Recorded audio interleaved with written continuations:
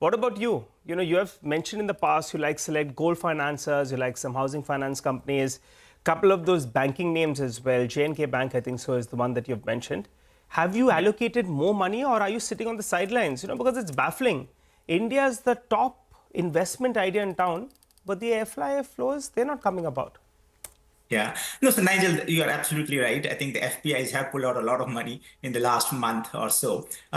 There are a few factors. One is obviously as the Trump trade has gained momentum, we have seen that the US Treasury yield has gone up and the differential between US Treasury and the Indian government bonds have shrunk to some extent, the 10-year Treasury.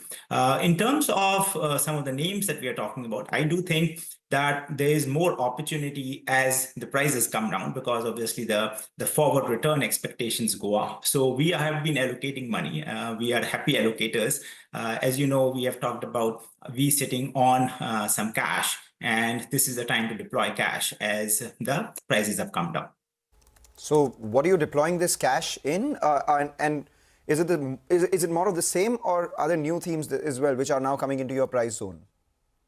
So I think apart from banking and finance, and actually you talked about Muthoot, which was pretty interesting because clearly the gold finance companies are having some new growth opportunities as is reflected by the results. So I think that's great. But apart from that, even the capital market players have done quite well in Q2 and their prices have come down quite meaningfully in the last few weeks. And given the Indian IPO market, where we think that the deal making will continue, while the brokerage revenue may have some impact, but overall, I think capital market players should do quite well from here, just given the momentum we have in the Indian capital markets. But you like Manappuram, right? And that stock has underperformed. So you'll have added more of Manappuram? So Manappuram actually, Nigel, the problem with Manappuram is they're in the regulatory crosshairs.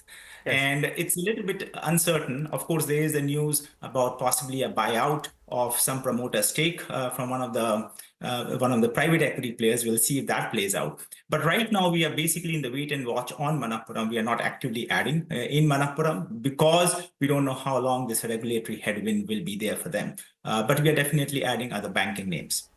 Noted your view, Rajiv. Always a pleasure talking to you. Thanks a lot for joining in this morning and giving us your view in the Indian markets and what do you like and your broad outlook as well. Wishing you a good rest of the day. Thanks a lot for joining in. Well, time to slip into a quick break. We've got a lot of stock-specific action to track it for you. We get to that in just a bit in our special Top 10 segment, but we run you through the list as we go into that break. Hero MotoCorp, Glenmark Pharma, Muthoot Finance, Brain-B Solutions, Crompton, Delivery, Aluminium Makers. All of them will be on our radar on the back of positive news flow, while we have Grasim, Honasa, and city gas companies that will be reacting to negative news flow. Slip into that short break, come back, we'll get into further detail on all of these names.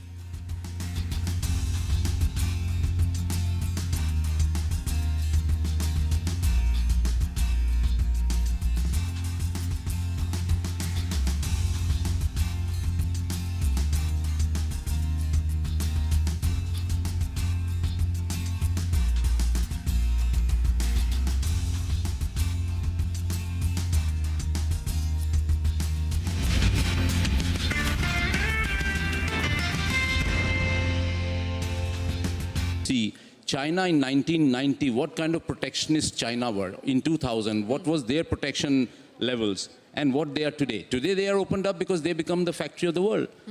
I wanted to export steel in 98, 99 to China. I was not permitted to do that because China had tariffs. They removed the tariffs, but now today we have zero tariffs on steel. Chinese steel, which is surplus, they are nearly 60% of their capacity is surplus capacity. Yeah. So it comes via Japan, Korea, Vietnam, Malaysia to India at 0% duty.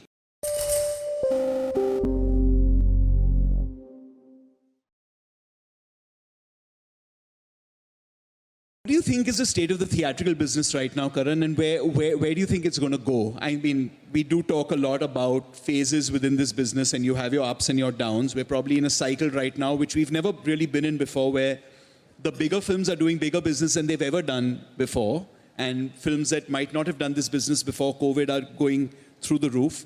And then there are some films that come and go, even with very big stars. So it's clear that the audience seems to be becoming very discerning about that trip to the theaters. What do you think we need to do as a content industry to be able to...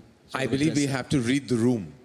We've got to read the room as filmmakers. You have to know that today there's a lot of content available at, on streaming services, but there is still a huge desire for a community watch to go to the cinema. So you have to understand, please let's make the high concept films, the films that draw you to cinema halls immediately, not the films that you have access to, on a daily basis on a streamer. So besides the tentpole films, it's the high concept films or the films made sensibly, because the star cast really today is not just the only driving force, it's the trailer. It's the very first impression. So we have to, I always tell filmmakers, this may sound like a sales pitch, but plan your trailer. If a film is giving you a great theatrical trailer, it's going to give you a great theatrical opening. Anything generic is going to slip through. Anything been there, done that is not going to work. So you have to plan your first unit. It has to be a unit that makes sure that an audience is going to say, I booked my ticket, I'm going to go see. And that is happening. As we speak, we've had a great 2 years. According to me, there have been some thunderous numbers as well, like you said. We've touched the 600 crores. We'd never done that before. We've done that. And we also have touched 100 crores with a completely new cast. A creature film with a new actor called Abhay Verma has done 100 crores. That is the power of theatrical audiences. We just have to give them what they truly want. We have to read the room, which we have to start assessing within ourselves.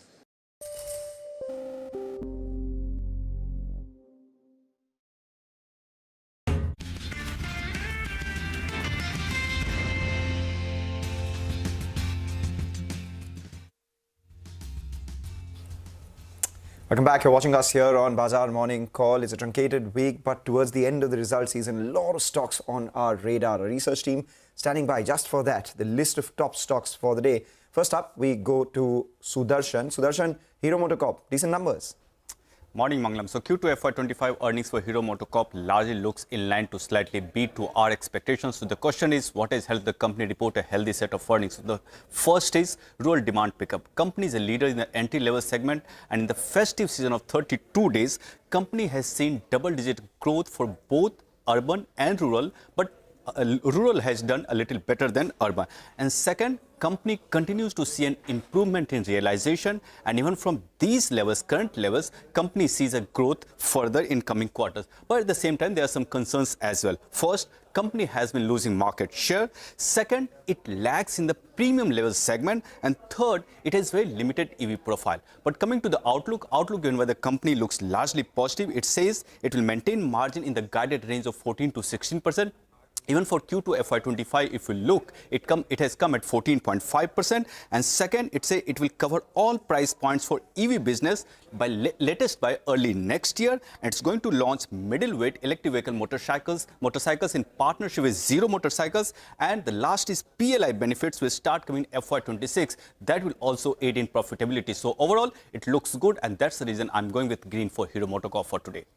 All right, thanks a lot for that, Sudarshan. Well, I'm looking at Grasim, and for Grasim, we already have bulk of the consolidated numbers via the ownership that they have in Ultratech Cement. But the businesses that we look out for is the CSF business as well as the chemicals business. And both those two businesses, the EBITDA number that they delivered was much lower than what Jefferies put out. A couple of reasons. Lower than expected EBITDA in the chemicals business, and also in the new businesses, there was a loss, that they reported, and that was higher than what the street was working with. So the VSF business, or in the CSF business, because we call it CSF since it has it has VSF as well as a couple of other segments in that. Out there, the EBITDA growth was close to 6%, but the street wanted more out there. And in the chemicals business, the growth was close to around 16%. The bright spot, though, comes in the paints business. So though they continue to report losses out there, the paints business revenue number has scaled up to around 440 crores odd, and the street will like this. But because of the capex they're incurring both in the paints as well as other businesses, the net debt number as well has ballooned up. So the read-through is that the paints business is doing fairly well and at par with what they were expecting to do. But the other businesses are fairly volatile. So given the losses that we're seeing in the paints business and the volatility in the other businesses, Jefferies has revised their target price a little bit downwards, and Kotak as well, they maintain their reduced rating with the target price of 2,435. Starts in the red, and then we'll have to see whether or not there's a recovery in store. But let's hop across to Binny. She's here to track Glenmark Pharma. Binny? So for Glenmark Pharma, decent good set of numbers that's coming from the company. They've reported a growth of around 7.6% in terms of revenues. Margins have seen a good expansion, 16.7% versus 13% last year. And profits are also seeing a good growth, but do not forget that there was an exceptional loss last time, the same period, of around 325 crores due to the stake sale in Glenmark Life. But even after you adjust that, the profit is seeing a very good growth. So this time the profits are at 354 crores. What is leading to the good growth? One, India business that's seen a strong growth of around 13.9%. Europe business a growth of around 14.6%.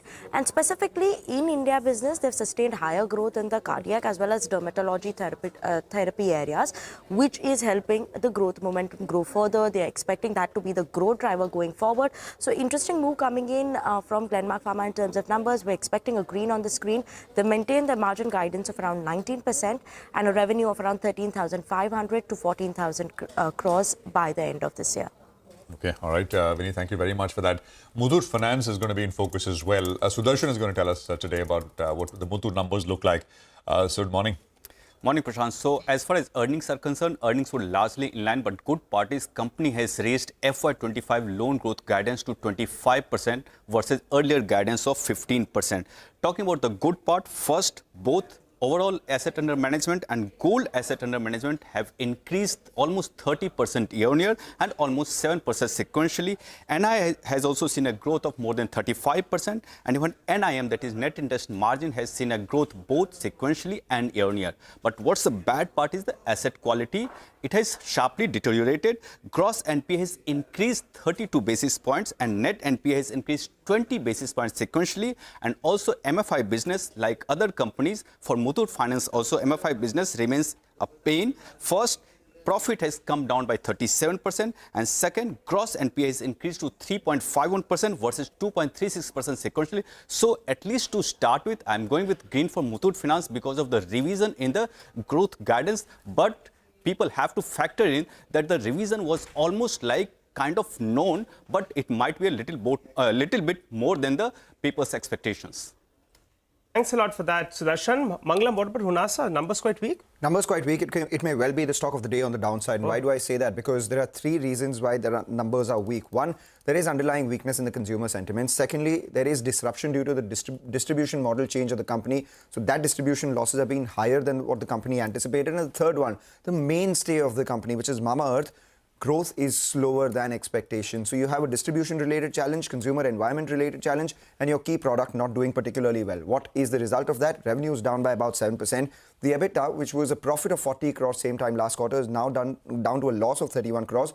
And as a result of which, on the bottom line, you've reported a loss of 18.5 crores versus a profit of 30 crores itself. Three reasons why Mamaearth is not doing too well. There is a wave of consumer preference towards active ingredient-based products. Investment allocation models as per the company haven't evolved for an offline-based brand, and they need to refresh brand mix across product, price and communication. Let's see, for the next few quarters, it seems like all bets may be off from Hunasa, and that's what all the brokerages are saying. Okay, all right, Mangalam, thanks for that. Well, let's hop across to Upasana, who's here to tell us about Crompton. Upasana? Good morning. Well, the companies reported a good set of numbers. The beat was mainly led by companies' healthy ECD growth and butterfly margin expansion. Now, coming to company's ECD segment, it has reported a strong growth of 12.5% on the back of strong appliances and pumps growth. Now, EBITDA margins were also boosted this quarter, mainly because of strong margin expansion in butterfly, as stated earlier. And even ECD segment, the margins remained quite steady across the appliances. Now, coming to the company's numbers, revenue stood at 1,896 crores with an uptick of 6% on a YoY basis. Gross margins also expanded by 170 basis points, likely due to the price hikes for fans.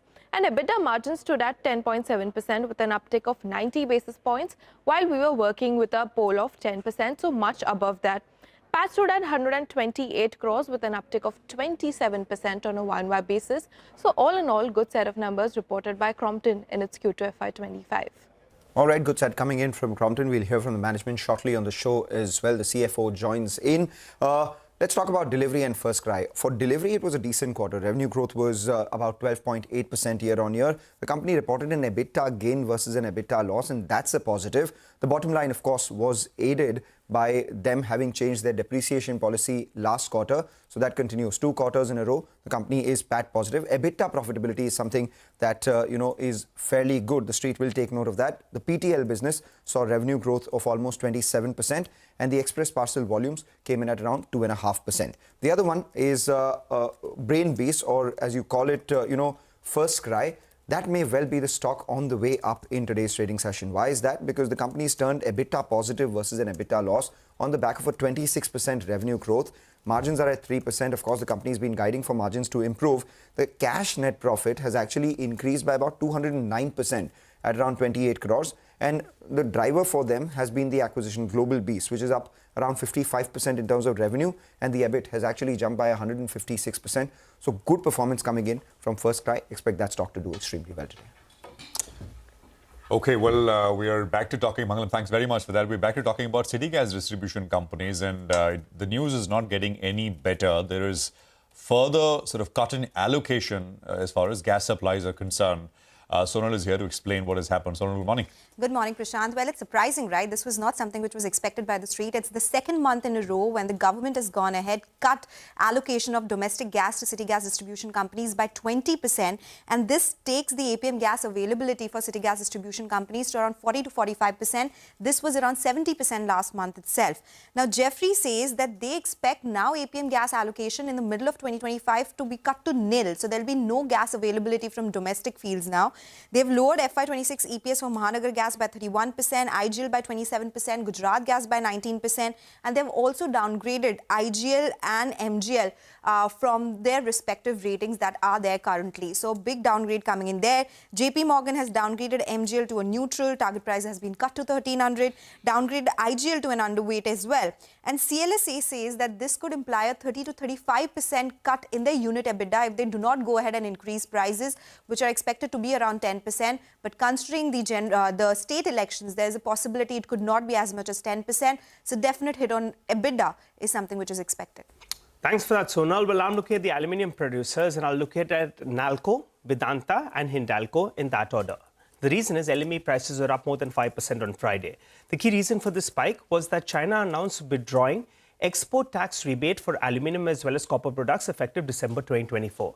This rebate on exports of aluminium as well as copper in China was approximately 13% earlier.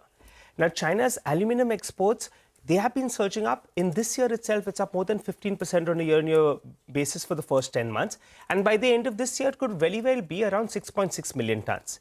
Now, Chinese aluminium exports, going by that number of around 6.6 million tons, represents close to around 15 to 16% of China's aluminium production and around 20 to 22% of production outside China.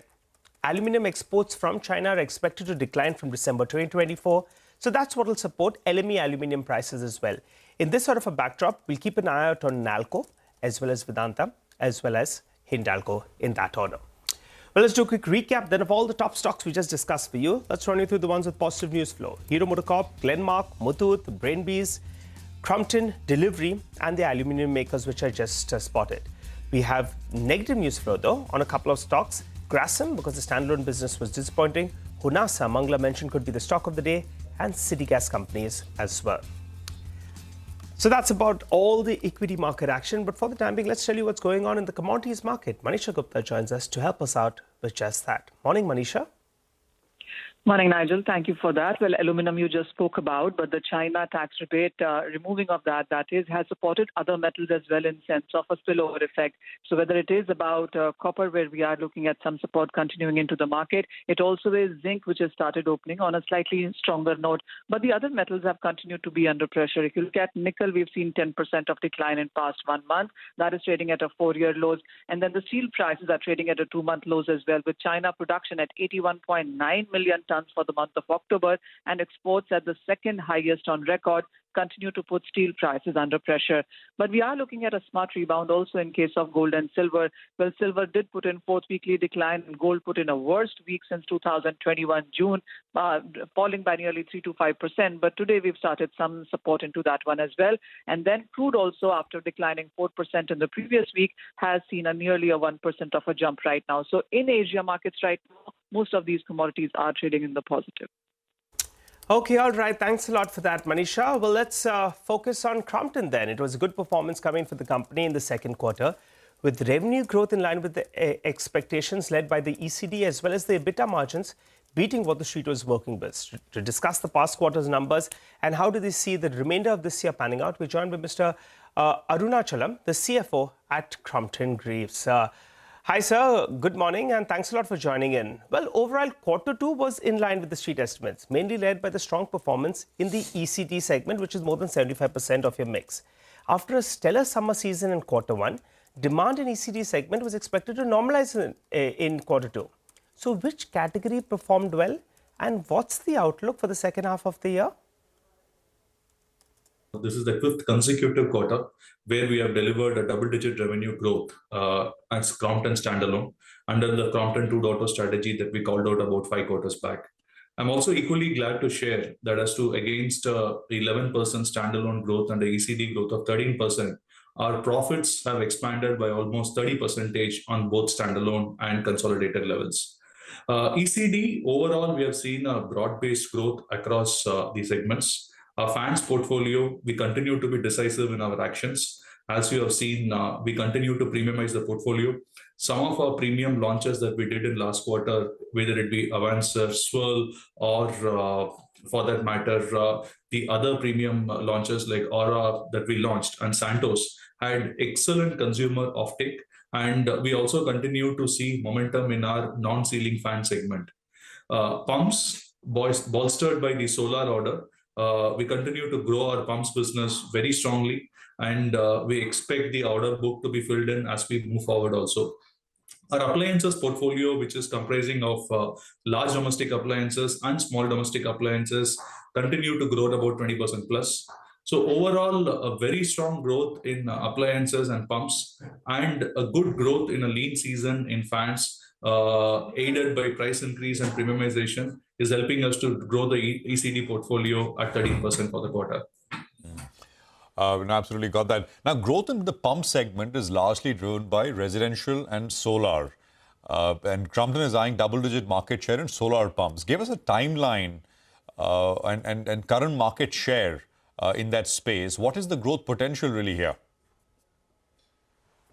See, solar, right now it's a tender business. If you look at it, when the PM Kusum scheme was launched, the outlay was at about 36,000 crores. I'm extremely glad to state that as we speak, we are inching towards Crompton executing an order book of almost 100 crores as on date. And we also look at taking further orders for the balance of the year. In the long run, agri pumps will slowly get replaced with solar, considering it's an energy initiative by the government. And in the long run, it will be helpful to the farmers also.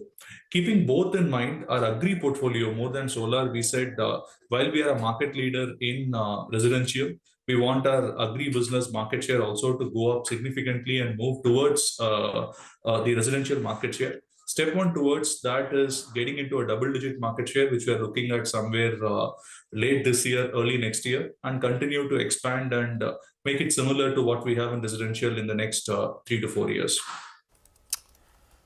Right. On Butterfly, you've guided that restructuring is largely over. The revenue growth should be visible in the second half of this year, taking 2 to 3% price hikes as well.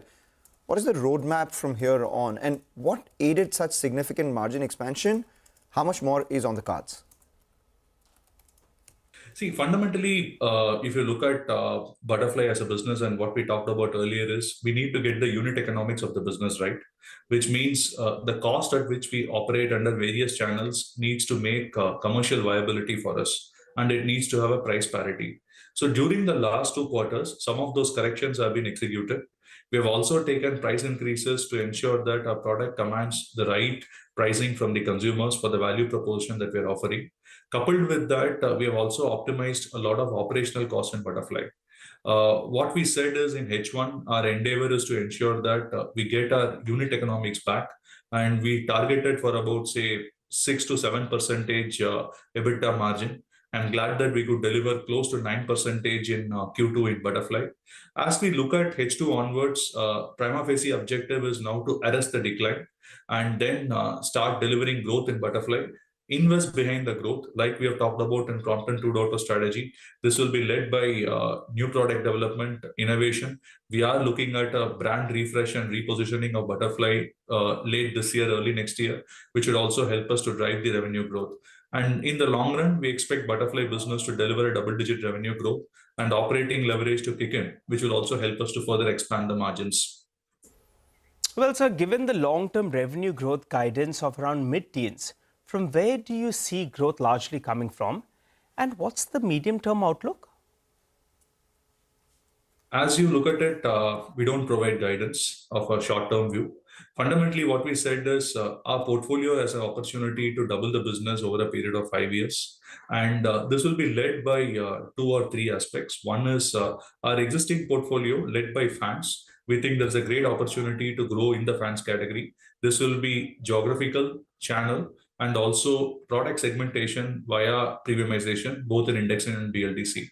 We see solar as a great opportunity. We have seen that in pumps and we have started executing that pretty well. And we see that in the long run, the order book can go up from where we are today. In terms of our appliances business, that is a category now for many quarters, we have been growing it at about 20%, combination of both large domestic appliances and small domestic appliances. Separately, kitchen as a portfolio is today the largest segment that we operate in. The size of the market is almost 35,000 crores. And in the long run, our endeavor is, can we capture a 10% market share of that? All this put together, and we also look at entering in a couple of new categories in the near future. And that should also help us to double the revenue from where we are today in 5 years. All right, thanks a lot, Mr. Anur Achalam, for joining in and giving us your views on the business going ahead. Wish you good luck for the second half of this year. We take a short break, come back. On the other side, we have Prakash Diwan joining in for some fundamental stock talk.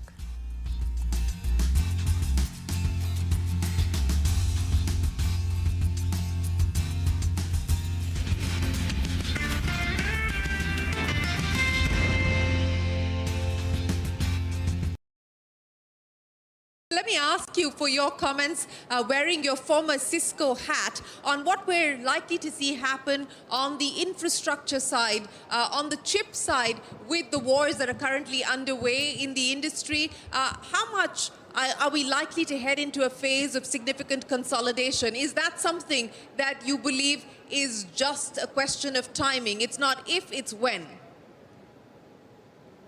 Well, it depends on the 3 categories that you covered. Let's start with semiconductors. I happen to be very close to everyone from NVIDIA to AMD to Broadcom to others in terms of the industry overall. All of those are very active in terms of consolidation, movement into AI growth, and candidly, all of them are very active in terms of investing in the India and U.S. corridor.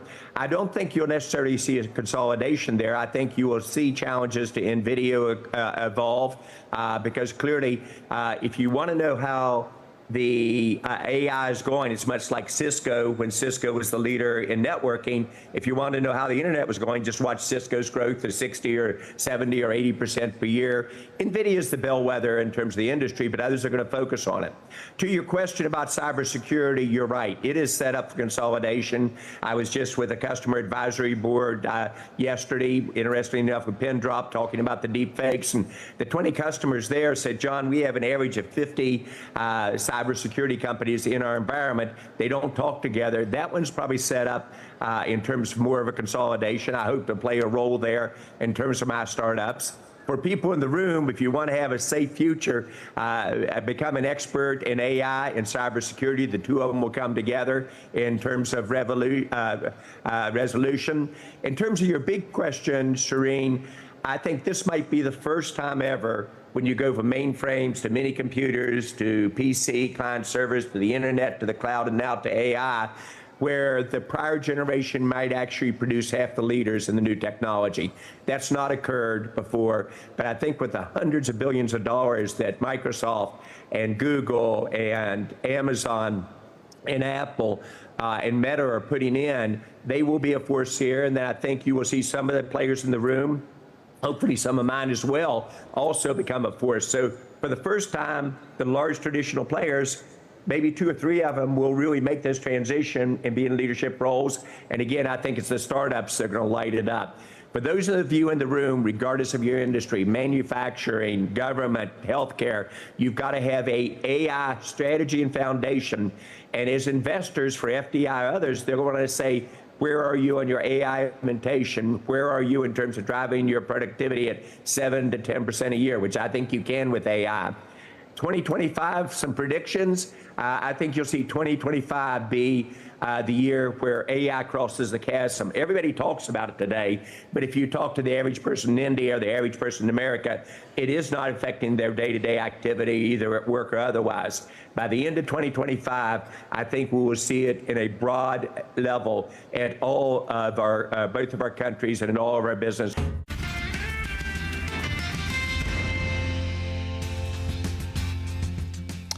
Okay, welcome back. 15 minutes to go for the pre-open session. Here is some important and interesting opinion. This is Christopher Wood, global strategist at Jefferies, and we spoke with him last week.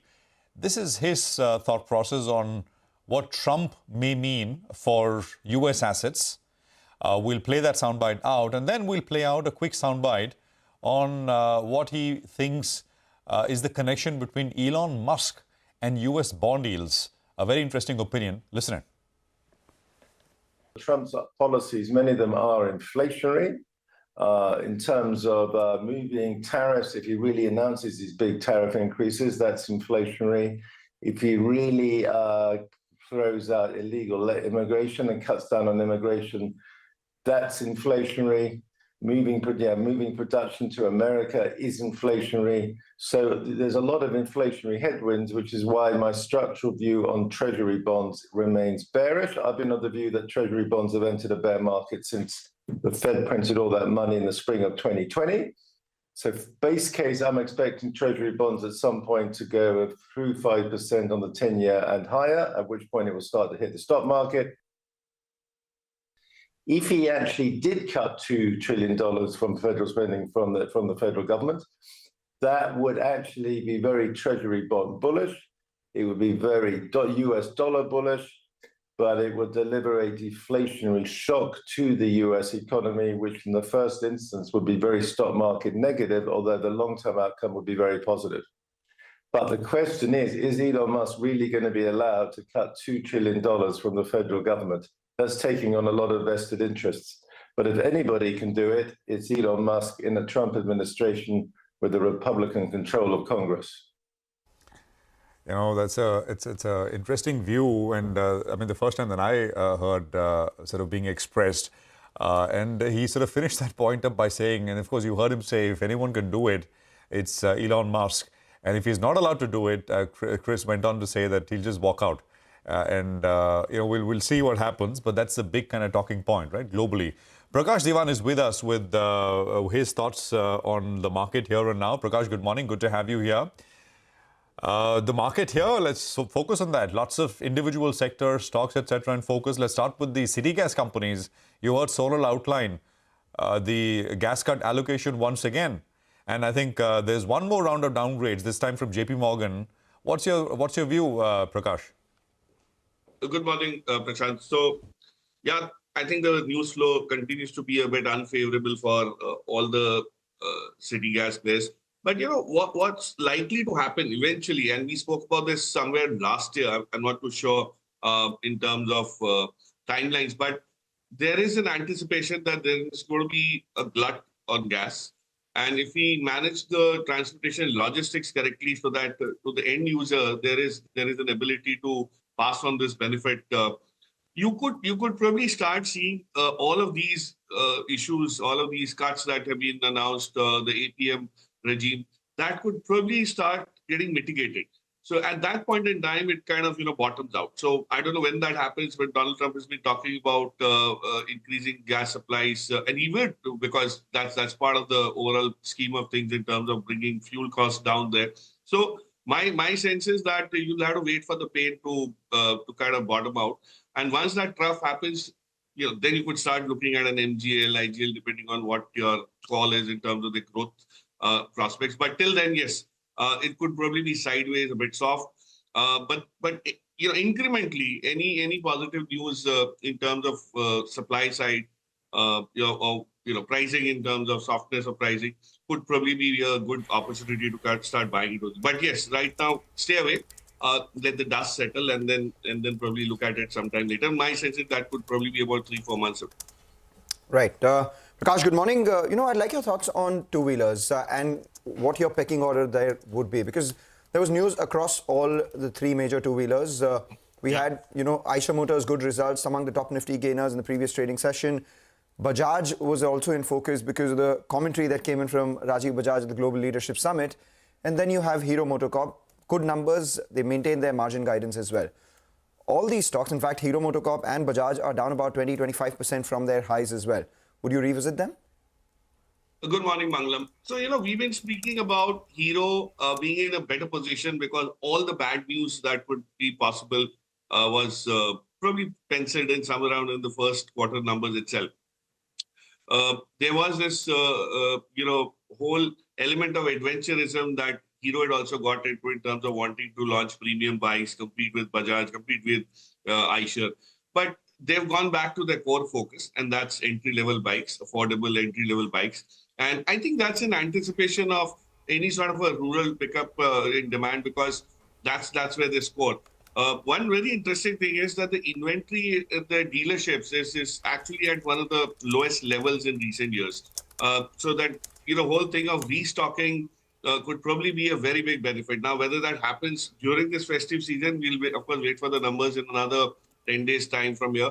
But eventually, I think Hero will probably benefit out of this demand revival better than or before the others do, whether it's Eicher or a TVS. But that is something which we'll have to wait till almost like December. But I think at these levels, it's bottomed out again, very similar to a lot of the OEMs where growth hasn't happened, whether you look at in CVs, some of them in PVs as well. So auto is going to be something, and I track this sector closely. That's why I can tell you it's not going to be an outperformer going ahead.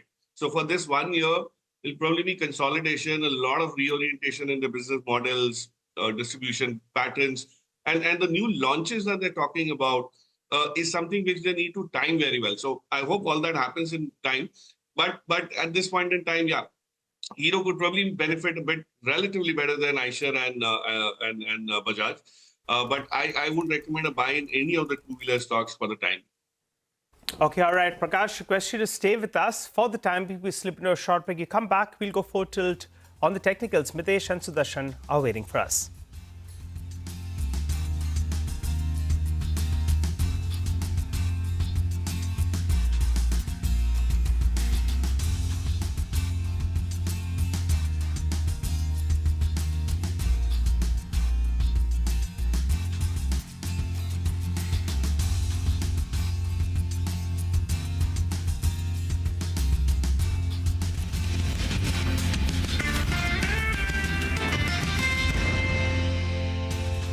It's going to move with tremendous speed and excitement. Disrupt, or you're going to be disrupted.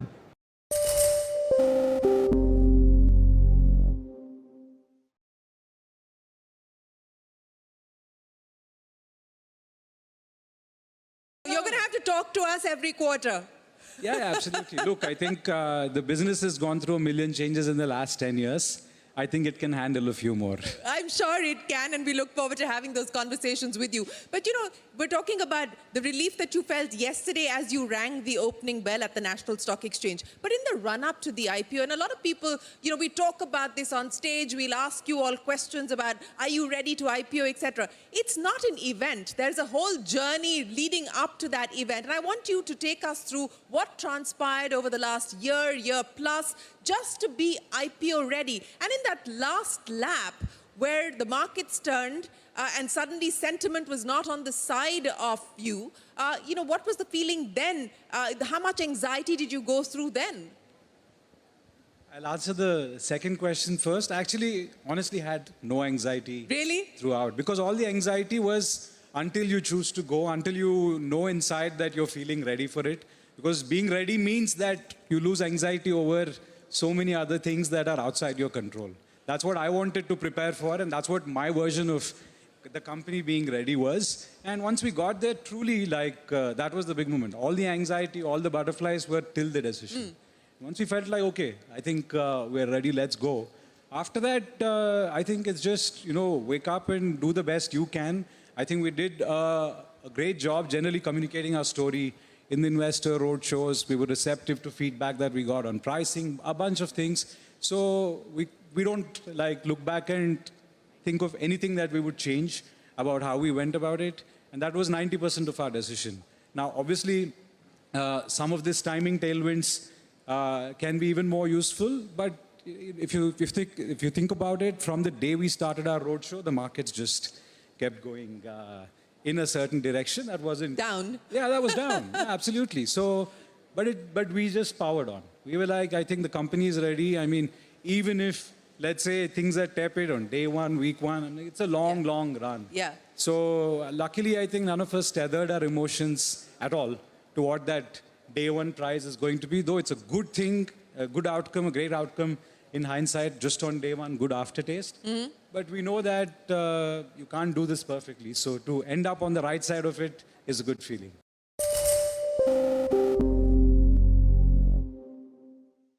Are not yet the factory of the world. Let us first become the factory of the world, and then we should open up our doors for competition. Let there be no tariffs, nothing. I mean, United States.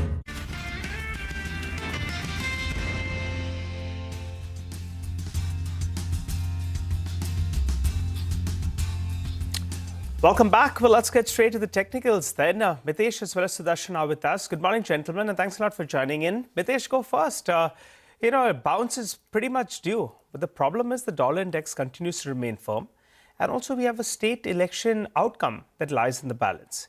What's your view on the index from here on? Morning, Nigel. So a bounce was due last week as well. I was hoping around the 200 average, the Nifty will try and get into some kind of a reversal, at least on a short-term basis. 23, 550, 500 was the zone, and we closed right there on Thursday.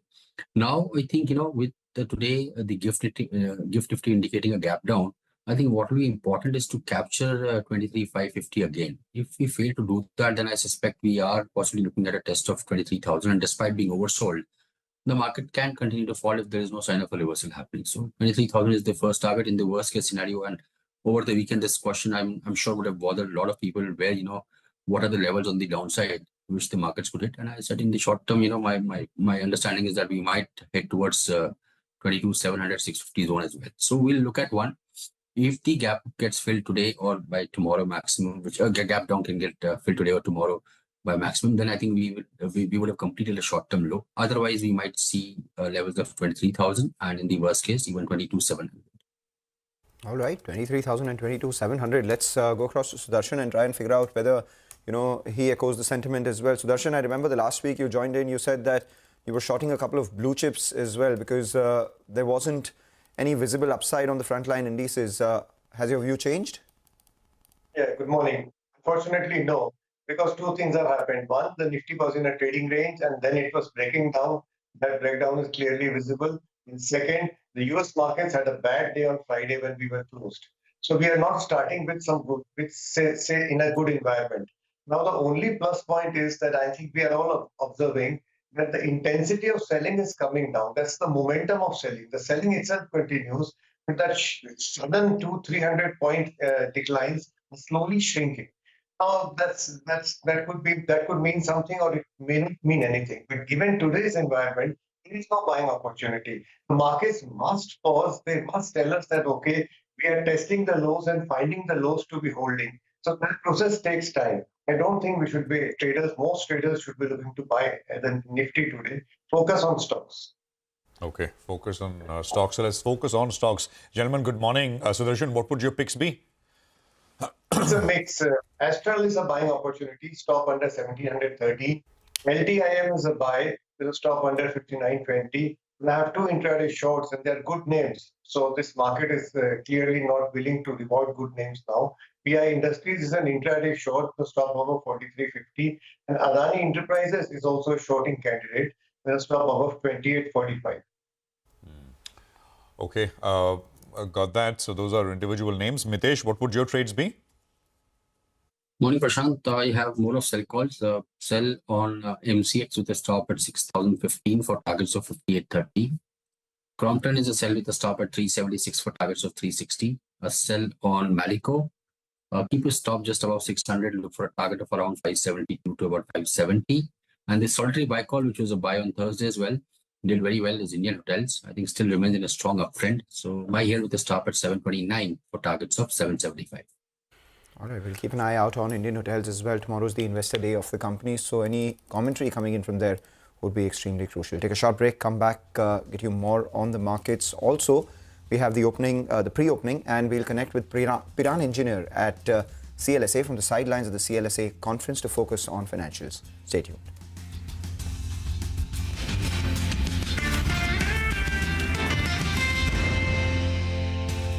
After, let's say, 100 years or 150 years of developed nation status, even today they have tariffs. Europe is putting tariffs, right?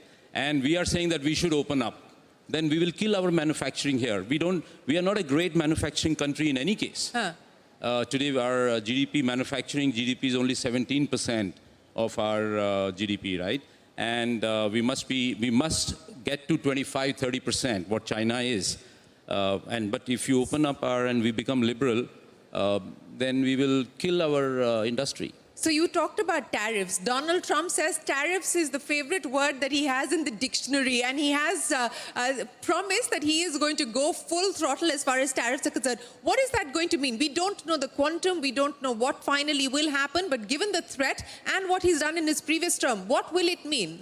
No, what Donald Trump is, in my opinion, he's very clear. He is a very clear-headed guy, whether right or wrong, but he has a clarity of thought. And he says that for me, America is first. I want to build America. I don't care about the world. For me, America is the world. And therefore, I want my industry to grow. I want America to grow, American industry to produce goods. It's not that Chinese should supply to me and then I will consume. I don't want to become only a consuming country. I want to produce and consume. So therefore, I want to put tariffs. Yes, tariffs do make you, let's say, lethargic. You become more uncompetitive to an extent. So therefore, you have to gradually bring down the tariffs to become competitive. But you have to allow the kid to grow up. Before you start running the race. So let me throw that argument back to you. You said you have to allow the kid to grow up. So where are we, sir? Haven't we adulted yet as far as Indian manufacturing is concerned? Not at all. Not at all. That's what Teenager or preteen? Preteen. Preteen? Yeah, we are just kind of 4-5-year-old. Really? Yeah, absolutely. In manufacturing. Yeah. Because we, you see, China, if you open up the records and see, China in 1990, what kind of protectionist China were? In 2000, what was their protection levels and what they are today? Today they are opened up because they become the factory of the world. I wanted to export steel in 98, 99 to China. I was not permitted to do that because China had tariffs. They removed the tariffs, but now today we have 0 tariffs on steel. Chinese steel, which is surplus, they are nearly 60% of their capacity is surplus capacity. Yeah. So it comes via Japan, Korea, Vietnam, Malaysia to India at 0% duty.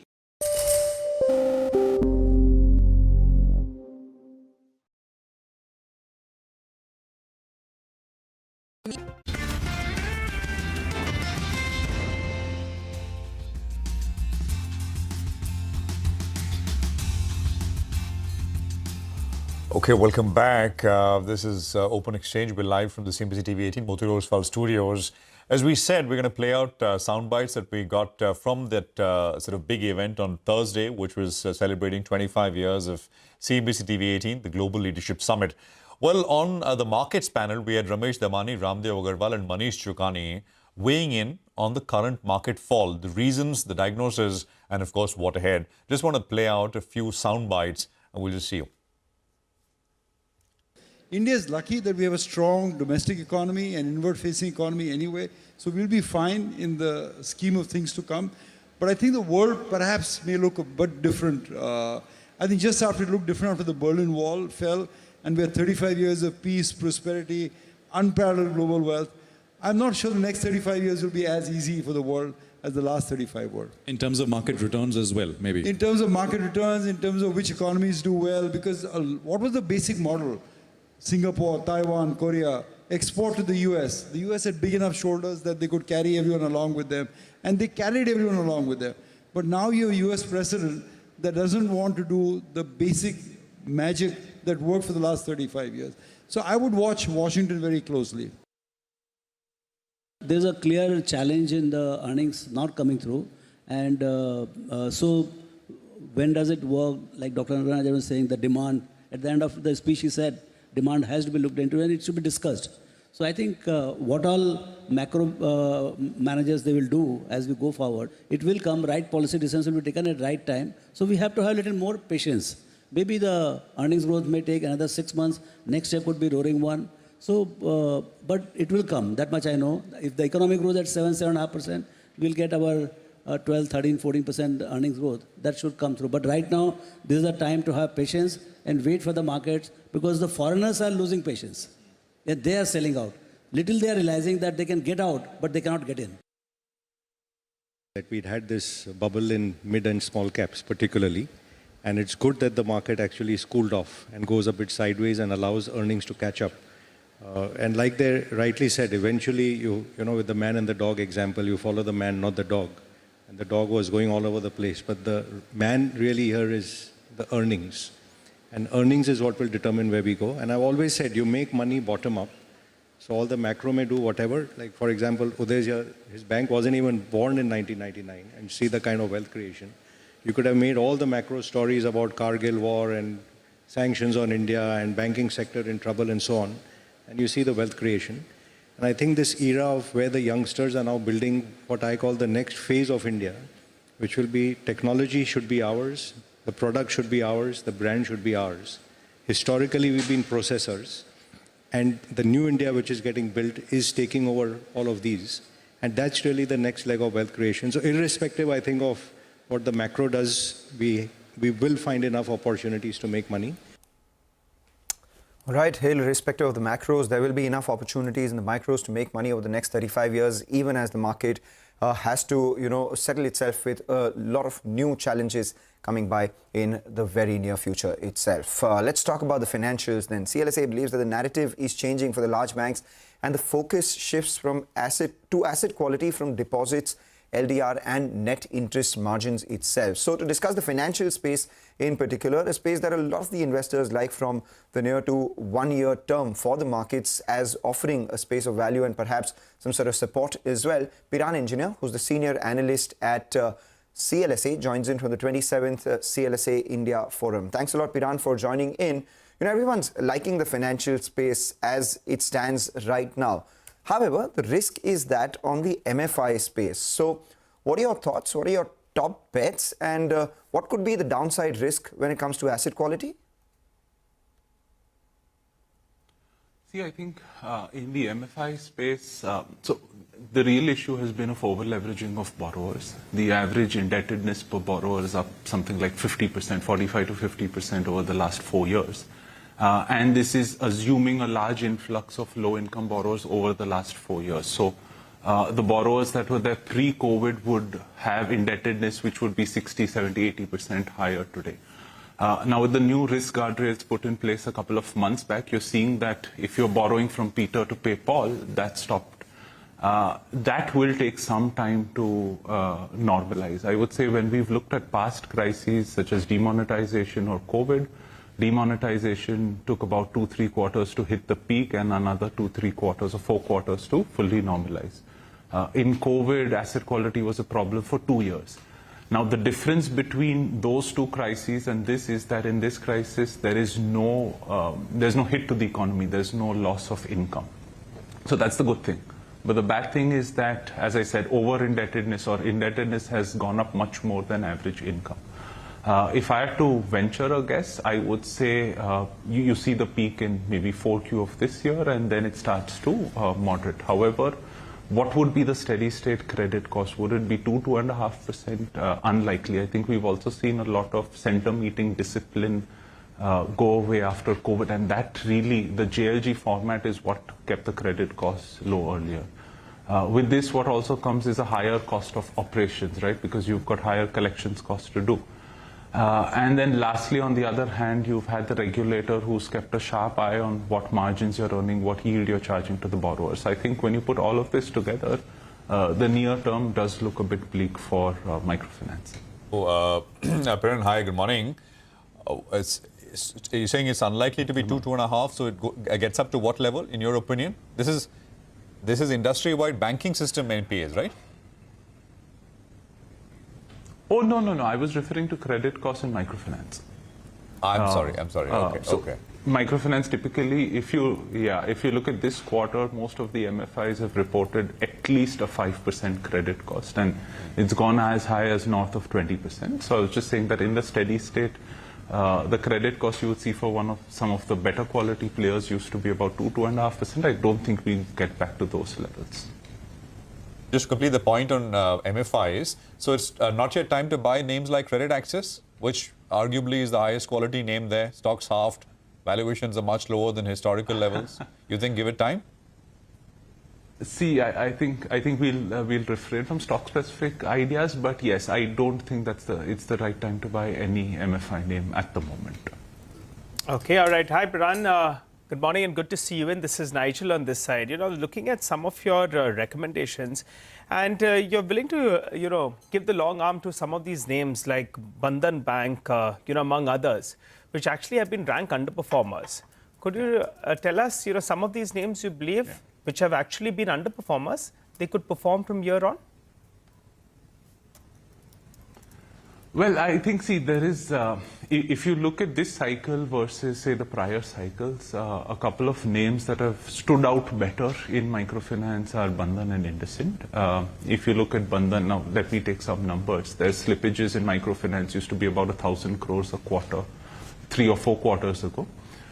It dipped to about 500, and from 500, it's at 700. Slippages are up 30-40%. Similarly, for IndusInd, slippages are up 20-30% in this worst quarter. Whereas if you look at some of the other NBFC MFIs or even some of the smaller banks that do this business, the slippages in MFI are up 2-3x, 100 to 200%. So I think from that point of view, it's been better. Now, one could argue why has this happened. I think there could be 2-3 reasons. One is that Bandhan is one of the few banks that still follows a weekly center meeting model. The second is if you look after COVID, which is FY22 onwards, they've barely grown their balance sheet in MFI, right? Their growth is like 3-4%. All the other players were growing at 25-30%. So not by design, but just by chance, they've avoided, the bad borrowers in this cycle. Thirdly, they've been reducing, or as a consequence of that, the share of microfinance has been reducing. So I think when I look at all of this and, when I look at where valuations are, risk-reward looks favorable in this case. If you had to bet on just one financial stock over the next 12 months, Piran, what would you suggest that would be? I would say Bajaj Finance. I think this is one of the names that has been, once upon a time a darling of the street, I think heavily misunderstood now. The stock's gone nowhere for the last 3 years. In the last 3 to 4 quarters, there have been some, you can say, headwinds. Margins are down 60-70 bips. Credit costs are up 30-40 bips. They've seen some, they had seen some loss of fee income. I think slowly and steadily the headwinds are easing. You've seen fee income, which was lost due to the RBI ban, come back up. The margin reduction trajectory is slowing down. Last quarter, margins were down only 5-6 bits, and I think year on it remains largely stable.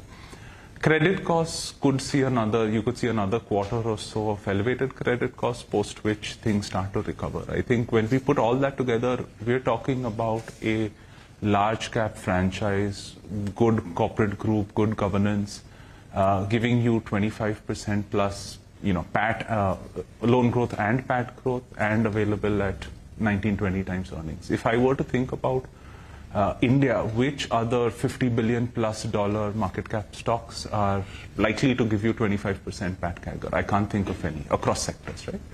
And when I put all this together and look at where valuations are, I think that makes it a good bet. Now, does it work in 3 months, 6 months, 12 months? I don't know, but I think this is one stock that should be in everyone's portfolio. All right, Gatha, thanks a lot for joining and wishing you a good conference. And we've taken note of that. Bajaj Finance, yesteryear darling, and could come back into play in the next 1 year or so. Well, let's focus on a couple of stocks then as we get into a market opening. Sonal joins us to help us out with city gas distribution companies which are under big pressure. Sonal. Well, yes, it's a negative news that's coming in because the government has gone ahead and cut the APM gas allocation or domestic gas allocation to these companies by another 20%. This is the second cut that we are seeing for the second month in a row as well. So now the total domestic gas availability to city gas distribution companies is around 40 to 45%.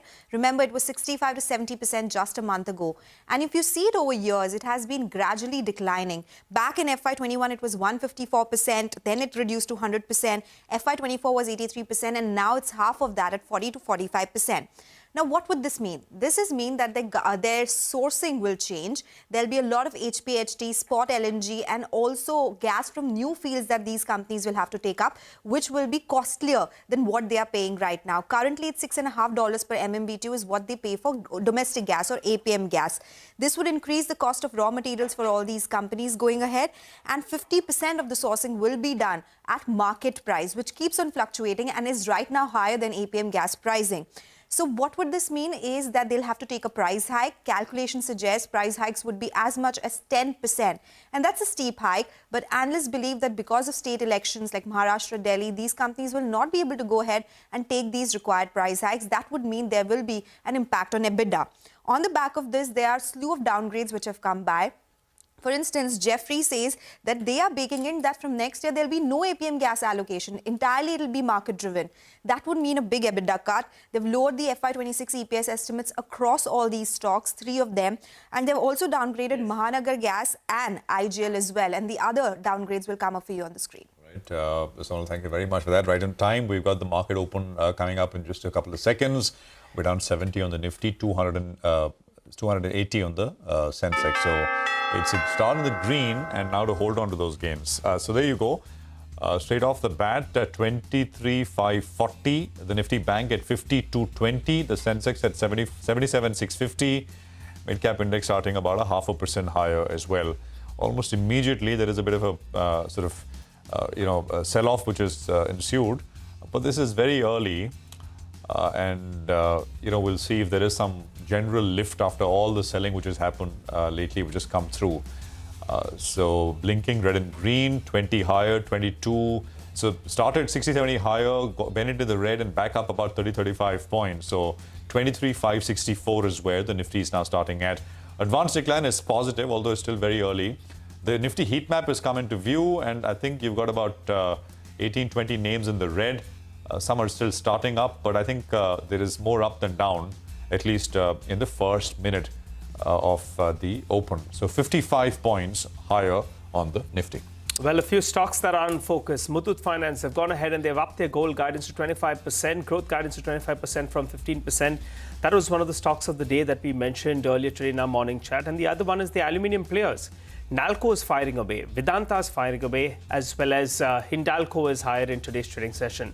That's because their export rebate tax that earlier the Chinese producers were eligible for, that'll be done away with from December 1st, 2024. And on the back of that, all these stocks are firing away in today's trading session. On the flip side, IGL, Gujarat Gas, both of them slammed back. IGL is down close to around 10%.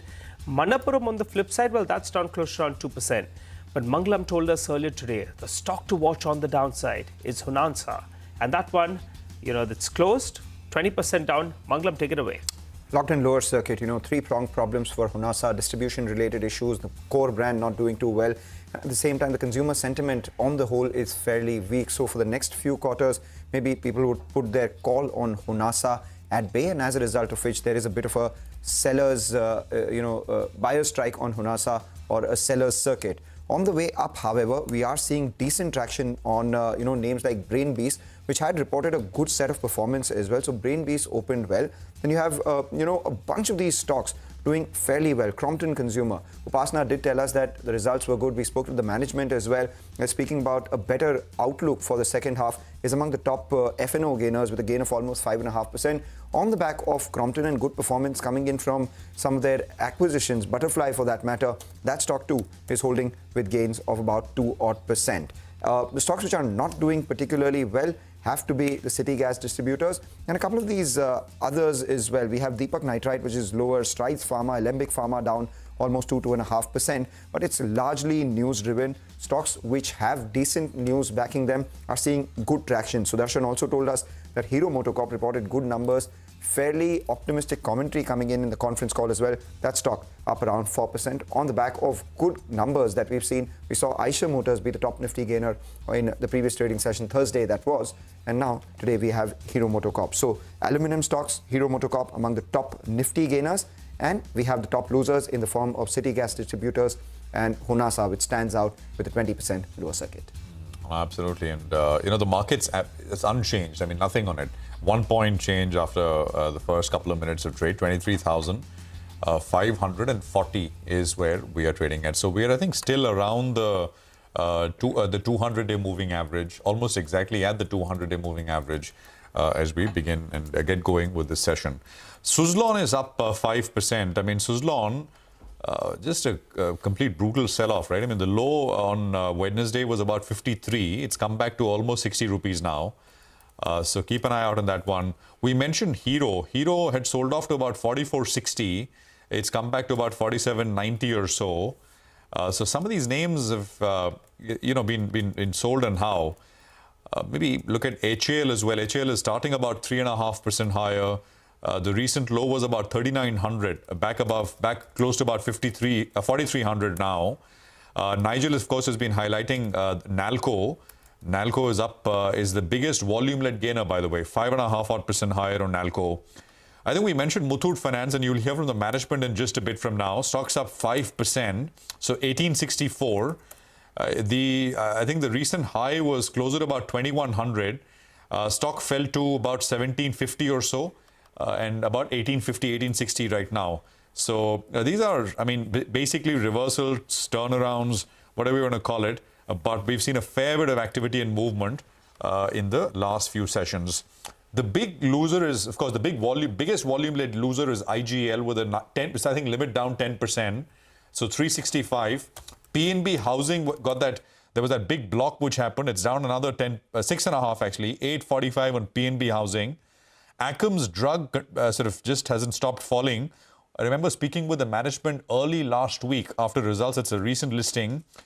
And stocks at about 553. It's fallen below what it came to the market at. MGL is down another 10%. I mean, and of course, Mangalam pointed out Honasa, which is seeing absolutely no bids at this point.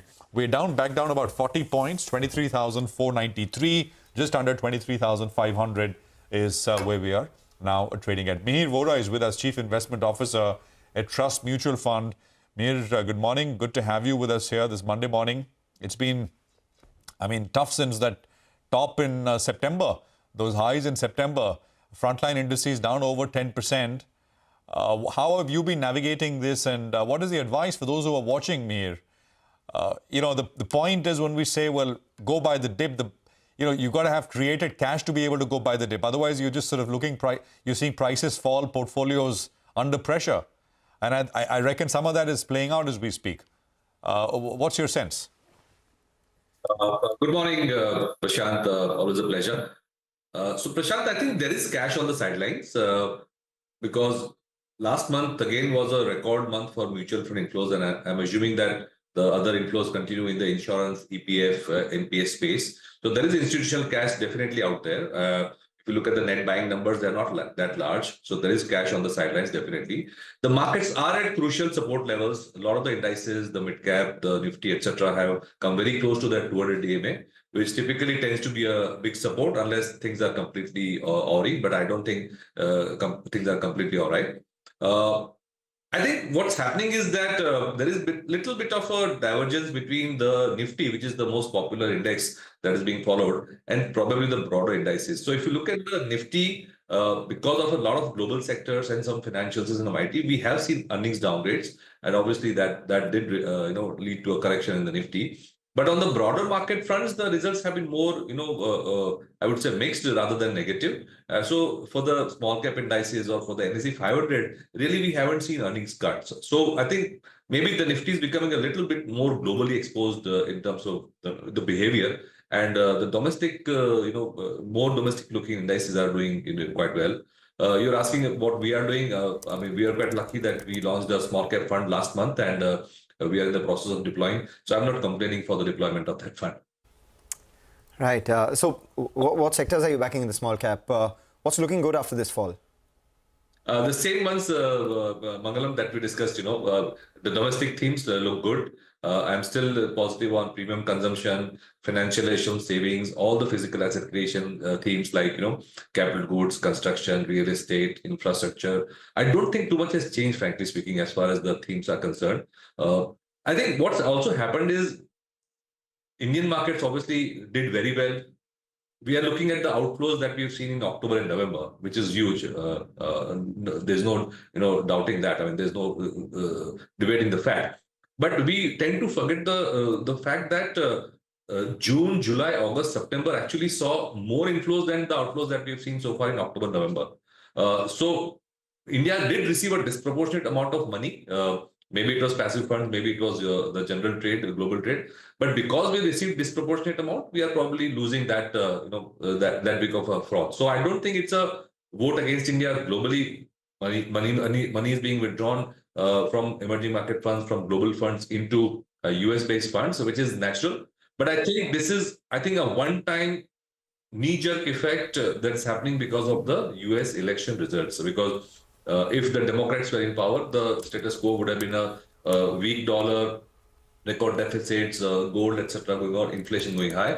But because now it's the Republican Trump in play, many of those trades are being unwound. So it's not necessary that the dollar will end up being stronger 1 year down the line, 2 years down the line. But the unwinding of trades, which was pro weak dollar, is probably what we are seeing. So my guess is that typically fund managers, hedge fund managers, etc., don't want to keep positions into the year. So as we end November, these trades should come to an end, and we should kind of see less volatility. All right. Hi, Mir. Good morning and good to see you. And Mir, the past quarter was the most disappointing in multiple quarters in terms of earnings. Do you think Q3 actually could be a pleasant surprise? I ask you this because the government spending has picked up substantially. And also, if I look at the various collection of GST collections as well, have been fairly strong. So there are indicators that actually that slowdown could have been transitory in nature. Would you back that point and believe that earnings could pick up from here on? Certainly, you hit the nail on the head. Government spending was very weak, and that can be attributed to the election year impact. In fact, I just saw a report from ICICI Securities. It does compare how spending slowed down in 2020, and then in the first half, and then in the second half, it picked up sharply. And the argument being made is that it typically happens in an election year. So there is a very good chance that you might see very accelerated government spending in the second half. The other potential positive is that before Diwali and during Diwali, we were seeing a lot of negative commentary on secondary sales or other primary sales for a lot of consumer durables, etc. But that negative commentary seems to be receding, and people are incrementally beginning to talk about the fact maybe it's not so bad. Things have been okay in terms of primary sales. So fingers crossed with government spending and the primary sales coming up. I think we should actually have a good second half. Yes. It'll be very interesting to see whether that gets reflected in the markets or not, because right now every bit of flatness is being sold into. We're at the low point of trade for the Nifty, has broken below that 23,500 mark as well. And this decline has been led by the IT stocks. So if you pull up the IT index, you'll have the IT index at the low point of trade. In fact, down by almost 2%, led lower by some of the biggest movers. We have Infosys, Wipro, TCS, all the heavyweights currently at the low point of trade. And it's not just the IT index. We have, the Nifty Bank too, which is just below the flat line right now, has given up some of its opening up moves, if one were to call that a flattish sort of move that we saw. And all of that is reflected in the advanced decline too. When we started trade, we had more stocks advancing than the number of stocks which were declining. That lines have now flipped. We have around 1,500 stocks in the red. Early, moments in the day so far, but 1,500 stocks in the red for just about 800 in the green itself. And market seems to be, seeing sell-off at every sort of up move that we're seeing, or even a flattish sort of opportunity. No, I mean, and I think we are slightly just below that 200-day moving average as well. Although this is still the first 15 minutes inside of the first 15 minutes of trade. that we're seeing. By the way, Mangalam was talking about Honasa. Honasa has now fallen below its IPO price. So that's a sort of been a Q2, of course, has been a disaster. But the stock, of course, also taking it really on the chin. More than the Q2 being a disaster, the problem is that there is no visibility for the next couple of quarters. And when the consumer sector anyway was weak, more on the street were betting on Honasa's outperformance when it came to growth. Because time and again, the management has been talking about, growing at least 2x the pace of the industry. And that's why, despite lower margins, the street gave it that long arm, believing that there is growth out here. But now two key problems, one distribution related problem, that wouldn't be as much a problem had growth come by in its mother brand. The fact that the mother brand is not doing too well, which is Mamaearth itself, and that itself would take a couple of quarters to come back, or the management would rework their strategies around that, along with a few quarters of distribution led efficiencies to come by as well. So for the next 2 to 3 quarters, the game for Honasa is pushed back, and if and when growth comes by is when the street would start taking a relook at Honasa, because up until now, everyone was betting on growth. Growth has been put into abeyance for the next couple of quarters.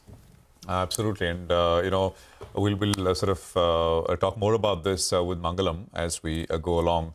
Well, I think we can wrap up our... Okay, I think Mihir is still with us. Mihir, we have the Muthoot management joining us in just 2 minutes. I saw an upgrade, I think, from Morgan Stanley this morning. Stocks up, doing well, 4-5%. They've upped their sort of gold loan growth guidance as well. And of course, at the margin, I think it is helped by the fact that some of the, the regulator has come down hard on some of the other areas, unsecured lending and so on and so forth, fintech, etc. I mean, all those things have gone down. Just any thoughts and anything you'd like us to ask the management? No, not really. Nothing stock specific, frankly. But I think typically what does happen is that when you have a little bit of a crackdown on the unsecured part, the secured part tends to benefit. So I guess a lot of these secured lenders are in for some bump up because of that. Right, Mir, we'll leave it there. Thank you very much for joining us. It's a pleasure having you here on the program, and thanks indeed. So that is Mihir Vora, Trust Mutual Fund, with his perspective. The market's down about, 55 odd points or so, 23,481. Nigel. Well, let's focus on Muthoot Finance. That's the management on our radar. It reported an inline set of numbers. Net interest margins came in healthy. Asset quality deteriorated a little bit. The positive was they went ahead and they upped their gold growth guidance. We have with us Mr. George Alexander Muthoot, the Managing Director of Muthoot Finance, with us on the show. Hi, sir. Good morning, and thanks a lot for joining in here on CNBC-TV18. Well, what was pleasant to hear was the gold growth guidance of around 25%. You have upped it. You had hinted, but you said wait for the quarterly results and then we'll get a confirmation. We have got that. Could you tell us this gold growth guidance of 25% factors in gold rate at what rate in comparison to what the current prices are? And also, if you could help us out with the growth rates we should look at on the AUM front in smaller segments like Belstar, as well as on the home finance vertical. So a lot of questions. I'll tackle one by one. Okay, first of all, the good news is that we have crossed the AUM of 1 lakh crore, which is a big target number for us. And we are at the company, we are all very proud and excited about it. So we have reached the 6-digit number. Having said that, your question is about what is driving the growth, etc. I feel I should delve a little deep into this, saying that there is definitely a growth story in India. And for the growth story to continue, people need funding, people need purchasing power. Of the last 2-3 years, they were definitely getting it from all sources. But in the last 2 quarters, there have been a lot of cautions by the regulator about unsecured lending, whether it is microfinance or personal loans, unsecured lending. There have been a lot of cautions and probably a lot of instructions to banks and NBFCs, etc., to go slow on the unsecured lending. In fact, the fintechs have almost dried up. Fintech lending is almost dried up. Co-lending, everybody is very concerned about co-lending, especially to the unsecured So banks and NBFCs exactly are not very, very keen to do a lot of personal loans, etc., on unsecured. At this point of time, I should look back only at what was during the COVID time, when banks were not lending on these areas. Then the gold loan came into play. The gold loan came as a savior. So I see the same thing now. In the last 2-3 months, we have seen quite a lot of gold loan pickup. There is demand all over the country, especially in the last 2 quarters, because I feel that there has been a slowdown in the disbursal of unsecured lending. So that is why we thought that we should be able to revise our guidance to 25% in the gold loan sector. So this 25%, sir, factors in gold prices at what rate? I ask you this because gold has come off 6% from the recent peak. So what are you factoring in terms of pricing? And also, as I asked earlier, what is the AUM growth of the home loan as well as Belstar, which is the MFI vertical? So the gold loan, the price factor, we don't do the price factor, sir. It is only the demand, which I told you, the demand which is coming from the sectors, from the rural areas, from all over the country. That is what is spurring the demand. Gold price definitely helps because it strengthens our portfolio and also maybe put little more money in the hands of people. Now, about the unsecured lending, etc., microfinance in particular, they had a terrific run in the last year, but in Q1 and Q2, they have definitely plateaued. And last quarter, there was a plateau of, rather, there was no growth in the microfinance. But as usual, microfinance occasionally comes through these issues, maybe during several periods of time. So we should see it also only as such a period. But we are definitely not going, aggressive on the microfinance. Probably we will see in the next 1 or 2 quarters, we'll see almost a very, very low growth or almost a nil growth in this microfinance sector. In the home finance, yes, we are doing well. The gold finance department is doing well. So too the other subsidiaries. All right, Mr. Muthoot, hi, good morning, and good to speak to you, sir. And you took words out of my mouth. I was prefacing and getting ready to ask you whether the regulator coming down hard on other areas is helping you. And I think you very clearly said that at the margin that has been a big driver, right? People are turning to gold, and gold financiers like you have been some of the oldest in the country. So, I mean, it could be faster than 25% as well, right? Because, I mean, as you began by saying people need funding and other sources have all dried up for one reason or the other. So it's possible. Continue, please. Yeah. No, I'm saying it could be 30%. It could be higher. I mean, don't put words into my mouth. Anyway, what we do is actually we have always been conservative. We'll see whether we can do more than that also. But there are so many things, challenges which can come in the way also. If there are no such challenges, etc., I think we should be able to see. Because the point here is that people need money, sir. Spending power is definitely important, and that is important for the economy also. So people need to have purchasing power, and this is where people are using it. So it's possible. I'm not putting words in your mouth, but you're saying if everything goes well, it's possible that you're able to do. No, I wouldn't want to say anything. Okay, you don't want to say it. I'm saying it. You're not saying it. But the other point of sort of there was a NBFC, another NBFC where the restrictions were imposed, restrictions were taken away. At the margin, I mean, have they come back into the market with the same competitive intensity? How has that changed things at all, if it has? So I don't think we need to comment on each individual customers. There is a lot of flavor for the gold loan market, whether it is banks or NBFCs. New players come, some players take maybe shortcuts, etc. So they pay the price for such shortcuts. So anyway, people come and go. We have 5,000 plus branches all over the country, sir. So I think competition will be there, and probably the market also is deepening. All right. Sir, you said that when customers have no other means of income, they look to spend by raising money from the gold that they have.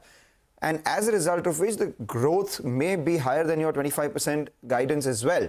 But the question then is that on recovery, asset quality, what is your guidance on asset quality from here on? And on microfinance as well, what's the outlook on the IPO? Because the next couple of quarters, you say there would be nil growth. Yeah, so the asset, but no, it is not because of this that we said the 25%. 25% is because of the demand. It is not that people are not getting any unsecured loans. They are getting unsecured loans. People are getting, a section of people are not able to get it. Those are the people who are coming to the gold loan. It's not that everybody is coming to gold loan. Some people who are not able to get an unsecured loan easily because of maybe the tighter underwriting by the banks and NBFCs, etc. Those are people who are coming for this. So maybe we will stick to the 15 to 25% growth rate, sir. We'll stick to that. And about the microfinance, yes, what should we say? The environment is not very conducive for an IPO now, and they have sufficient funding also. And I said, because if there is not going to be a big growth, the IPO can take a little more time also. Doesn't matter. It's a factor of the market conditions.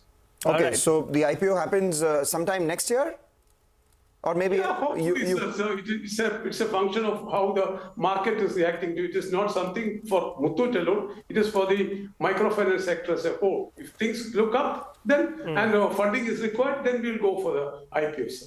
About the asset quality, for gold loan, there is no asset quality issue at all, because all these are more than 100% secured with gold loan. All right. The last time we chatted, sir, we were trying to push you for a timeline with regard to this microfinance IPO.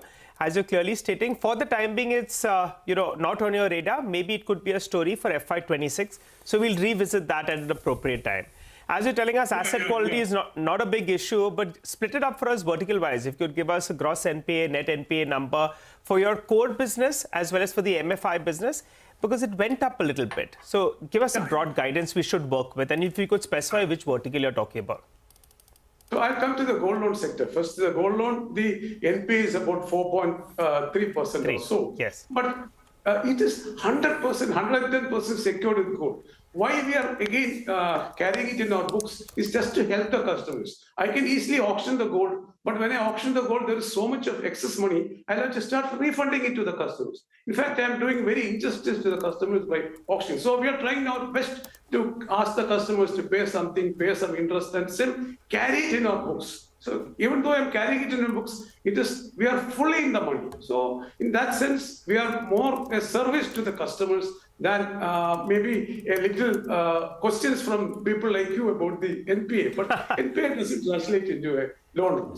Now, coming to the Belstar, yes, last quarter it was 2.35, and this quarter it is 3.5. That is a factor for all the players in the sector. So probably it should remain there only. And for the others, it is again a tad higher. Muthoot Homefin has come down from 175 to 159. Muthoot Money 1.67 to 2.0. Right. So it's all manageable range. All right. Mr. Muthoot, just one last question, and please call us Prashant, Mangalam and Nigel. I notice you're calling us. We had an analyst from CLSA earlier who was telling us that on the MFI side, things will, the worst will be behind by the fourth quarter, Jan to March of 2025. Would you agree with that assessment, or you think there is more pain left? This is not particularly with your MFI business, but overall, your sense. Yeah, but I think I'm not deeply involved with the microfinance, but I think I should tend to agree with them because these things come and go, sir. My microfinance dips and ups and downs, etc., come in this maybe every 5-6 years. So it comes. There is a dip, then the things look up again. And one thing, that's a sector which cannot be ignored, because again, it is putting money, purchasing power in the hands of the very lower section of people. And it is a necessary evil, like you should say, necessary evil. All right, Mr. Muthoot, we'll leave it there, sir. It's always a pleasure speaking with you. Thank you very much for joining us. Thank you for the big group there, big company, all the top guns.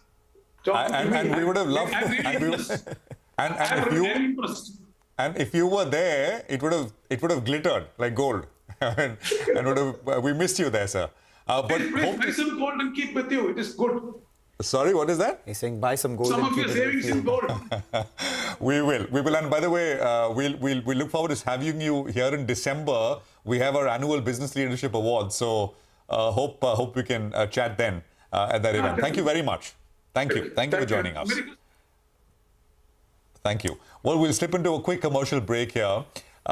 Just a quick programming note as we take that break. By the way, the market, look at the Nifty, it's collapsed. 150 points now, 23,382. We're at the day's lowest point. I mean, for the first 15-20 minutes, we were looking at between 30-40 point kind of move down and up. But this is a clear one-way move now. We'll sort of address some of the individual names which are dragging things. But have to take a break because we've got more companies joining us on the other side. But leaving you with this programming note, the 11th SBI Banking and Economics Conclave will get underway this afternoon. Catch Finance Minister Nirmala Sitharaman addressing the gathering at 2:45 p.m. There'll be other guests of honor, including Finance Secretary, the Revenue Secretary, Chief Economic Advisor. We'll have the IRDAI Chairperson, ex-SEBI Chairman, and many more faces sort of at the event, and you'll hear from them. You'll catch that event only on CNBC-TV18. Take that break. We're back. See you on the other side.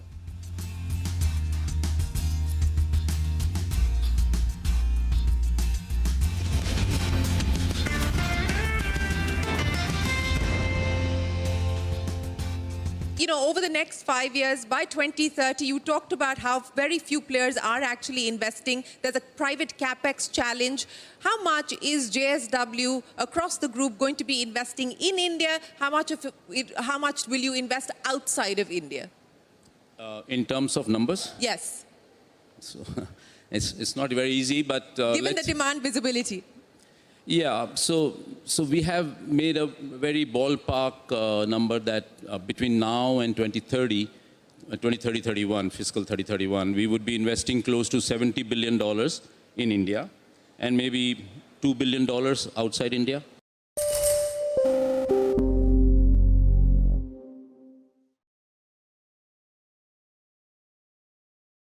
Prime Minister Modi, who has done a brilliant job so far, in terms of accelerating.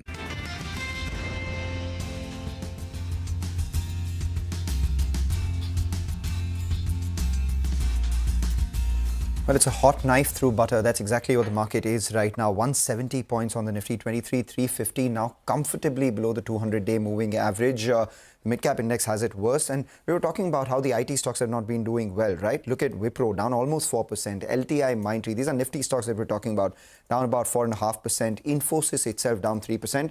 And giving company to IT on the way down is a couple of these pharmaceutical names as well. So we have Dr. Reddy's, which is down about 4% as well. And then we're seeing some traction on the downside for a couple of these consumer names. Trent, for instance, had been a bit of an outperformer in the previous week after the sell-off that we saw in the week before that. Now comes back to its selling ways, down about 2%. Britannia too. Over the last 3 trading sessions, the stock has lost about 15%. So keep an eye out on all sides of the market, which are seeing a broad-based sell-off right now. The other stock on our radar on that note is EID Perry. The company reported a weak set of second quarter numbers. The one that did well for them was the distillery segment. The revenues grew, but the profitability out there under pressure. So we do have with us Muthu Murugappan, who's the CEO of EID Perry, joining us. Thanks a lot, Mr. Murugappan, for joining in. Distillery, the revenues grew. I presume that is on account of increased capacity out here. So if you could give us a sense of, what the capacity utilization, what the volumes in this quarter were, what are you targeting for the end of this year and next year as well as more capacity comes on stream? And when does operational performance stabilize as utilization increase? So on a steady state, what is the kind of EBITDA that one should look at specifically in your distillery business? Yeah, Mangalam, very good morning. Thank you for having me on the show. The distillery segment has done well from a volume and throughput basis. Now, this is on the back of, yes, as you rightly said, increased capacity which has come on stream. We are also fulfilling our ethanol commitments. We also have a strong ENA business in Tamil Nadu, and this has contributed towards good growth in this segment. We ran at about, I would say, 80% of capacity utilization. We're starting to see some pressure now, and this is because of lower molasses availability. It's been a tough last 2 seasons in Tamil Nadu on account of poor rains. So this has impacted feedstock availability. So we're starting to see some pressures right now. From a margin perspective, I think we have seen a dilution of margins. We've seen a dilution of margins because of lower recovery on the cane side. Also, I think the ethanol blending policy pertaining to sugarcane-based feedstock took a brief hiatus, and I think that has also put some pressure on the margins. Beyond this, from a sugarcane ethanol perspective, we've seen consistent increases in the FRP. 2 years ago, it was rupees 3050 per ton. It's currently rupees 3400 per ton. And obviously, this raises your input cost. With capacity addition, the fixed cost positions of the industry at large has moved up as well. But unfortunately, we've not yet seen an upward revision in the ethanol price. So this has diluted margins to around 6.5% to 7% at a EBITDA basis. 5 quarters ago, we were perhaps around 16% EBITDA margins, sort of trending towards north of 20. But there's been significant margin dilution in the last 4 or 5 quarters. All right. Hi, Mr. Murugapan. Good morning and thanks a lot for joining in. This is Nigel on this side. When we chatted earlier, I think we were talking about volumes of around 16 to 16.5 crore litres. Do you stick by that for this year? If you could help us out, what is the volume target? And since margins have got diluted, some part of that could be because of the startup costs, I'm guessing. Do you expect margins to recover a little bit in the coming 2 quarters? Very good morning, Nigel. I think this year we will sort of move north of 17 crore litres. That's where we expect volumes to land. Yes, we did have some operational issues as we started up our larger distilleries, but I think that has settled down right now.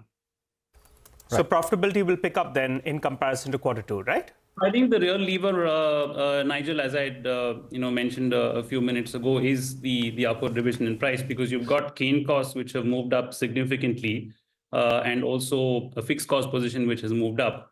So I think the real lever is the upward revision in the ethanol prices, and I think policymakers are, at least we understand that it's being discussed. I think industry has made some representations. I think the real lever in terms of moving those margins up will be that, because I think your cost positions have significantly moved up on the other side. We will still run our distillery, but at a muted contribution, because we can't, unless it's negative contribution, then you're forced to, or you don't have feedstock availability, then you're forced to stop. But ideally at positive contributions, you would run distilleries. But we set up all of this capacity envisaging a 20% EBITDA margin over a couple of years.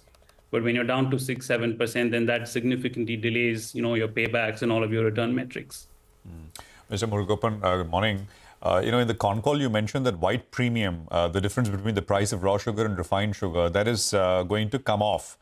Are you expecting the sugar business to get impacted? And if you could quantify that?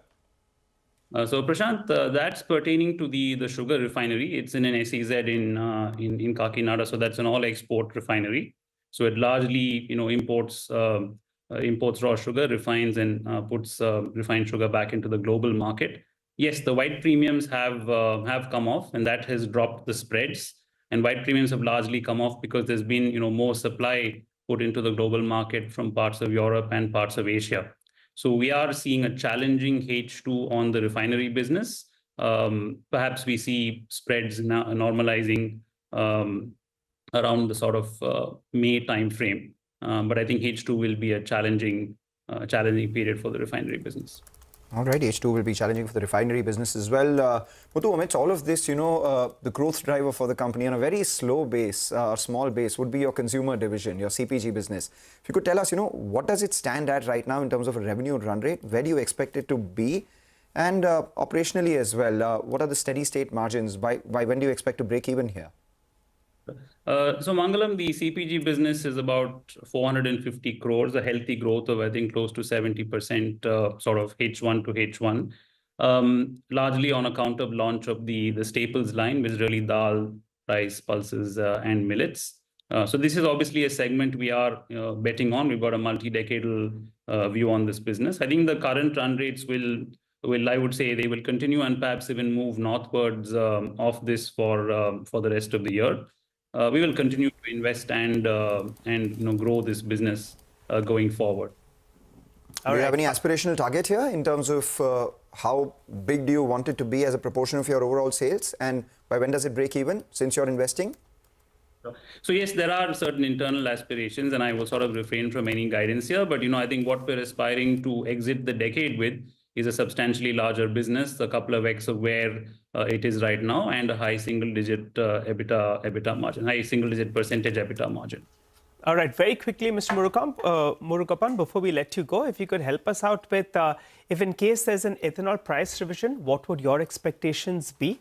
What's the wish list according to you? And also, if you could tell us a rough timeline by when you expect this to happen? So I think the industry at large and the industry bodies have as well, Nigel, made representations to the policymakers. I think it's really hard to say. I mean, obviously, we would have a certain wish list or an aspiration there, but I'm sure the policymakers will have their own views, and we're really hopeful that there will be a good meeting point. What's the industry's wish list? What is the industry's wish list? I think the industry, the ISMA has proposed, and this is in the public domain, I think a 4 or 5 rupee increment from where it is. Right. We'll have to see where things land. We remain hopeful. The sugar balance in the country is very healthy, and I think it certainly gives room to consider this positively, as well as look at MSP revisions and exports, because as I'm sort of saying again, sector is invested, but I think our returns are well delayed now. All right, Muthu, thank you so much for joining in and giving us an outlook on the business. Second half looks a little weak, but long-term levers well in place for EID Perry as well. Though the markets are volatile right now, HDFC Bank is batting for the bulls. The Nifty Bank is now up 70 points. The Nifty too has recovered a fair bit from the lows of the day, and as a result of which holding around that 23,400 mark, HDFC Bank at the high point. The other one which is doing well is Bajaj Finance as well. We did hear Piran talk about Bajaj Finance as one of the beneficiaries or well placed for the next 12 months who want to put their capital in. That stock too has done fairly well in light of the weakness that we're seeing in other parts of the market. Talking about weakness, IGL, the city gas distributors, down almost 18% right now. For IGL, Mahanagar Gas 14% as well. Yeah, the big cut though, weight-wise, right, is coming from IT stocks. Yep. Yes. The Nifty IT index is down 2.75%. Right. And Infi single-handedly is putting a 50-point... actually between Infi and TCS, there is about 70 index point pressure out of the 115-point cut that you see. And guess what? The third name is, it's Reliance Industries. So, Infi, TCS and RIL account for almost, 100% of the 115-point fall that we have going on the Nifty right now. In fact, we were shut for 2 days, and Nasdaq was the biggest underperformer. Yeah. Even in Friday's trading session, Nasdaq was down close to around 2% odd, so maybe some kind of a rub-off of that. But Mangalam, we got another management. Get straight to it. Yes, we have All Cargo Logistics, the next management on the show. Steady set of the second quarter numbers. Net profit, of course, was aided by tax credit. But margin did decline on a year-on-year basis. Ravi Jakar, the Chief Strategy Officer, joins in now. Ravi, let's start with the current international scenario. What's the near mid-term outlook for freight rates, as a result of which, what are you penciling in terms of volumes and outlook for the remainder of this year? Yeah, first of all, a pleasure being on your show. And this quarter gone by, as we have reported in our earnings as well, was quite a good quarter. We had the highest ever monthly volumes during this quarter. We saw that the trade momentum is now reviving. We have seen improved volumes across the world. We have seen the high growth markets in Asia continue to do better as compared to the last year. And now we have seen marginal, though slightly volatile improvement in Europe as well.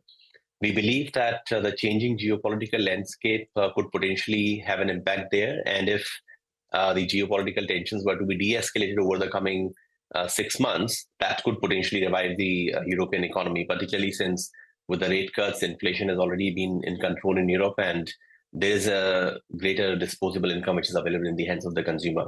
So overall, we believe that the economic environment should continue to improve. On the freight rates, we expect them to remain range-bound. There's supply coming in. At the same time, there are also ships going for scrapping.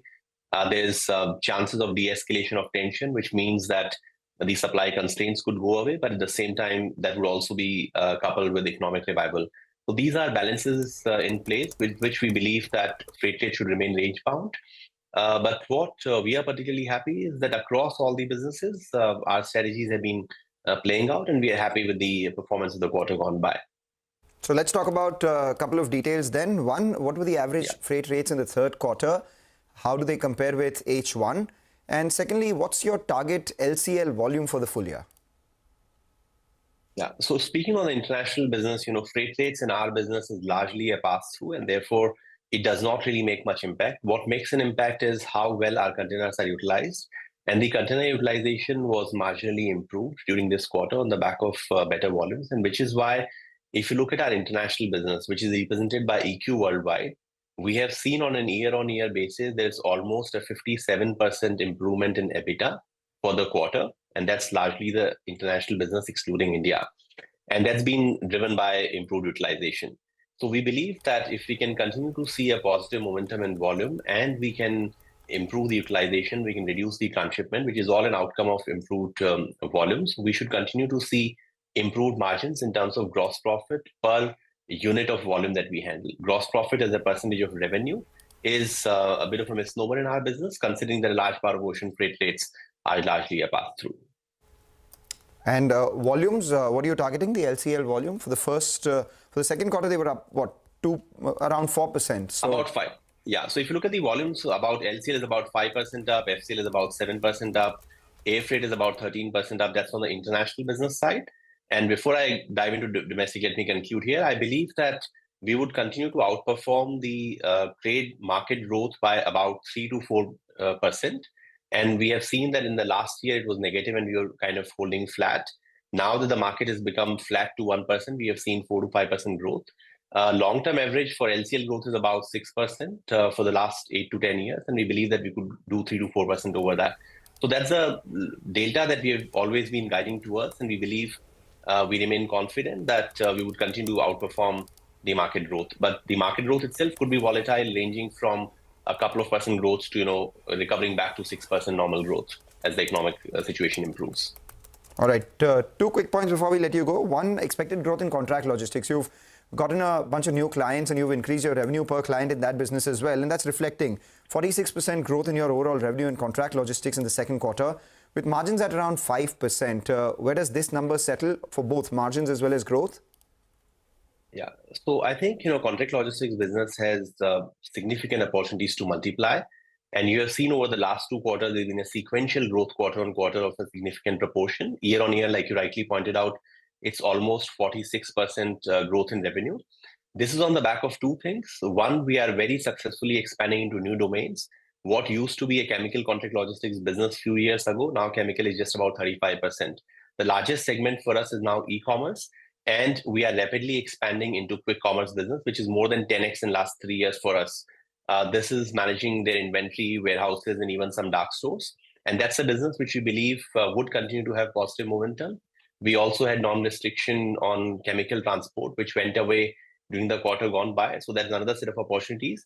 So if you look at the contract logistics business, we have been able to maintain profitability despite a focus on growth. And what I mean by that is when you're focusing on growth, you tend to have higher white spaces.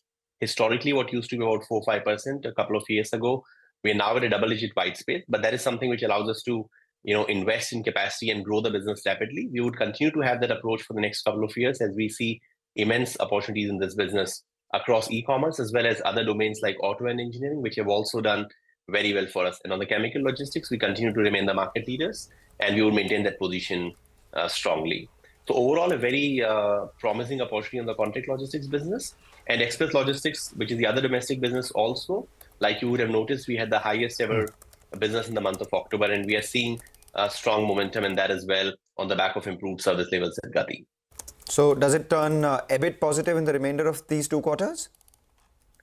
The express distribution business? Express distribution should turn towards the EBIT positive with the performance that we are seeing. All right. All right, we'll leave it there. Thank you very much for joining us. Interesting conversation, and hope to speak with you soon again. Thanks indeed. Markets recovering a little bit, about 50-60 points off the day's low, but we're still down about 100 points. It's a triple-digit knock. 23,430 is where we're at.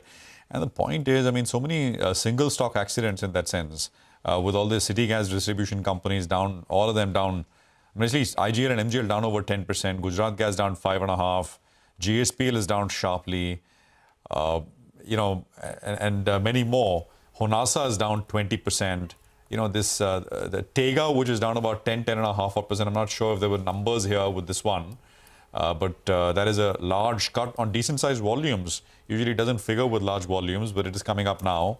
Indo Count is down 6.5%. There's Arman Financial down 6.5%. I think that's a MFI. All with volumes as well. Niva Bupa, which is only, I think, day 2 in the listed space, that is, I think, down about 1.33% or so, Niva Bupa. So, yeah, I mean, there is a fair bit in terms of individual action going on. Market breadth is now about 2.5 stocks down as compared to every one stock which is higher. So it's clearly now turned the other way. We're going to come back. Mitesh is going to be with us with some technical trading ideas on the other side. Stay tuned.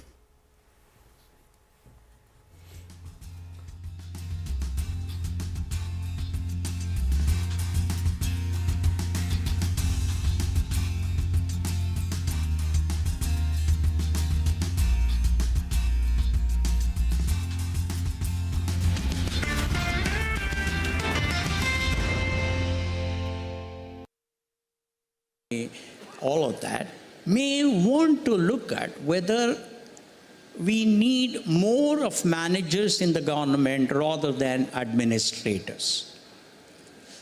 And to do that, they perhaps may want to look at, rather than the current method of having some, whatever it is, some 3-4 subjects, examination, etc. for the IAS, he may want to look at selecting people from the various management institutes, bringing them into the government. I hope the opposition won't have much objection, like they have already raised.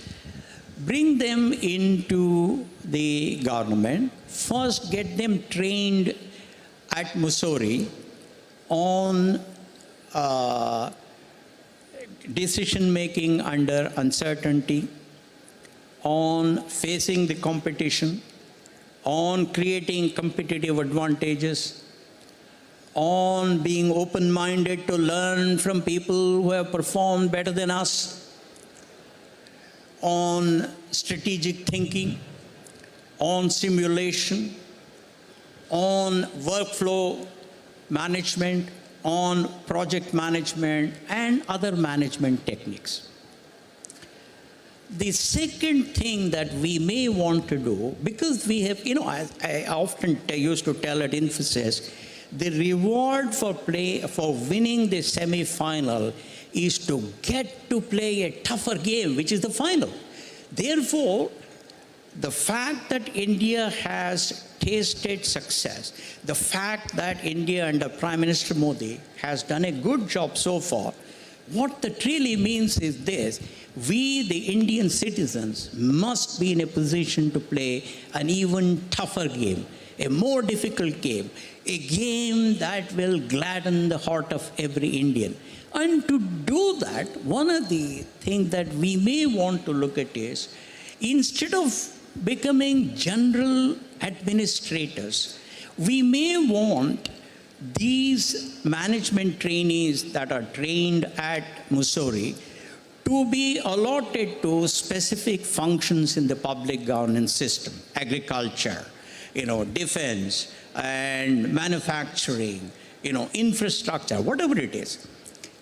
And then they have to spend the required number of years, 20 years, 30 years, 40 years, etc., like it happens in some of the developed nations, so that they do become subject matter experts and they can find solutions to us.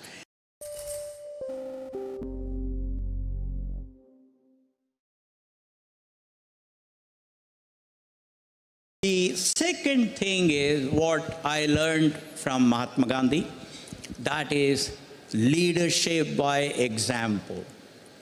If you want austerity in your company, You, the leader, show austerity. Welcome back. Well, the Nifty has recovered close to under 100 points from the low point of the day. And Grasim, they spoke about the pain's penetration really picking up. They're saying their reach is increasing as well. And they are sounding very, very optimistic about business. So after starting off in the red, that stock has seen a good recovery. The other one, and the reason that the markets are recovering and one end is being held up, is because HDFC Bank. It went down to around the 50 DMA, the 100 DMA, but it's taken support around those levels. So 1,680 to around 1,700, that's the extremely crucial mark. The stock has bounced up those levels, and that's holding one end up. Mitesh Thakkar is back with us. Mitesh, 100 points bounced from the low point of the day, but is it sustainable? Well, time will tell. Your take, and what about the individual stocks? Morning, Nigel. So I think, one, it is the Bank Nifty, as you rightly highlighted, is the one which is taking the lead, and HDFC Bank is one of the recommendations. I think the entire hope of reversal will lie with how the Bank Nifty goes on and the stock of HDFC Bank does. My sense is that once the Bank Nifty manages to cross 50,350, and we had a high of 53.67 a few minutes back, sustaining above 50,350 for about 10, 15, 20 minutes should suggest a breakout, and we could see a pullback to about 50,520, and in a good case scenario, 50,640. So I think keep a watch on Bank Nifty. That would be the index which would be important for today. And on the trading calls, as I said, HDFC Bank is a buy. Keep a stop at about levels of 1,700 or maybe 1,698, and look for a target of around 1,750. While Granules for me is on the sell side, it's breaking below that key support of 540, 538 zone. So keep a stop at about 540, sell for targets of 505. HDFC Bank holds the key for today's recovery. Thanks a lot, Pradesh, for joining in and giving us all of those details. Let's focus on the bright spot, though. You have aluminium that's twinkling today, and that's because LME prices are up 5% on Friday. The reason was China announced withdrawing the export tax rebate for aluminium as well as copper effective December 2024. Now, this rebate on exports of aluminium as well as copper in China was earlier at around 13%. Now, China's aluminium exports have moved up drastically in the first 10 months of this calendar year and should end up this year at around 6.5 to around 6.6 million tons.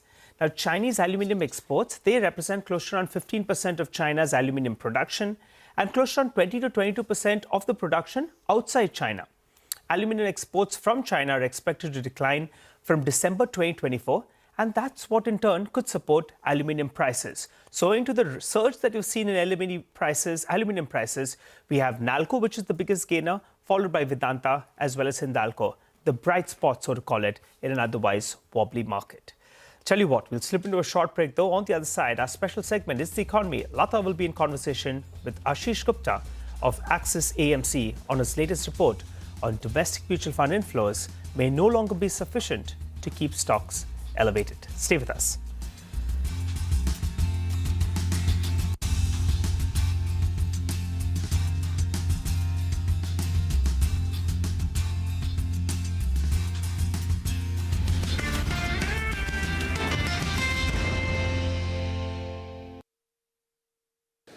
If you want punctuality in your company by every employee, you come to the office first. Then you don't have to give big speeches.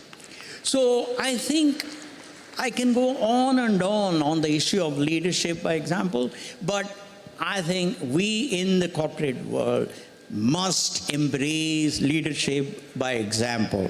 The third thing that I would talk is, this is something that not just the corporate leaders, but leaders in every area in India, in corporate world, in politics, in NGOs, in bureaucracy, everywhere. And that is putting the interest of the community ahead of my personal interest. If I did that, my personal interest will be much larger in the years to come. That's exactly what we at Infosys followed. In the beginning, none of us had any cars. We all traveled by economy until we were $1 billion in revenue, and that was the time that I was there, and we were $288 million of after tax. until such time we all traveled economy, even on international flights. So the point I'm saying is, let everybody lead by example.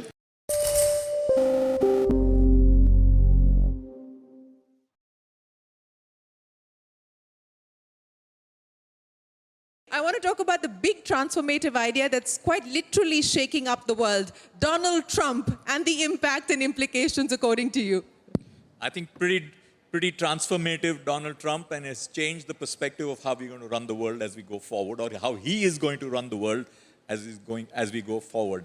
And as was mentioned, 66% of global market cap is US. We just got to make sure that America does not make the rest of the world irrelevant. And that's one of the challenges we must all live up to.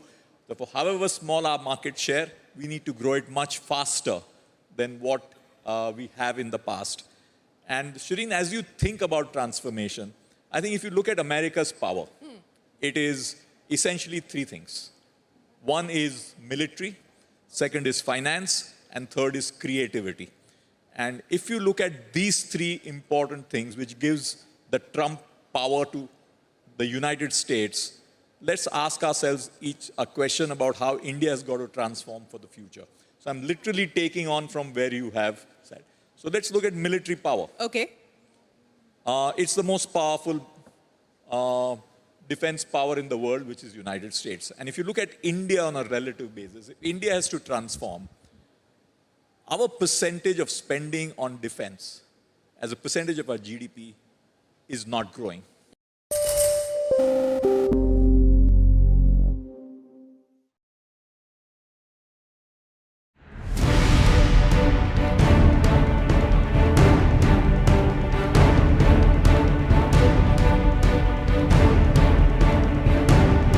He is able to have a dialogue with all sides of the political spectrum globally, and he could become a very important peacemaker.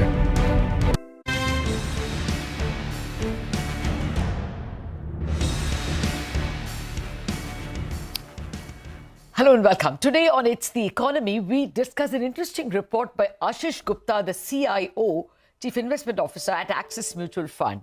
Ashish argues that although domestic mutual funds inflows have been continuing and rising, two factors are hurting or can hurt the markets. One, heavy selling by foreign funds, of course, in October, a little less so in November, and huge supply of shares, either because promoters are selling, PEs are selling, IPOs are raising money, or older companies are raising via QIPs.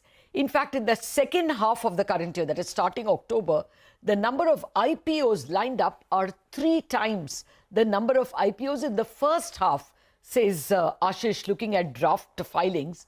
And so, of course, the question is, have you already seen the peaks for this fiscal year? Joining me, of course, is the author himself, Ashish Gupta. Good morning, Ashish. Thank you very much for your time and for a very interesting report. So your worry is that it is not FPI selling which is bringing down the market, but rather the excessive supply by IPOs and companies? So, Lata, what we wanted to highlight with this report is that ever since 2020 post-COVID, the Indian market has had primarily move in one direction, despite whatever the direction of foreign flows have been. So if you go back and look at 2022 and 2023 financial year, you had actually, even in those years, FII selling coming into the market.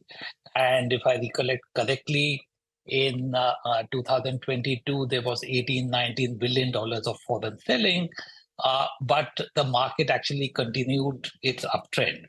And the reason for this has been that domestic flows, both through the mutual fund as well as direct retail investment, continue to be strong. But since April 2023, we actually have seen that the supply of equities and what you mentioned in the opening in forms of promoters selling, in form of IPOs and QIPs, has already been in excess of the flows into the funds. So really, the message we want to give to investors is that just because mutual fund flows continue to be strong, and last week the numbers of October were out, mutual fund inflows reached a new high of nearly 40,000 crores, with SIPs at 25,000 crores, you still had a downward momentum in the market.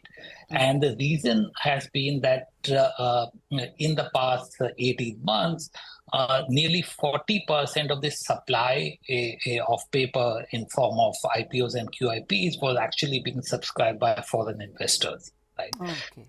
And so our expectation is that going forward, looking at the fact that this supply is so large, the direction of the market will be volatile and will also depend on the direction of foreign flows, not just what is happening on domestic flows. Okay. So we can no longer rely that because we have an equity culture coming in, savers turning investors, that does not neutralize all the other negatives, is your point. Okay, let me take one by one of the negatives. The first, of course, is this huge FPI selling. See, even if you look at your October and November numbers, October, the sale was nearly $12 billion, 11.2 billion, if you look at the net number. Yes. But in November so far, the sell is more like 1.8 billion or thereabouts, 2 billion. So do you think that, the China factor hurt us a lot, but the Trump factor is not seen as so seriously, India negative? In fact, today CLSA has put out a report saying that they are reversing the sell India, buy China and making it again sell China, buy India. So do you think the FPIs have a good chance of becoming neutral or even positive? So I think the medium to longer term direction of FPI flows, I'm sure, towards India will continue to be positive. I think there's no two ways about it. India remains one of the few consistent structural growth stories. As we know, it's the fastest growing large economy in the world. So there is no reason to assume that the direction of foreign flows over the medium to long term will be negative. If anything, in the last 4 years, because FIIs have not invested significantly into India, even as India's weight in global and emerging market indices have gone up, they are already very underweight on India. So the medium to long-term view is certainly positive.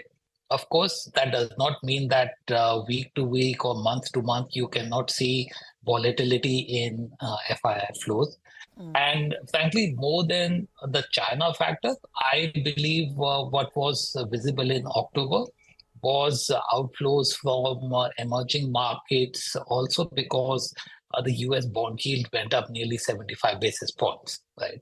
And we had seen since end of last calendar year, pick up in foreign inflows as US bond yields had moderated. So I think one of the biggest variables that will drive the direction of foreign flows will be really how the yield moves happen. If the higher for longer rate narrative starts to fade away, I'm sure you will see acceleration of foreign inflows. Okay, so we have to look at the US yields very closely. Now, you are also speaking about the other negative for the market is the excessive amount of money that is being drawn by IPOs, QIPs and promoter sales. Do you think that will peak off as the multiples become more normal? I mean, we are already about 10%. We are in correction terrain as far as the Nifty is concerned. We are 10.5 down.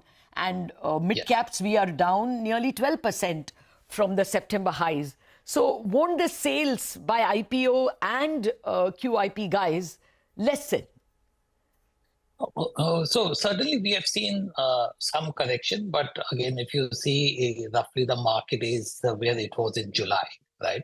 So I don't think the valuation correction has been massive to really drive a rethink in terms of people planning these stake sales or IPOs. In fact, the correction in multiples has been lesser than the drawdown in the market because in the past 1 month, earnings have also been downgraded.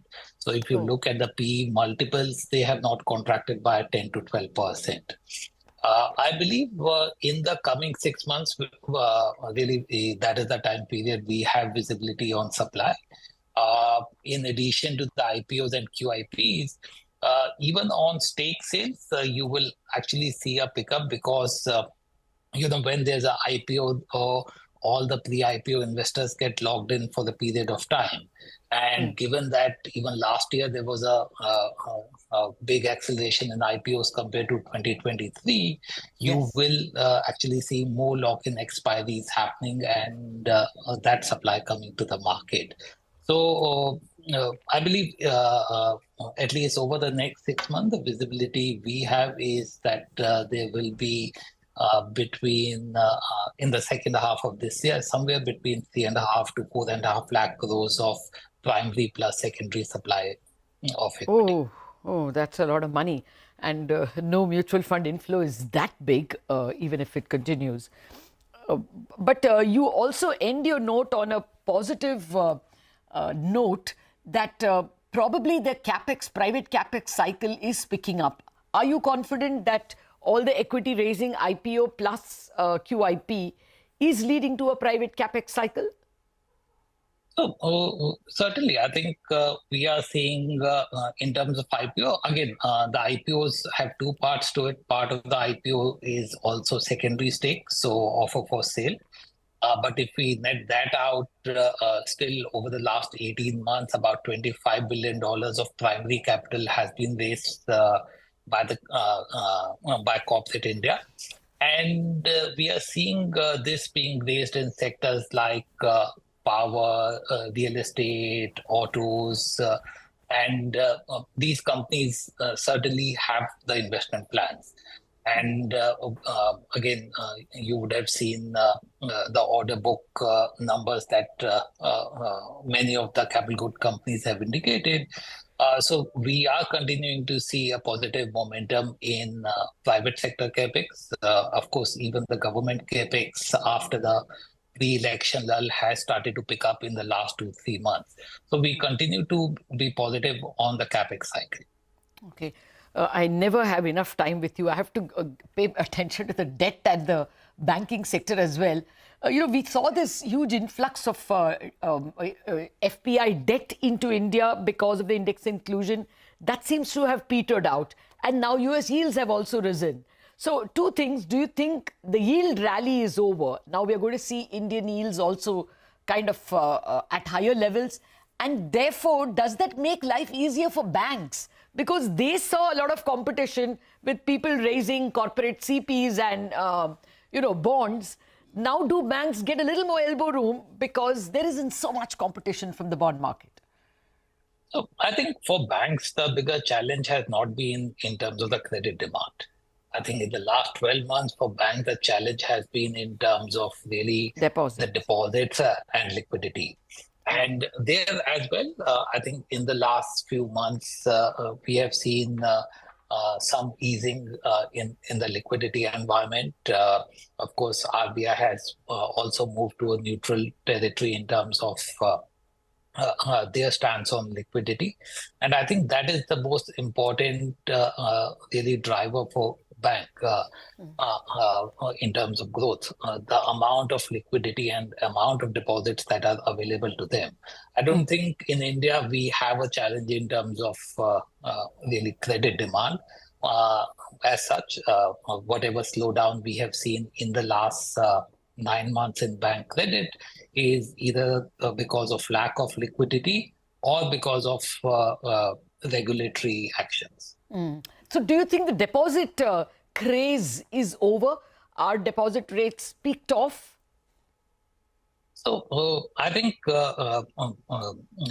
we have seen now deposit growth rate starting to match the loan growth rate. So both are around 11.5%. Unfortunately, this matching as of now has happened because of loan growth coming down rather than really deposit growth accelerating. I think what we need to see is that as the liquidity kind of sustains itself, can we see a pickup in credit growth as well as deposit growth?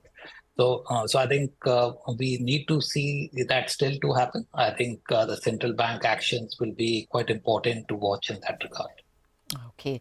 Well, sorry, out of time, but it does look like banks have a slightly better investor sentiment with the bank Nifty at the moment being the only one that is in the green. HDFC Bank is something we should watch very closely. Well, I have to take your leave and a promise to have a more detailed discussion on another day. Thank you very much for joining us, Ashish Gupta. It's curtains also on Bazaar with the news that there is still a lot of pressure on both the mid-caps and the big indexes. It's just the Bank Nifty holding just head above water. Thanks much for watching.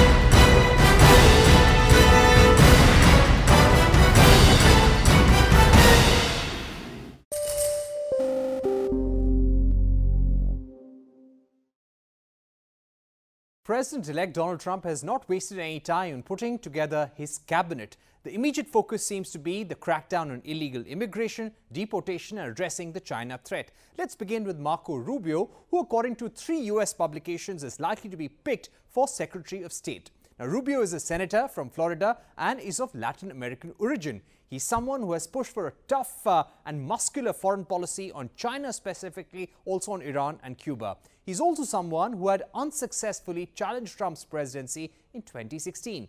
Michael Waltz, the former US military veteran, is most likely to be the next US National Security Advisor. What is significant is that he's also the co-chair of the India caucus in the US Congress. Again, like Rubio, he's known for a tough stand on China. Waltz has maintained that the US military is not prepared for the conflict in Indo-Pacific. He's also demanded that NATO spend more on military preparedness. Then you have Tom Homan, also known as the border czar, for his hard line on immigration. He's likely to be made in charge of Trump's plan for large-scale deportation. He's a former head of US Immigration and Customs Enforcement. He recently backed calls for large-scale deportation and for entire families to be deported together. For White House Chief of Staff, Trump has chosen Susie Wiles, a trusted advisor and key architect of the Trump re-election campaign. Known as publicity shy, she drafted Trump's strategy for winning over Hispanics and working-class Americans. That's the Trump A team for now. More could be onboarded in the next few days. One thing is for certain, Trump 2.0 will adopt a more hardline policy on immigration, China and military might.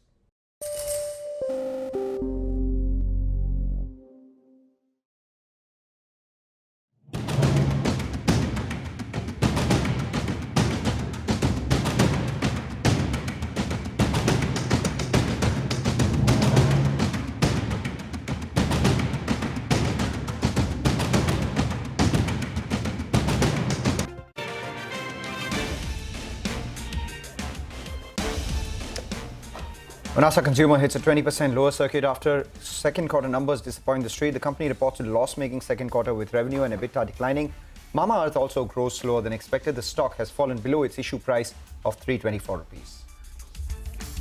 Metals provide support to a gloomy market. Nifty Metal Index gains close to 1.5% after China announces an end to export tax rebates for aluminium and copper prices. The aluminium makers are surging in trade. Nalco, Vedanta and Hindalco all gaining between 4 to around 8%. Well, the city gas distribution companies, we have IGL, MGL, Gujarat Gas, all of them down between 5 to 18% as the government has lowered the APM gas allocation by 20%, marking the second straight month of allocation cuts. Brokerages Jefferies and JP Morgan issued downgrades on IGL and MGL. Hero Motors surges after earnings marginally beat estimates in the second quarter. The company also recorded its best ever festive season sales numbers. Explains why the stock is up 4.5%. Muthoot Finance up around 5%, closer to 6% now as strong AUM growth continues in the second quarter. The management has raised their FY25 loan growth estimate to 25% versus 15% and tells CNBC-TV18 that gold loans are picking up with higher regulations on unsecured loans.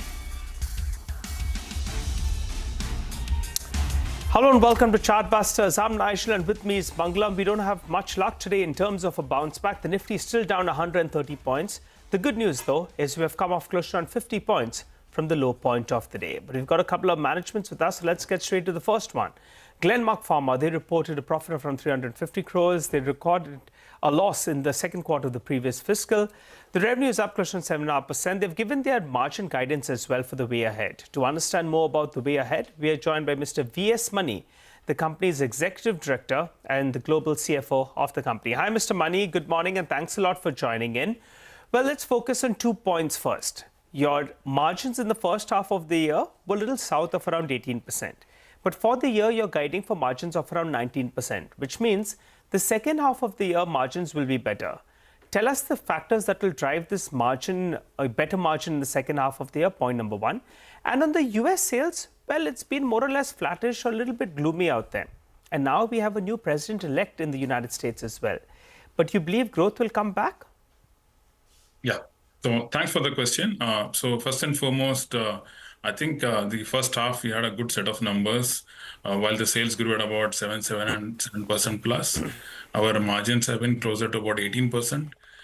The second half, we expect that we have a number of respiratory approvals, products awaiting approval. So we expect that that should help us to kind of improve our margins. Also, Ryaltris continues to get, that is our main product that is doing well in the segment across various geographies. That also continues to get approved in a number of other geographies. So all in all, we expect with that to go closer to the 19% that we have guided for the current year. I think, and also the India business continues to do quite well. So I think taking all these factors into account, I think we should come closer to the 19%. As far as the US business is concerned, last couple of years, we didn't have many key launches. And while the erosion is still at about 5% or so, we expect that with our respiratory approvals that we have filings for both nasal sprays as well as MDIs, we expect some of these approvals to come through in the next 6 to 9 months. And that should help us to kind of improve our sales as well as our margins in the US as well. Right. Mr. Mani, let's talk about the individual opportunities itself. You did speak about Ryaltris. I wanted to understand what's the run rate been in the second quarter? What's the outlook for the next couple of quarters on that one? Because you did indicate a potential of almost $200 to $300 million over the next 3 to 5 years from that, drug. And the second one, you said respiratory approvals are likely in the next 6 to 9 months. Of the 4, how many are likely to come by? And what would the run rate on these, products be once the approvals come by and the scale up there? Sure. So as far as Ryaltris goes, as I just alluded some time back, we already are approved in about 41 countries and we're looking at about another 11 countries in the current year. In the current quarter, we've done about $20 million. In the first half, we've done almost $40 million. So this is almost the second year since the launch. It's almost an $80 million product. So I think the way things are going, we are on course to touching the 200 million that we did indicate some time back, as well as on our investor day. So I think all in all, with a couple of key geographies further, getting good product having to get approved, I think this trajectory looks good to reach there. As far as the respiratory other products are concerned, we have a couple of, as we have already said, that we have about 4 products waiting for approval in Europe. we hope that it will happen in the next 6 to 9 months. As well as in the US, we have filed for respiratory products for the nasal sprays, as well as for the MDIs, the Flovent one also we're expecting the approval. So I think these should do decent sales. I mean, hard to put a number on them, but I think these overall the respiratory segment has done well for us. All right, you don't see new President-elect President Trump to be a risk to your business? And I'm looking at your North America business. It's degrown by close to around 1% on a year-on-year basis, and on a quarter-quarter basis as well as down close to 5%. You know, Mr. Trump can do anything, but for your business, do you see it as a risk? So I think obviously price erosions have been part of how the US market has been over the years. But I think over the last 10 years, the industry also seems to have learned a lot of things, you know, how to kind of, put the product approvals, do things in the right time. So I think obviously there will be erosion, but good product approvals will help us to do better sales. And as we said even earlier, that last couple of quarters, we didn't have many new launches. But going forward in 6 to 9 months, we see some better launches coming through. And that should help us to do better. Yeah. All right. And also, just to add, would like to add that we have about 8 injectable products also in the US market now. So I think we have a few good products out there. I think it should help us to sort of sustain the sales. All right, we've spoken about US, we've spoken about Europe, we've spoken about a couple of products. Let's come back home now before we end this conversation. Mr. Mani, India, 14% revenue growth in the second quarter. Some of your hero products out here likely to be, what the street is most excited about is liraglutide and the GLP-1 opportunity. If you could give us a sense of how, developments out there are panning out and what really is potential revenue from these products for you? So let me just give a little, sort of outlay of the Indian business for us. So I think over the last few years, we've been growing ahead of the market. So in the current quarter also, we've done almost close to 13.9%. Even if you take MAT September, we're at about 13.1%. Vis-a-vis the IPM growth of 7.6%. So we're almost at like 1.5x the market. So I think basically our, our products are doing quite well, and the therapies like cardiac as well as basically derma is doing well, though acute respiratory, there is some slowdown. As far as the liraglutide is concerned, we just launched the product some time back, and I think it's like other GLP-1, this is having a good reception from the basically from the medical fraternity. Difficult to put bigger numbers on that, but I think overall the opportunity of GLP is more than 1,000 crores in India, so I think we should do well in this product. Yeah. How well? If you could give us a sense. Difficult to put a number on that as of now, but I think we feel that it should do better. Yeah. And is the Ichnos stake sale, away for good, or you are still considering that? So as we just said, our IGI, we have a good product, ISB 2001, and our team in IGI is going to basically present it at the ASH conference for the basically the data, various data points that are there on that. So I think all in all, we expect that this is good news for Ichnos. So I think we'll take it as the time comes by. But obviously, if the products if this does well and able to get good partnerships, so there could be a time in future we could do a stake sale. Yeah. Okay, all right, Mr. Mani, appreciate you joining in. In fact, today your stock is outperforming what the market is doing because it's down only 0.4% while the markets are seeing a lot of selling pressure. Sounding optimistic about the second half of the year. We'll track these numbers and we'll quiz you at the end of the coming quarter as well. Well, time to focus to our special segment where we get you a few ideas for profit from Money Control Pro. Jitendra of moneycontrol.com joins us to talk about a stock that he's tracking closely. Jitendra?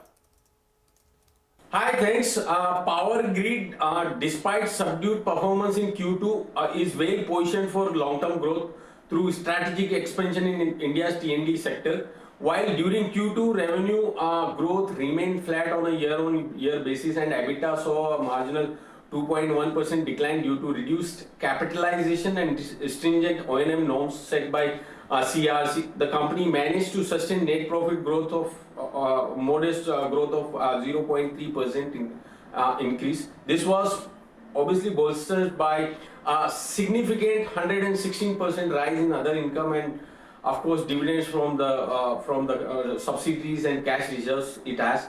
The company has raised its capex guidance for FY25 to rupees 20,000 crore, and it plans to reach 25 to 30,000 crore in FY26 with a target of rupees 40,000 crore by the end of FY27. Further, Power Grid's project winning rate, which is close to 50%, position it well for the cumulative capex opportunity of close to rupees 3 lakh crore until 2032. This strong capex trend is supported by companies' growing order book. The company is anticipating project opportunities of worth around 1.5 lakh crore over the next 7 to 8 years. Stock has corrected recently. It is trading at approximately 3 times its estimated FY27 book value and offering a dividend yield of close to 4%. Overall, Power Grid is set to benefit from India's expanding infrastructure and the T&D capex, making it an attractive choice for long-term investors. Right, with that, we'll slip into a short break. On the other side, we have the Vice Chair and MD of Samman Capital, Gagan Banga, joining us to discuss their quarter gone by. Stay tuned for that conversation.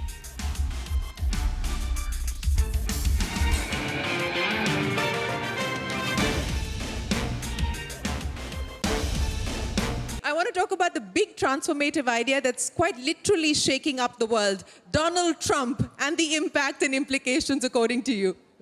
I think pretty transformative, Donald Trump, and has changed the perspective of how we're going to run the world as we go forward, or how he is going to run the world as we go forward. And as was mentioned, 66% of global market cap is US. We just got to make sure that America does not make the rest of the world irrelevant. And that's one of the challenges we must all live up to. Therefore, however small our market share, we need to grow it much faster than what we have in the past. And Shireen, as you think about transformation, I think if you look at America's power, it is essentially 3 things. One is military, second is finance, and third is creativity. And if you look at these 3 important things, which gives the Trump power to the United States, let's ask ourselves each a question about how India has got to transform for the future. So I'm literally taking on from where you have said. So let's look at military power. Okay. It's the most powerful defense power in the world, which is United States. And if you look at India on a relative basis, if India has to transform, our percentage of spending on defense as a percentage of our GDP is not growing.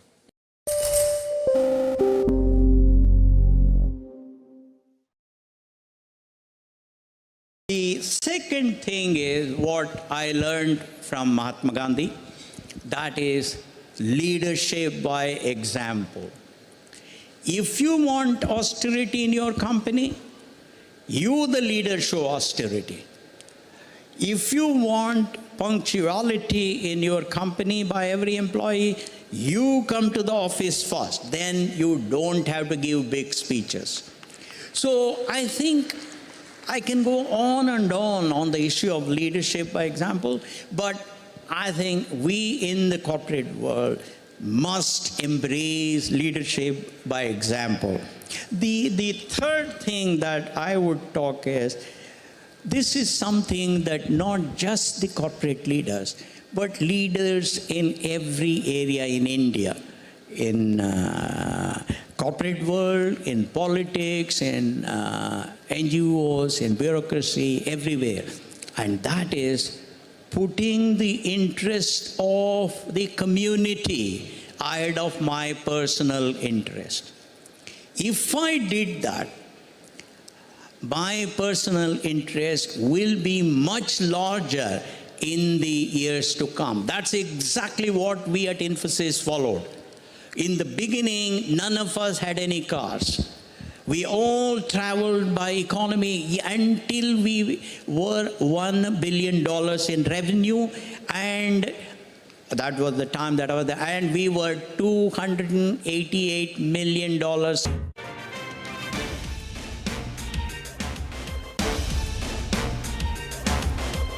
Welcome back. You're watching us here on Chartbusters on CNBC-TV18. We have a guest with us in the studio after a very long time. Gagan Banga joins us in our studio. On the earnings radar is Samman Capital. The company reported stable asset quality in the second quarter, though, reported a net loss because of increased provision. So let's take it straight to Gagan on all those parameters itself. Gagan, I'm looking at your numbers, but two things stand out. One is the acquisition that you've made of Samman Finserv for about 5,500 crore book, and your provisions that has increased, significantly at around 4,500 crores.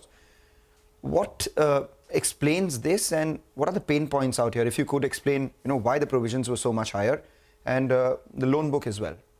So these are not technically provisions. What we've done is that we've tried to isolate our subsidiary, Samman Finserv. So over a period of time, it will become sort of a mirror image of the parent. Its core capabilities are around affordable housing related lending and the semi-urban type of MSME lending. So to isolate that company in order to be able to focus on that in the future, we acquired all the legacy assets and consolidated the legacy assets on our balance sheet, which is Samman Capital's balance sheet. While you run the process, you got to make sure that it's done at arm's length, there's a fair market value. So basis cost of capital of external parties involved, the duration risk, the credit enhancements, etc., the fair market discount came at about 2,500 crores, which has nothing to do with the credit quality per se. This 2,500 crore discount, since the parent chose to acquire, moves to the parent as a general provision pool. So that's just a flexibility which is available to the parent to utilize at any point of time here on. What stays in the subsidiary is a 5,000 crore AUM, which is completely cleaned up. It has a residual NPA of only 25 crores. So that's the degree of scrub which was done. So we did a scrub at the sub level, at the parent level, figured out what the proposed credit cost could be in due course of time, realized that we were already provided enough. So this was a good time then to do this transfer and allow growth to come back. Okay, all right. Hi, Gagan, good to see you in the studio after a while. Give us a couple of details, and if I'm looking at the absolute, AUM number, that's the lowest I've seen in multiple quarters. Could you tell us what is the growth outlook from here on? How do you see dispersals shape up? And also give us an idea about your credit cost guidance from here on.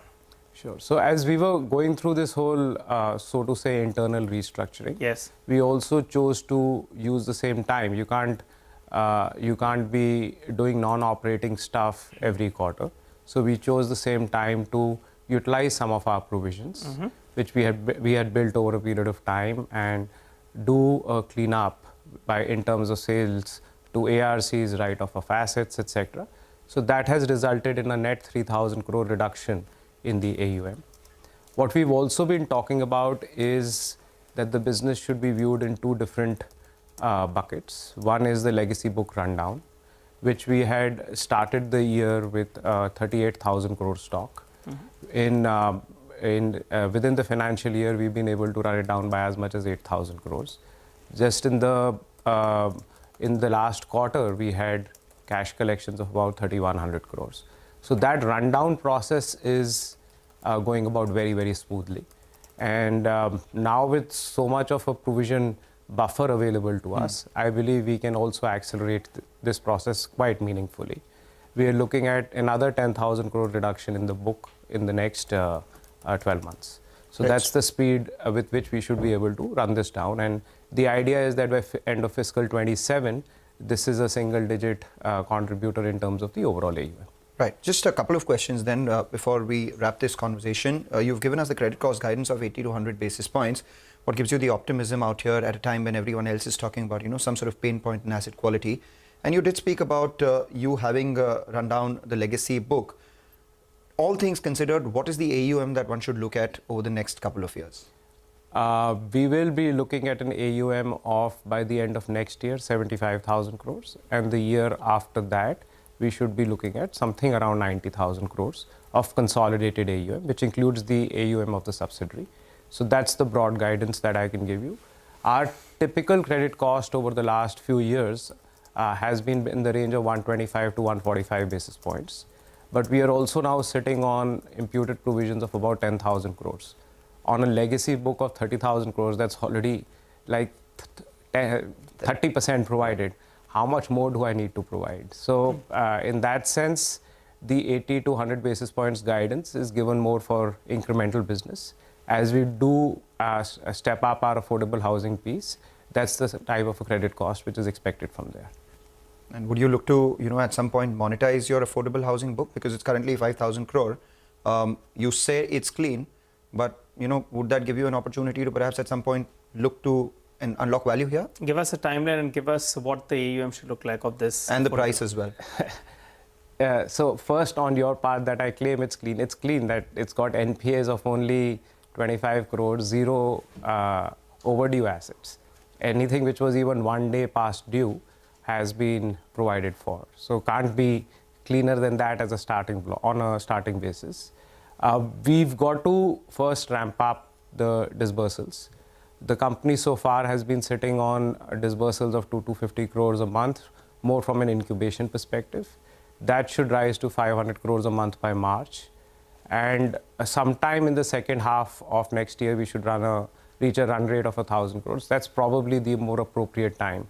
When your AUM is north of 10,000 crores, your monthly disbursals are north of 1,000 crores. That's when perhaps proper price discovery will happen. And what percentage will you all be looking to unlock value?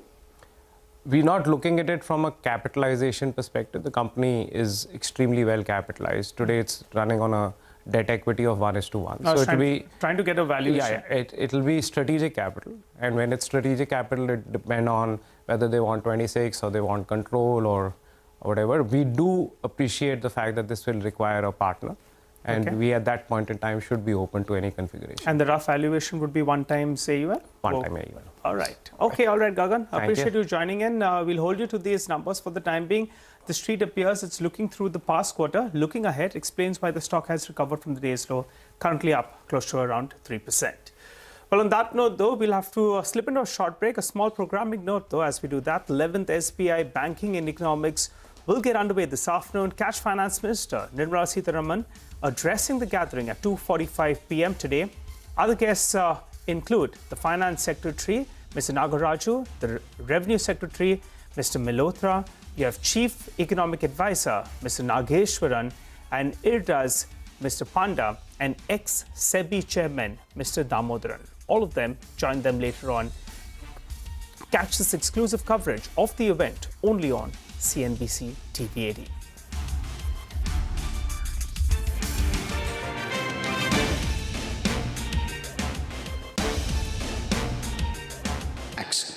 Until such time, we all traveled economy, even on international flights. So the point I'm saying is, let everybody lead by example.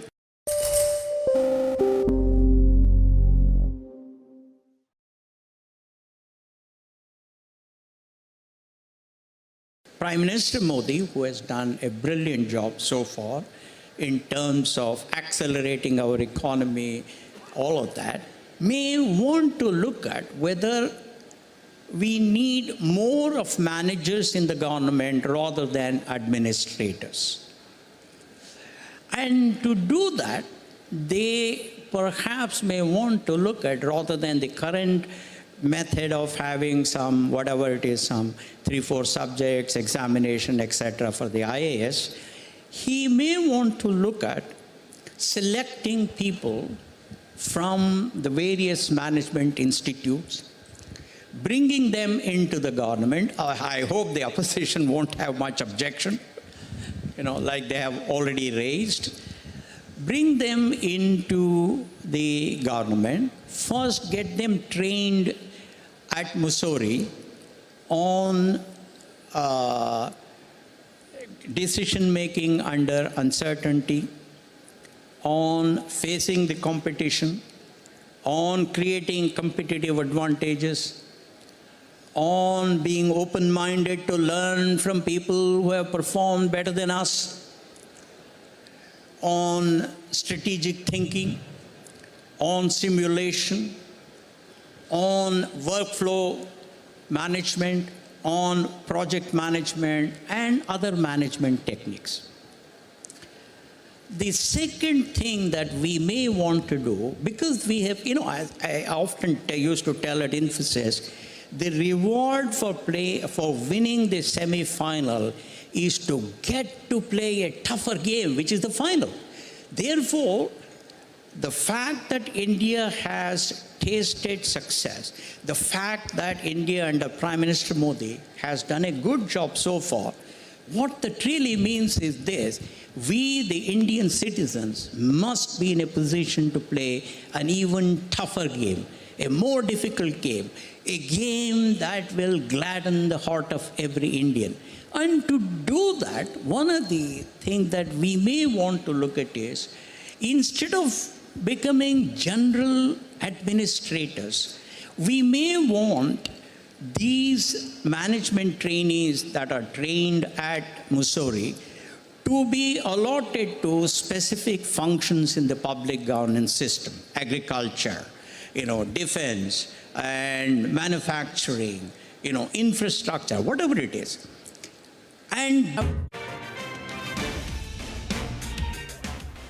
welcome back. Well, the markets are still down. The good news, though, is that we're seeing some kind of recovery from the low point of the day. And the index on top of Mangalam, well, that's in the green, and that's the Nifty Bank trying to put in a bit of a fight for the bulls. So let's see how that goes. The mid-cap index is, well, doing a relative outperformance. The breadth of the market is still in favor of the number of stocks declining.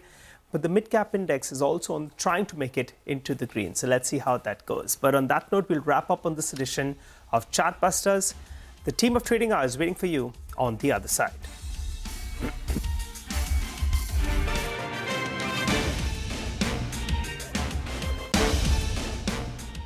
To spend the required number of years, 20 years, 30 years, 40 years, etc., like it happens in some of the developed nations, so that they do become subject matter experts and they can find solutions to us.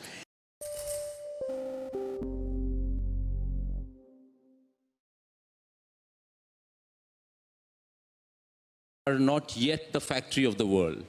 Let us first become the factory of the world, and then we should open up our doors for competition. Let there be no tariffs, nothing. I mean, United States, even after, let's say, 100 years or 150 years of developed nation status, even today they have tariffs. Europe is putting tariffs, right? And we are saying that we should open up. Then we will kill our manufacturing here. We are not a great manufacturing country in any case. Today our GDP, manufacturing GDP is only 17% of our GDP, right? And we must get to 25-30%, what China is.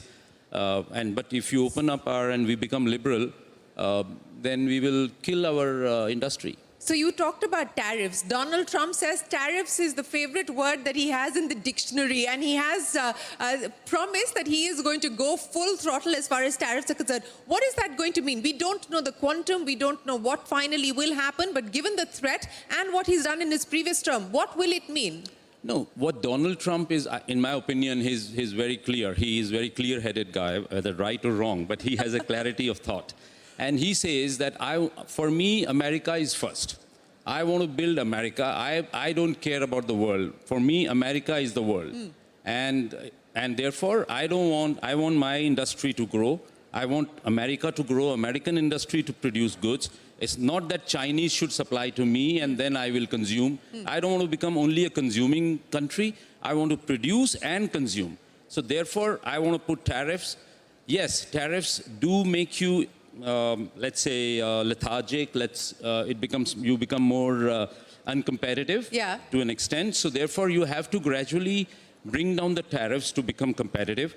But you have to allow the kid to grow up before you start running the race. So let me throw that argument back to you. You said you have to allow the kid to grow up. So where are we, sir? Haven't we adulted yet as far as Indian manufacturing is concerned? Not at all. Not at all. That's what Teenager or preteen? Preteen. Preteen? Yeah, we are just kind of 4-5-year-old. Really? Yeah, absolutely. In manufacturing. Yeah. Because you see, China, if you open up the records and see, China in 1990, what kind of protectionist China were? In 2000, what was their protection levels? And what they are today? Today they are opened up because they become the factory of the world. I wanted to export steel in 98, 99 to China. I was not permitted to do that because China had tariffs.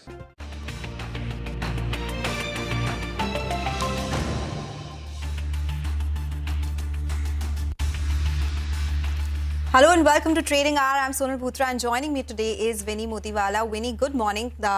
It's been a day where we've seen the Nifty falling below that 200-day moving average. It's below the 23,400 mark as we speak. Banks the only saving grace today, but the earnings season is over now. We've come back after a 3-day long weekend. There was an expectation that maybe there could be some follow-on buying that we could see. But no, that's not the case. It's the Bank Nifty which is supporting the Nifty recovery, the slight recovery that we're seeing from the lows of the day right now. But yes, it's a day in the red all across. The metal index that's doing well today, lending some support, but IT is the big drag. It's down around 2.5%. We have Nifty Pharma again, which is coming for a bit of profit taking, and energy index. A lot happening in the broader markets as well, and that's what we'll discuss in the show. Absolutely, a lot that is happening in the broader markets as well. And just the volatility index, let's pull up the India Wix. That is also up almost 6% as of now. So keep an eye on that. That volatility seems like it's continuing even in today's trade. We have some of these top Nifty losers that one should be highlighting. Like Sonal also mentioned, IT is the top drag coming in. So we have those names like TCS, Infosys that are down and out in trade. Wipro among the top drags coming in for the Nifty 50. Other than that, Heavyweight Reliance as well as Axis Bank among the losers for the Nifty 50. While some bit of a green that we're seeing coming in, HDFC Bank, Hindalco and Hero Moto, that's managing to hold on to some bit of a gain and on the positive side at this point of time in trade as well. But a lot of movers, individual movers that we are watching out for in trade today on the back of numbers, a lot of news flow that is happening as well. Honasa Consumer on top, let's look at that. That is locked in lower circuit. Fusion Micro, that's down and out in trade as well, down 5%. That also locked in lower circuit. So yes, that's all we'll be talking about in terms of markets. But, continuing with the markets, let's also bring on board Anish Damania, who's the MD and CEO at JM Financial Institutions and Securities, joining in with us right now. Anish, very good afternoon. Thank you so much for joining in with us on this show. And earnings is over. US elections is over. Now everything that we were watching out for is over. Markets volatile. The Trump card, that is seeming like something bit of a volatility that we're seeing right now. But is that expected to continue? What are we watching out for now? Yeah, I think one of the key things was the earnings season, in my view, and also our view as a house. We had seen some earnings disappointments in the last quarter and followed up with more disappointments in this quarter. So I think the correction in the market is also part of the fact that earnings have disappointed.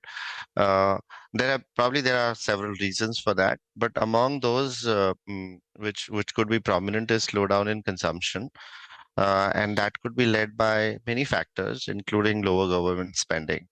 I think there is a possibility that the government spending will kickstart once again as the elections get over, and we should start seeing some of that starting to kick into the economy. So from that aspect, probably we'll see a better second half than the first half, and part of the correction which had happened because of this also can get reversed from that point of view.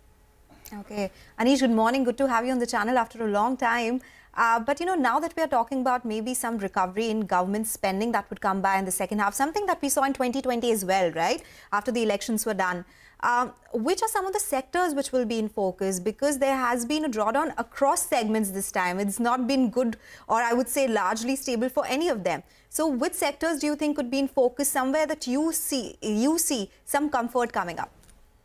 I think we are having our conference, right in the middle of at the end of this earnings season, and almost we have about 175 companies with nearly 50% of them represented by the CEOs and MDs. And when I see this kind of a representation from the top level management in a particular conference or event, it tells me that they will have a story to tell.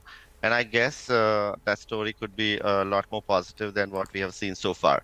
So from that aspect, I would expect that things are looking to bottom out from where we see. Secondly, in terms of sectors, I've seen particularly the domestic manufacturing has done better. The EMS companies has done very well. The PSU banks have done very well as compared to what was expected out of them, and even steel mining and some of the asset management companies, pharmaceuticals and diagnostics have done better in this quarter versus what the expectations were. So I think these are the sectors which one needs to watch out for. Okay, surely we'll keep an eye out on that. You know, you mentioned about PSU banks, but I want to talk about overall, Anish, in terms of PSUs, right? We've seen a rally coming in last year when you talk about some of these railway names, defense names. Do you think that story is still left to play out? And, you know, we could see a bit move on that PSU side as well? We don't cover railway stocks, so not fair for me to comment. But I think on the defense side, also we saw markets running ahead of expectations to a great extent. All the PSUs had performed exceedingly well. I guess earnings in some cases have kept pace. So wherever the earnings have kept pace, probably we'll start seeing recovery back in PSUs. So to that extent, defense is one name which comes across where Bharat Electronics definitely has done a lot better than what most people expected them to do. In case of PSU banks, I think if you see across the board, across all parameters, they have done very well. So within the PSUs, I think there is going to be some selection where one needs to put the money. So clearly, PSU banks and some of the defense stories do look good. Okay. So the other story that played out, so we saw massive cuts in mid caps and small caps in the month of October, but the flows were great. They were at record highs for mid cap funds in the month of October. In fact, equity flows were at record high. Now that we do have FIs going away, but the support coming in from DIs, how do you look at the small and the mid cap space, Anish? Do you think now we could start finding some comfort and what we saw in October could continue now as well? You know, in the small and the mid-cap space, actually, if you see the earnings season, they have probably disappointed the most. I think what had happened in particular was most of the companies had run ahead of expectations, and therefore, in order to justify probably the kind of movement which we saw in the stocks post our budget, we could have seen some adjustments upwards for earnings, and that probably has not come about. And to an extent, there has been cut in most of the earnings which we have seen.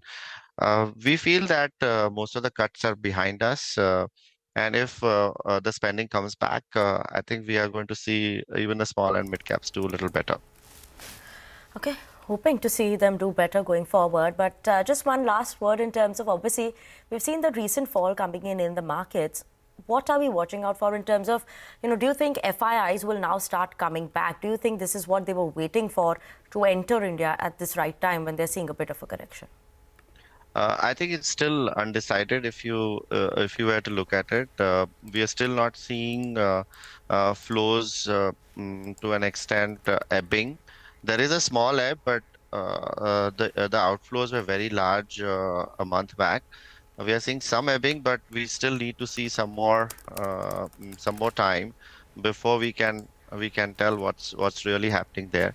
I think now that Trump has got elected, there are diverse views which are coming about. Some people say that if it is going to be more inward looking, then people exporting out from emerging markets into US could also face barriers, and that could impact sales for most of these companies. But we need to see how that pans out.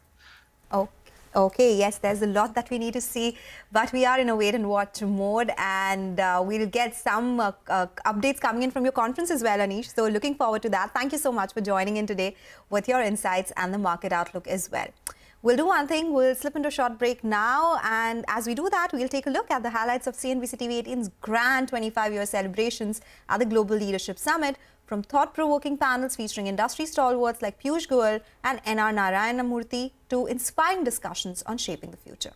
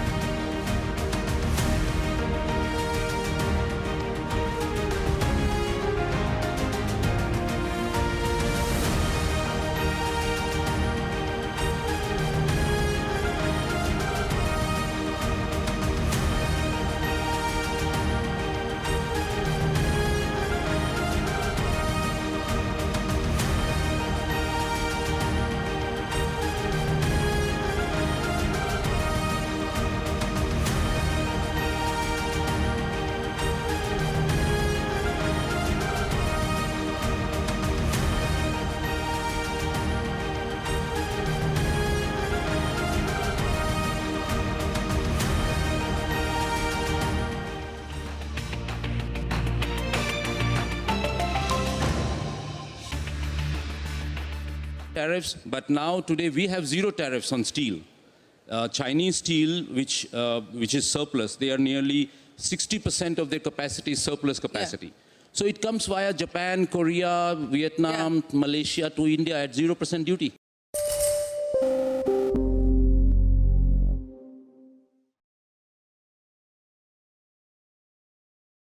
Are not yet the factory of the world. Let us first become the factory of the world, and then we should open up our doors for competition. Let there be no tariffs, nothing. I mean, United States, even after, let's say, 100 years or 150 years of developed nation status, even today they have tariffs. Europe is putting tariffs, right? And we are saying that we should open up. Then we will kill our manufacturing here. We are not a great manufacturing country in any case. Today our GDP, manufacturing GDP is only 17% of our GDP, right? And we must get to 25–30%, what China is. But if you open up and we become liberal, then we will kill our industry. So you talked about tariffs. Donald Trump says tariffs is the favorite word that he has in the dictionary, and he has promised that he is going to go full throttle as far as tariffs are concerned. What is that going to mean? We don't know the quantum, we don't know what finally will happen, but given the threat and what he's done in his previous term, what will it mean? No, what Donald Trump is, in my opinion, he's very clear. He is a very clear-headed guy, whether right or wrong, but he has a clarity of thought. And he says that for me, America is first. I want to build America. I don't care about the world. For me, America is the world. And therefore, I want my industry to grow. I want America to grow, American industry to produce goods. It's not that Chinese should supply to me and then I will consume. I don't want to become only a consuming country. I want to produce and consume. So therefore, I want to put tariffs. Yes, tariffs do make you, let's say, lethargic. You become more uncompetitive to an extent. So therefore, you have to gradually bring down the tariffs to become competitive. But you have to allow the kid to grow up. Before you start running the race. So let me throw that argument back to you. You said you have to allow the kid to grow up. So where are we, sir? Haven't we adulted yet as far as Indian manufacturing is concerned? Not at all. Not at all. That's what Teenager or preteen? Preteen. Preteen? Yeah, we are just kind of 4–5-year-old. Really? Yeah, absolutely. In manufacturing. Yeah. Because you see, China, if you open up the records and see, China in 1990, what kind of protectionist China were? In 2000, what was their protection levels and what they are today? Today they are opened up because they become the factory of the world. I wanted to export steel in 98, 99 to China. I was not permitted to do that because China had tariffs. They removed the tariffs, but now today we have zero tariffs on steel.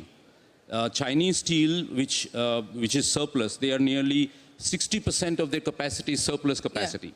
So it comes via Japan, Korea, Vietnam, Malaysia to India at 0% duty.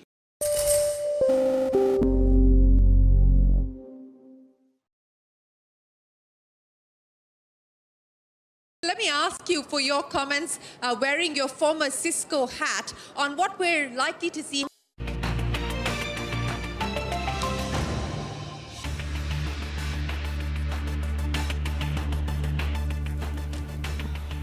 Welcome back. You're watching Trading Hour on CNBC-TV18. Markets not doing anything pretty, not standing pretty. 23,380 levels is what around the Nifty is trading at, almost near the day's lowest point. But putting focus on commodity space because metals, that's not losing its sheen. And Manisha is joining in with us to talk about what's happening there. Manisha? Well, thank you so much for that, Vidhi. For the last 7 weeks, the metals as a sector has continued to post losses. Now, on Friday, after China announced removing of tax rebates from December 2024, we did see a strong support come in for the metal prices. Aluminum, for one, gained up by 5%. Aluminum, in any case, has been outperforming because we are looking at bauxite shortage, and that has led to alumina prices at an all-time highs as well. Not just aluminum, we saw zinc and copper prices gain up as well. So even as copper prices did post the worst week in last 1 month, it was off the kind of lows that we saw in the previous week there. Zinc, for one, has continued to be under pressure. I would say the same for nickel as well, which is trading at a 4-year lows, has seen a 10% decline in last 1 month.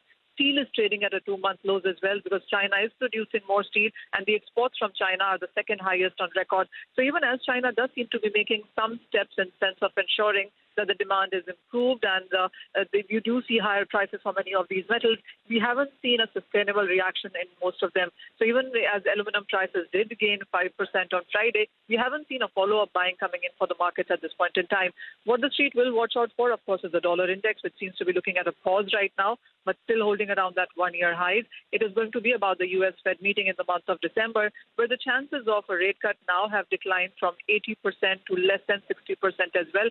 So continues to be a volatile market. China did give some support initially, but doesn't really seem to be sustainably doing that. Okay, all right. So continues to be a volatile market. We'll keep coming back to you for more updates on anything that happens in the commodity space. Manisha, thank you so much for joining in. We'll slip into a break now. Management of DEE Development Engineers will join us next to discuss their Q2 numbers and the way forward. Stay tuned for that.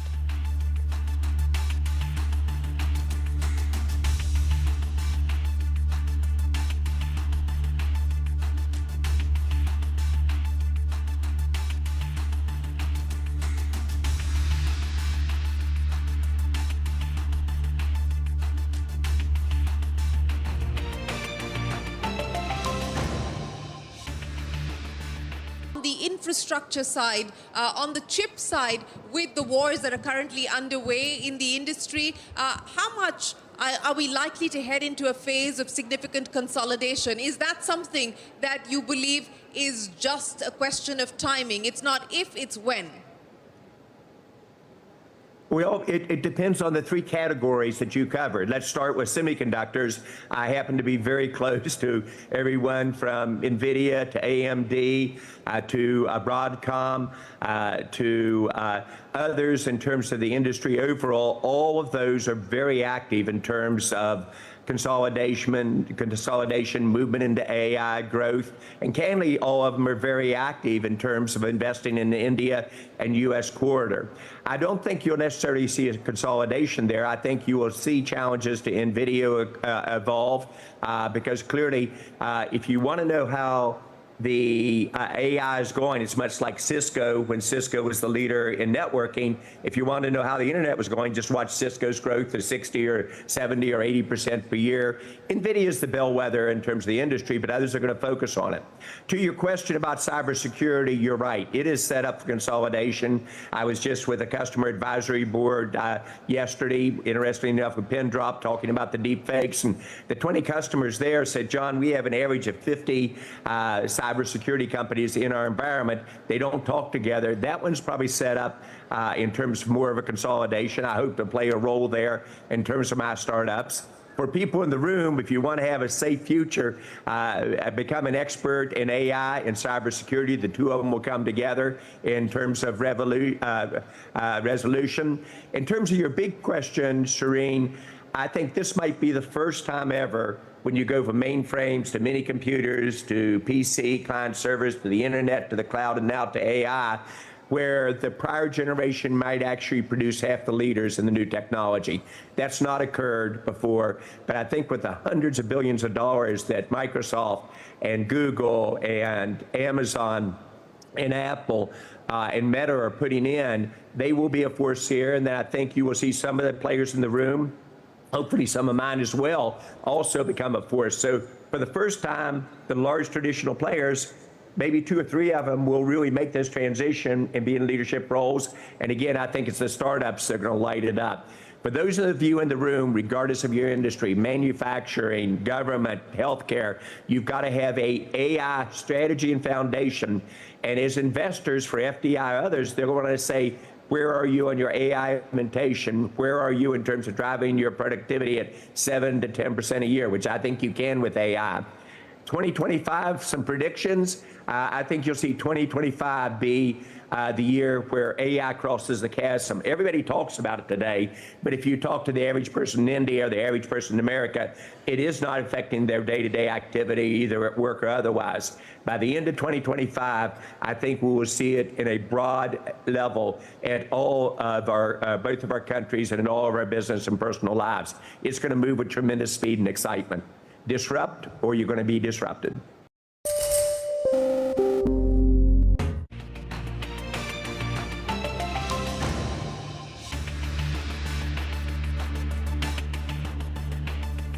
Welcome back. You're still tuned into Trading Hour. Well, DEE Development posted a good set of earnings with its profits and margins expanding YOY, while order book too growing 48% sequentially. Mr. Sameer Agrawal, the CFO at the company, is joining us now to discuss the quarter gone by and the outlook going forward. Mr. Agrawal, good morning. Thank you so much for joining in. Well, it's been a good quarter when we talk about the order book improvement. But I wanted to talk about the gross margins because it has seen a substantial decline this time around. The cost of goods sold has gone higher. The power segment's EBIT has fallen 674 basis points on a YOY basis. Can you explain what happened here? Are the raw material prices higher right now? And what is the outlook in terms of gross and EBITDA margins going forward?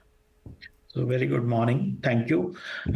So as far as the order book is concerned, rightly, we have grabbed a new order from Dow Chemical, which is of 340 odd crore rupees. So it has increased our order book from 800 crores to 1192 crores as at 30th September 2024. As far as gross margins and EBITDA margins are concerned, if you see, there is a growth from last year to this year of 192 basis point from September 2023 to 2024. Vis-a-vis gross margins are concerned, so we are basically working on projects, and it depends upon the nature of the status of the project at which we are executing our jobs.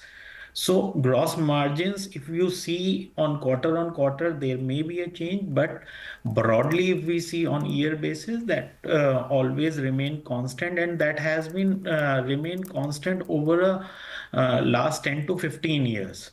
So it has been the tendency of the business. This has been remained constant over the period. Right. So you expect it to remain constant for the whole year. So we could expect this 70% range around for gross margin, 65 to 70. And also in terms of EBITDA margins for FY25, what is it that we're watching out for? Last year it was 13% around the EBITDA margin. This time it's around 15% for Q2 I'm talking. Do you think for the full year this 15% range is sustainable in EBITDA margins? As we have already told that we are ramping our new facility, which is at Anjar near Kutch, that will be rolled out with effect from 1st January.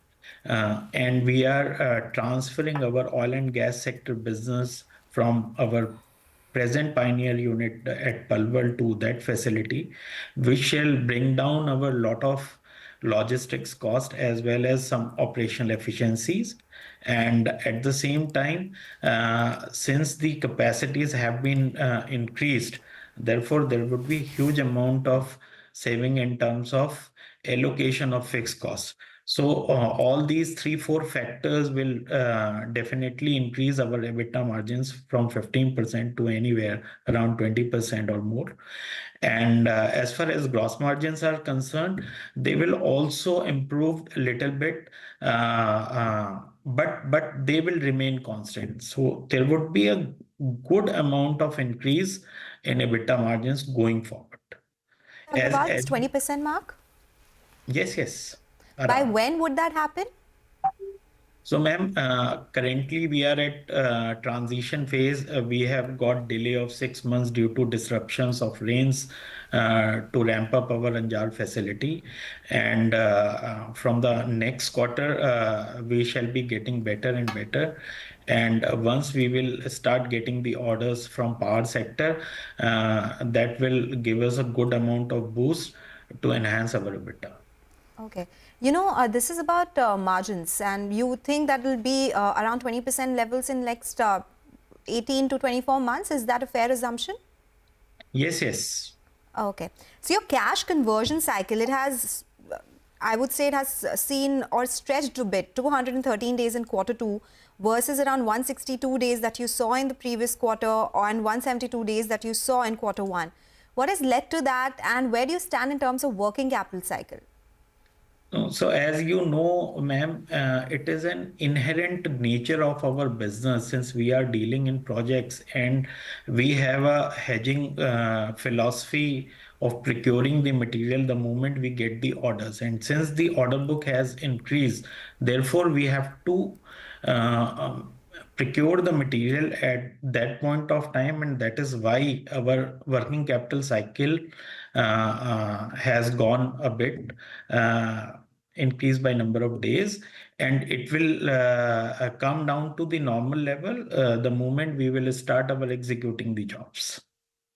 Okay, sure. Just a last word in terms of growth, right? I want to understand in terms of the mix. You had previously guided that exports and the domestic front would be a 50-50 mix that we would be seeing from the company. So far this year, exports was something that was driving the growth. So going forward, how are we seeing export growth, and what is the mix that you're watching out for, and a growth guidance for FY25 that you're looking at 8 to 10%? So, as far as the overall business principles and philosophy, we are having a good balance in terms of our domestic as well as export market. Currently, I can say that we have more export orders, but going forward, since we are expecting good amount of orders from power sector, and those all will flow from domestic sectors. So by and large, we shall be hang around 50-50% domestic as well as export market. As far as the gross margins are concerned or EBITDA margins are concerned, our business philosophy remains same. Therefore, there will not be any kind of impact going forward if there is any way increase or decrease in export or domestic ratios. Okay. All right. Take that point, Mr. Agrawal. Thank you so much for joining in with all those details. So that's the word coming in from DE Development Engineers. Strong order book. The stock, though, is lower by 2.5%, but they expect improvement in margins going forward as well. We'll slip into a short break. We'll tell you why Honasa Consumer is under pressure on the other side and talk about other stocks in focus as well. Stay tuned.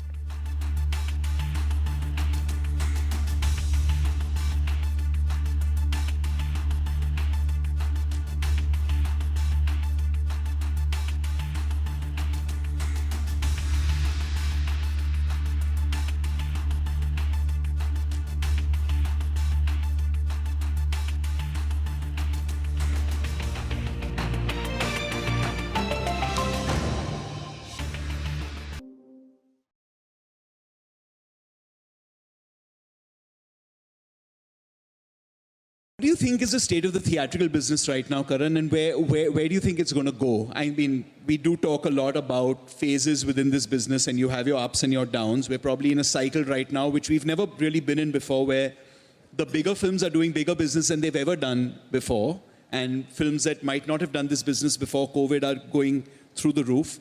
And then there are some films that come and go, even with very big stars. So it's clear that the audience seems to be becoming very discerning about that trip to the theaters. What do you think we need to do as a content industry to be able to?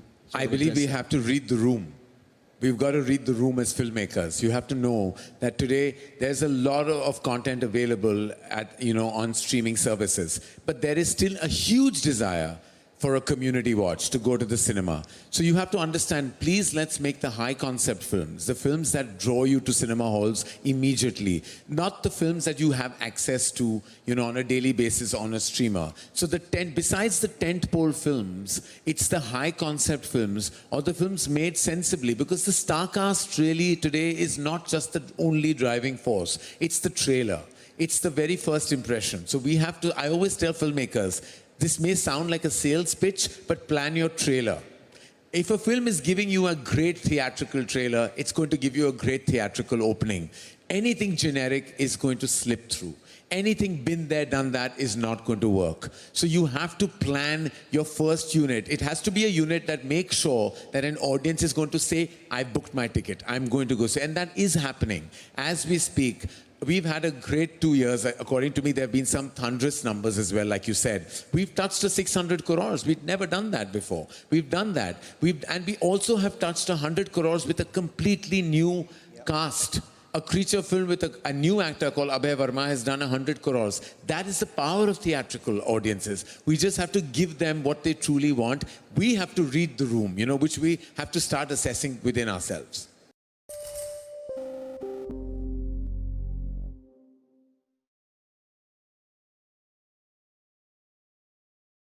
Mr. Jindal, over the next 5 years, by 2030, you talked about how very few players are actually investing. There's a private capex challenge. How much is JSW across the group going to be investing in India? How much will you invest outside of India? In terms of numbers? Yes. So, it's not very easy, but given the demand visibility. Yeah, so we have made a very ballpark number that between now and 2030, 2030-31, fiscal 30-31, we would be investing close to $70 billion in India and maybe $2 billion outside India.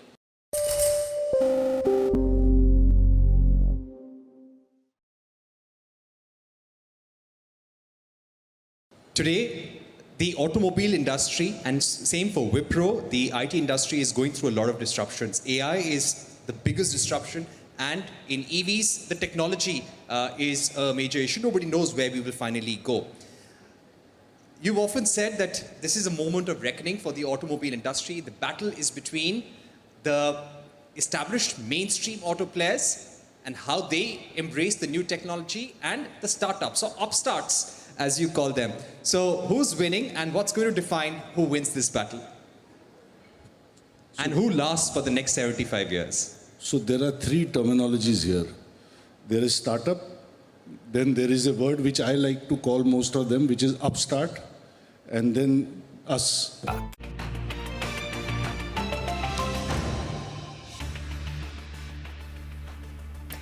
Welcome back to Trading Hour on CNBC-TV18, and let's shift focus to Honasa Consumers, the parent company of Mamaearth. That is under pressure today and is trading below its IPO opening price after reporting its Q2 numbers.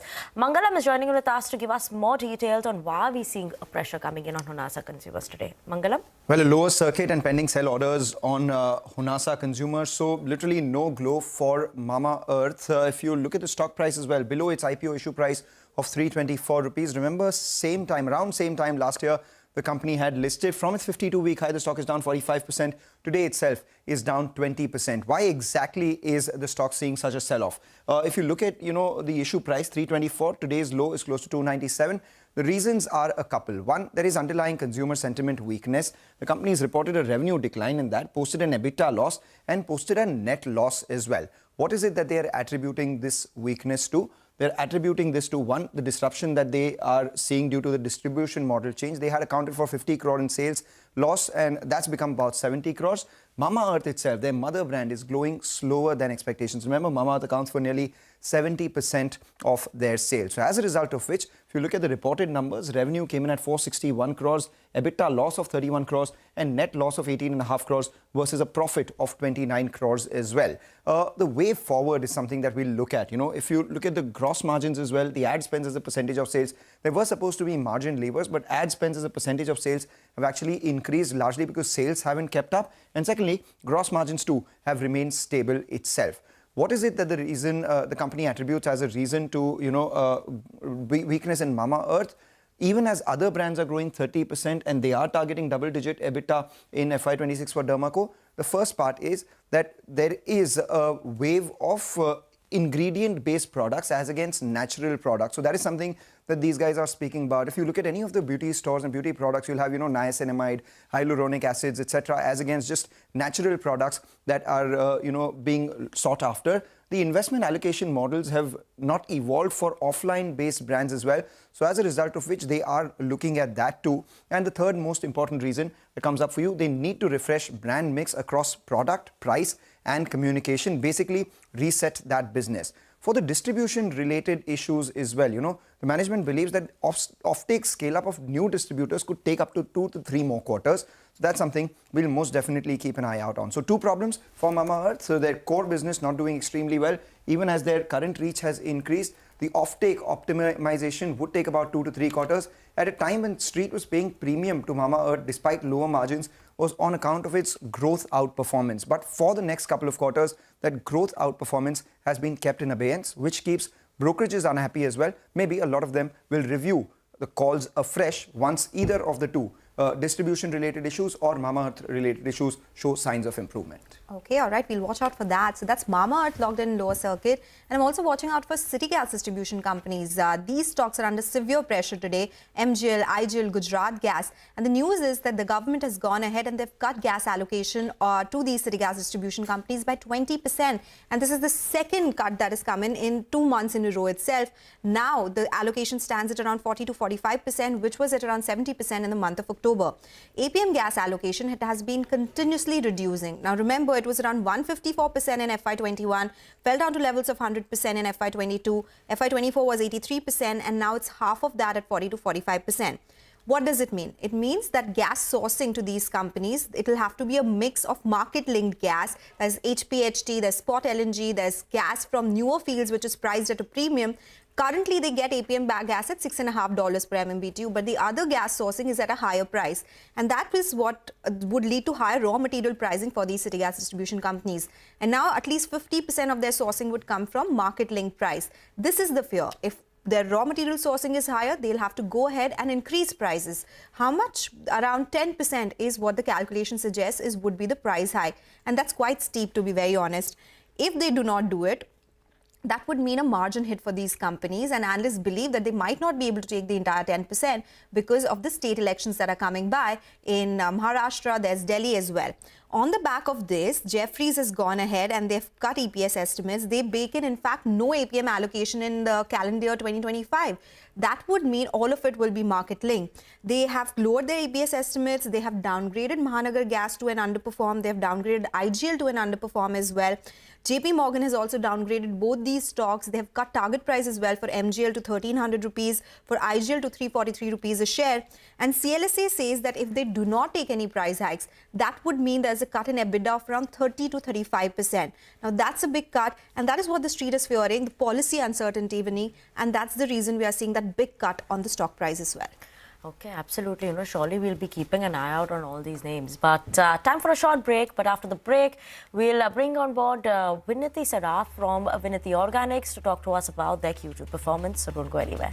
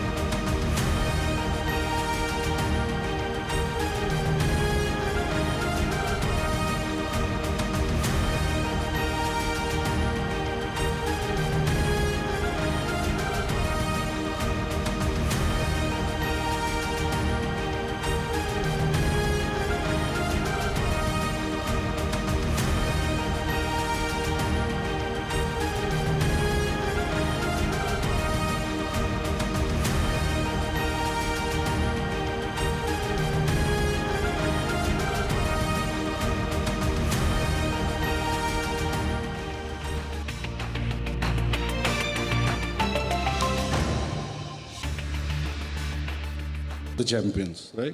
So I must explain what is the difference in my mind between a startup and an upstart.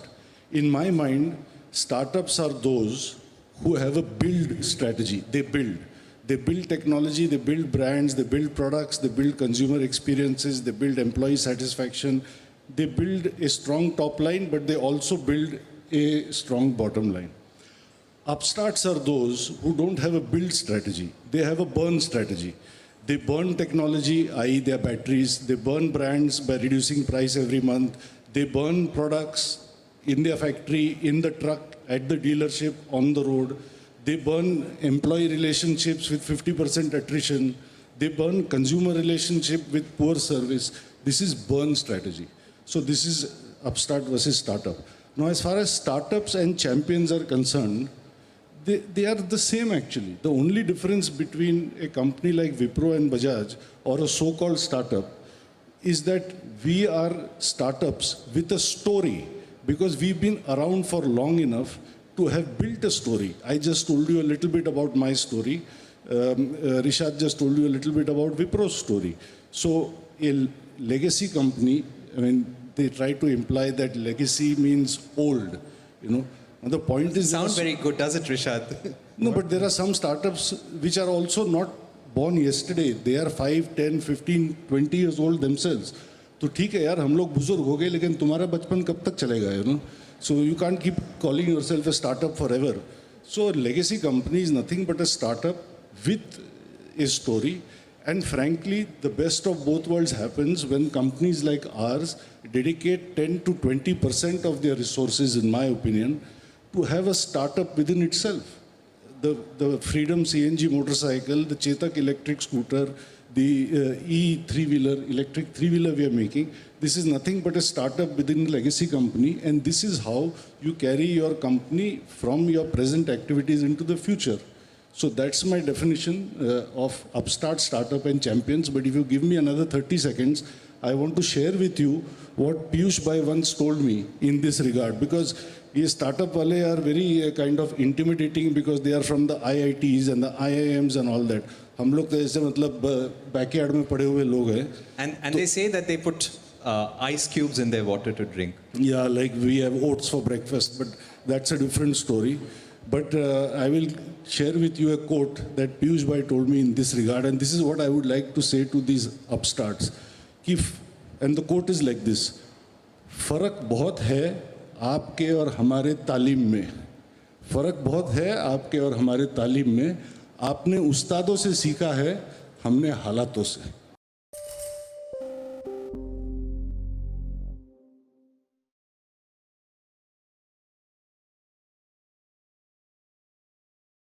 I want to understand from you, what is the aspiration now on the EV side? I mean, you've got this joint venture that you've inked with MG. Take me through what we should expect in the next 5 to 10 years as far as JSW's EV ambition is concerned. So the idea is that to give the consumers a very good product, very good quality at affordable price in the EV spectrum.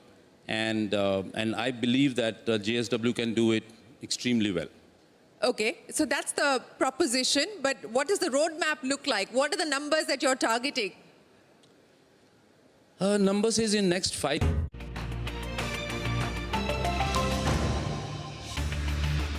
Welcome back. You're still tuned into Trading Hour. Vinity Organics is in focus. The company reported its Q2 numbers. Revenue surged 19% on a YoY basis. EBITDA grew nearly 28% and margins expanded as well. To know this and more, Vinity Saraf Mutreja, the Managing Director and Vinity Organics, is joining in now. Vinity, good morning. Thank you so much for joining in. Well, it's been a strong growth on a YoY basis. Can you explain which portfolio or which segment led to this growth?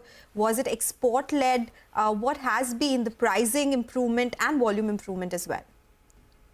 Sure. You know, compared to last year, most of our products this year have seen a volume improvement. Last year was especially low when it comes to ATBS because of the destocking effect, which we saw sort of improving starting January 2024. Again, coming to our new products, the antioxidants as well as the butyl phenols, they have all picked up in volumes compared to last year. IBB, of course, is a mature product and that remains more or less stable. So most of the growth that you're referring to in terms of revenue is coming from volume, is volume-driven growth. Right. Okay. So you're highlighting it's a volume-driven growth. You did highlight about ATBS as well. I want to just see that because ex-ATBS, when you're looking at it in terms of the portfolio growth, seems a bit muted, right, for some type. So what are we expecting there specifically in terms of the growth ex-ATBS? Sure. Actually, that is not correct, your statement. You know, the percentage share of revenue of ATBS is constantly coming down in our portfolio. I mean, it used to be 60%. Actually, even this quarter, it was 40%, which means that our newer products are gaining in volume. And like I mentioned earlier, it is the antioxidants, which, as well as butyl phenols, which are seeing actually a 30 to 40% volume growth year on year. Okay. No, actually, what my colleague also meant to ask, that it's largely driven by ATBS so far, and that continues to be the case again. So what happens with the new portfolio? But as you said, it has started picking up in this calendar year with butyl phenol and antioxidants doing well as well. You know, while antioxidants is scaling up, you've been speaking about that, the pace is lower than what the market had been anticipating. You know, they were expecting it to be the big growth driver. Are we seeing some pricing pressure here? What is the demand? What is the outlook on this particular portfolio? You know, you are right on the antioxidant front. Approvals are taking longer than expected since it is used as an additive. You know, the major users of antioxidants take a very long time for approvals. We are also seeing a lot of pricing pressure from China in this particular segment, which wasn't the case 2 years back. And hence, the growth is not as much as we had expected. However, it is still there, and we are still bullish on this segment going forward in the future. So how long before you think there could be an improvement in pricing and approvals would come by, which are taking some time? Yes, absolutely. You know, we are getting approvals in many of these with many of these polymer manufacturers, and it's a matter of time where we are fully approved by all of them, especially given that a lot of them are based in India and they want to develop an Indian supplier or an Indian source. So also as far as pricing, I mean, we are trying for an anti-dumping duty against China for antioxidants. Now let's see how that shapes up. Okay. You know, your VOPL product commissioning, be it MEHQ, be it Guaiacol, that has been pushed through FY26 now, right? Do we expect demand and pricing improvement for these products in coming years? And once it does come on stream, what kind of revenue contribution are you seeing from here?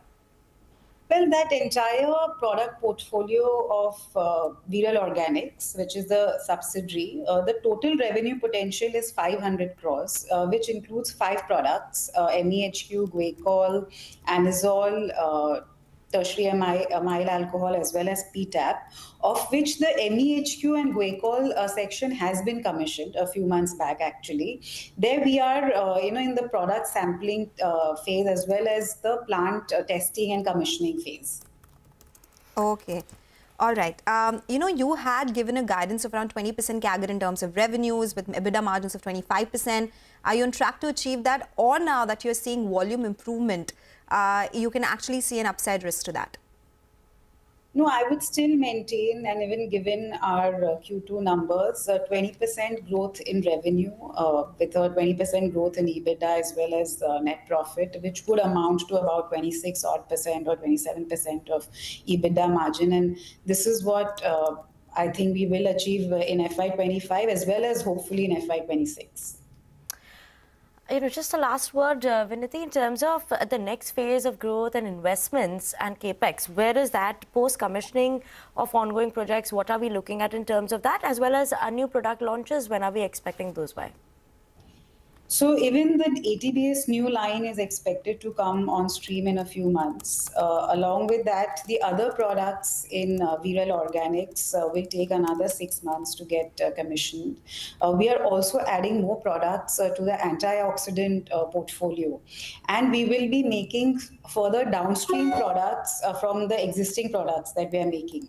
Some niche products used in personal care as well as fragrance industry. So when you say ATBS in few months, is it Jan 2025, which was the earlier date? Yeah, hopefully by February 2025, and then 1 month of commissioning. But the real revenues from that line would come in FY26. Okay, all right, take that point. Vinity, thank you so much for joining and giving us all those details. So that's the word coming in from Vinity Organics. The stock, though, lower by 2%. It is actually at the day's low. There's been a sharp fall from the highs of the day. The new line for ATBS that was expected in January is expected to come by February. So some clarity there is what the street needs. Time for a short break now. We'll get you more on the markets on the other side. Stay tuned.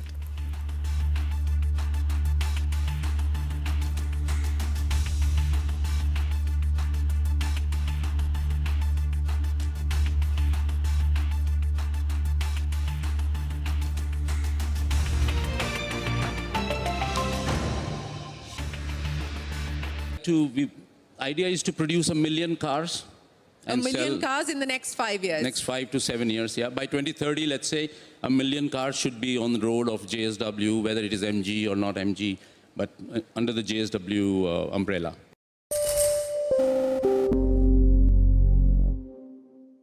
That is one of the aspects of Mr. Jindal. You know, it's almost a blow hot, blow cold relationship with China, isn't it? I mean, you just talked about all the reasons why we should not do business with China. And through the COVID period, you were very clear we shouldn't do any business with China. But now you're doing business with China. You've been a joint venture for the electric mobility space with a Chinese company. So do you believe that there is a need to be pragmatic on how we engage with China? No, absolutely. With any country. In fact, even Pakistan, for that matter, we should be pragmatic. To deal with Pakistan? We should be pragmatic. Yeah. We should not say that no, nothing doing.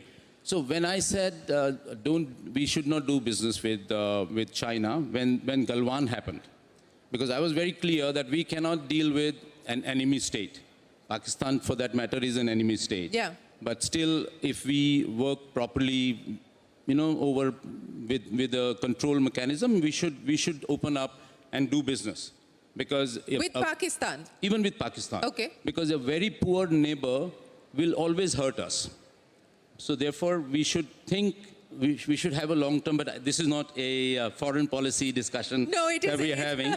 but my point is that with China we should, because China has already developed this technology on electric vehicles.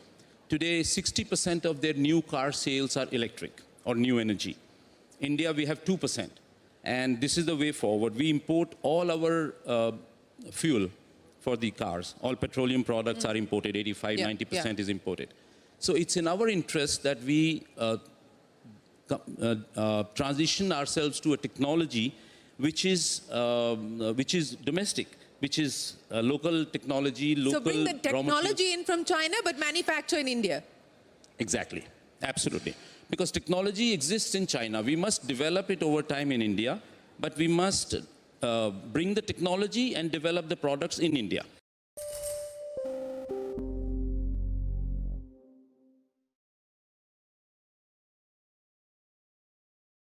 That you believe, Mr. Murthy, that you would like Indian entrepreneurs, young entrepreneurs to focus on as we move forward?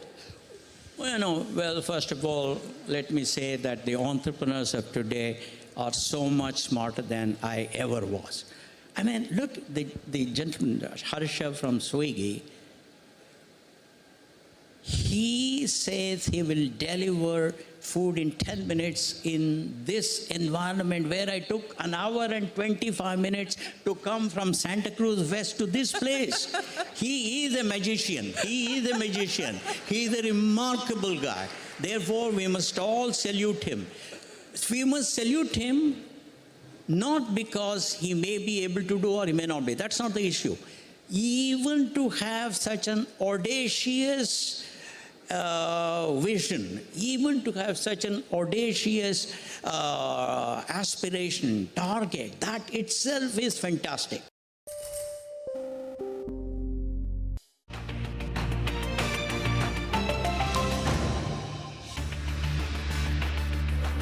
Welcome back to Trading Hour on CNBC-TV18, and let's move on. Indigo CEO Peter Elbris spoke to CNBC-TV18 at the Global Leadership Summit. Let's listen in to some excerpts of the conversation with Sridhar Ban. We're going to double in size in the next couple of years. Today we have a little over 400 aircraft, and we have another 950 on order. So that's sort of the growth trajectory we're in. And maybe just to reflect on the pricing side, I think India, by a long margin, is the most competitive market in the world. The value-conscious consumer will be there, whatever market segment you're in. And I think at Indigo we serve all these different market segments. But that in itself, and I think that's an incredible asset for Indian companies, because if you can address the Indian market, the value-conscious, price-sensitive, cost-driven market, you should be able to compete international. I would line out the number of 200 million. Today we welcome 3 lakh customers a day, 100 million a year. By the end of this decade, in 5 years from now, we should be double the size what we have today, 200 million a year. Okay, with that, it's a wrap on this edition of Trading Hour on CNBC-TV18. Thank you so much for tuning in. But don't go anywhere. Halftime report up next.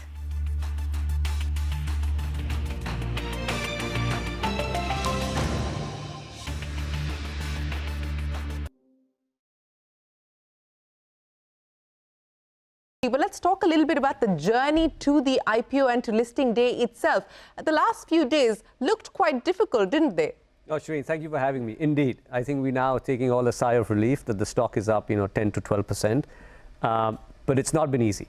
From the time we went on the road, Zomato, which is the closest comp, I think was down about 8 odd percent. The market was down 5.5%. There was the US election, there was China stimulus, so a lot outside our control. And I think what we did well was we priced it right, where we knew we had enough book, and we had a high quality book, a good balance between domestics and foreign, breadth and depth, and people who really understood the story and not who were looking to flip on day one, but also just to long-term holders. And I think the proof of the pudding came actually in the anchor book. And once the anchor book got oversubscribed by high quality names, we knew we were prepared for a jittery market. I think, did I expect it to open positive? I think that's even better. But I think we had played it right to make sure that we left enough money on the table. That decision to leave enough money on the table, and I think this has been one of the big lessons as far as the recent IPOs are concerned, getting the price right. I mean, we've seen the debacle of something like Paytm, for instance, and you were investors there as well.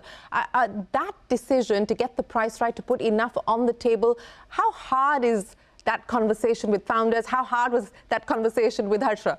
So I think, like you said, I think when you've seen stocks not do well in the past, then the conversation becomes easier. I think if Harsha was the first tech IPO going public, maybe it would have been harder, but Harsha is an exceptionally long-term thinker. He's made money for investors all throughout. So I think with Harsha, it would have been easier. But generally with entrepreneurs, I think it's been easier because now it's quite clear. You are stopping your journey with private investors. You're starting your journey with public investors. And if you don't have their confidence, then that's going to play out, in different ways over the next 10 years. Their confidence will be less. They will give you less room for error. And so now the formula is quite fixed. Let's leave some money on the table. Even if you get diluted a little bit more upfront, I think over the 5-year period, we'll all be much happier.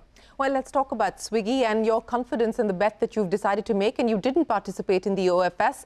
Is that on account of the fact that you believe that there's significant headroom for growth from here on? I think there is. I think, look, there is very few times in a country and in an investing professional's career are you going to see such a large platform being created, right? When you have both food delivery and Instamart, when you have $5 billion+ of GMV, when you're touching 100 million+ consumers, when the repeat of orders is that high, and India is only becoming richer, more urbanized, and the product market fit becoming only stronger, we think Swiggy has a long way to go. Obviously, execution is important. There is competition, Zomato, Zepto, but I think the market is large enough. The product market fit is very strong, and that's why we didn't do any OFS, because we think there is a long way to go for Swiggy. And you're holding 8% off it, so that's a sizable chunk.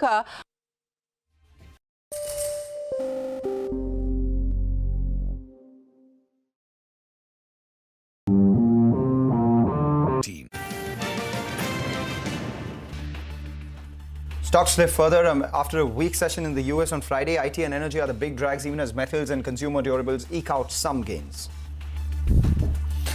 Stocks of city gas distributors slump after nodal agency GAIL cuts gas allocation by 20%. This is expected to lead to significantly higher gas sourcing costs for distributors.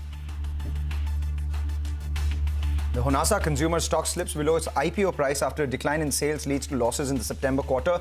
The disruption following its distribution model change is the key factor behind the weak show, along with weakness in the mother brand Mamaearth. And China's move to withdraw the tax rebate on exports of aluminum and copper from the 1st of December boosts the prices of metals and powers up stocks of Indian aluminum majors Nalco, Vedanta and Hindalco as well.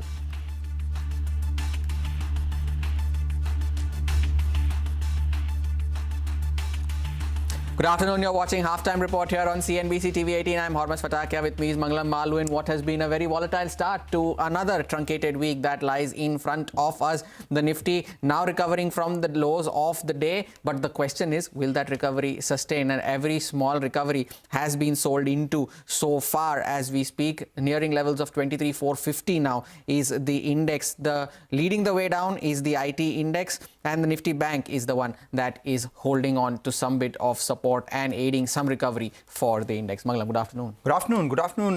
We're seeing some recovery for the markets. Let's see where it goes from here. Nifty Bank, of course, is holding one end up for the market. The good part is that some of these IT stocks, which were actually seeing a bit of a sell-off, are now coming off lows as well. So at one point, Infosys was down nearly 4%. And currently, as we speak, Infosys is down about 3.2%. Pull up something like a TCS as well. We're seeing some bit of recovery from the lows. If the IT stocks were to recover, then maybe, there would be a twin engine firing for the Nifty, and that would lead to a bigger recovery. The other thing we need to look at is Reliance as well. Reliance at one point was lower by almost 2% and now has recovered about 1.01% from the lows itself. Yes, still in the red, but as you can see, the chart has pointed towards some sort of recovery, and with its high weight on the index, if Reliance was to also lead from the front, we would see some bit of recovery. So we're down and we are below the 200-day moving average. After a very long time, the markets stayed below the 200-day moving average for a significant amount of period of time. So it needs to cross past those levels first up to actually show signs of further recovery. We'll keep an eye out on all of that. But amidst all of that, we do have a bunch of results we need to take note of. Anupam Rasayan is the first management that joins us on the show today. The company witnessed sequential improvement in the second quarter, but earnings year on year, if you compare it to it, looks a little weak. But the important part is what happens from here on, where the company expects the volumes from agrochemical space to improve gradually in the second half. Vishal Thakkar, the deputy CFO of the company, joins in now. Thanks a lot, Vishal, for joining in. Before talking about, business demand and pricing, let's talk about working capital. I'm looking at your numbers, and the working capital is nearly 600 days. That's almost 2 years. You've been talking about bringing it down to levels of 220 days or so. What is leading to such a big surge? What's your receivables picture like right now? Because that's one point of contention that investors have, and they're really beginning to get concerned about it. Mangalam, thank you. Thank you for getting us on your channel. And yes, what concerns you have raised is a concern that we as a management also have, and fairly so. I think if you look at the working capital, you have to divide it in two different parts, and that's where the challenge is, if you really look at it. One is that because my sales are lower, my ability to unwind the working capital is lower. Also, when the sales are slower, the customers will be paying on a lower, on a longer term, and they request us for that. These are all the customers that we have been doing business with over the last 5, 10, 15 years. And we need to work with them during this kind of a downturn, where we have been supporting them, and that's where the days have expanded. Days expansion has happened, as I said, working capital, ability to reduce the working capital has been lower. And two is also because my sales are lower, the number of days look even further. So it's a numerator and denominator both there. If you look at it, we believe that the next year, which as you rightly identified, that my Q-on-Q growth has been there, YOY has not been there, but we believe that the H2 will be far better than the H1. And we believe that FY26 should be back to a good growth time frame, growth journey that we have seen historically. Once we see that, you will see that these all working capital will easily come back to a more normalcy period that we would have seen, especially if you really look at it, like my 22 versus 23. If you look at it, my 22 was a very weak year in terms of working capital, which had improved in 2023. Unfortunately, 24-25 is a period where we have seen very significant level of headwinds, especially in the agrochem cycle, which is the key reason that you see that these numbers are not in line with what we would expect assets to be at. Vishal, good afternoon. Thank you for joining in. Have you put a number to that improvement? You're mentioning that the second half would be better than the first, but do you expect this number to trend down to say 400 days or maybe even 300 days by the time you finish FY25? So see, I will tell you two things. So if you ask me on the 25 numbers, 25 numbers should look like similar to the 24 numbers. So we should be looking at a similar kind of a range that is there. So the numbers that you were speaking, probably that's where we would be. That's what we are targeting for the first phase. Second phase, if you look at it, I am expecting a significant growth in 26. So when my growth comes in 26 is where I would go back to the numbers like what we were speaking about, 250, 260 days. The kind of numbers that we have been seeing in 23 is what you will see in 26 is what we are planning for. That's a broad plan on the working capital side. On the revenue side also, if you look at it, it's a similar approach that H2 will give the growth, which will ensure that my FY25 and FY24 are in similar range. And 26 is where I grow significantly, maybe 25-30% and above, which will then give me a room for liquidation of working capital, as well as also my base number will be better. All right. Let's talk about the second half for the overall business on the whole. You continue to guide between 26 to 28% sort of margins. And in the first half, you've done just about 24%. So that tells you that the room for improvement in the second half is significant. And also the first half, your revenues are down 30%, your EBITDA is down 36%, net profit is nearly halved. By the end of this year, if we were to look at your overall performance, where do you think the revenue would be, the EBITDA margin? You've given us a band, and the net profit. How does that compare to all of FY24? So, okay, let me start with the margins first, which is working up, the EBITDA margins. My EBITDA margins are, as I was mentioning, it will be the 25 to 27% band, which have been historically, because mind you, 26 to 28, I used to guide when we were only talking about the standalone side. When we look at the console, the TANFACT numbers also come in, and that's the reason I am guiding in the range of 25 to 27%. And that we believe that should be achievable as we go, right? That's one part of it. Now, let's say on the second part of the PAT side. PAT is a clear translation from my my depreciation and interest, which will translate into that. Depreciation is in the range of around about 80 odd crores, and that 85 crores. So that will be translation. In terms of revenue, that's as I was saying, that the kind of demand that now we are seeing, especially from my customers on the agro side, we believe that the agro demand is now picking up. Pharma anyways have picked up. Pharma is continuing to grow. Last year we launched a significant number of new molecules in the pharma side, which has now started giving me revenue, and it is ramping up. So pharma today is contributing around about 20% of my revenue, which historically used to be 2-4%. So that's again the growth that I'm seeing. So end in end, I should be ending up around the 24 number in 25. Maybe plus or minus 5 percentage point is what I would put it at as of now.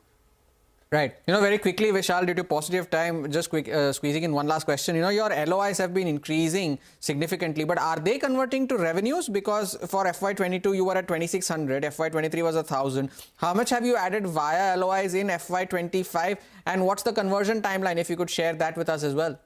Lovely. So see, LOIs typically are 2 plus 2 plus 2, as I say. So 2 years to get to the LOI, 2 years from LOI to commercialization, and 2 to 3 years from commercialization to ramp up to the full capacity. Now let's look at in 2022, I had done 2,600 crores of LOIs, that what you mentioned. So typically, if I divide it by 5 to 6 years, which is an average time period, we are talking 450 to 500 crores of revenue. I am looking at last year we did a revenue from 200 and plus from the LOIs and all. We expect this year to be also 200 to 250 kind of a number, which means I have gone to 50% of the revenue that I would expect from these kind of LOIs of 2022. And now next year onwards, I will start commercializing the 23 and 24 also, which will further give me the growth. All right, we take that point. Thank you so much for joining in and giving us your details. We'll obviously look forward to you ending this year with a difference of just 5% versus last year's revenue, and that will indicate a strong second half of this year as against what has happened in the first half. And we'll await your margins being between 25 to 26% as well. Wish you good luck for the remainder of this year. With that, we'll take a short break. On that note, also give you some programming updates. The 11th SBI Banking and Economics Conclave will go underway this afternoon. You can catch Finance Minister Nirmala Sitharaman addressing the gathering at 2:45 p.m. today. Other guests of honor include the likes of Finance Secretary M. Nagaraju, Revenue Secretary Sanjay Malhotra, Chief Economic Advisor Anant Nageshwaran, and also the IRDAI Chairperson. We have Debashish Panda and ex-SEBI Chairman M. Damodharan. You can catch exclusive coverage of this entire event only on CNBC-TV18.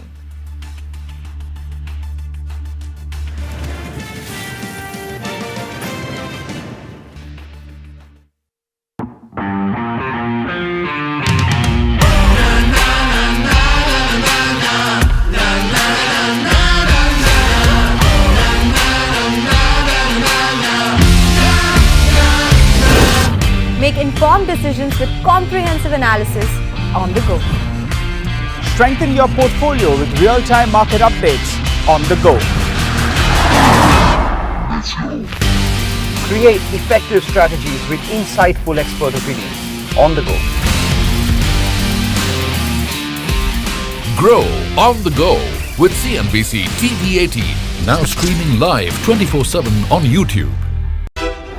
How about listening to global market maestros before crafting your investment strategy? How about getting deep insights into their businesses from top Indian honchos before putting your money on the line? How about making every trading day profitable with strategies from the market masters, macro pundits and chart wizards? Only one show gives you a head start to your trading day. Get ready to profit. Get ready for business with Bajar at these times on CNBC-TV18 and CNBC-TV18.com. CNBC-TV18, an unending pursuit for excellence. A pioneer, a leader, a visionary, building a lasting legacy of credibility, consistency, and trust. Giving unparalleled access to global thought leaders and powering conversations that are shaping the new world order. Setting the highest standards through exemplary leadership. It is this unrivaled reputation for the most comprehensive coverage, actionable intelligence, and in-depth reporting that makes CNBC-TV18 India's #1 business news brand.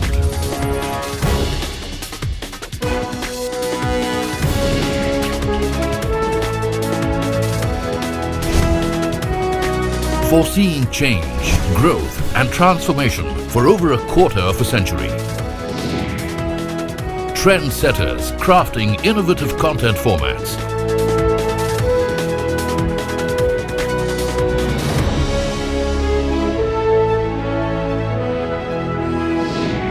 And award-winning business journalism. On air, online, on social media. As we embark upon 25 years of excellence, we invite you to be a part of our future.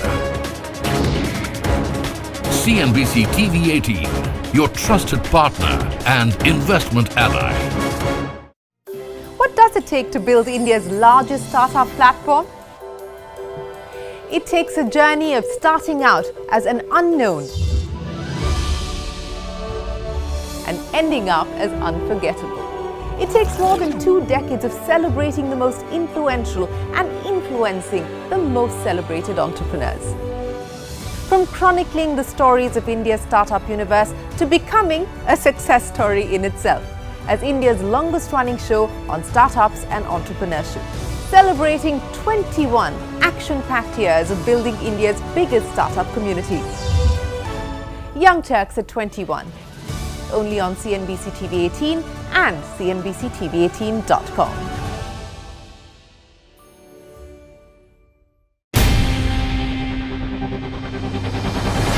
CNBC-TV18. Welcome back. Now, what is good for India is good for HUL, according to its MD and CEO Rohit Java. Now, on the sidelines of CNBC-TV18's Global Leadership Summit, he also spoke about the current consumption trends. Listen in to what he had to say. We've been here for 90 years. And the mission with which this company was born and led right from early days by Indian leaders is what's good for India is good for HUL. And recently when our global CEO, Heinz Schumacher, was here, what's good for India is good for HUL, is good for Unilever. Because basically now we are almost 13-14% of Unilever globally. We are a hub of not just a scale of business and opportunity, with huge headspace, as we've spoken about the India story, but importantly, we're also a hub of talent, R&D, science and technology, and innovations. When we look at we look back 10 years and look forward 10 years and look at neighboring markets, and I've said this before, the per capita consumption of markets like Indonesia, more like 4 times of where we are in India today, by and large, across categories. You could have the same story with Thailand, India, China. So when you compare these markets, you clearly see that there's a massive unlock that's bound to happen across categories. And because India is not one, and India is a segment of many different income stratas, you already see the categories taking off. And given the scale, we're talking a big business. So the most important thesis in a growing nation with growing prosperity and aspiration is to offer products that help people upgrade their quality of life at a price and value that suits the Indian pocket. And I think no other company can do that better than HUL, because we are in every corner of this country. We have the ability to reach our products at a very, very good cost. Right, and that's the word coming in from HUL's Rohit Jhawa, sticking with the consumption space itself, and this time more on the retail and, consumer discretionary space. We also had a word coming in from Nykaa's Falguni Nair, who's bullish on the retail space in India. She spoke at the Global Leadership Summit. She expressed that the next decade will be very exciting for Indian retail, and the bulk of their investment will also be in India itself. Listen in. International is attractive, and especially GCC, where we've entered, and there could be more markets like that. However, India remains such a big opportunity that bulk of our energy and investment will continue to go in India. Actually, when we travel globally and you see the size of many of the countries and the economies, and India is a very large economy. It's just about started to take off. There are high growth rates in India and abroad. So we remain very excited about discretionary consumption in India. And I personally feel that the coming decade could be one of the best for digital and retail in India. And we, with a combination of both, bringing to the consumer through personalization and all that technology can do, we remain very excited. Well, now for real transformation, India needs to improve ROTI, or the return on time invested. These are words coming from Uday Kotak, the founder and director of Kotak Mahindra Bank. Now, he also added that time is running out for India to become a global superpower. Listen in. One thing for India to transform into the future, India needs to improve ROTI, R-O-T-I. Return on time invested. When we look at execution of projects in our country, anywhere, I'm not talking private sector, public sector, wherever it is, chalta hai. ठीक है, approvals have taken us 6 more months. I've got labor shortage. I don't have this machine imported. The concept of time and importance of return on time invested. Therefore, India has only 23 years to go. And if you want to be a developed country with $15,000+ per capita, this kind of ROTI is a tough one. Right, it's a stellar recovery that we've seen from the lows on the markets right now. The Nifty's deficit is cut just to around 47 points. It will be very interesting to see where we go from here, and at some point do we go into the green or not as well. What is it that is taking the Nifty higher from the lows? We have the Nifty Bank, which is currently at the high point of trade. That's doing extremely well. The metals index too, sitting with a gain of almost 2.5%. For whatever its weight on the index, it's actually counting in, and we've seen the FMCG pack also come to life. So the Nifty FMCG stocks have moved to the high point of trade as well. You pull up the FMCG index, that's at the high point too. Amidst all of this, Reliance, which we were talking about, sitting with a cut of almost just 0.8%, has also reduced its deficit to 0.2%. And we have the IT stocks, which at one point were lower by almost 3% on the index, is actually recovered with a cut of just about 2.5%. So all these factors playing their part for a recovery on the index. The question is whether this recovery gets sold into, or do we see a formidable up move from here on itself. Take a short break, come back, tell you more about markets, but individual stocks as well. Honasa Consumer under pressure. Stay tuned for more details on that one.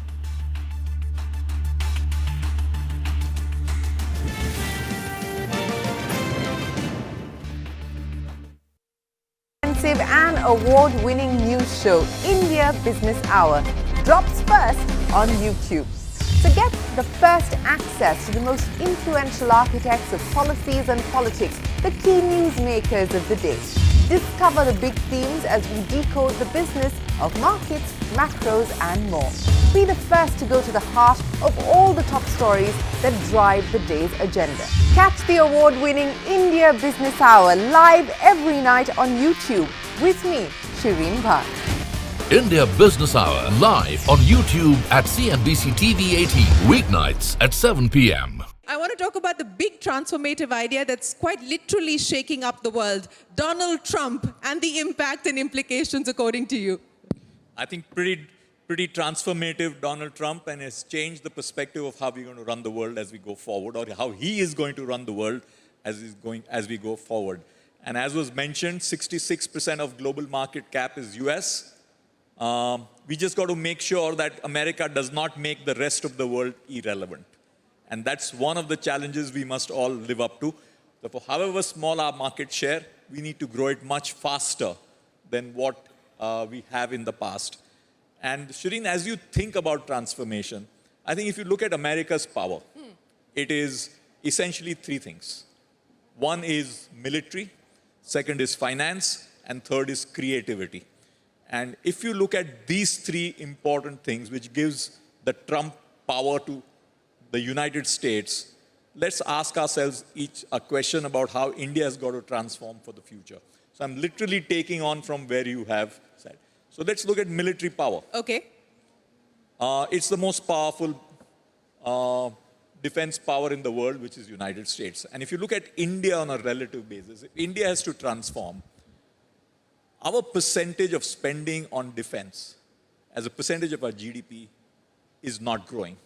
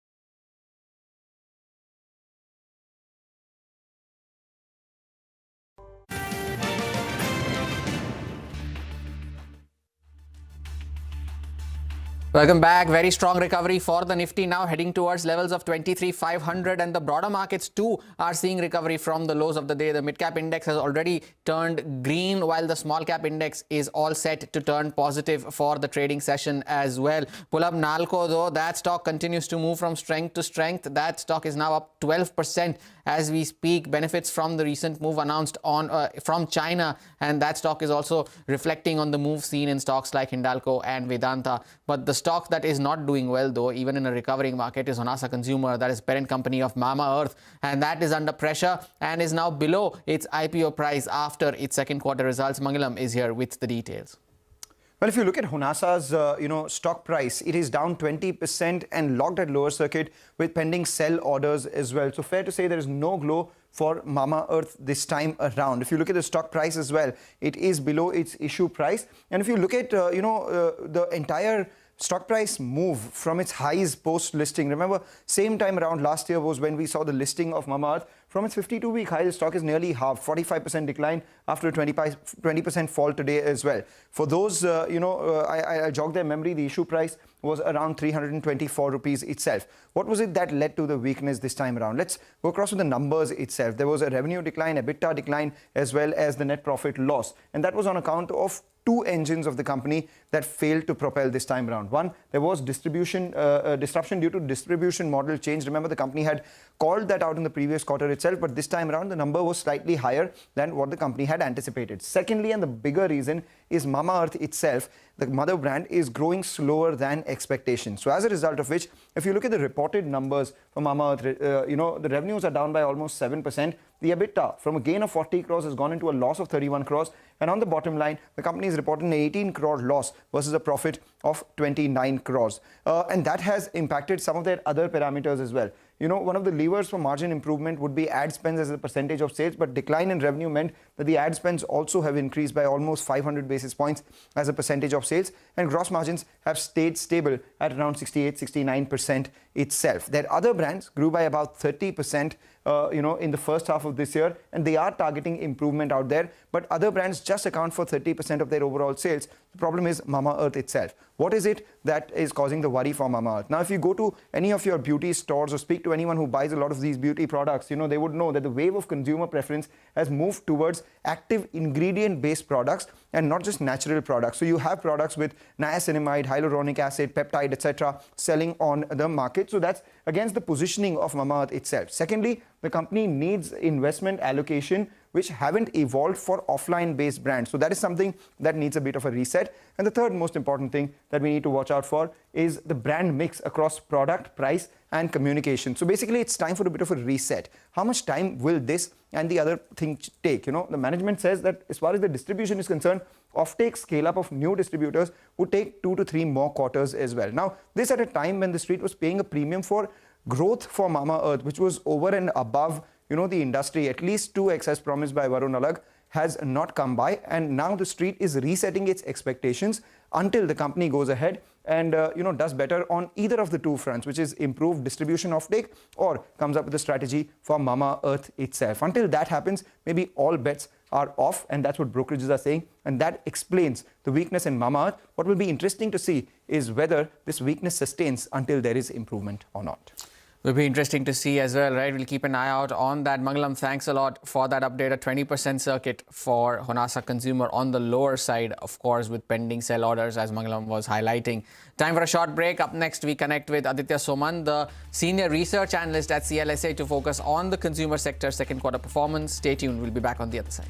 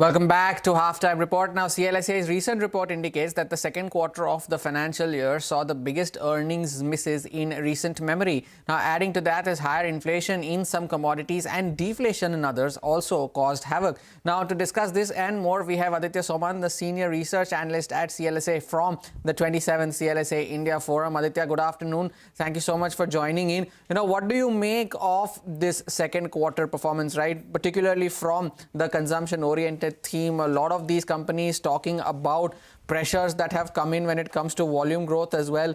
What do you make of this, and do you see an improvement coming in the second half of the year? Hi, good afternoon, and thanks for having me on. So three things that I can point out from the quarter. So one, I think it's been universally called out that rural growth outpaced urban growth in the quarter. Although both were sort of slower than past trends.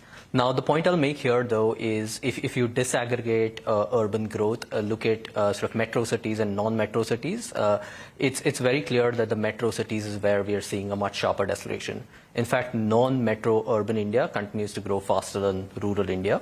And to my mind, there are several reasons why metro cities in urban India have grown slower. One, I think we're just seeing a lot of new age companies use new platforms to distribute, platforms like quick commerce, modern retail, e-commerce, which have been growing much faster. And a lot of this data is not being captured in traditional sort of panels like Nielsen or Kantar. Secondly, we are seeing larger companies actually lose market share to smaller or mid-sized companies. Again, part of it is just distribution realignment, where the larger companies used to have a huge advantage in distribution, particularly in sort of smaller towns and rural India. But in urban, large city India, we are starting to see competition come in, which uses the platform provided by quick commerce or modern retail to expand faster. And the third is there is a little bit of a slowdown in point of sale consumption, whether it was sort of unseasonal rainfall or just city specific issues that led to slower consumption. So that's the overall view, but happy to dig into more detail. Let's get into more details then, Aditya. A bunch of companies, I don't know whether you track Honasa yet or not. So I'd like your views on that, if you at all do track that. And the second view that I'd like is your call on DMart. You have an outperform rating on DMart. So at a time when a lot of people are, looking at DMart as a sell or an underweight, largely because of the quick commerce related issues and them not growing so fast, I want you to explain your outperform call on DMart, and if at all you can comment on Honasa. Yeah, so we don't cover Honasa at this point, but what I'll say in general is we are seeing this transition. I think it was mentioned previously that there's a transition towards more active ingredient-based plays, and that's something that's clear to see. There's also a disruption in the channel in general for a lot of FMCG companies, particularly in large cities, and that's impacting a lot of companies. So I'll leave it there, but I don't want to sort of specifically, we don't cover Honasa. On DMart, again, I mean, I cannot make company-specific comments, but the point I'll make is, yes, quick commerce is here to stay. It will be very disruptive as a channel. That being said, I think we are seeing traditional retail companies respond with a shift to private label, respond with more aggressive pricing, and that's something that you can see on the shelves today as well. So we clearly believe that there's a space for quick commerce where it offers convenience, it offers ease of use.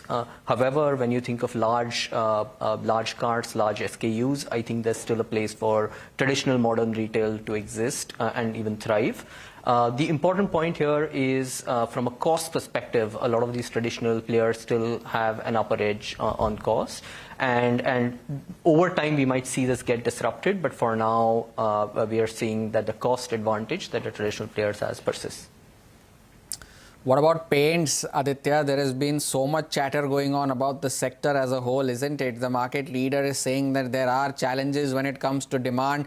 the newest entrant is saying that yes, there is a slowdown, but it is not as much as some of the other players are making it out to be. What is the sense that you are picking up on the ground, and is this competitive intensity likely to cause a valuation reset for a lot of these companies, specifically for the leader?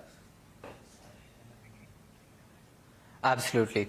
So look, our view is that in markets where distribution was your sole competitive advantage, I think that's starting to get disrupted very fast, whether it's paints, whether it's FMCG. We are seeing this trend play out very clearly.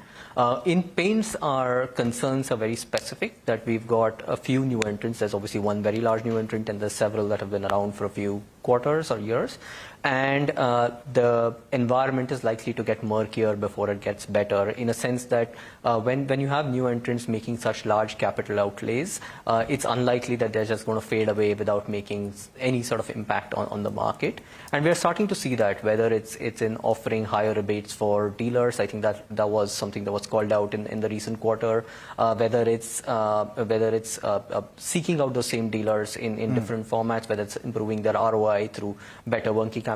I think all these trends will play out over the next few quarters.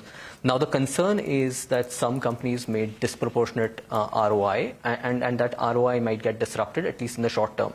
Now, whether this plays out over a longer term, whether the sort of leaders stay leaders over a 5-year view, our view still remains that the market leaders will stay the same over a long time. But in the next couple of years, while some of the newer entrants make their foothold, that there'll be significant disruption, particularly on ROI and margins. So that's where we see the biggest concern, not so much on sales. All right, Aditya, final question before we let you go, and this won't be, stock specific, but there are a couple of interesting nuggets that we get from your report. The first one is that quick commerce incremental GOV has been a lot higher than incremental staple spending. That's telling you about an underlying shift in consumer behavior itself. And Zomato's incremental food delivery GOV itself was more than all the major QSR chains' revenue. So that again is telling you that, there is a significant shift in consumer preferences and spending. So the question that I'm asking you is that, just the way there was a naturals wave and the legacy companies did not benefit from that, do you think there are underlying mega trends with the current listed entities may not be able to benefit from, just because they're perhaps slower on the ball, or the others have actually got the consumer sentiment right? Yeah, no, great question. So let me answer sort of it in a little more detail. So firstly, with food delivery and QSRs, I think this is a trend we've seen now for several quarters, where the incremental sales for food delivery or the GOV of food delivery for Zomato and some of the other players has been actually much higher than the incremental sales for the QSR companies. Now, this trend is likely to stay given that competition in smaller towns enabled by the aggregators continues to improve. So now we're not saying the listed companies cannot adjust. I think we've seen that even with naturals, as you mentioned, where eventually the listed companies readjusted their play and made the adjustment necessary to compete better. But that takes time. It takes companies to acknowledge the challenges that lie ahead, and once they do that, they typically will adjust. Our call is that in the here and now, while this adjustment takes place, there is a meaningful disruption. And it's the same with FMCG, right? I mean, even 3 quarters ago, quick commerce was seen as largely a fad. Now, more or less, people agree that it's a business that's picking up. Consumers want it. There's a clear change in mindset from a consumption perspective. And so we'll see the FMCG companies adapt to this change over time. Now, what implications that has on sales growth, what implications that has on margins and returns, I think that's where the questions lie. Our view is that the best companies will adapt to the challenge, will adapt to having more products suited to be sold on quick commerce, and eventually differentiate between the channels to provide everything for every channel. That being said, in the here and now, there will be disruption on profitability and ROI, and maybe some of them will also be forced to make acquisitions, which again could sort of bring into question some of the ROIs that they deliver. So that's the view for now. The main point being that you'll see a lot of newcomers leverage the platforms provided by quick commerce or the food delivery platforms to compete with the traditional companies which have been so dominant for so long. All right, Aditya, we'll leave it at that. Thank you so much for sparing time and joining in. Wish you good luck for the conference ahead as well. Now, time for a short break. More on the markets and stock-specific action on the other side. We also give you an F&O wrap at midday. Stay tuned.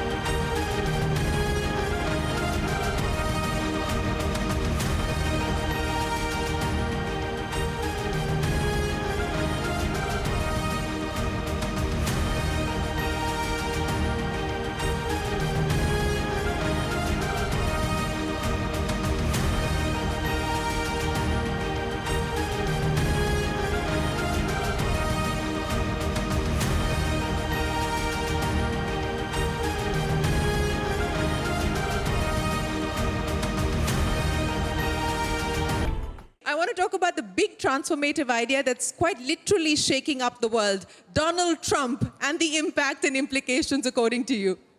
I think pretty transformative, Donald Trump, and has changed the perspective of how we're going to run the world as we go forward, or how he is going to run the world as we go forward. And as was mentioned, 66% of global market cap is US. We just got to make sure that America does not make the rest of the world irrelevant. And that's one of the challenges we must all live up to. Therefore, however small our market share, we need to grow it much faster than what we have in the past. And Shireen, as you think about transformation, I think if you look at America's power, it is essentially three things. One is military, second is finance, and third is creativity. And if you look at these three important things, which gives the Trump power to the United States, let's ask ourselves each a question about how India has got to transform for the future. So I'm literally taking on from where you have said. So let's look at military power. Okay. It's the most powerful defense power in the world, which is United States. And if you look at India on a relative basis, if India has to transform, our percentage of spending on defense as a percentage of our GDP is not growing.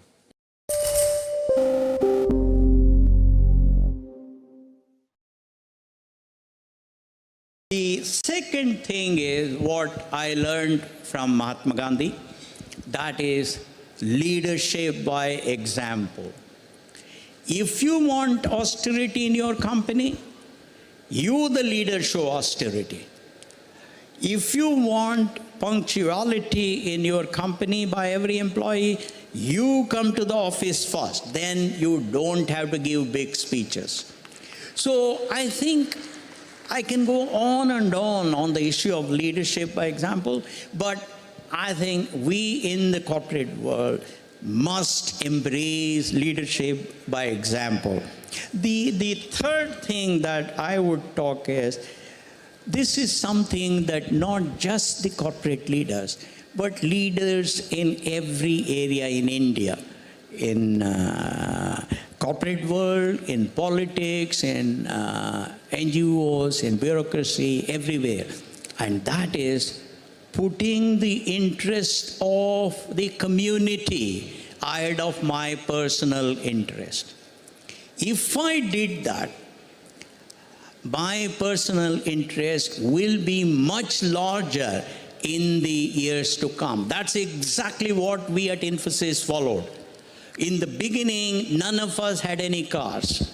We all traveled by economy until we were $1 billion in revenue, and that was the time that I was there, and we were $288 million of after tax. Until such time, we all traveled economy, even on international flights. So the point I'm saying is, let everybody lead by example.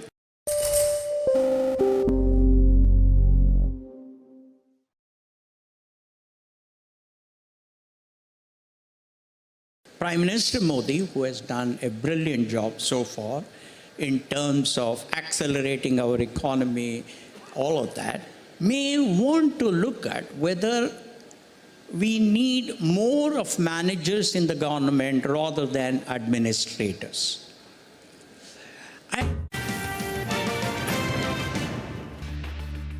You're watching us on Halftime Report. It's the perfect time to take you through the F&O setup at midday. Why do I call it the perfect time? Because the intraday chart comes in. The Nifty is just about broken into the green. So that's a stellar recovery that we've seen from the lows of today's trading session. And what's led to that recovery? We'll get to that in just a bit. But today has been a bit of a tug-of war between the Nifty Bank and the Nifty IT index. The IT index is down about 2%. At one point was down 3%. The Nifty Bank has been batting for the bulls. The IT stocks, which have sold off, at one point were down almost 3.5–4%, currently have recovered from the lows and still sitting with a cut of about 2.5 to 2.75% itself. What's batting for the bulls is the metals index, which is doing extremely well. By virtue of its small weight, the impact isn't as much as the 3% surge that the index would suggest. But HDFC Bank has been doing extremely well as well, with a gain of almost 1.2%. The Nifty is just below the 200-day moving average of 23,556. In fact, as we speak, is just at the 23,556 mark. So closing above that would be a big thumbs up for the bulls itself.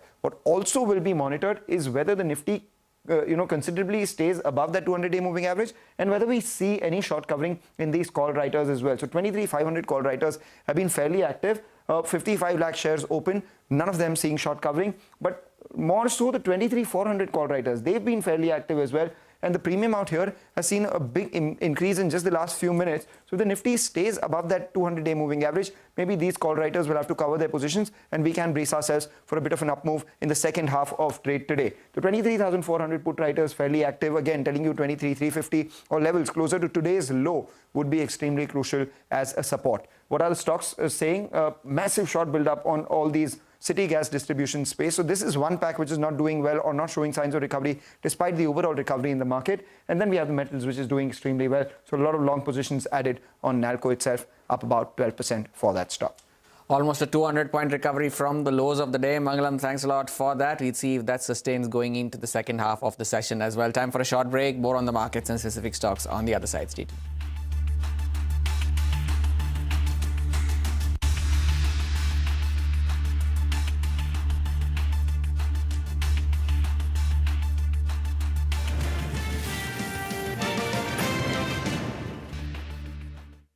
That they perhaps may want to look at, rather than the current method of having some, whatever it is, some 3-4 subjects, examination, etc. for the IAS, he may want to look at selecting people from the various management institutes, bringing them into the government. I hope the opposition won't have much objection, like they have already raised. Bring them into the government, first get them trained at Missouri on decision-making under uncertainty, on facing the competition, on creating competitive advantages, on being open-minded to learn from people who have performed better than us, on strategic thinking, on simulation, on workflow management, on project management, and other management techniques.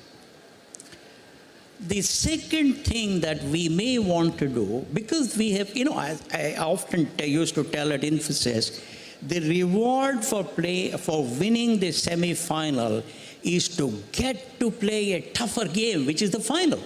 Therefore, the fact that India has tasted success, the fact that India under Prime Minister Modi has done a good job so far, what that really means is this: we, the Indian citizens, must be in a position to play an even tougher game, a more difficult game, a game that will gladden the heart of every Indian. And to do that, one of the things that we may want to look at is, instead of becoming general administrators, we may want these management trainees that are trained at Mussoorie to be allotted to specific functions in the public governance system, agriculture, defense and manufacturing, infrastructure, whatever it is. And then they have to spend the required number of years, 20 years, 30 years, 40 years, etc., like it happens in some of the developed nations, so that they do become subject matter experts and they can find solutions to us.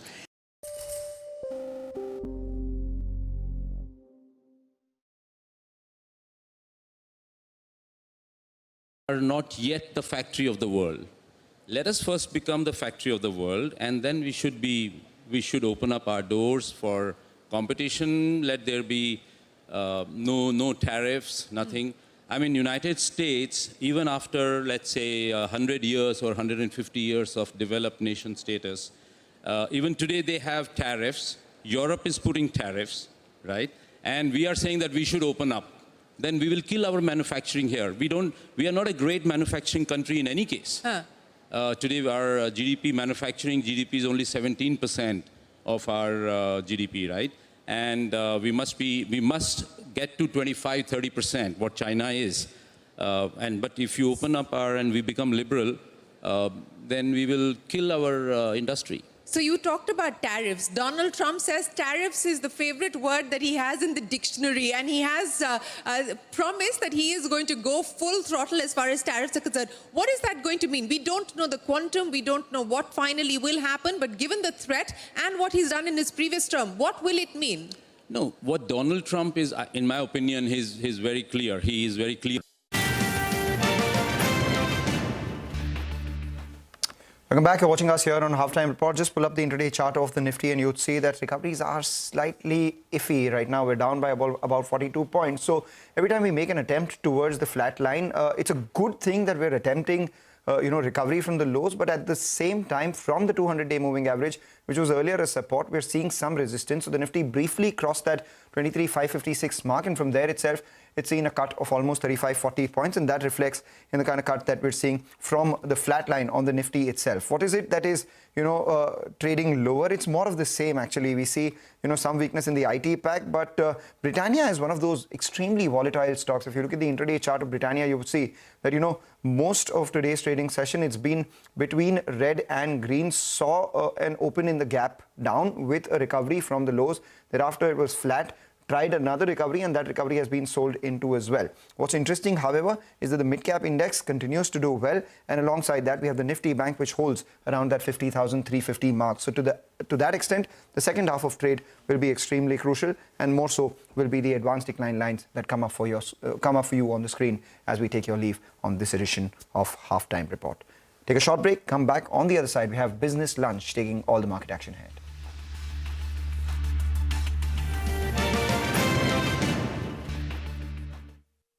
Right or wrong, but he has a clarity of thought.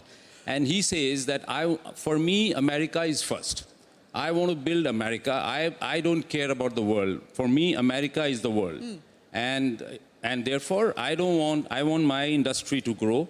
I want America to grow, American industry to produce goods. It's not that Chinese should supply to me and then I will consume. I don't want to become only a consuming country. I want to produce and consume.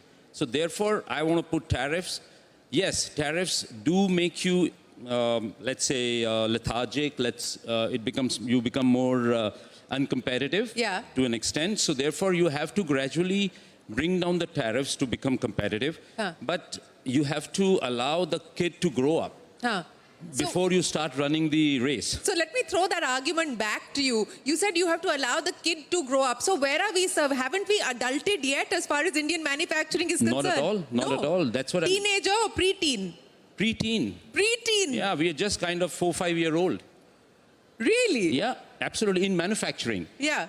Because we, you see, China, if you open up the records and see, China in 1990, what kind of protectionist China were? In 2000, what was their protection levels and what they are today? Today they are opened up because they become the factory of the world. I wanted to export steel in 98, 99 to China. I was not permitted to do that because China had tariffs. They removed the tariffs, but now today we have zero tariffs on steel. Chinese steel, which is surplus, they are nearly 60% of their capacity is surplus capacity. Yeah. So it comes via Japan, Korea, Vietnam, Malaysia to India at 0% duty.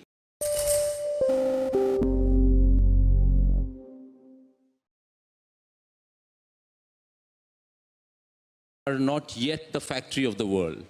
Let us first become the factory of the world, and then we should open up our doors for competition. Let there be no tariffs, nothing. I mean, United States, even after, let's say, 100 years or 150 years of developed nation status, even today they have tariffs. Europe is putting tariffs, right? And we are saying that we should open up. Then we will kill our manufacturing here. We are not a great manufacturing country in any case. Today our manufacturing GDP is only 17% of our GDP, right? And we must get to 25-30%, what China is. But if you open up and we become liberal, then we will kill our industry. So you talked about tariffs. Donald Trump says tariffs is the favorite word that he has in the dictionary, and he has promised that he is going to go full throttle as far as tariffs are concerned. What is that going to mean? We don't know the quantum, we don't know what finally will happen, but given the threat and what he's done in his previous term, what will it mean?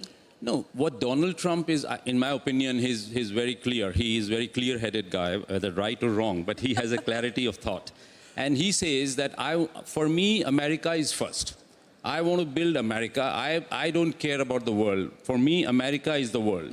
And therefore, I want my industry to grow. I want America to grow, American industry to produce goods. It's not that Chinese should supply to me and then I will consume. I don't want to become only a consuming country. I want to produce and consume. So therefore, I want to put tariffs. Yes, tariffs do make you let's say lethargic. You become more uncompetitive to an extent. So therefore, you have to gradually bring down the tariffs to become competitive. But you have to.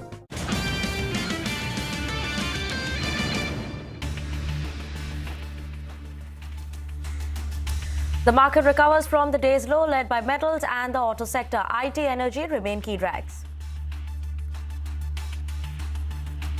Stocks of city gas distributors slump after nodal agency GAIL cuts gas allocation by 20%. This is expected to lead to significantly higher gas sourcing costs for distributors. The Honasa consumer stock slips below its IPO price after a decline in sales led to losses in September quarter. The disruption following its distributor's model change is the key factor behind the weak show. China's move to withdraw the tax rebate on exports of aluminium and copper from December 1st boosts prices of the metals and powers up stocks of Indian aluminium majors.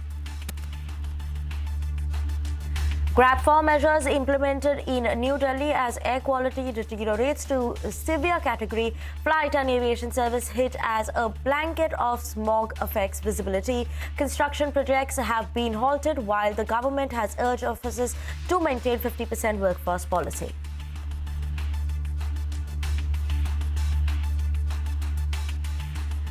Hello, good afternoon. You're watching Business Lunch on CNBC-TV18 and I'm Vinny Motiwala. A quick look at the market because it seems like a good afternoon, surely pacing up right now for the markets. Recovered from the day's lowest point, like you can see.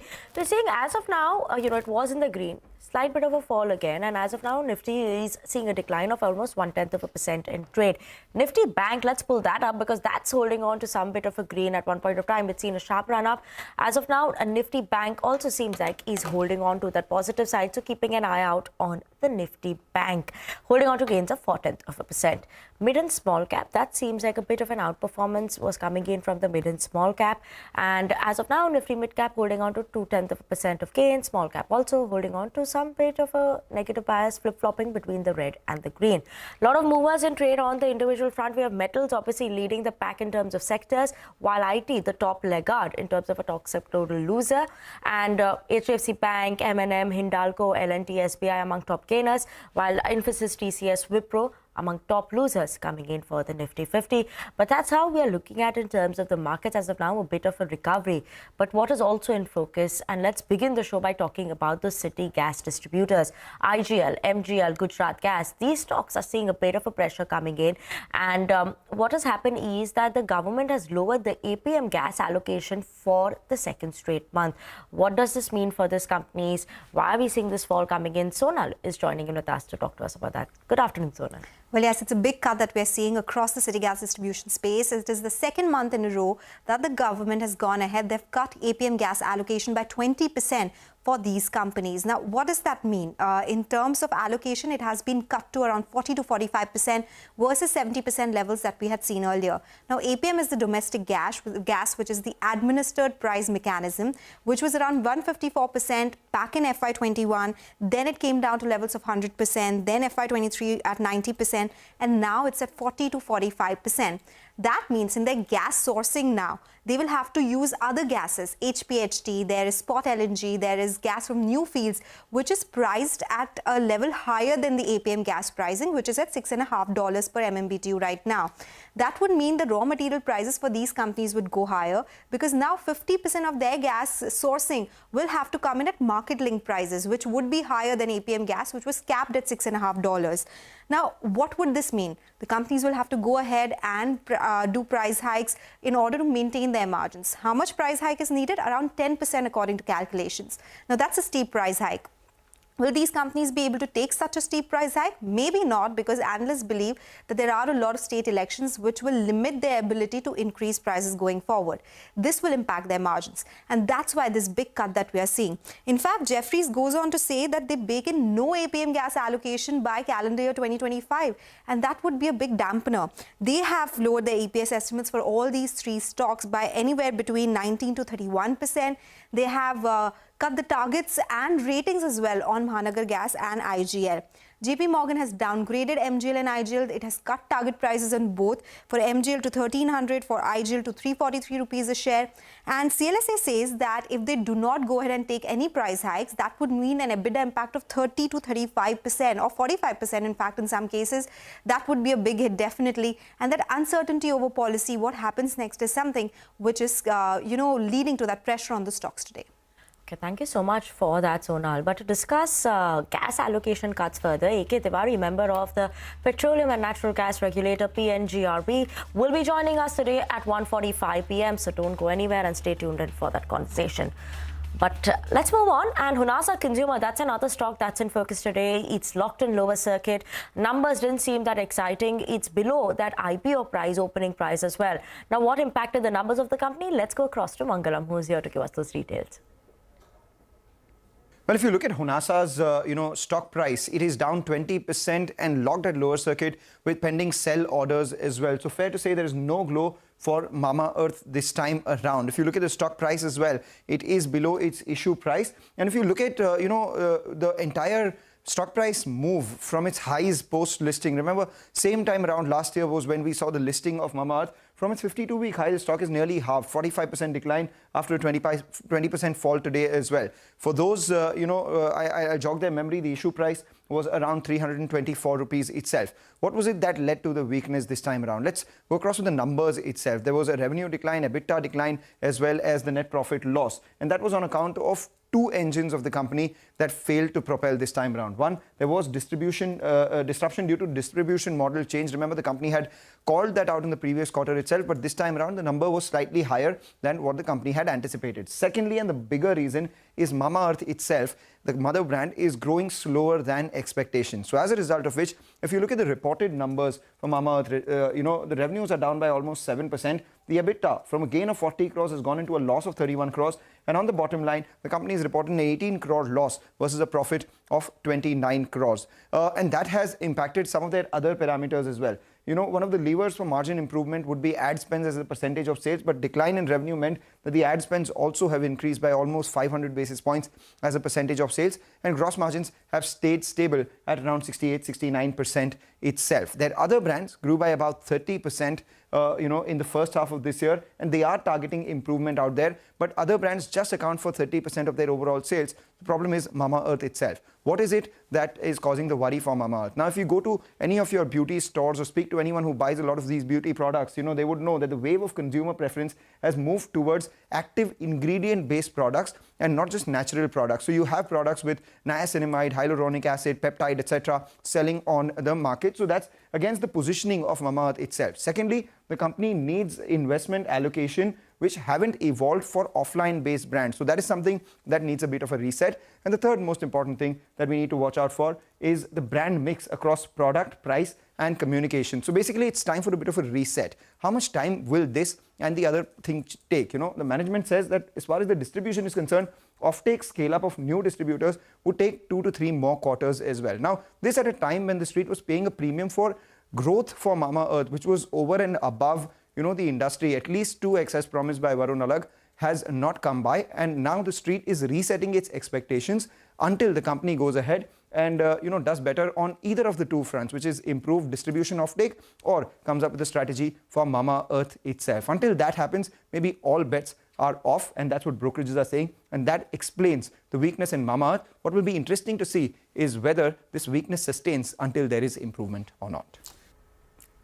Okay, thank you so much for that, Mangalam. But on that note, we'll slip into a very short break. And after the break, we'll return and we'll get to some of the key takeaways from the important speakers at the CNBC-TV18's Global Leadership Summit. So stay tuned in.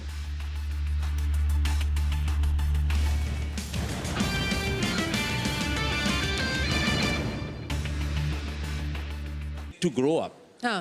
Before you start running the race. So let me throw that argument back to you. You said you have to allow the kid to grow up. So where are we, sir? Haven't we adulted yet as far as Indian manufacturing is concerned? Not at all. Not at all. That's what Teenager or preteen? Preteen. Preteen? Yeah, we are just kind of 4-5-year-old. Really? Yeah, absolutely. In manufacturing. Yeah. Because we, you see, China, if you open up the records and see, China in 1990, what kind of protectionist China were? In 2000, what was their protection levels and what they are today? Today they are opened up because they become the factory of the world. I wanted to export steel in 98, 99 to China. I was not permitted to do that because China had tariffs. They removed the tariffs, but now today we have 0 tariffs on steel.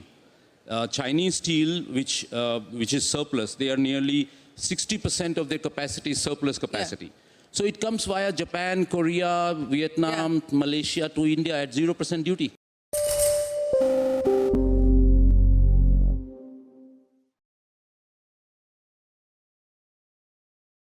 Let me ask you for your comments, wearing your former Cisco hat, on what we're likely to see happen on the infrastructure side, on the chip side, with the wars that are currently underway in the industry. How much are we likely to head into a phase of significant consolidation? Is that something that you believe is just a question of timing? It's not if, it's when.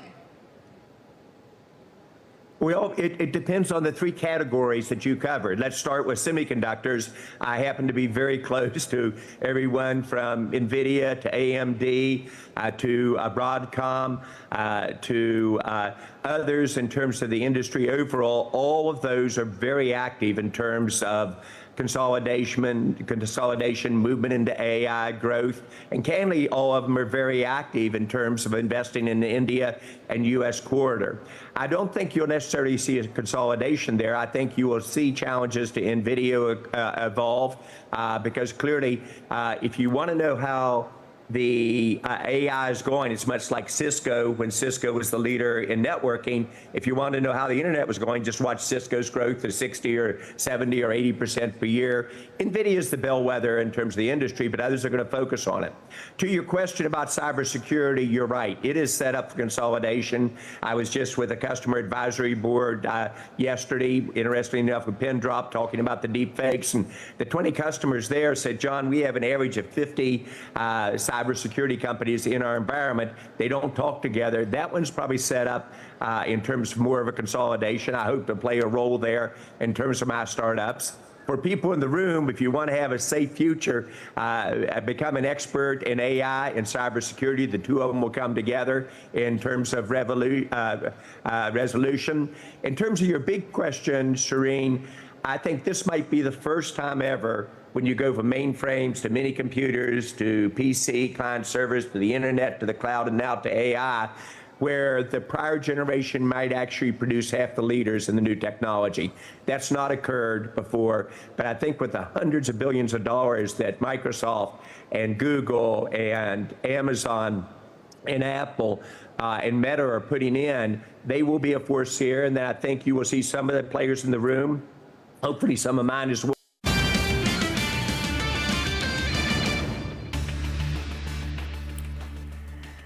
Thanks for staying tuned into Business Lunch on CNBC TV18. And CNBC TV18's Global Leadership Summit saw ministers, policymakers, and who's who of India Inc. and financial markets in attendance at the landmark event. At the summit, Infosys founder N.R. Narayan Murthy spoke on the need for more jobs and a shift in Indian mindset. Listen in. The need of the day for us is to focus on job creation, primarily low-tech job creation, because most of these people who are on ration or people, they cannot take up jobs in the software industry or whatever it is. So the focus has to be on low-tech job creation. And number two, given that the disposable income of India is rather low, therefore, we have to focus on exports.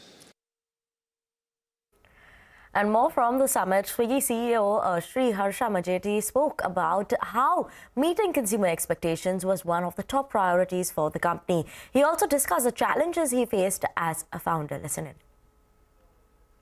One thing that maybe now we've learned even more is their expectations just keep expanding. They just keep going higher and higher.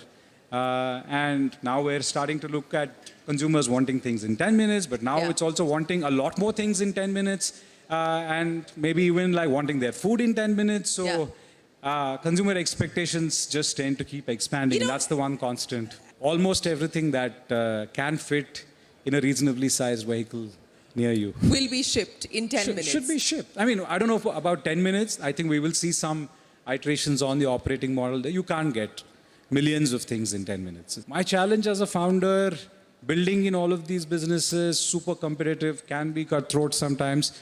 But the most challenging is to take as many people along as you can.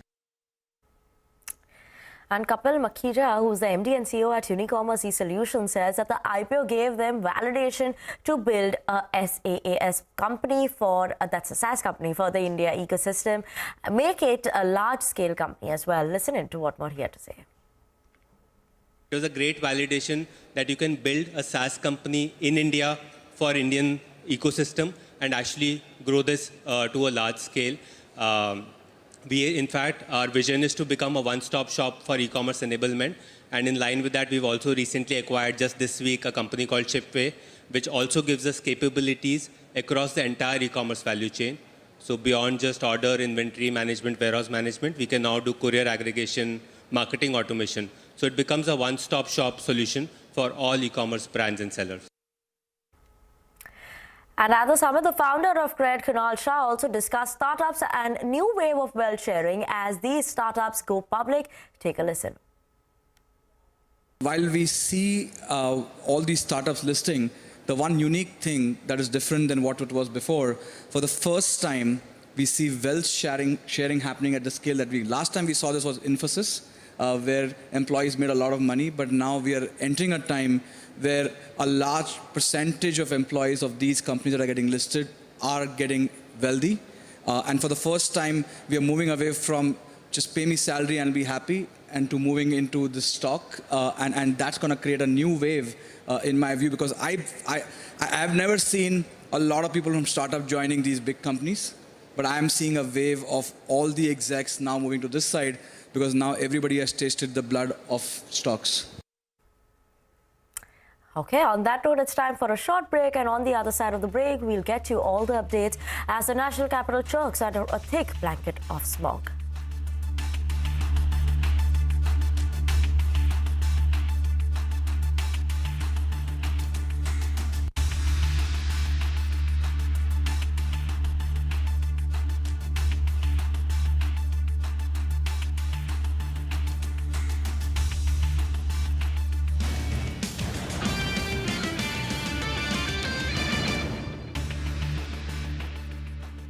become a force. So for the first time, the large traditional players, maybe 2 or 3 of them will really make this transition and be in leadership roles. And again, I think it's the startups that are going to light it up. For those of you in the room, regardless of your industry, manufacturing, government, healthcare, you've got to have a AI strategy and foundation. And as investors for FDI others, they're going to say, where are you on your AI implementation? Where are you in terms of driving your productivity at 7 to 10% a year, which I think you can with AI. 2025, some predictions. I think you'll see 2025 be the year where AI crosses the chasm. Everybody talks about it today, but if you talk to the average person in India or the average person in America, it is not affecting their day-to-day activity, either at work or otherwise. By the end of 2025, I think we will see it in a broad level at all of our, both of our countries and in all of our business and personal lives. It's going to move with tremendous speed and excitement. Disrupt, or you're going to be disrupted.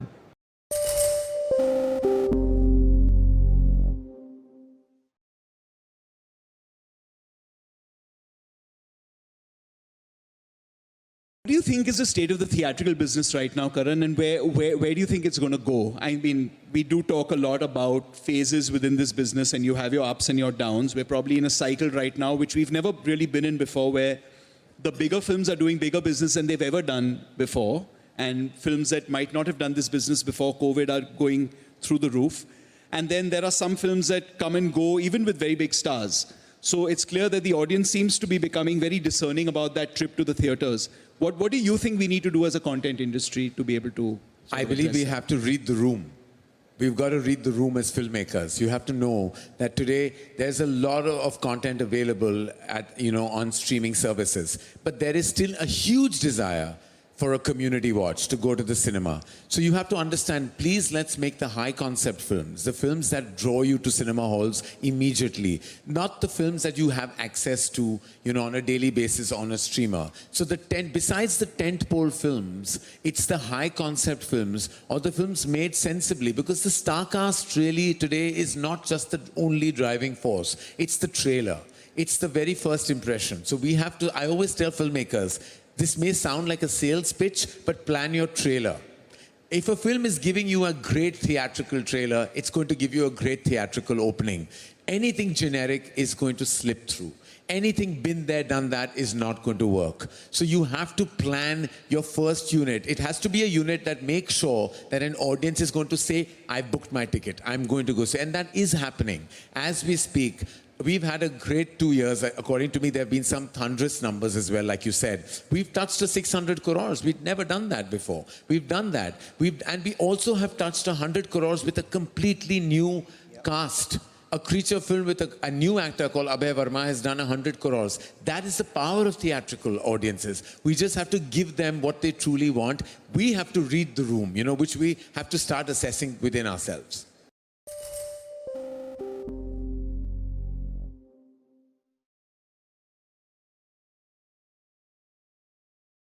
Mr. Jindal, over the next 5 years, by 2030, you talked about how very few players are actually investing. There's a private capex challenge.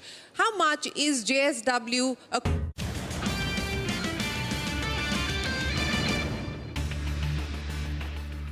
Welcome back. You've tuned into Business Lunch on CNBC-TV18. And let's move on. Sources tell CNBC-TV18 that the Tata Group is looking to increase its iPhone manufacturing capacity with the acquisition of stake in Apple product manufacturer Pegatron.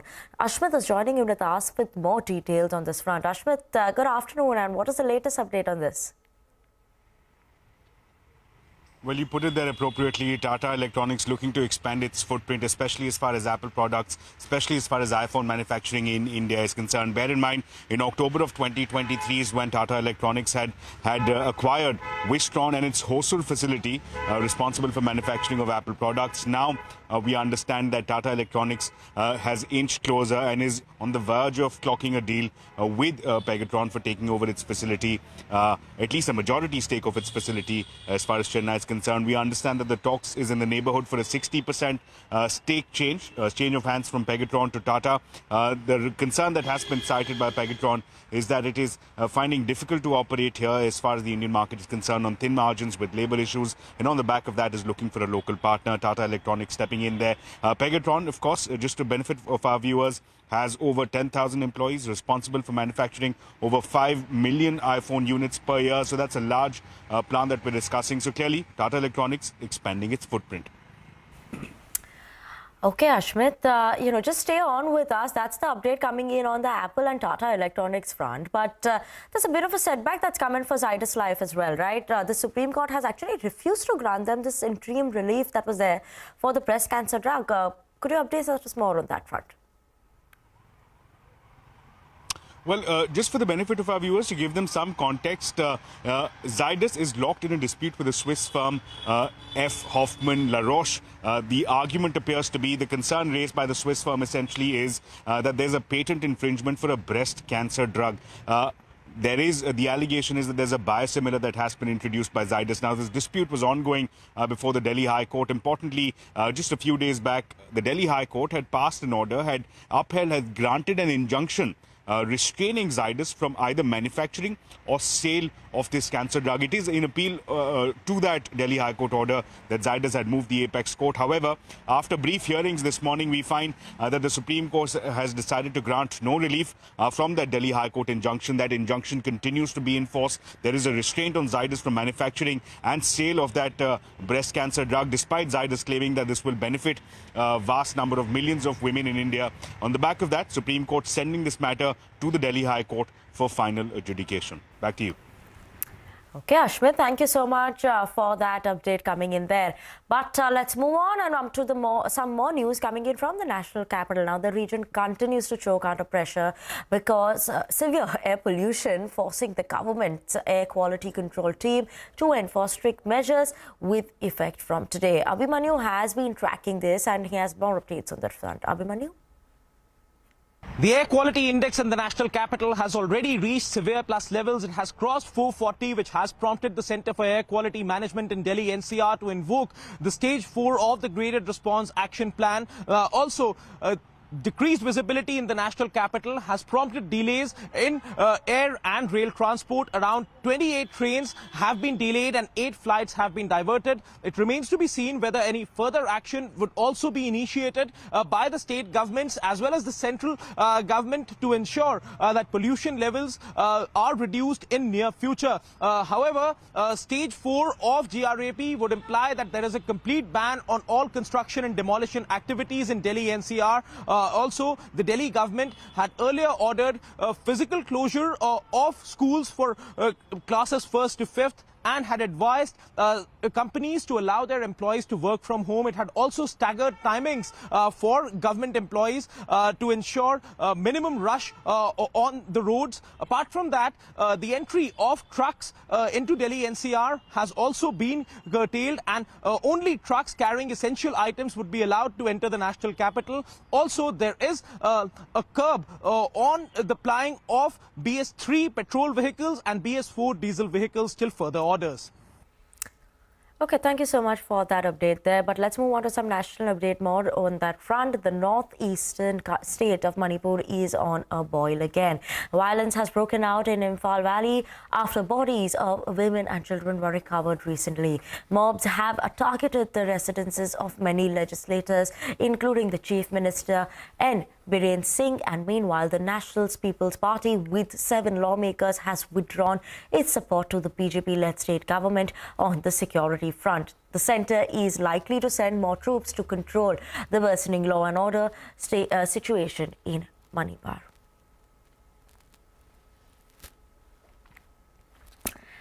And with that, it's a wrap on this edition of Business Lunch on CNBC TV18. Thank you so much for tuning in. Don't go anywhere. You have Midcap Radar coming up next.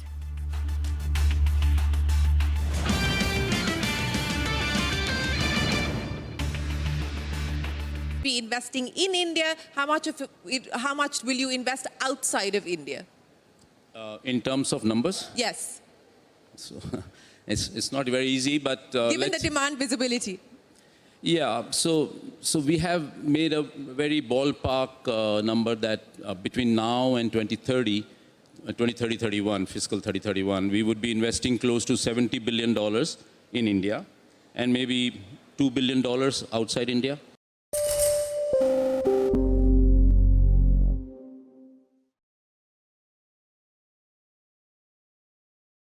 Today, the automobile industry, and same for Wipro, the IT industry is going through a lot of disruptions. AI is the biggest disruption, and in EVs, the technology is a major issue. Nobody knows where we will finally go.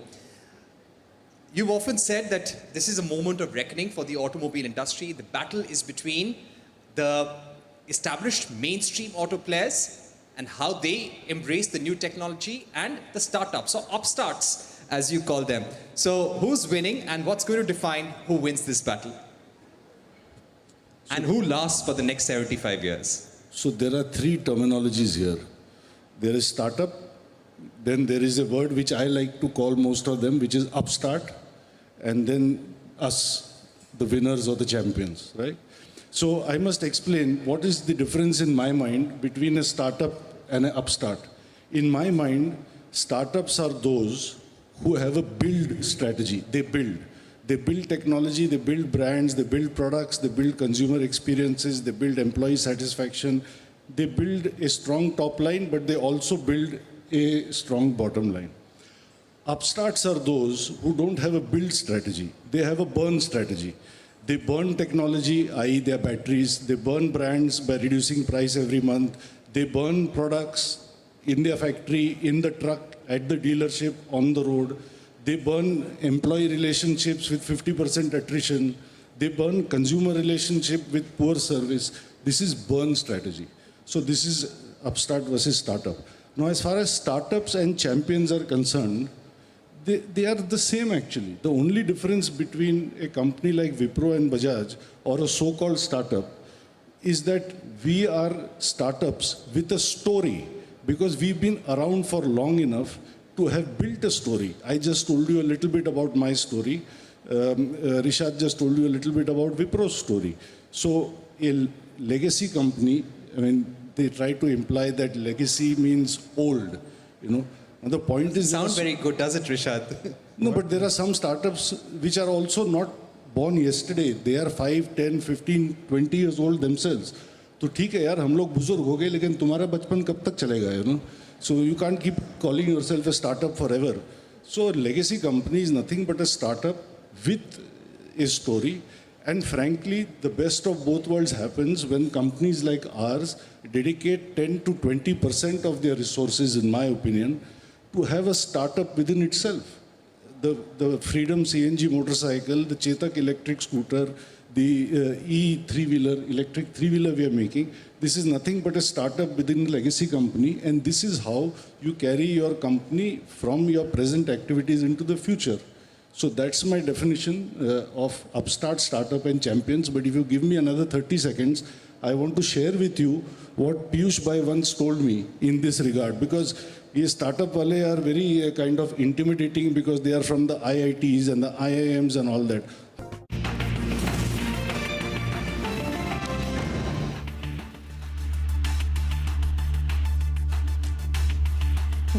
Good afternoon. Welcome to Mid-Cap Radar. I'm Sonal Bhutra. With me is Hormas Vatakia. Well, mid-caps are doing well today. We have seen a sharp recovery from the lows. We'll have to see whether we build on to these gains or not. For now, Nifty is above the 23,400 mark. We had broken the 200-day moving average as well. But Bank Nifty also seeing some recovery. But the last one are very crucial.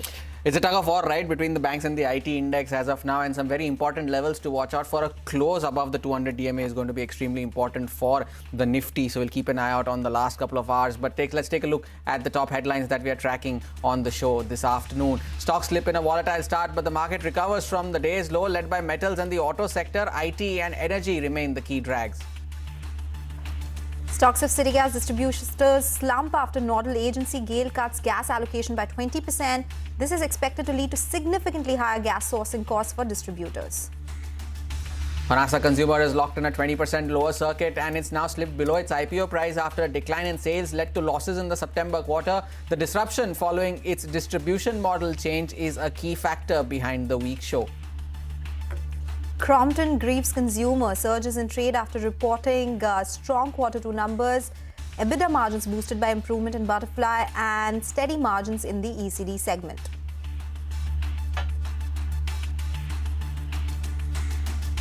Okay, those are the top headlines. As Hormaz was mentioning, it's a tug of war between the IT index and the banking index right now. Even the metals are contributing to the gains that we are seeing from the lows. So good going there, 2.5% higher on the metal index.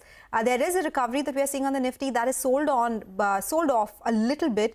But we'll continue to see which way things go. The mid-cap index also has come from the highs in the last couple of minutes. So the index is up around 81 points. But there is a lot to talk about on the show today. Indeed, and it's the recovery that we've seen in the broader markets as well. So recovery is being led by some of the beaten down sectors, be it auto, FMCG, PSU banks. All of them have corrected at least 15 to 20% from their respective peaks, and they are leading the recovery, barring the metals index, of course, which is up 3%. But some movers then from the broader markets, and we have Vamakshi to take us through those movers. Vamakshi, good afternoon.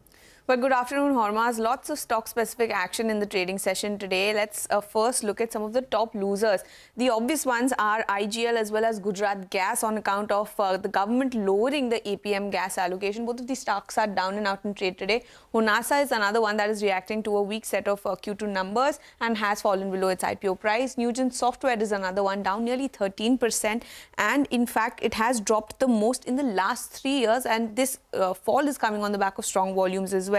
Bayer Crop has touched a 5-month intraday low. Hitachi Energy is another stock that is down and out, and Bharat Dynamics has hit a 6-month intraday low today. But apart from that, on the flip side, we have a lot of stocks that are gaining momentum in the trading session today. That includes Swan Energy, which is up nearly 7%. Muthoot Finance, again reacting to its numbers. The stock is up nearly 7.5%. Aegis Logistics as well as Suzlon Energy are some of the other big movers. But apart from that, we also have some metal names like Nalco and Vedanta in focus today. In fact, Nalco is seeing the biggest intraday advance since June 5, and Vedanta too is seeing the biggest intraday advance since June 20th. Lastly, let's also focus on some of the stocks that are gaining on the back of some very strong volumes. Crompton Greaves, again, good numbers out here. Analysts have upgraded the stock. Crompton Greaves is up nearly 4%. Avanti Feeds also reacting to numbers. Godrej Industries as well as Sammaan Capital too up in trade today. Oh, okay, all right, Vamakshi, thank you so much for joining in. So those are the mid-cap movers, but we'll slip into a short break. Management of Balaji Mines will join in next to discuss their Q2 numbers and the way forward. Stay tuned.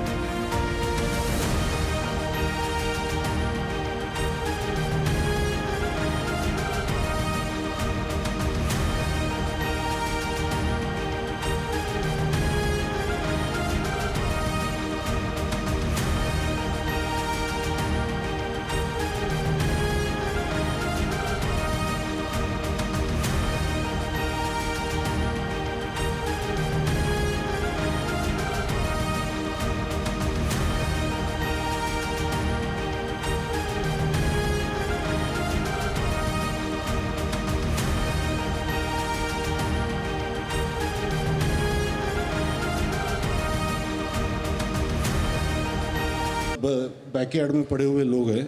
And they say that they put ice cubes in their water to drink. Yeah, like we have oats for breakfast, but that's a different story. But I will share with you a quote that Piyush Bhai told me in this regard, and this is what I would like to say to these upstarts. And the quote is like this: फर्क बहुत है आपके और हमारे तालीम में. फर्क बहुत है आपके और हमारे तालीम में. आपने उस्तादों से सीखा है, हमने हालातों से.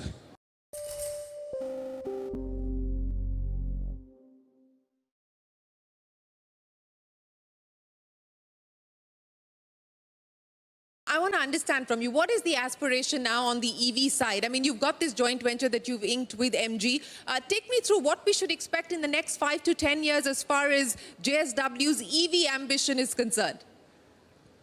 So the idea is that to give the consumers a very good product, very good quality at affordable price in the EV spectrum, and I believe that JSW can do it extremely well.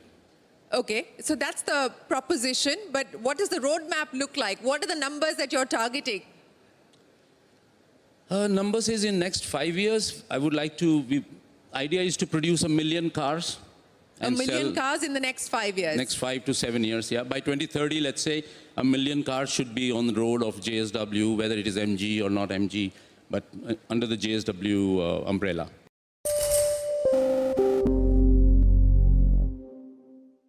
That is one of the aspects of Mr. Jindal. You know, it's almost a blow-hot, blow-cold relationship with China, isn't it? I mean, you just talked about all the reasons why we should not do business with China. And through the COVID period, you were very clear we shouldn't do any business with China. But now you're doing business with China. You've been a joint venture for the electric mobility space with a Chinese company. So do you believe that there is a need to be pragmatic on how we engage with China? No, absolutely. With any country. In fact, even Pakistan, for that matter, we should be pragmatic. To deal with Pakistan? We should be pragmatic. Yeah. We should not say that no, nothing doing. So when I said we should not do business with China, when Galwan happened, because I was very clear that we cannot deal with an enemy state. Pakistan, for that matter, is an enemy state. Yeah. But still, if we work properly, you know, with a control mechanism, we should open up and do business, because with Pakistan, even with Pakistan, okay, because a very poor neighbor will always hurt us. So therefore, we should think we should have a long term. But this is not a foreign policy discussion that we are having. but my point is that with China we should, because China has already developed this technology on electric vehicles. Today, 60% of their new car sales are electric or new energy. India, we have 2%. And this is the way forward. We import all our fuel for the cars. All petroleum products are imported. 85, 90% is imported. So it's in our interest that we transition ourselves to a technology which is...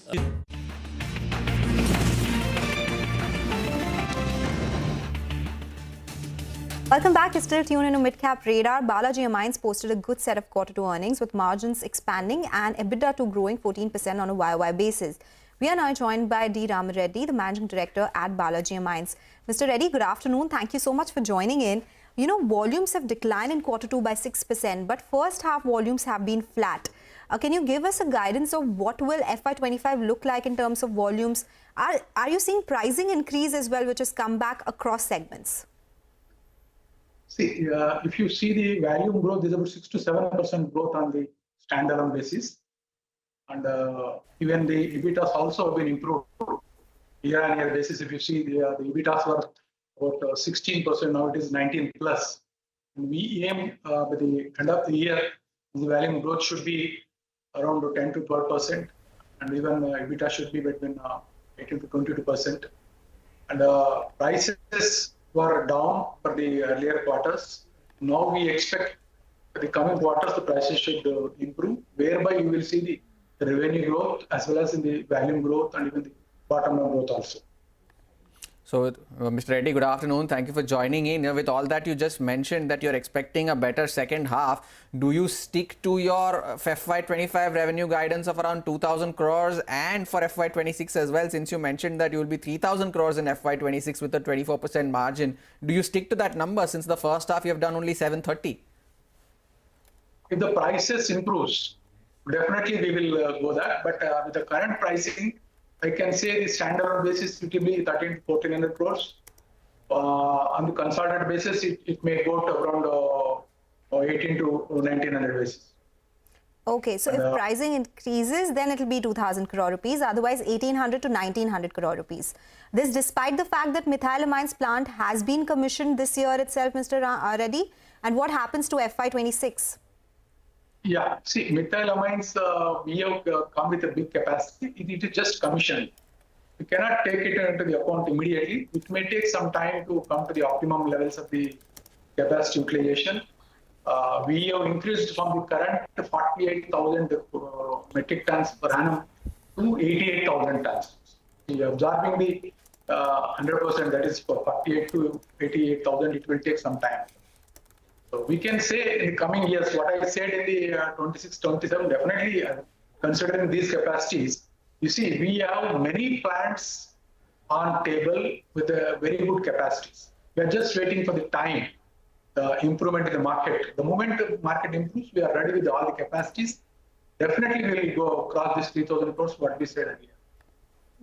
You know, since you mentioned capacities, Mr. Reddy, your existing DMC plant is also under upgradation and by adding additional equipment as well, right, for manufacture of electronic grade DMCs. Now, what is the how big is this opportunity, if you could tell us that? What's the market size and when will this start to reflect in your financials? The good thing is the EV, actually, the DMC was meant for the electronic vehicle battery manufacturing parties. But those manufacturing, EV battery manufacturing, they have not taken at any start. Everybody is talking, but nobody has started as of now. Somebody said that November, but I still expect in the next year only.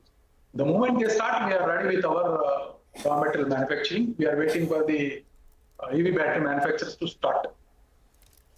And it's very difficult to say how much, what will happen, because until otherwise they start, we cannot see how much I will sell to them.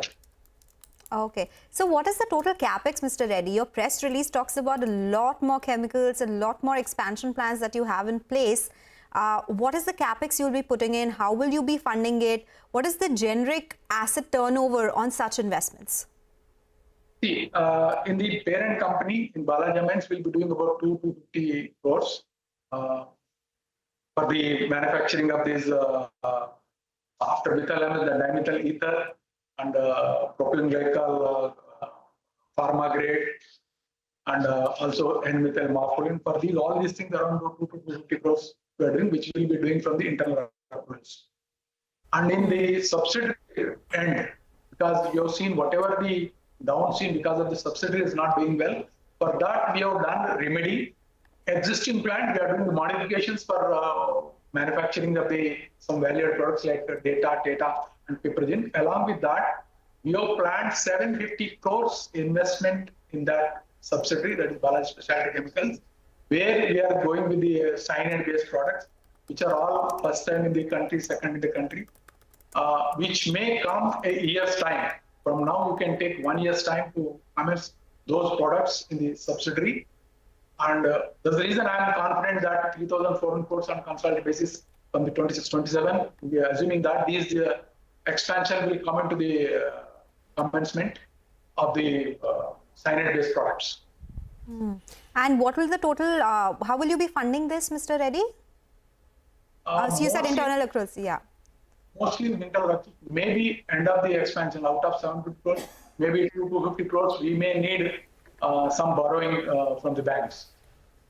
All right, Mr. Reddy, thank you so much for spending time and taking us through the quarter gone by. Wish you good luck for the rest of the year as well. That was the management of Balaji Mines, sticking to the revenue guidance of 2,000 crore, provided prices improve in the second half. Time for a short break. On the other side, we'll be joined by A.K. Tiwari, who is a member of the PNGRB, to discuss the impact of the government's decision to cut APM gas allocations by 20% yet again. Stay tuned.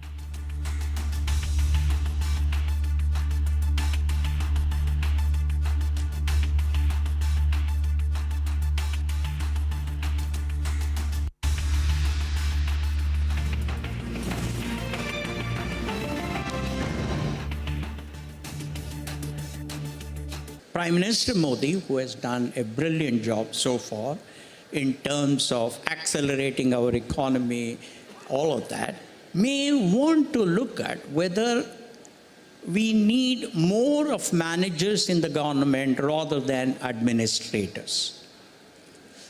And to do that, they perhaps may want to look at, rather than the current method of having some, whatever it is, some 3-4 subjects, examination, etc. for the IAS, he may want to look at selecting people from the various management institutes, bringing them into the government. I hope the opposition won't have much objection, like they have already raised.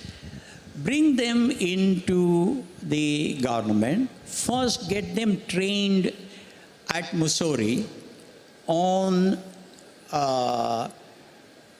decision making under uncertainty, on facing the competition, on creating competitive advantages, on being open-minded to learn from people who have performed better than us, on strategic thinking, on simulation, on workflow management, on project management, and other management techniques. The second thing that we may want to do, because we have, I often used to tell at Infosys, the reward for winning the semi-final is to get to play a tougher game, which is the final. Therefore, the fact that India has tasted success, the fact that India under Prime Minister Modi has done a good job so far, what that really means is this: we, the Indian citizens, must be in a position to play an even tougher game, a more difficult game, a game that will gladden the heart of every Indian. And to do that, one of the things that we may want to look at is, instead of becoming general administrators, we may want these management trainees that are trained at Mussoorie to be allotted to specific functions in the public governance system: agriculture, defense and manufacturing, infrastructure, whatever it is. And then they have to spend the required number of years, 20 years, 30 years, 40 years, etc., like it happens in some of the developed nations, so that they do become subject matter experts and they can find solutions to us.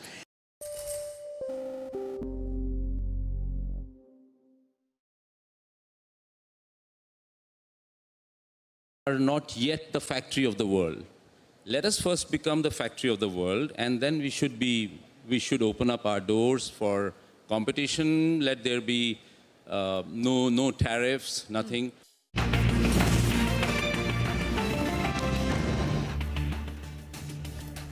Welcome back. Let's address the big story of the day. City gas companies of stocks of IGL, MGL and Gujarat Gas, they are seeing deep cuts. The government has lowered the APM gas allocation by 20%, marking the second straight month of allocation cuts. To discuss the impact and what could the way forward be, we have with us Mr. A.K. Tiwari, the member of PNGRB, joining us now. Mr. Tiwari, good afternoon. Thank you so much for joining in. And this is the second consecutive cut in APM gas allocation that we are seeing. Can you give us a sense of what really happened? Why is government going for these steep cuts, if there is any discussion on the same? And do you think there'll be further cuts and it could go as low as zero in terms of APM gas allocation to these companies? Thank you. Good afternoon to everybody.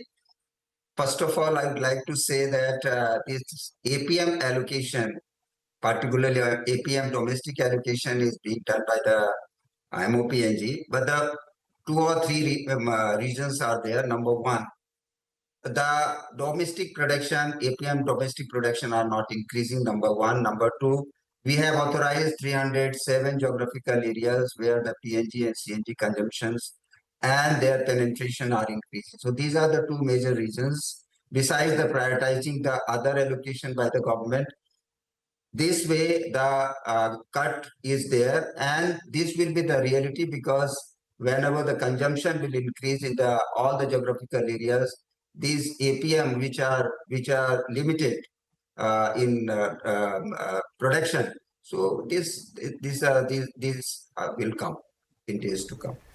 Has this ever happened, Mr. Tiwari, that the allocation has been zero to city gas distribution companies? Because that has been the priority sector, right?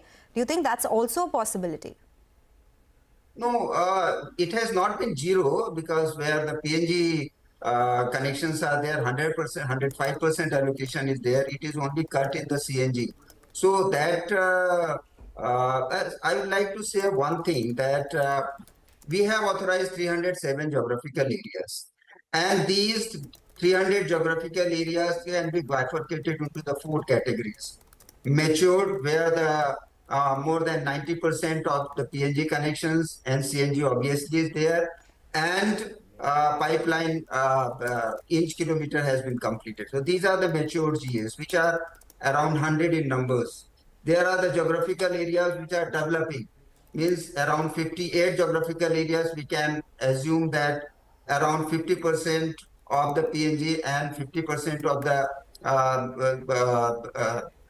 inch kilometer has been completed. So that we can say the developing. Rest are the project at the project stage are not started on the 11th and 12th round. So what I need to say that the allocation of gas needs to be prioritized in this way, developing, matured at the project stage as well as non-starter. If these allocation could be prioritized, so the allocation of gas and the new GAs to whom we have authorized in the 9th, 10th and 11th round could speed up their progress. Mr. Tiwari, good afternoon. Two-part question. So what happens next? Do you see a further reduction in allocation from the current levels that there are? And part two of my question is, what do the city gas distributors do now to make up for this cut in allocation? Is there enough high pressure, high temperature and gas from the new fields which is available for them? See, this priority of allocation is being done by Ministry of MOPNG. So I can't comment on that. But yes, reality is there where 307 geographical areas are working, and a portfolio needs to be mixed and find out by the entities who are matured and who are developing to have more and more portfolio of LNG mixing in their gas consumption. So, Mr. Tiwari, we had your colleague back with us in March where there were comments made by Mr. Puri where he suggested that these city gas distribution companies are making record high margins and that's why they need to tone it down a little bit. Do you think this is also what the government is trying to attempt now? Because if I look at the numbers, IGL profit margins for the last 4 years are 15 to 16%. MGL is 19 to 20% only in the last 2 years. Is there a reasonable level with the industry thinks the margins should be at? Have you had any word with the government around this? We don't have any word with them, but I would like to say that if we, as I have told that, if you categorize these geographical area of 307, you will find that even at the IGL or MGL, there are many geographical areas. If you see the profitability of there, the profitability is not there, may not be there to that extent. So, profit making is one of the objectives, but at the same time, these are to be categorized. New geographical areas where we have awarded 11th, 12th round as well as 9th and 10th round may not be making profit also. So it's not that every company is making profit. There are 40 odd entities who are working, and profitability may not be there to the extent as you have told in case of IGL and MGL. That may be exception. But there are other companies who are not making profit because they are at the instant stage and they are at the developmental stage, they are at the project stage and non-starter also. So I think this sector needs to be supported, not only viewing the profitability of one or two companies. In totality, these are to be seen. All right, Mr. Tiwari, thank you so much for sparing time and joining us to take us through your views on this issue of the gas allocation company to the city gas distributors that has hurt the stocks of all the three companies, IGL, MGL and Gujarat Gas, as you can see on your screen. But with that, it's a wrap on this edition of Midcap Radar from Sonal, me and the team that put this show together. Thank you so much for watching. Your Stocks comes up next.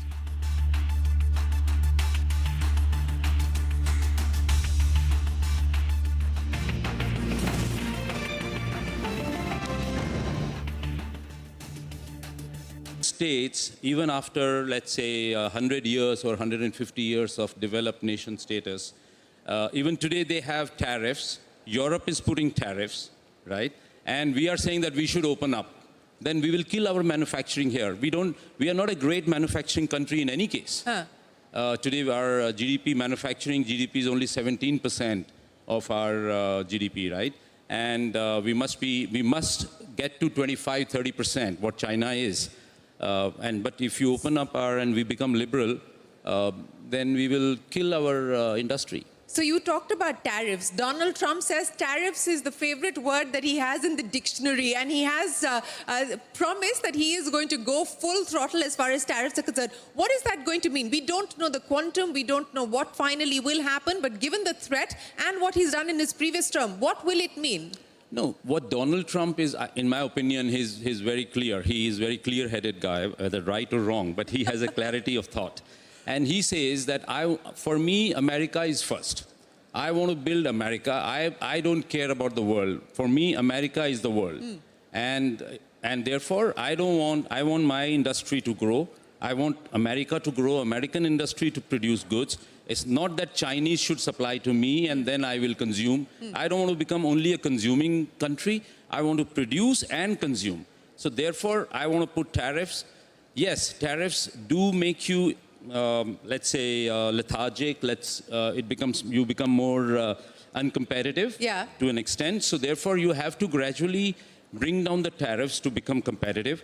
But you have to allow the kid to grow up before you start running the race. So let me throw that argument back to you. You said you have to allow the kid to grow up. So where are we, sir? Haven't we adulted yet as far as Indian manufacturing is concerned? Not at all. Not at all. That's what Teenager or preteen? Preteen. Preteen? Yeah, we are just kind of 4-5-year-old. Really? Yeah, absolutely, in manufacturing. Yeah. Because you see, China, if you open up the records and see, China in 1990, what kind of protectionist China were? In 2000, what was their protection levels? And what they are today? Today they are opened up because they become the factory of the world. I wanted to export steel in 98, 99 to China. I was not permitted to do that because China had tariffs. They removed the tariffs, but now today we have 0 tariffs on steel. Chinese steel, which is surplus, they are nearly 60% of their capacity is surplus capacity. Yeah. So it comes via Japan, Korea, Vietnam, Malaysia to India at 0% duty.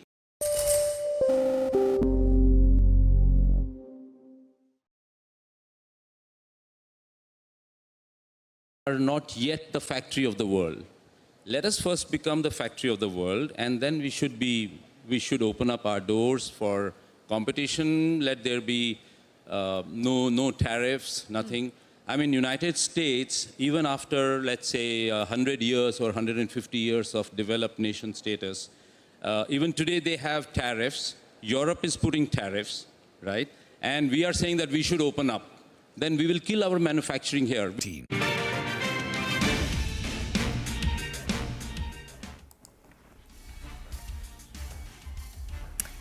Hello, good afternoon. You've tuned into Your Stocks on CNBC-TV18 and I'm Vinny Motiwala. Let's look at the market quickly and what is happening on that front, because we saw market recover from the day's lowest point, but again went back in the red as of now. Nifty is down 0.2% in trade. 23,487 is what the Nifty is holding on to. Mid and small cap, that seems like is managing to hold on to some bit of a green as of now is what we're looking at. Nifty Bank also is trading in the green with gains of 0.4%. Mid cap 0.4% of gains there, while small cap also back in the green again.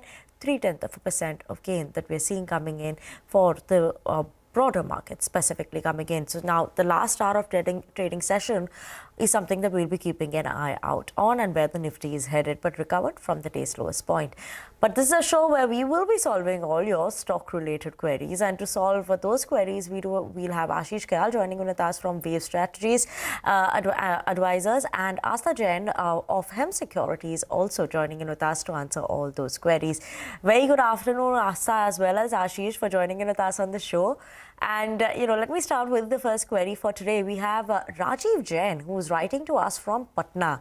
He's holding 40 shares of LIC at a price of 600 rupees per share. Wants to know if they should continue to hold this or book the profits, some profits, part profit, full profit out of the table. Asta, let me take it to you first. Hi, good afternoon to all of you. Talking about this counter, I would recommend to book partial profit on this counter because what we are seeing, the markets are not in the good shape right now. And although we are seeing today stock prices to be on the flattish note, but on the longer term basis, we are still awaiting the strong numbers from this counter. So talking about the LIC in particular, although they hold the largest AUM, but still the margins are not falling in line with our expectation. So my idea here is to book partial profit and remain invested in the partial quantity for the longer term perspective. Okay, book partial profits from LIC. That's the word from Asta. But Ashish, what's your word on LIC? Would you concur with Asta? See, LIC has shown a very sharp decline from the highs. If you look at the stock made high of around 1200 levels in the month of August, and we are currently trading at around 909. I would suggest that currently the stock is at a very important juncture. The support which was made on the election day from where the stock bounced back is at the low of 880. So maintain a stop loss of 880. If any pullback has to happen, it has to be from here. And if 880 breaks, it's better to be out from the stock. So 880 is the stop loss. On the upside, we can expect the stock to move towards the level of 975 or 980, where some partial profit booking can be done. Okay. That's the view on LIC. Let's move on to the next query for today. We have Rajesh Bajaj, who's writing to us from Indore. He's holding 80 shares of Nykaa at a price of 150 rupees per share. Currently, Nykaa is trading at 168 rupees, so they're making some bit of a profit here. But for the long term, what is the growth story for Nykaa and his investment? Should he continue to keep this? Asta, what's your view on Nykaa? So from the longer term perspective, I think one can have this stock in their portfolio. But here, as I have said in the earlier query also, markets are not in the good shape. So that is the major concern. And now talking about this particular counter, although the company's product mix is now improving. In fact, they are introducing various new plans, also various new segments. But all these will yet to show the strong numbers in the future ahead. And as we all know, right now the markets are volatile, so maybe some more downfall can be seen with the markets. So here my idea again is if some profit booking can be done, then it is a better choice. So book some profits definitely at this juncture and remain invested in the partial quantity. This is also I'm suggesting for Nykaa at present moment of time. Absolutely, given that the market situation currently what we're looking at is very subdued and dull, at least is what we're looking at. But Ashish, what's your view on Nykaa? Because when you look at it just in terms of a stock move also in the last 1 year has pretty much not done anything. And actually we've just seen that continuous decline coming in since 2021 at 400 at one point of time and now today 168. What is it looking like on the charts? Yes, I completely agree with the view. I think I concur that it's better to be out of this stock. We can see there was some pullback which we saw in the month of August, September, but post that again the decline has started. So looks like the fresh leg on the downside is ongoing. It's better to be out from a stock like Nykaa right now. Book profit and be out of the stock. Rather invest into the large cap names, something like a TCS or BL looks to be much more better than Nykaa at this point of time. Okay. Let's move on to the next query for today. We have Shweta Jain, who's writing to us from Bihar. She's holding 100 shares of PNB at a price of rupees 70 per share. Currently, stock is trading at 101, so they're making a profit over there. And wants to know what is the outlook for the stock going forward. Asta?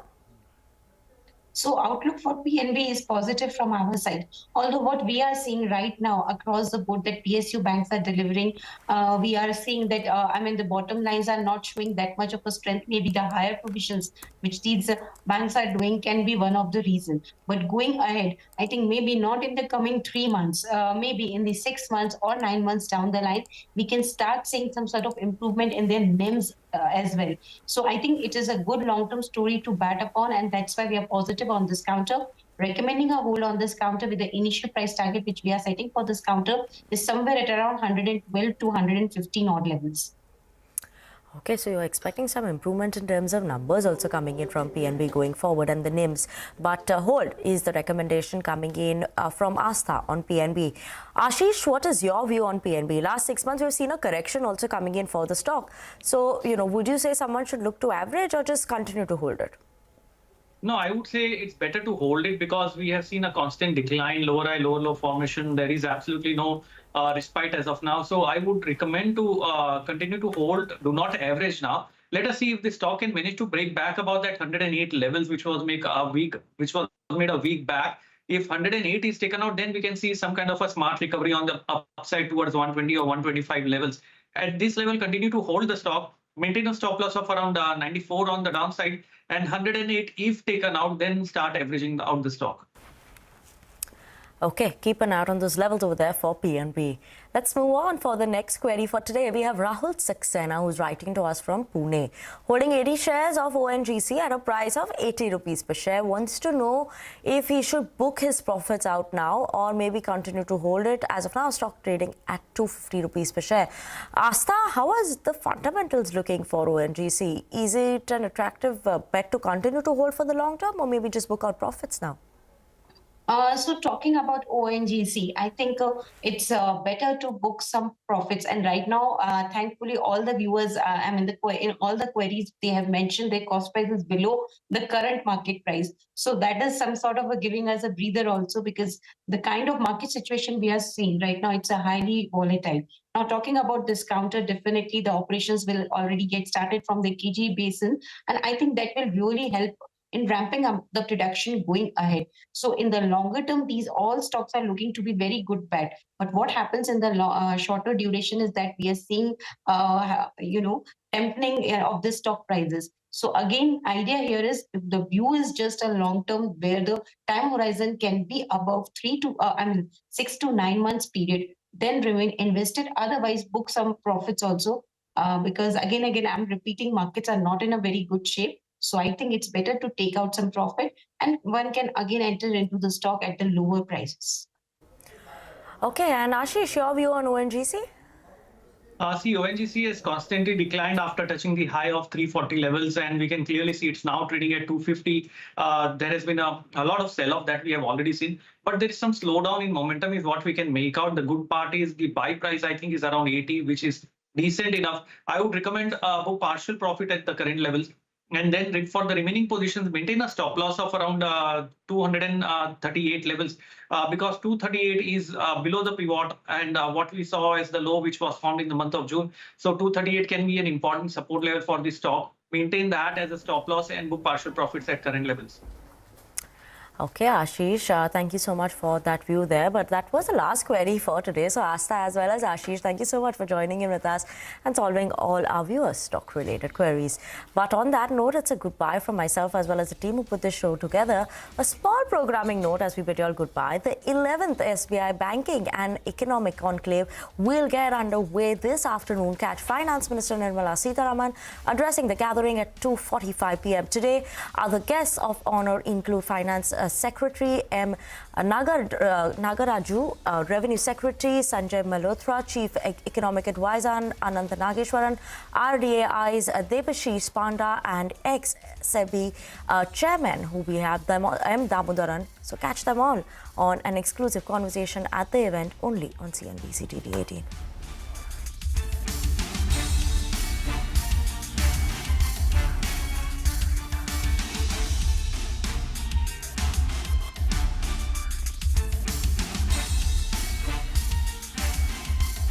And for an exclusive conversation with CLS's Alexandra Redman and Shauman Cochran, Head of Research from the sidelines of the 27th CITIC CLSA India Forum.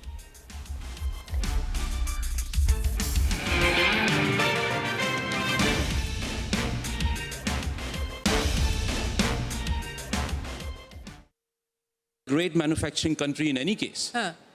Today, our manufacturing GDP is only 17% of our GDP, right? And we must get to 25-30%, what China is.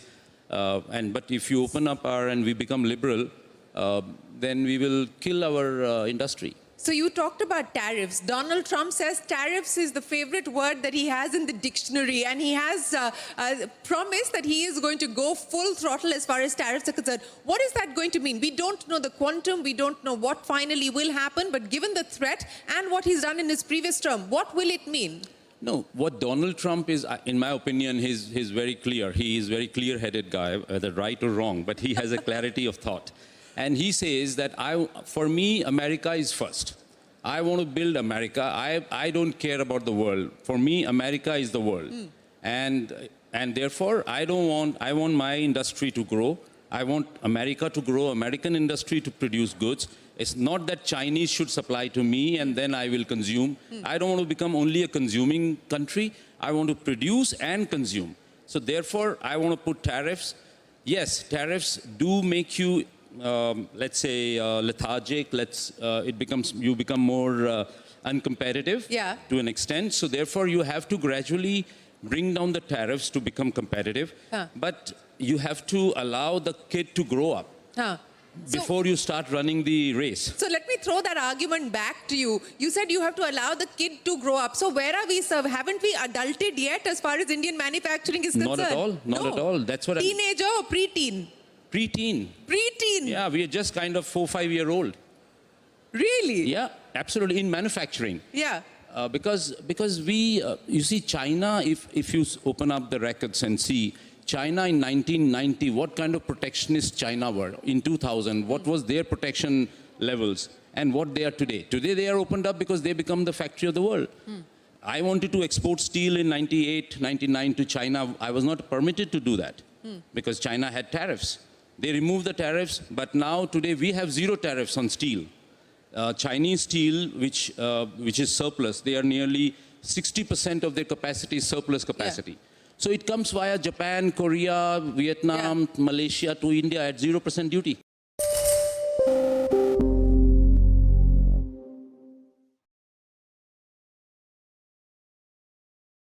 Let me ask you for your comments, wearing your former Cisco hat, on what we're likely to see happen on the infrastructure side, on the chip side, with the wars that are currently underway in the industry. How much are we likely to head into a phase of significant consolidation? Is that something that you believe is just a question of timing? It's not if, it's when. Well, it depends on the 3 categories that you covered. Let's start with semiconductors. I happen to be very close to everyone from NVIDIA to AMD to Broadcom to others in terms of the industry overall. All of those are very active in terms of consolidation, movement into AI growth.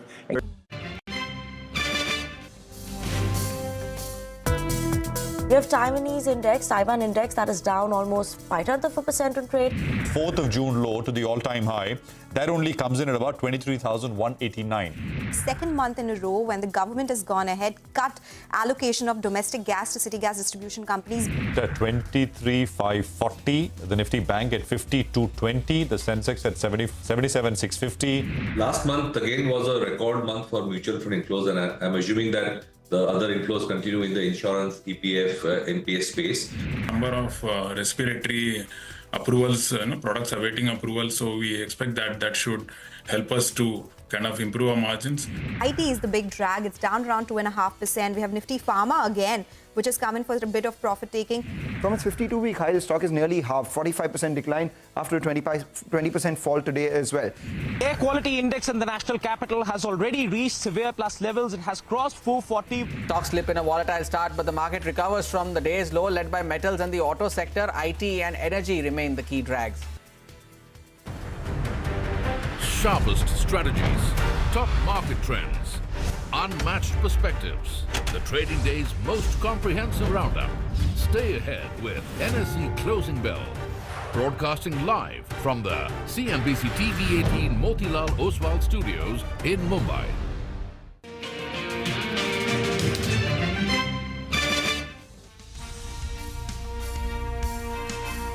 Well, that's a day so far is looking better. We are coming to you from the CNBC-TV18 Motilal Oswal studios. Closing bell coming to you 15 minutes earlier than scheduled.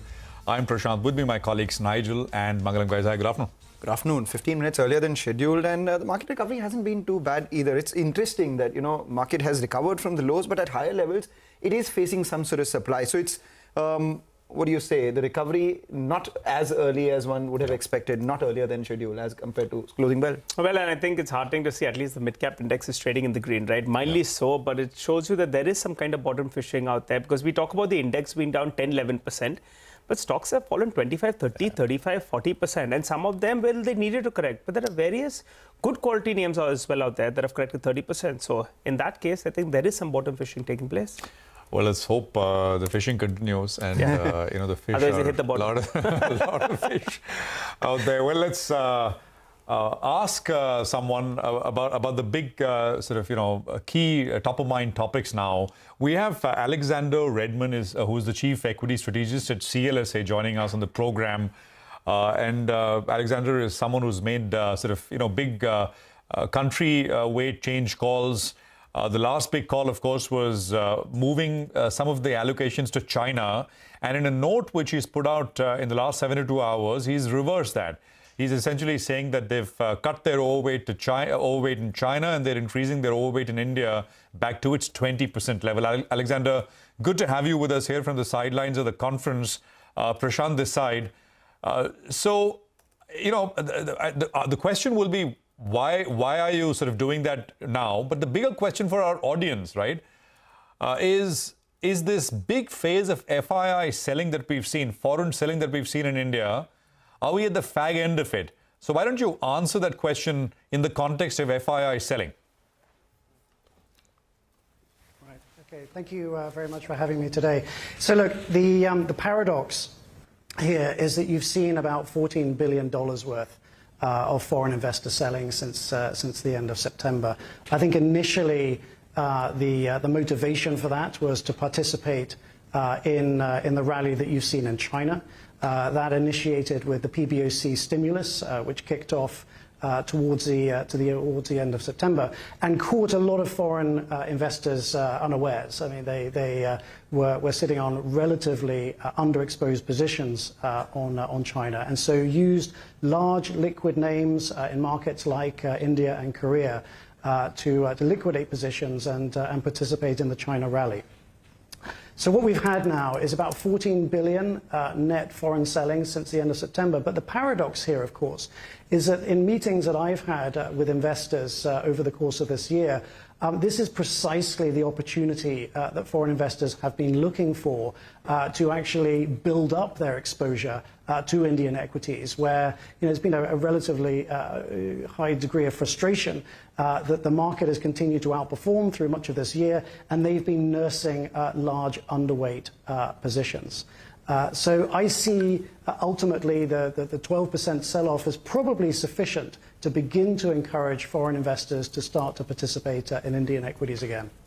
All right. Hi, Alexander, and good to see you in. This is Nigel on this side. And that'll be music to the ears of a lot of investors here in India, because our domestic flows have been rock solid. The problem is this big FII selling. So put everything that you've said together, and given that Chinese stimulus, so to call it, has been underwhelming, do you think that bulk of that FII selling is done, and now maybe we could see a bit of a pause, and maybe those flows turn into buy flows as well, since this is the opportunity that they're waiting for? Yeah, so I reversed the tactical position that I built up in China right at the end of September, essentially for three reasons. One, because the re-election of Donald Trump obviously complicates the China trade outlook. I think we're all familiar with the potential high level of tariff implementation there. Secondly, because I found the NPC stimulus at the end of the previous week somewhat underwhelming. Myself and many foreign investors were looking for the stimulus to be more targeted at consumption, at further absorption of excess inventories in housing, and also to recapitalize banks. And the third point is that with higher bond yields globally now, I think the PBOC will struggle to cut rates further. So having been underwhelmed over the last few weeks or so with Chinese performance, I've decided to reverse that tactical allocation that I made towards China, put that money back towards India. And as I mentioned earlier, I think this is precisely the opportunity that foreign investors have been looking for to get back into this key growth market. All right, so let's put some numbers to that thesis. You know, from the time when you first decreased your allocation towards India and increased it towards China versus now this reversal, how has the differentiation between both of them panned out? Because what I see is, the the up move that we've seen in Hang Seng versus the down move that we've seen in the Nifty, it's a 30% sort of delta that has taken place. That's point number one. And secondly, what are your risks to the current thesis? Because you do say that India has a moat against President-elect Trump's proposed economic and trade policies, where the fear is that maybe something comes by on electric vehicles, something comes by on the IT industry, something comes by on the pharmaceutical industry. Right. And the second part is urbanization. You know, that as a theme for India, that also in the last couple of quarters has been under concern, largely because of the urban slowdown itself that we're seeing in India. So in light of all of this, what are the risks to your thesis? Yeah, I think if you are ordering emerging markets according to their sensitivity to an adverse trade policy from the United States, you need to look at a few things. I mean, one obviously is the level of tariffs, which have been suggested during the campaign. Our understanding is around 60% on China, although we don't know when that would be implemented, and around 10% on other markets. Another thing to be aware of is just the trade exposure to the US. So we're looking at things like overall proportion of GDP, which is direct gross exports to the US, the proportion of overall revenue within markets, which are foreign sales. Other things to be aware of is that with higher global bond yields, clearly you don't want a large degree of leverage. So we've looked at data across net debt to EBITDA across markets. And the other thing, as you point towards, is the foreign ownership level of India. At 17.5%, that is amongst, if not the lowest, across emerging markets. There are some other markets like Brazil, which are upwards of around 60%. So if you combine those five attributes together, ultimately what you want to be is, having a low figure for each one of those.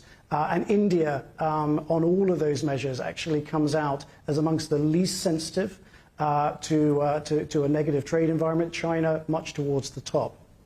But the other key risk, I think India is well positioned here in an escalation of the trade war. But the other key risk that I would say is more idiosyncratic for India is just the uptick in issuance that you've seen year to date.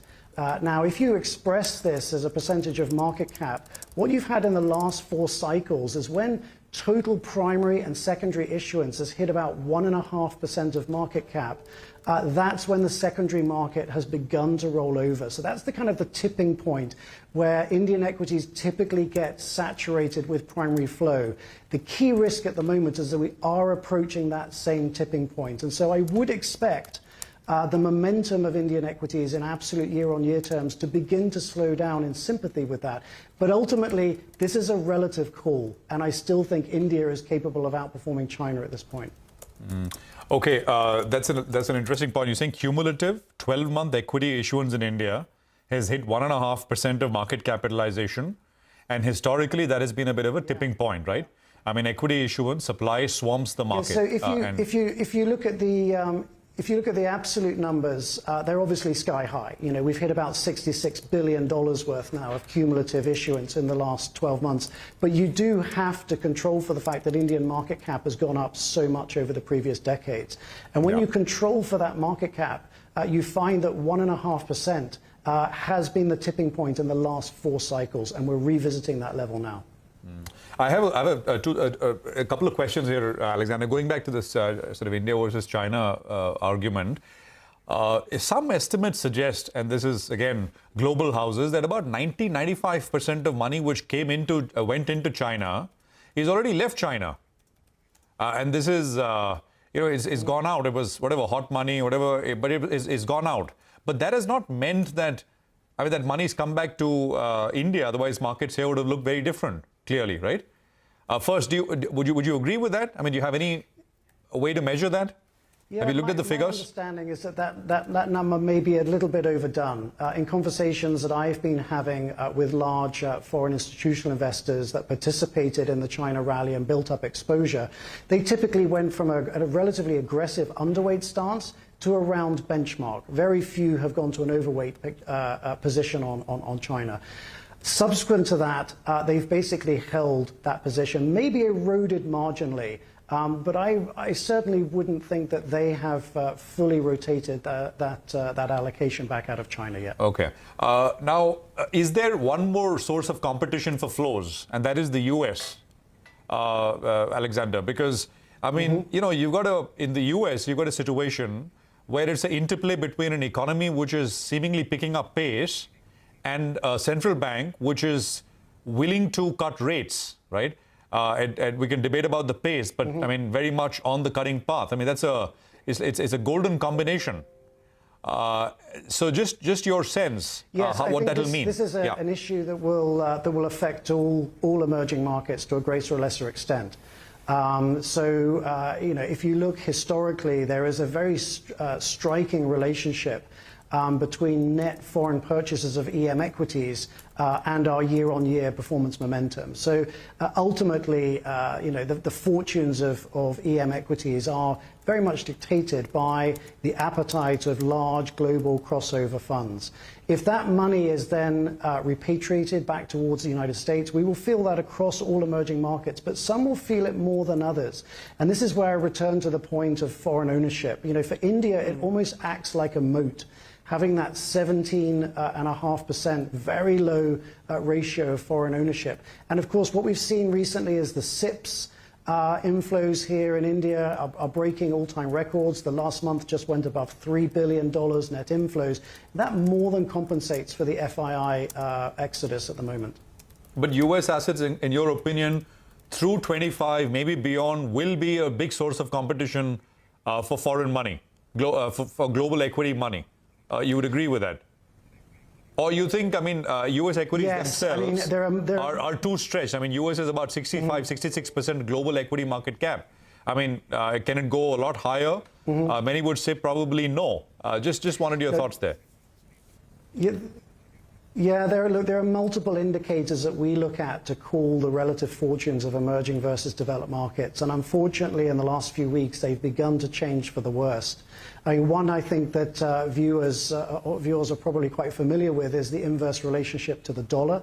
After, you know, in fact, even in the run-up, the dollar was relatively well correlated to the betting odds of Donald Trump, and you know, after his election victory, you've seen the dollar continue to strengthen. That is a significant headwind for emerging markets. The other thing that we have to bear in mind is that in his previous administration, he took the U.S. corporate tax rate down from 35 to 21. That gave U.S. earnings a significant boost, and the differential in earnings growth then favored the U.S. over EM. There may be a case here for history repeating itself, because Donald Trump in his campaign mentioned taking the U.S. corporate tax rate further down from 21 to 15. That incremental boost to U.S. earnings would obviously not be matched in emerging. So it's a second point, again, that would be working against our favor. So you've got that, you've got the flows, you've got the strengthening dollar, you've also got some EM indicators like new orders to inventories, earnings revisions beginning to weaken. So yes, unfortunately, I think it's going to be a far more challenging environment for emerging markets under a Trump administration than would have been under Harris. All right, Alexander, you know, since we're talking about earnings, the earnings here in India have been disappointing in the past quarter at least, and that's led to a pullback in the earnings estimates by roughly around 8 to around 10%, which coincides with the market correction. So earnings estimates have been cut, and the markets as well have seen a correction. But do you think there's a case for the multiple that we were getting see a bit of a of a cut, which could mean another down leg for our Indian markets? Earnings estimates have been cut. Do you think the multiple will get cut as well? I think it's fair to say that we're in a bit of an air pocket now for Indian earnings. Although the forecasts at the moment are still relatively robust. I mean, for 25 and 26 calendar year, you're looking at around sort of mid-teens earnings. The consensus revisions at the moment are relatively flat.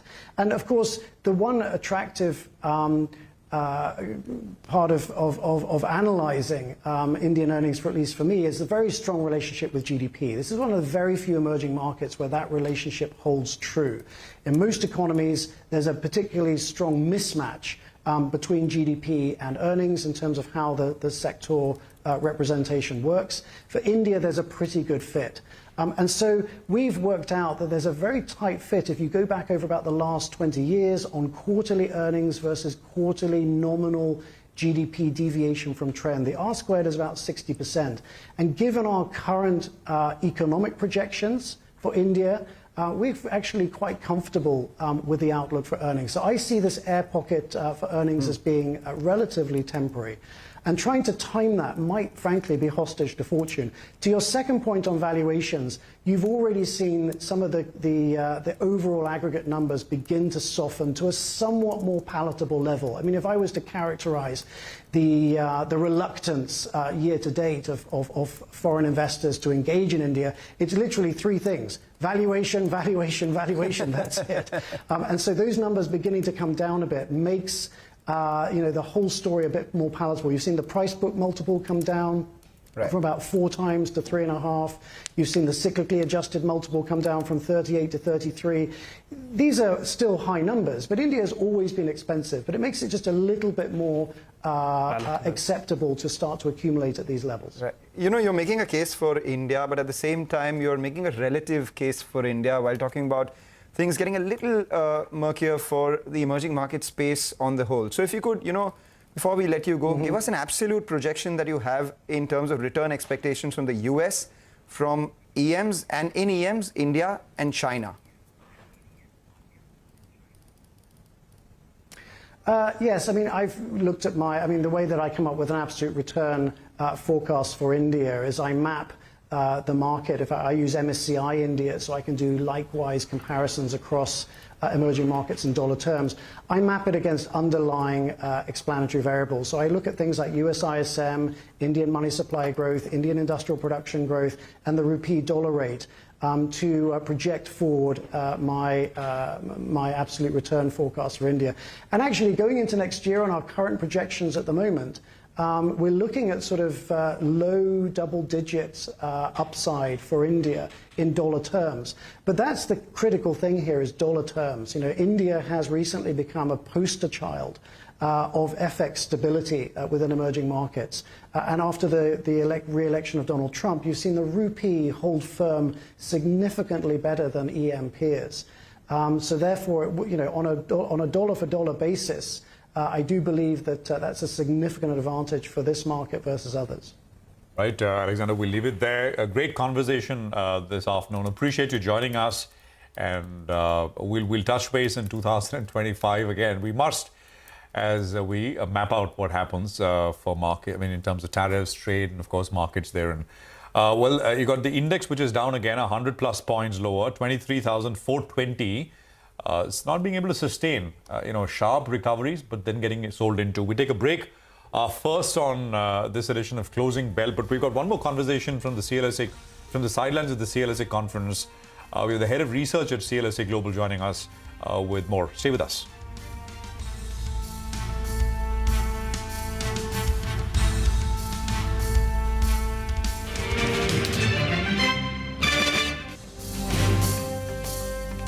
Very active in terms of investing in the India and U.S. corridor. I don't think you'll necessarily see a consolidation there. I think you will see challenges to NVIDIA evolve because clearly, if you want to know how the AI is going, it's much like Cisco when Cisco was the leader in networking. If you want to know how the internet was going, just watch Cisco's growth to 60 or 70 or 80% per year. NVIDIA is the bellwether in terms of the industry, but others are going to focus on it.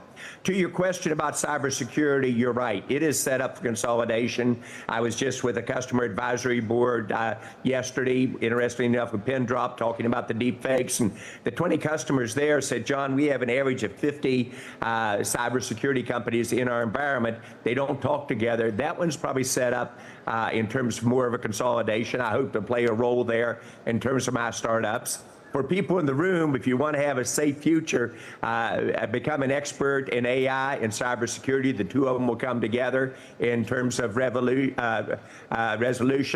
In terms of your big question, Shireen, I think this might be the first time ever when you go from mainframes to mini computers to PC, client servers, to the internet, to the cloud, and now to AI, where the prior generation might actually produce half the leaders in the new technology. That's not occurred before, but I think with the hundreds of billions of dollars that Microsoft and Google and Amazon and Apple and Meta are putting in, they will be a force here, and then I think you will see some of the players in the room hopefully some of mine as well, also become a force. So for the first time, the large traditional players, maybe 2 or 3 of them will really make this transition and be in leadership roles. And again, I think it's the startups that are going to light it up. For those of you in the room, regardless of your industry, manufacturing, government, healthcare, you've got to have a AI strategy and foundation. And as investors for FDI others, they're going to say, where are you on your AI implementation? Where are you in terms of driving your productivity at 7 to 10% a year, which I think you can with AI. 2025, some predictions. I think you'll see 2025 be the year where AI crosses the chasm. Everybody talks about it today, but if you talk to the average person in India or the average person in America, it is not affecting their day-to-day activity, either at work or otherwise. By the end of 2025, I think we will see it in a broad level at all of our, both of our countries and in all of our business and personal lives. It's going to move with tremendous speed and excitement. Disrupt, or you're going to be disrupted.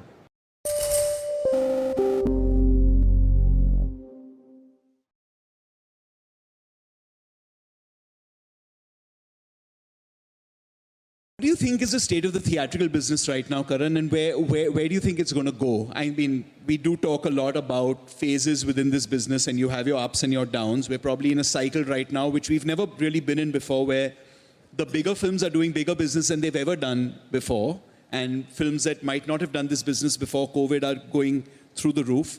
And then there are some films that come and go, even with very big stars. So it's clear that the audience seems to be becoming very discerning about that trip to the theaters. What do you think we need to do?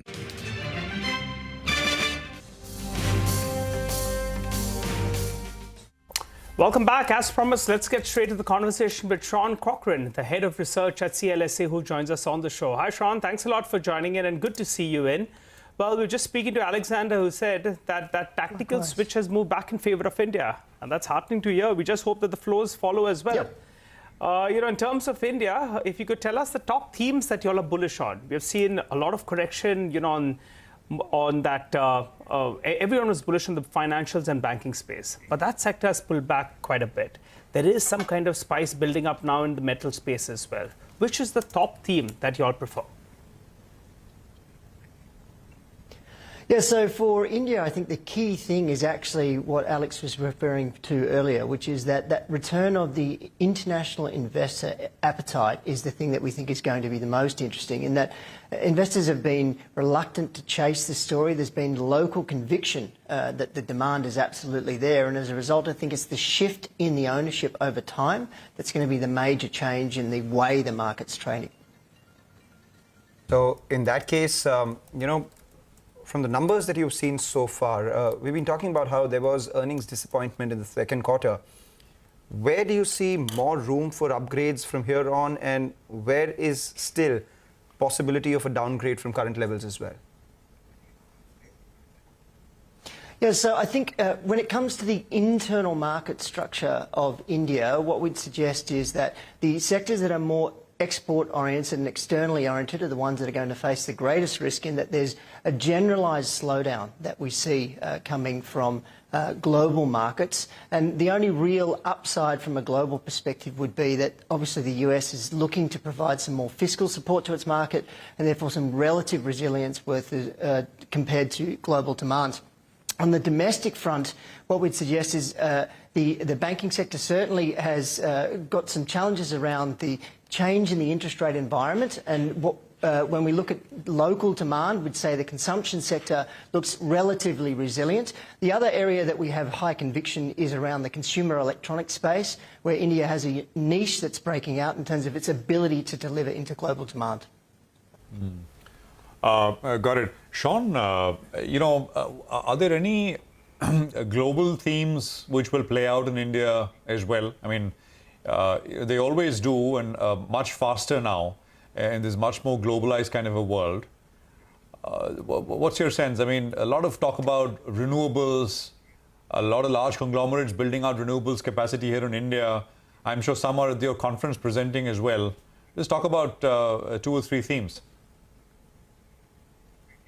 Yep, so energy as a sector we're actually quite bullish on, and we think India has the right approach. And the reason is that historically, over the last several years, there's been a push away from carbon-based energies on this idea that we certainly do need to move towards renewable, and sustainability was a core theme. However, that really failed to address the affordability of that energy. And what India has done, which we absolutely agree with, is take a more realistic view in that it seeks to drive sustainability, pushing towards solar and wind, absolutely required, but at the same time there's still a core role for traditional carbon-based energies. And as a result, we think that India has the right strategy approach, and the world is actually coming to the Indian approach over time. And you can really see it in the way global leaders are talking about sustainability and starting to think about the implications of cost versus the delivery of that energy. If we had to pick one key theme that will change the global energy construct, it's nuclear. We see a nuclear renaissance coming, and the key catalyst for that is twofold. One is a realisation that we need to be more realistic on how do we deliver sustainable energy globally. But second, with the rise of AI, you have a whole new cohort of investors that have conviction they need a source of energy, and they're using nuclear to deliver it. When we think about that, the energy delivered from nuclear for AI can be done through new small modular reactors, and we have the whole venture capital industry in the US that's really moving on this. And the election of Trump means that we're going to see less regulation, and players like Sam Altman are championing this new move, where you have a change in the structure of how the energy sector works, insofar as we have a private buyer of this energy seeking to create private production for private means. It's a fundamental shift in the construct of demand for energy, and particularly for the ability to bring nuclear alive through what's obviously a very tough regulatory environment for obvious reasons. And by the way, India is one of the few countries, even over the last couple of years, which is building reactors. I think we're building about 10 or 12 reactors. They're under construction here in India.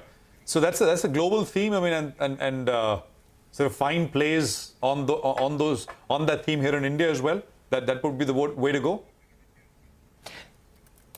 Yeah, I mean, certainly from our perspective, our top pick is actually an American stock that is really around delivering SMRs. But you've raised exactly the key point, which is there are many economies. The poster child of this would be Germany, that has turned their back on nuclear. We've just seen that Japan has been reluctant to approve changes in nuclear, and so it's moving very slowly. We're here in India. There was never that turn away from India. They've been in the embrace of the role of nuclear as a core part of the energy construct. So we expect India to play a core role in sustaining the adoption and the acceleration of adoption of nuclear in the next decade or so. All right, Sean, since we're talking about energy, what about solar energy? You know, over the last few years, we have seen that solar modules, solar cells as well, have seen a lot of demand. And India has been gaining actually at the cost of China, particularly with regard to policies in the United States. Yeah. How do you view that as a theme, the solar theme?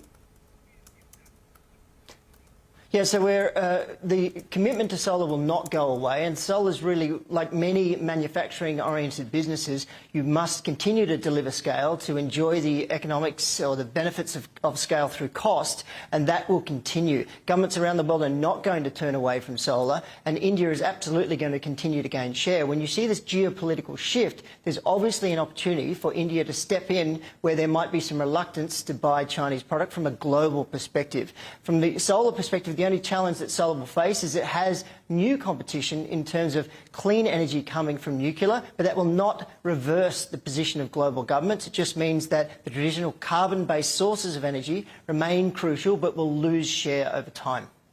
All right, final question before we let you go. Sean, going back to the sectors itself, you said that there is a downside risk to external-facing sectors in India, whereas there is an upside risk or risk of revival for the domestic sectors itself. And that's exactly the opposite of what a lot of people believe, because with Trump coming back, maybe, a stronger US could do well for some of our external-facing sectors, and domestic, which everyone's bullish on, has been facing a bit of a slowdown over the last couple of quarters. So in light of that, what are the upside and downside risks? And if you could, talk us about through some of your top picks in India. Right. So what I'd suggest is that when we look at the US position, it's an interesting paradox in that the US has been decelerating and global demand has been decelerating. And the market is rightfully looking for the Trump administration to pick up demand in the US. However, we have to think about the timing of how this unfolds. So Trump will introduce tariffs, which is going to be difficult for growth or certainly for consumption in the US. At the same time that the tax cuts that are being looked for are going to take quite a lot of time to come through. So overall, as that process unfolds, it means there's scope for near-term disappointment in the US. You've seen the US market break out just at the same time that the Indian market is correcting. And so from a tactical perspective, it means there's scope for, as we mentioned earlier, foreign investors to buy into that, especially those that are underweight, as they start to narrow their underweight in India. At the same time that there'll be scope for profit-taking tactically in the US as we move into the new year. That's the point that I'm making in terms of the push against the consensus narrative opportunity. All right, take that point. Always a pleasure speaking with you. Thank you so much. Have a great conference, and obviously we'll revisit this conversation with you and talk about the themes during the course of the future as well. Have a good one.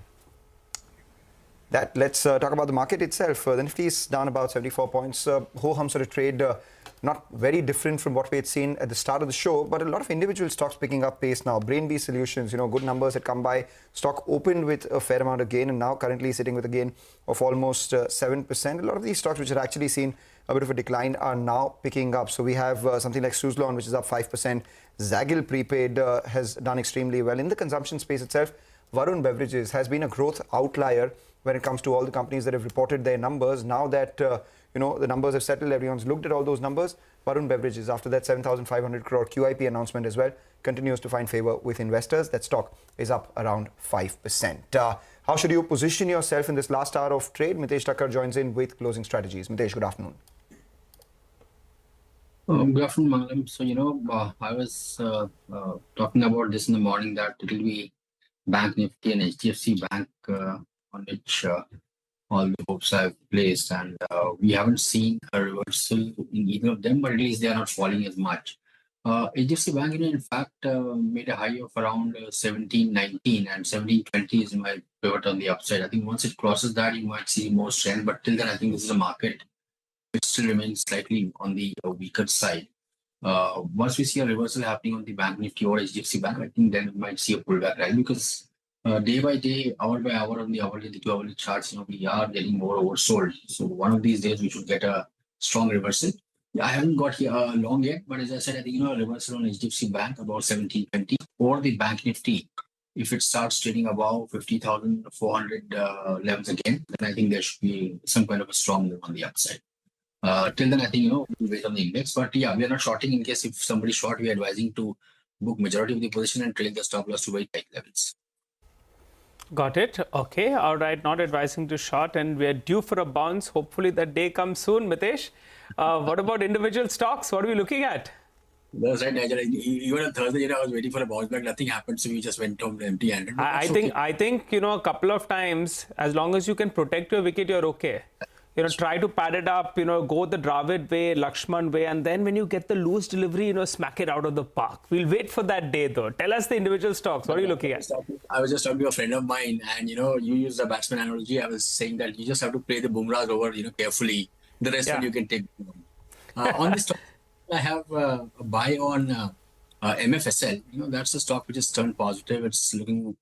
showing first signs of reversal. So if it can hold above these levels of 12.25, that will be your stop loss. So with that stop loss, I think if it remains above this level, I think good chance that we'll see a rally to about levels of 1270 or thereabouts.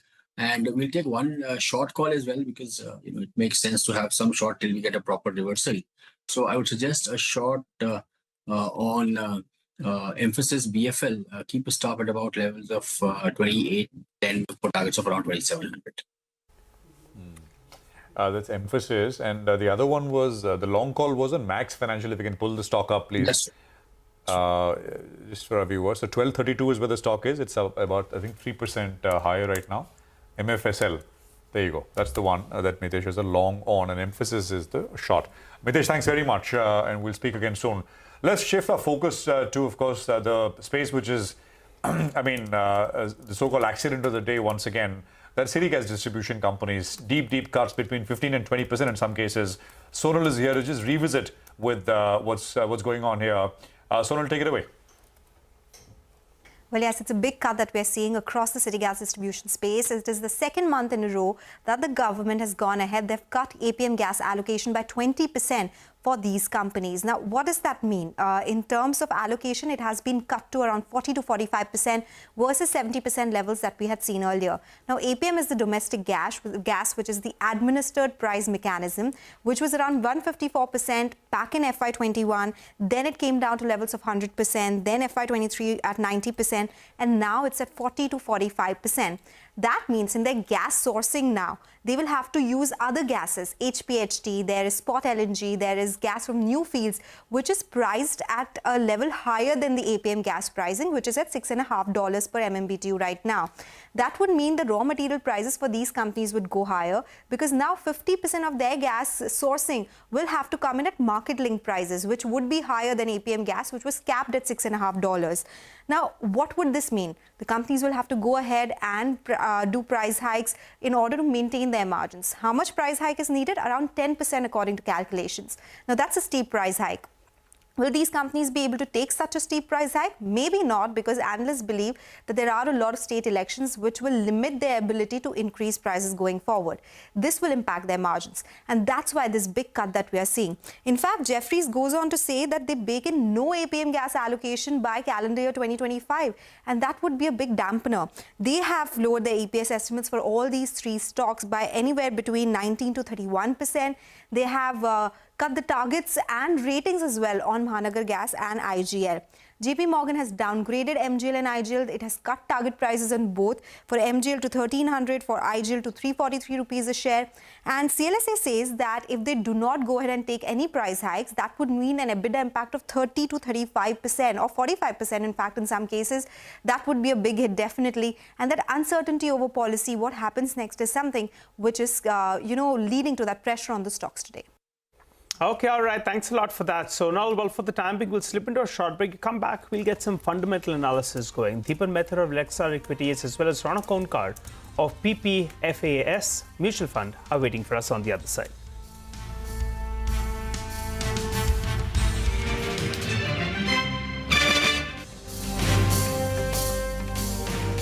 To be able to... I believe we have to read the room. We've got to read the room as filmmakers. You have to know that today there's a lot of content available on streaming services, but there is still a huge desire for a community watch to go to the cinema. So you have to understand, please let's make the high concept films, the films that draw you to cinema halls immediately, not the films that you have access to, on a daily basis on a streamer. So besides the tentpole films, it's the high concept films or the films made sensibly, because the star cast really today is not just the only driving force, it's the trailer.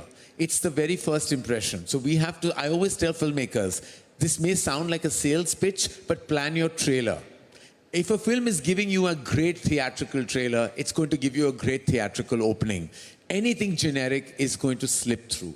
Anything been there, done that is not going to work. So you have to plan your first unit. It has to be a unit that makes sure that an audience is going to say, I booked my ticket, I'm going to go see. And that is happening. As we speak, we've had a great 2 years. According to me, there have been some thunderous numbers as well, like you said. We've touched the 600 crores. We've never done that before. We've done that. And we also have touched 100 crores with a completely new cast. A creature film with a new actor called Abhay Verma has done 100 crores. That is the power of theatrical audiences. We just have to give them what they truly want. We have to read the room, which we have to start assessing within ourselves.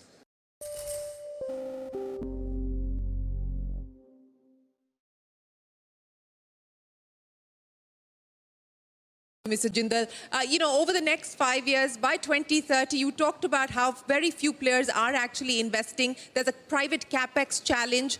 How much is JSW across the group going to be investing in India? How much will you invest outside of India? In terms of numbers? Yes. So it's not very easy, but given the demand visibility.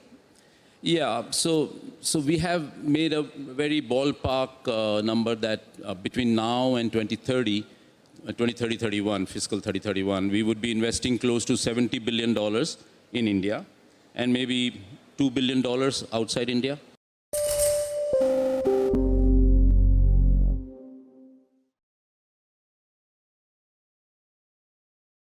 Today, the automobile industry, and same for Wipro, the IT industry is going through a lot of disruptions. AI is the biggest disruption, and in EVs, the technology is a major issue. Nobody knows where we will finally go. You've often said that this is a moment of reckoning for the automobile industry. The battle is between the established mainstream auto players and how they embrace the new technology and the startups, or upstarts, as you call them. So who's winning, and what's going to define who wins this battle? And who lasts for the next 75 years? So there are three terminologies here. There is startup, then there is a word which I like to call most of them, which is upstart, and then us, the winners or the champions, right? So I must explain what is.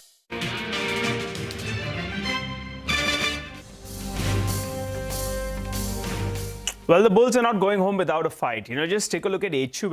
HUL has pulled back decently from the lows of the day. So I think the intraday chart will tell you the picture. Power Grid as well, it was trading in the red, I remember, just around 20 minutes or so ago. That as well has pulled back a little bit. And the banking stocks, some of them are cutting their losses. So you have the Nifty Bank that's up 200 points.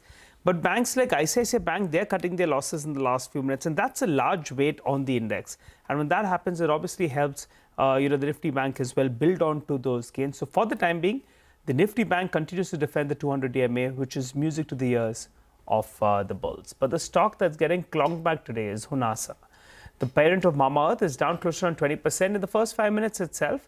It was locked at lower circuit and now it's below its IPO price. Manglam has hopped over to the big wall to tell us more about it. Manglam.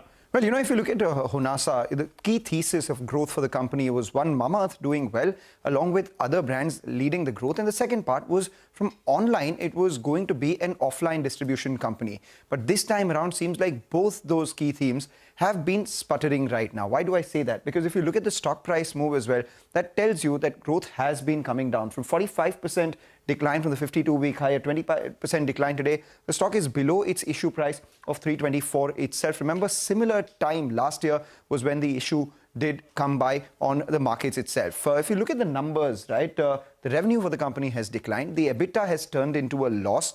And if you look at the net profit, as a result of which the company has reported a net loss as well. The company attributes that to three major reasons. The first one is disruption due to distribution model change was a little higher than what they anticipated. Secondly, slowdown in their key brand, Mamaearth, was lower than expectations at a time when overall consumer sentiment itself was weak. So what was the impact of that on the numbers? 500 crore revenue turned into 460 crores, EBITDA of 40 crore in terms of gain turned into a 31 crore loss, and the net loss of 18.5 crores compared to the profit of close to 29 crores. The other thesis of operating margin expansion because of leverage coming in terms of ad spends, that also did not play out this time around. In fact, ads as a percentage of sales went all the way up to 40%, even as the gross margins did come down. So all of that further pressurized the bottom line. What is it that did not do well for Mamaearth? Now, if you've looked at all the other brands that grew at 30%, they still account for only 30% of the company's sales. So Mamaearth, which is 70% of their overall mix, had to perform. This time around, the companies said that there has been a wave of preference towards active-based ingredients itself. So if you speak to some of your friends or people who buy beauty products, you would hear words like hyaluronic acid, niacinamide, peptide, etc. So this underlying macro trend has impacted the wave of naturals. Secondly, the company hasn't allocated enough investment for offline-based brands. And third, they need to rethink their strategy when it comes to product, price, and communication on the mother brand. Cut to the distribution model itself. How long before that fixes? Well, the management believes offtake scale-up of new distributors could take up to 2 to 3 more quarters. So with all of this, twin engines not firing right now, the onus is on the company to go ahead and revive at least one of them before the street looks at Mamaearth freshly, because it was always trading at a premium because of its outperformance of growth versus the industry, and that hasn't come by in this quarter. All right, Mangalam, thank you very much. So, I mean, a lot of stuff up in the air now in terms of direction, strategy, etc. as well, as far as the communication from the founder, the management is concerned. Deepan Mehta of Elixir Equities is with us. Ronak Onkar is also with us, the co-fund manager, equity, head of research at PPFAS Mutual Fund. Gentlemen, good afternoon. Good to have both of you here. Thanks very much, and apologies. I think we're hitting you late. Deepan, first up, what do you make of Honasa, Mama Earth? You know, as a business, I mean, what does one do from here? And second, I think the broader, bigger lesson, right, which I think you and others have also always said, I mean, IPOs, give it a couple of quarters at least, maybe a couple of years before you start to actually, buy into these. So just your thoughts on what we've seen today, 20% down. Yeah, Prashant, good afternoon, and thank you for having me on your show. I think that time and again, this strategy has proved to be very profitable. You just avoid the IPOs and wait for 1 or 2 years, then see how the stock is trading. You may get it at an attractive valuation. In the case of Honasa, what attracted everybody to the stock was that it was a category within the FMCG space which was underpenetrated, and here was a company which was growing exceptionally well. And you always want to have some allocation in your portfolio to an FMCG stock. And considering that all the peer group stocks like HUL, Nestle, Godrej, all of these companies are growing at low single digit, here was a stock idea which was showing very decent growth. But now I think that thesis also has been tested. I think I would just wait for 2-3 more quarters. Stock price may have a further decline to take place, and let the operation stabilize, let the company start to report higher volume and profit growth. Then one could look at it afresh, but for the time being, it's a complete avoid. Okay, got that, Deepan. Well, let's get in Ronak Onkar as well into the conversation. He is the co-fund manager, equity and head of research at PPFAS Mutual Fund. Ronak, I've been waiting to speak to you actually. What are the cash levels? You're one of the few guys out there who had 15% plus cash levels. I think it was drifting towards 20%. Markets are down closer on 11%. That's the headline index. But stocks have corrected substantially. Have you all started deploying money now? Good afternoon. Thanks for having me. So I think you guys predicted last month that the cash levels would go up by 5% more, and it definitely happened. We are at 20% as of October end fact sheet. But we have been deploying slowly and steadily in the stocks we already like. Something like private sector banks, a bit of IT, a bit of ITC, Power Grid, Coal India. Some of these stocks we've been adding. But nothing new in the overall scheme of things we have found, which is extremely cheap. Like you said, stocks have fallen a lot, but they have fallen from their peaks. And that doesn't necessarily mean the valuations are still reasonable. So we'll wait it out till we find good opportunities. So the top additions that you all did, if I got that correct, was Coal India, the large private sector banks. Is that correct? Yeah, Infosys? some of the usual suspects we have been adding for the past several months. All right, and that would include Infosys as well. Yeah, a little bit of IT also we've added here and there. Can you explain your, fascination with ITC this time around? Because yes, obviously in the consumer space, it is a value bet. But if you look at some of their metrics, volume growth has been lacking. Say the other peer, Godfrey Phillips, by a while over the last 7-8 quarters. FMCG business is hitting a bit of an air pocket right now. And hotels, everyone says that maybe the cycle is on the way up, somewhere closer to the top. So at these levels, why would you buy ITC more and more? So interestingly, the metrics that we were looking at when we started buying ITC were the FMCG business and the profitability contribution to the overall P&L. That has been improving over a period of time. So some of the trends that we were expecting that the company will deliver, they have been delivering. On the other hand, the capital allocation is now more clear to make sure that cyclicality of the hotels business is also in their favor. Some of these things have worked in their favor, but that does not mean necessarily valuations have become very, very expensive. So even within the consumer space, I think for the growth that they deliver, the valuations are still reasonable. And that's the reason we have added a little bit over our existing position. What about the capital market plays, Ronak? The last few conversations you've had, you're saying that you're lightening positions. I'm just looking at the sheet that I have with me, and it appears you'll have lightened positions even more. And even I think ICRA is something, after a while, I'm seeing that you'll have, lightened positions out there. Tell us more about this. You think the best has played out for this capital market related plays? I think we have had two sharp upturn in terms of volumes in the market and profitability for the companies, and cyclicality bears the fact that this gravity will definitely pull the volumes and volume growth down over a period of time. So we don't want to catch the falling knife. So whenever we see valuations becoming too unattractive or too much out of favor, we start trimming. And we've been trimming these from that point of view.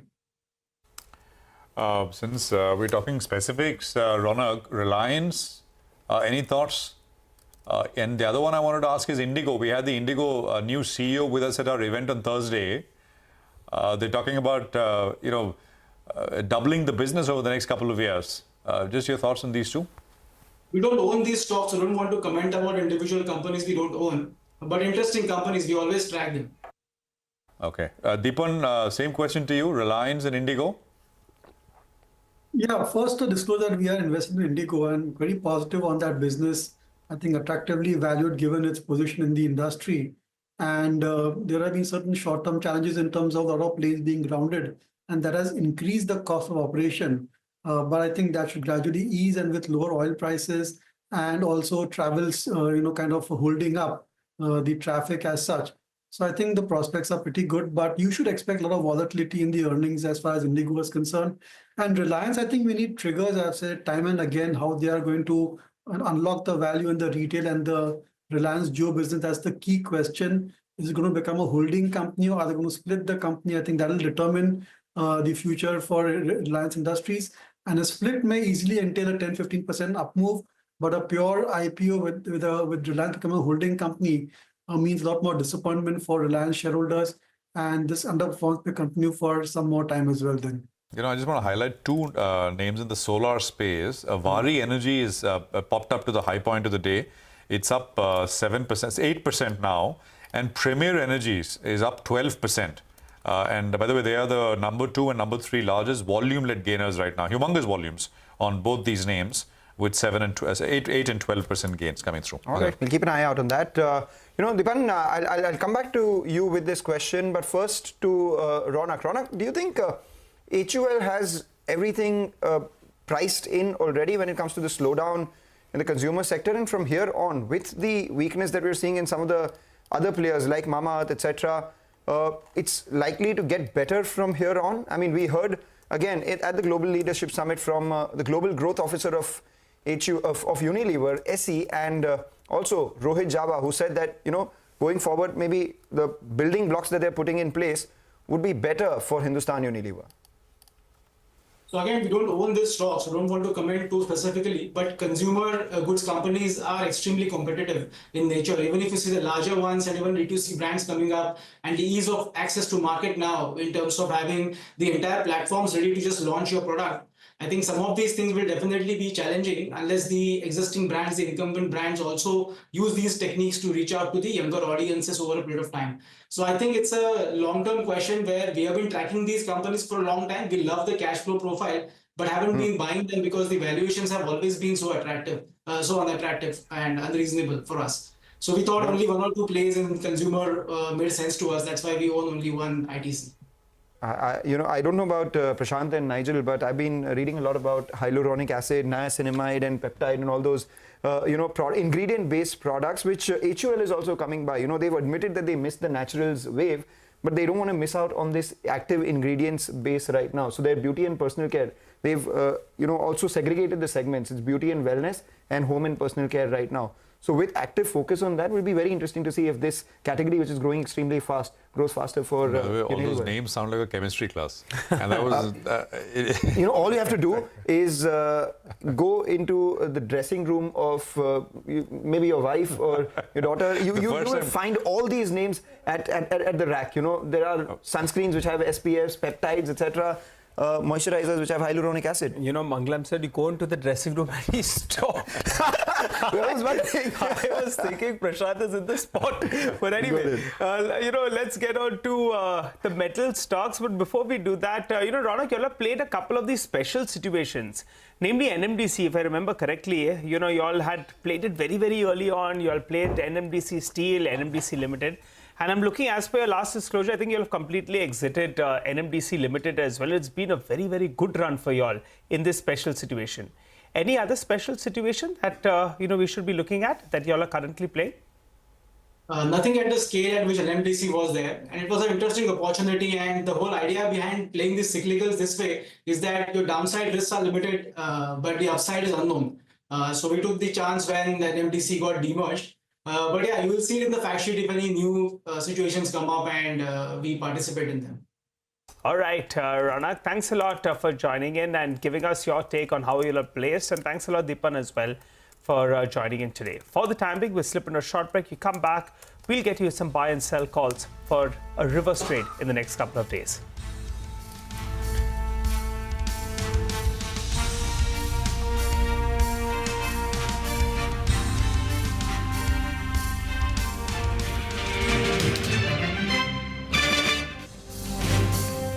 My mind, between a startup and an upstart.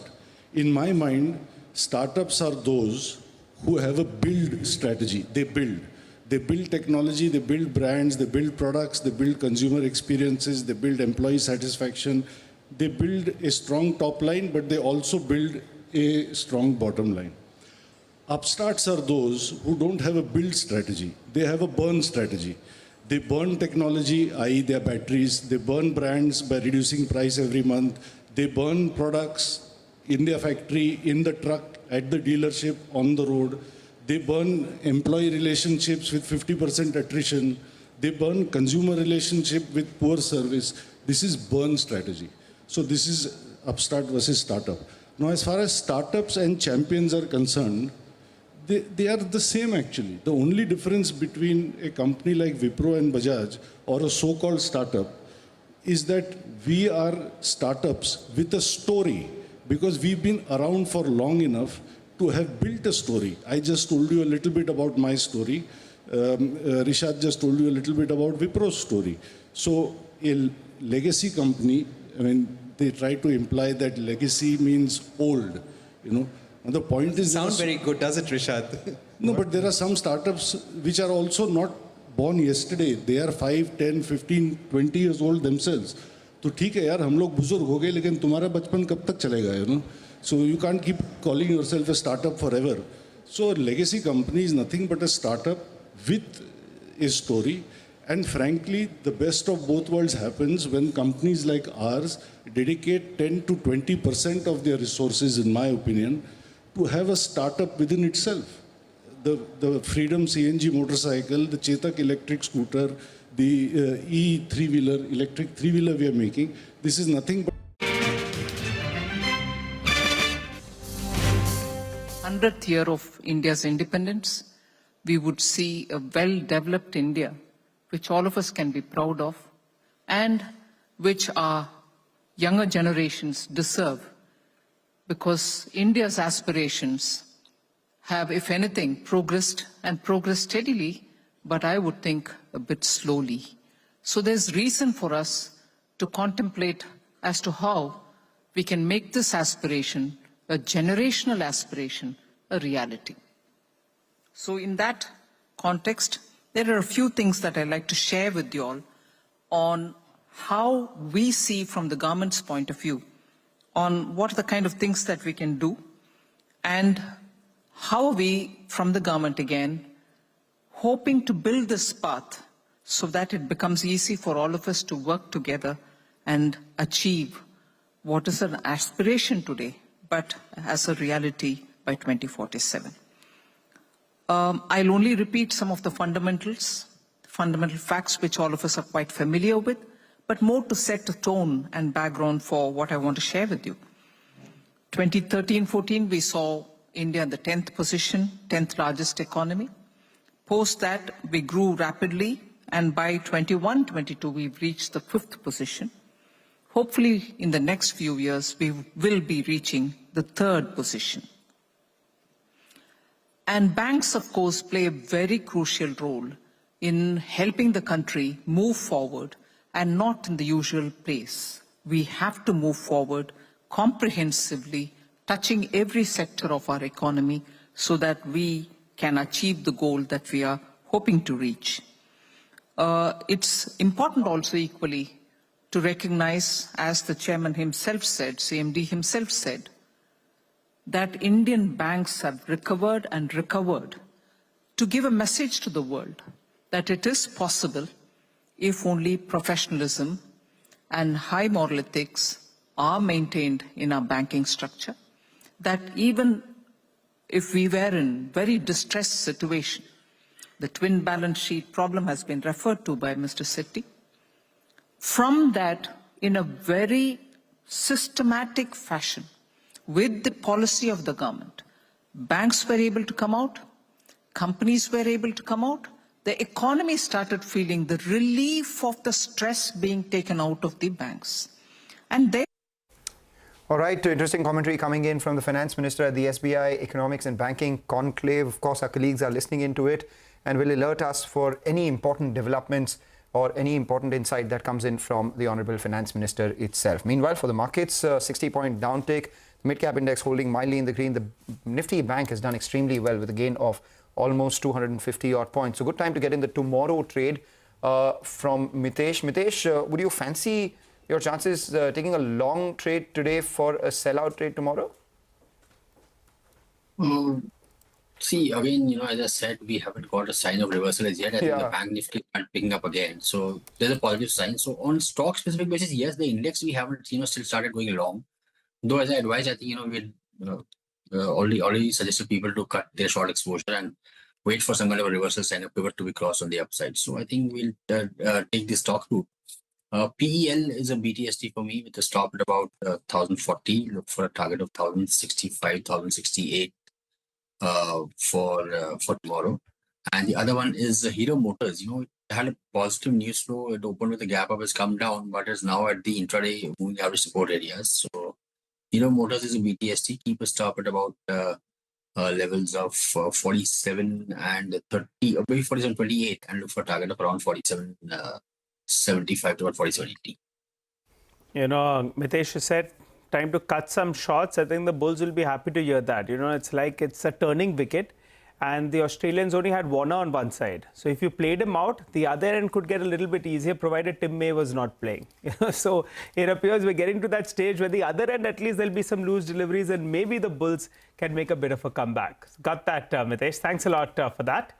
Well, time to slip in a short break. You come back, we'll wind down the markets. Last 10 minutes coming up for you.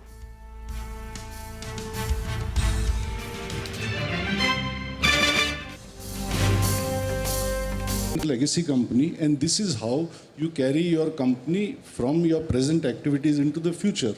So that's my definition of upstart, startup and champions. But if you give me another 30 seconds, I want to share with you what Piyush Bhai once told me in this regard, because these startup wale are very kind of intimidating because they are from the IITs and the IIMs and all that.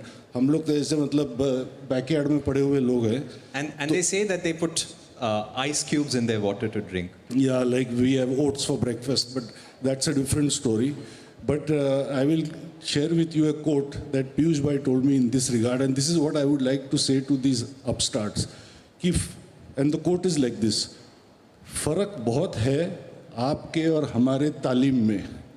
फर्क बहुत है आपके और हमारे तालीम में. आपने उस्तादों से सीखा है, हमने हालातों से.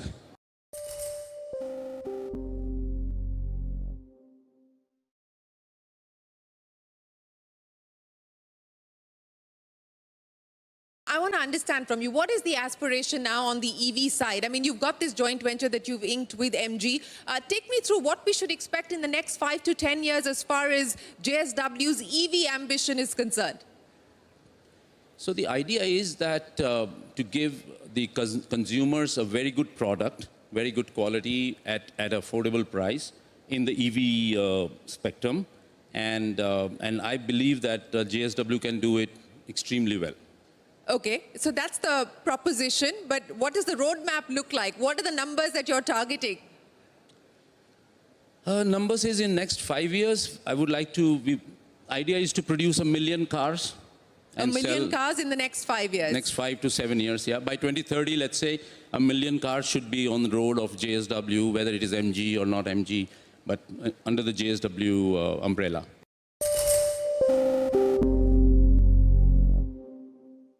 That is one of the aspects of Mr. Jindal. You know, it's almost a blow hot, blow cold relationship with China, isn't it? I mean, you just talked about all the reasons why we should not do business with China. And through the COVID period, you were very clear we shouldn't do any business with China. But now you're doing business with China. You've been a joint venture for the electric mobility space with a Chinese company. So do you believe that there is a need to be pragmatic on how we engage with China? No, absolutely. With any country. In fact, even Pakistan, for that matter, we should be pragmatic. To deal with Pakistan? We should be pragmatic. Yeah. We should not say that no, nothing doing. So when I said we should not do business with China when Galwan happened, because I was very clear that we cannot deal with an enemy state. Pakistan, for that matter, is an enemy state. Yeah. But still, if we work properly, you know, with a control mechanism, we should open up and do business. Because with Pakistan? Even with Pakistan. Okay. Because a very poor neighbor will always hurt us. So therefore, we should think, we should have a long term, but this is not a foreign policy discussion that we are having. but my point is that with China, we should, because China has already developed this technology.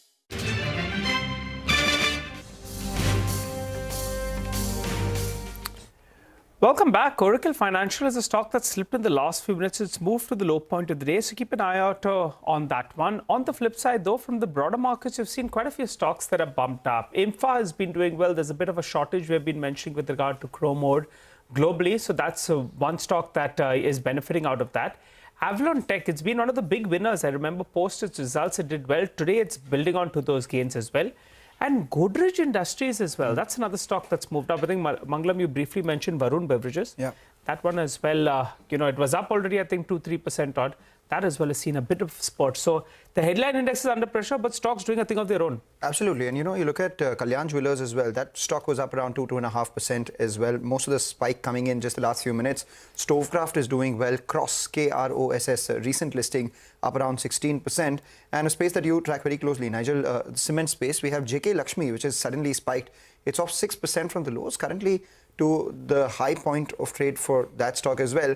And this morning we had some commentary coming in from, you know, the market experts saying that they're still backing some of these capital market plays. Look at BSE, you know, big move is what we're seeing on BSE currently at the high point of trade for that counter as well. So a bunch of broader market stocks doing extremely well, telling you that portfolios might not be feeling very bad after all. All right, let's get in Anand Tandon. Hi Anand, good afternoon, good to see you, Ben. Give us a couple of ideas, stock ideas then that you'll be looking to buy. We have seen a bit of a correction. You have been sounding cautious the last few interactions we have had as well.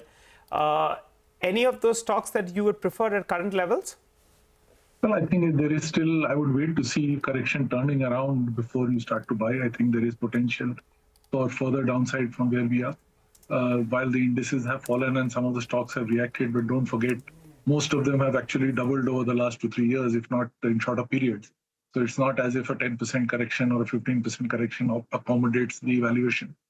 That said, you know, the only sectors that kind of look attractive remain the same, the ones that have not moved so far, especially banking, private sector banks, and so on.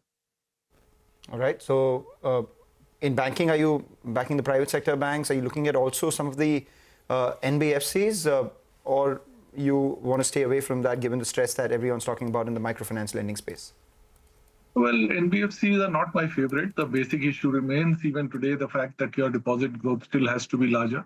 And NBFCs are not well positioned for that. They don't have a liability profile. On the asset side, if you look at it, you know, even the secured book is beginning to look a bit iffy in terms of the retail side of it.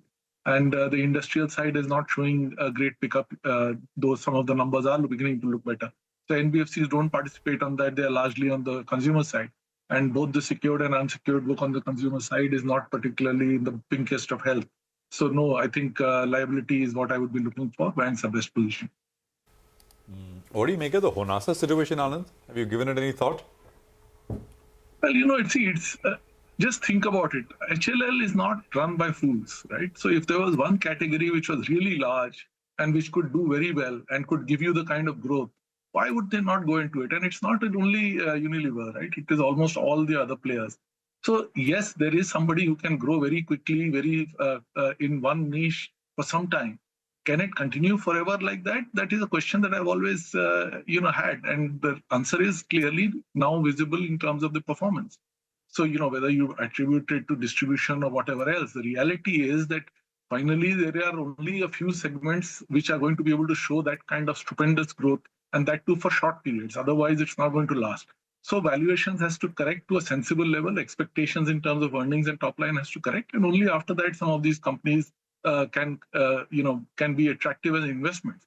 As companies, there is no doubt they have done a good job. They've come up from nowhere and established a reasonably large portfolio within a fairly short period of time. So kudos to the entrepreneurs. But as investors, you need to be toning down expectations very sharply. What about the recent listing, Swiggy? Zomato, there was plenty of interest. Swiggy seems to have priced it correctly. The stock made a high of 490, I think, the next day after listing. And now it's at around 425 or thereabouts. So it's come off considerably from today's low.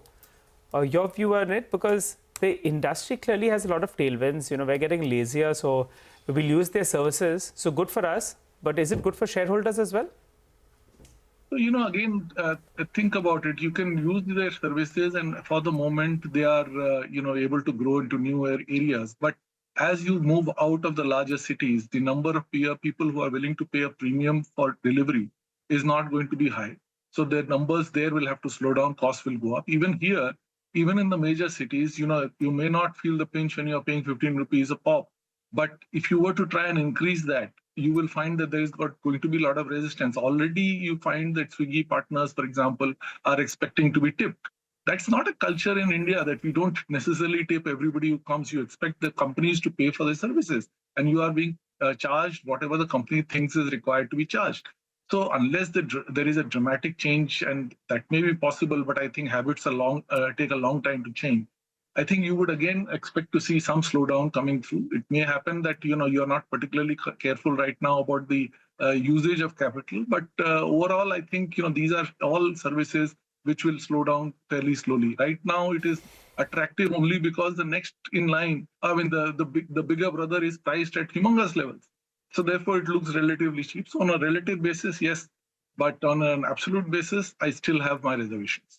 All right, take that point. You whetted our appetite with, a commentary on the beauty and wellness market, along with the food market as well. Last, we'll have to keep our conversation a little brief right now because we're running into market close. Always a pleasure speaking with you, Anand. And speaking about the market close itself, it's been a volatile day, but to sum it up in a line, it would be down but not out. The Nifty is down 70 points, but it's seen a formidable recovery from the lows. The Nifty Bank was, the one that batted for the bulls along with the metal stocks, and a lot of these, stocks which came off the lows as well. Case in point, some of the IT stocks and even the FMCG stocks towards the end of trade, where you had HUL, Nestle, and a couple of these earlier PSU banks like SBI, etc., doing extremely well. On the way down, though, we did have IT stocks which saw a cut of almost 3.5%. Okay, well, I think IT services and oil and gas are the two areas which saw a maximum amount of selling pressure. And metals, of course, on the other side of the equation, with gains actually holding on Hindalco, Nalco, Tata Steel, and more. Maybe just one or two, a few other names before I wrap it up. Vari and Premier Energy were the two new energy listings recently, and both end with gains of over 10% each. That's very strong. There was First Cry and KR, and actually big volumes on many of these newly listed companies. KR and Heat Exchangers, First Cry were some of the other big gainers today. We, of course, have been highlighting what happened with Muthoot Finance. So that goes home with about a 7% gain. And of course, Nigel has been talking about Nalco with its very strong gains as well. So not a bad session actually by the end of it, with just about a 60-70 odd point cut. Was looking much worse at one point. The low today, by the way, has been made at 23,350, and we end about 100 points off the day's lowest level at 23,465. So that is the picture. Nifty Bank ends higher, mid-cap index ends slightly higher, the small-cap index ends slightly lower. So more flat, especially when you compare the days that we've had over the last many trading sessions now. What we'll do is we'll say goodbye here and thank you for staying with us. But we bring you our conversation with Chris Wood from the sidelines of the Global Leadership Summit.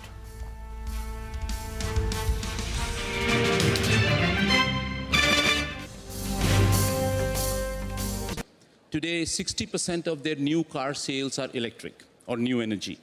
India, we have 2%. And this is the way forward. We import all our fuel for the cars. All petroleum products are imported. 85, 90% is imported. So it's in our interest that we transition ourselves to a technology which is domestic, which is local technology, local. So bring the technology in from China, but manufacture in India. Exactly, absolutely. Because technology exists in China. We must develop it over time in India, but we must bring the technology and develop the products in India.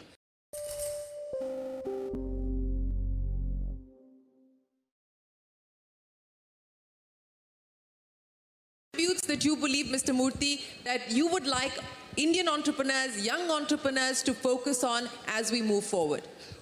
Well, first of all, let me say that the entrepreneurs of today are so much smarter than I ever was. I mean, look, the gentleman, Harsha from Swiggy,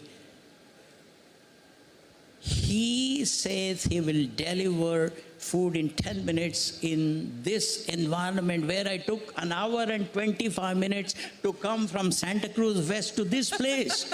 He is a magician. He is a magician. He is a remarkable guy. Therefore, we must all salute him. We must salute him not because he may be able to do or he may not be. That's not the issue. Even to have such an audacious vision, even to have such an audacious aspiration, target, that itself is fantastic.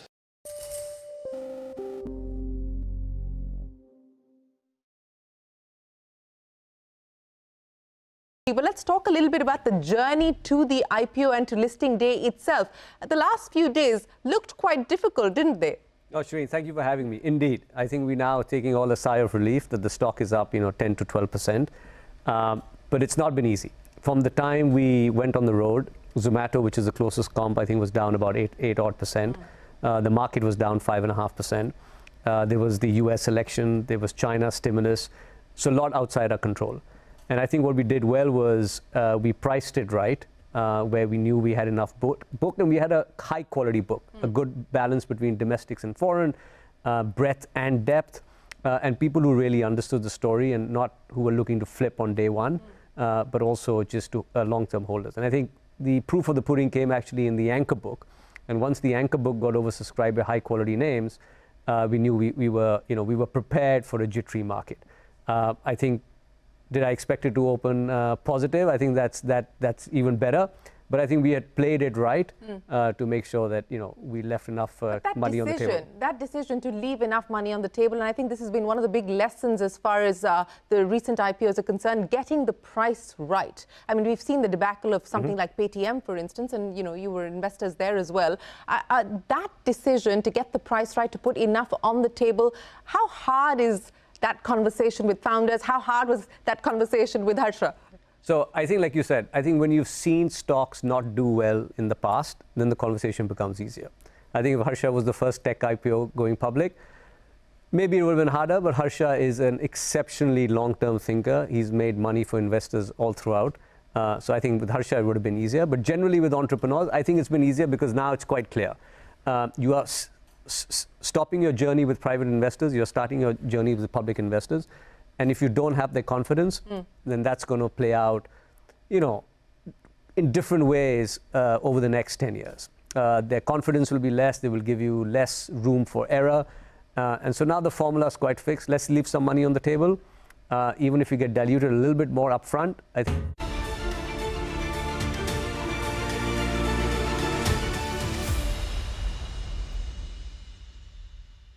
Hello and welcome.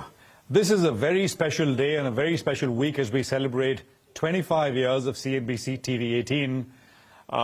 Joining me now is someone who's been with us through these last 25 years. Christopher Wood absolutely needs no introduction. He was a journalist. in an earlier life.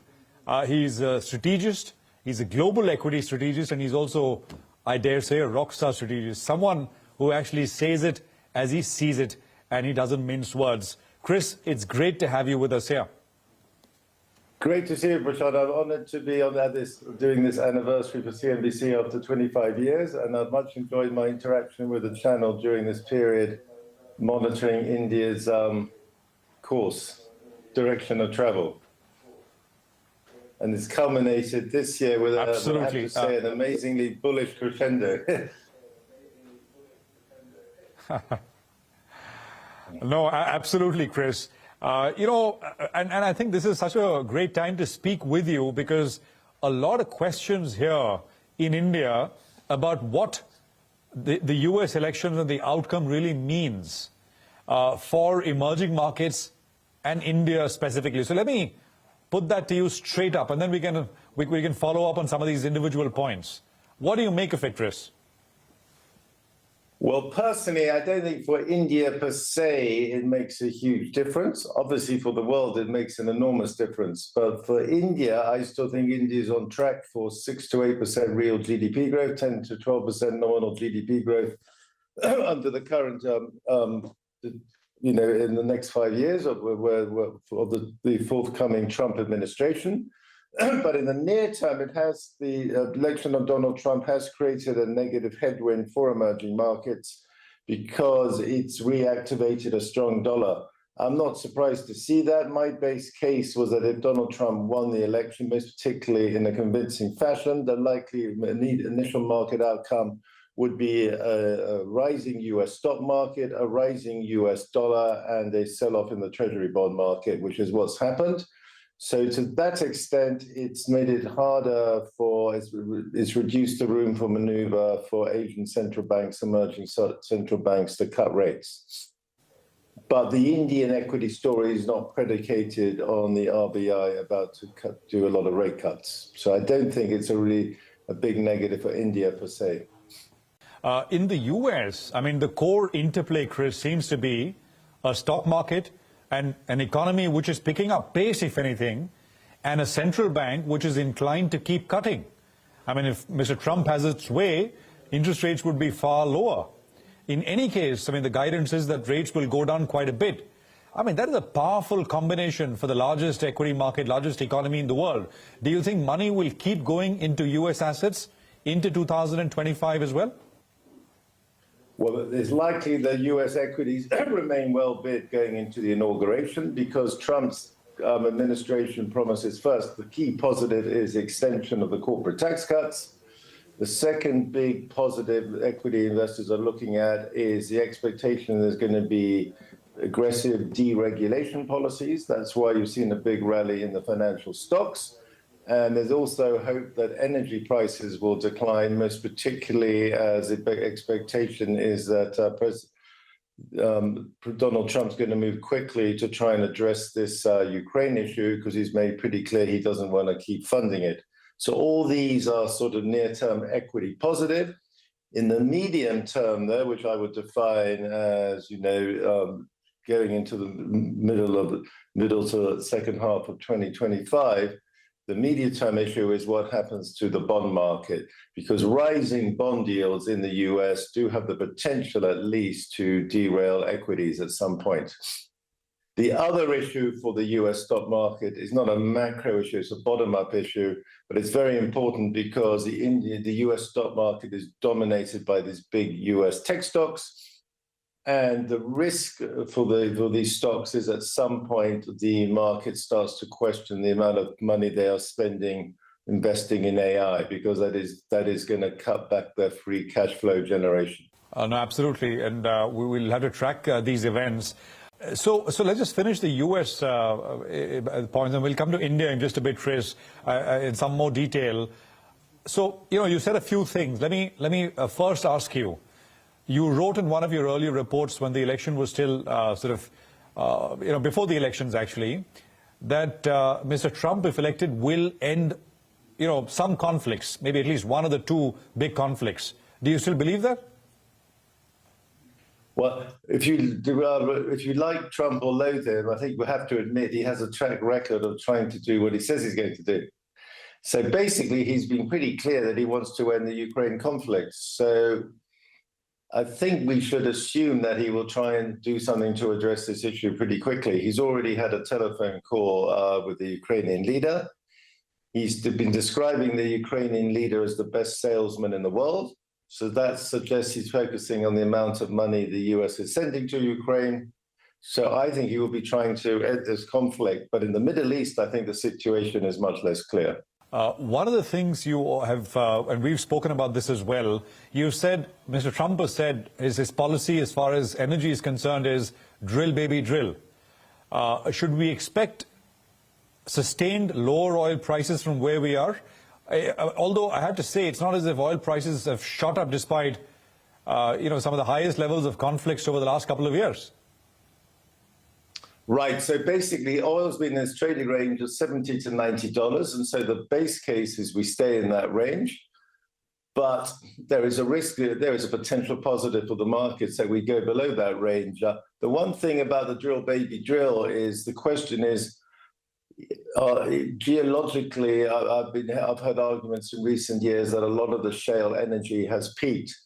So in terms of production, so it's not clear to me the production will rise quite as much as Donald Trump has been highlighting, but clearly there's going to be a very different policy as regards energy. And that's why not only why the energy stocks have got a bid, but it's also why the refining stocks have been hit. But basically, I think the market's most focused, what's really driving this US stock market higher is the expectation of tax cuts extended and very aggressive pro-deregulation policies. But we have to remember Trump's policies, many of them are inflationary in terms of moving tariffs. If he really announces these big tariff increases, that's inflationary. If he really throws out illegal immigration and cuts down on immigration, that's inflationary.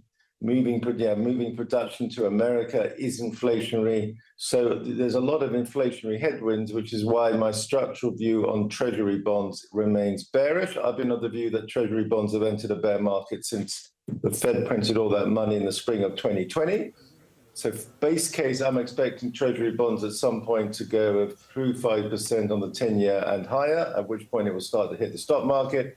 But there's one development, one very dramatic development, which has potential to turn my narrative on its head. Because what's been very interesting, we've had this announcement that Elon Musk is going to enter the administration, and Elon Musk has said he wants to cut $2 trillion of spending from the federal government. I mean, that is an enormous amount.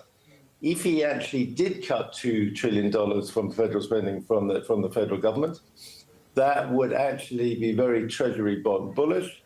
It would be very US dollar bullish, but it would deliver a deflationary shock to the US economy, which in the first instance would be very stock market negative, although the long-term outcome would be very positive. But the question is Elon Musk really going to be allowed to cut $2 trillion from the federal government? That's taking on a lot of vested interests. But if anybody can do it, it's Elon Musk in the Trump administration with the Republican control of Congress.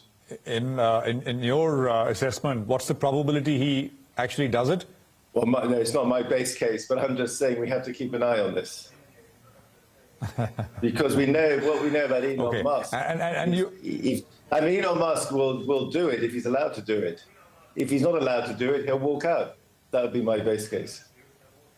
But I'm sure there's huge savings you can make in the federal government if you really look at the detail. Absolutely. Chris, you said that Trump is known to do what he said he will do. And one of the things he said is he's going to tariff China in a very large way. But he's got Elon Musk on at his side now, right? I mean, and China is very important for Tesla.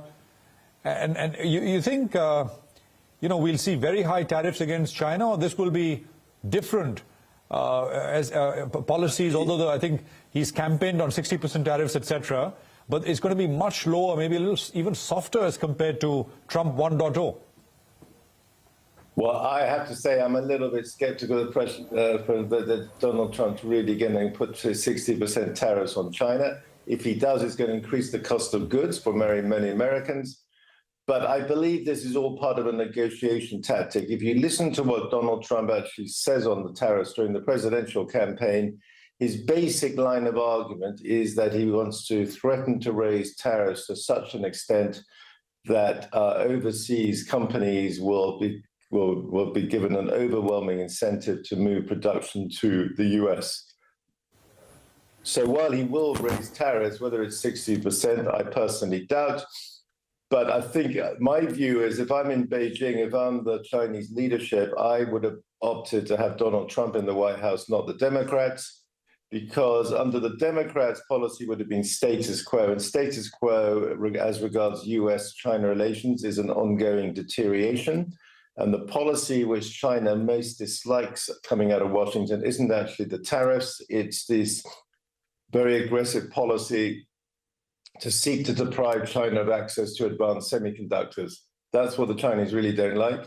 And so the arrival of Donald Trump does offer an opportunity from a Beijing standpoint to negotiate a new deal with the US. And Donald Trump is intrinsically unpredictable in some respects. He's also intrinsically transactional. So I think from a Beijing standpoint, there's an opportunity to negotiate a new deal. And I think China would willingly trade higher tariffs for greater ability to buy US advanced semiconductors. So, you know, we earlier had someone who tracks US and global stuff closely saying that the way Trump and Republicans have swept the elections, control of the Congress, control of presidency, you know, it's unprecedented, and it will have profound implications down the line. I mean, over the years, we can't tell exactly how. But listening to you, Chris, it doesn't look like it's going to be as dramatic. I mean, what is your sense? Direction of travel. Yeah. No, I'm talking more from an Indian standpoint. I wouldn't change my investment strategy in India one iota because Donald Trump's been elected. But it could have dramatic changes in the US. I fully agree with that, yeah.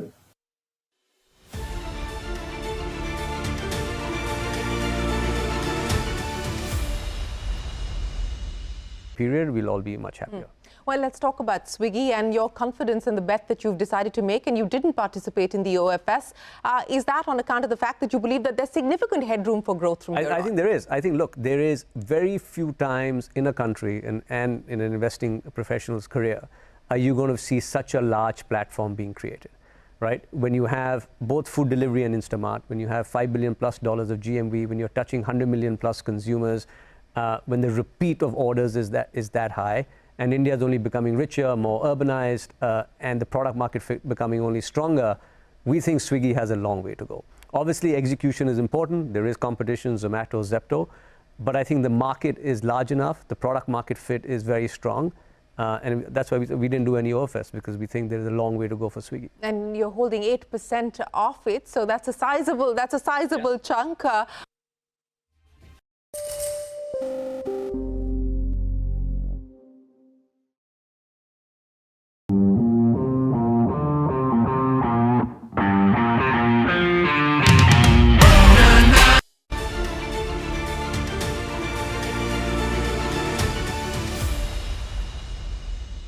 The dollar index, middle of next year, where will it be?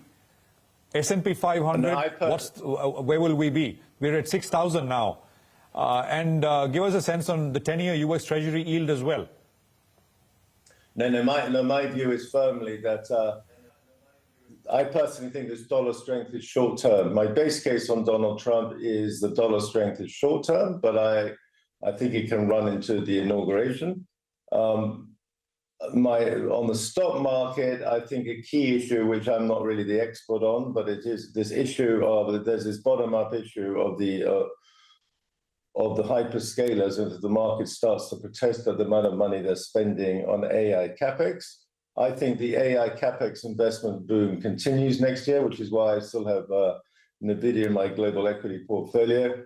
But where I've got greatest conviction is that the Treasury bond market will be selling off, and that the only way that, in my view, is not going to happen if Elon Musk is really allowed to do this dramatic surgery on the federal government. And if he does, then the stock market in the US becomes very vulnerable.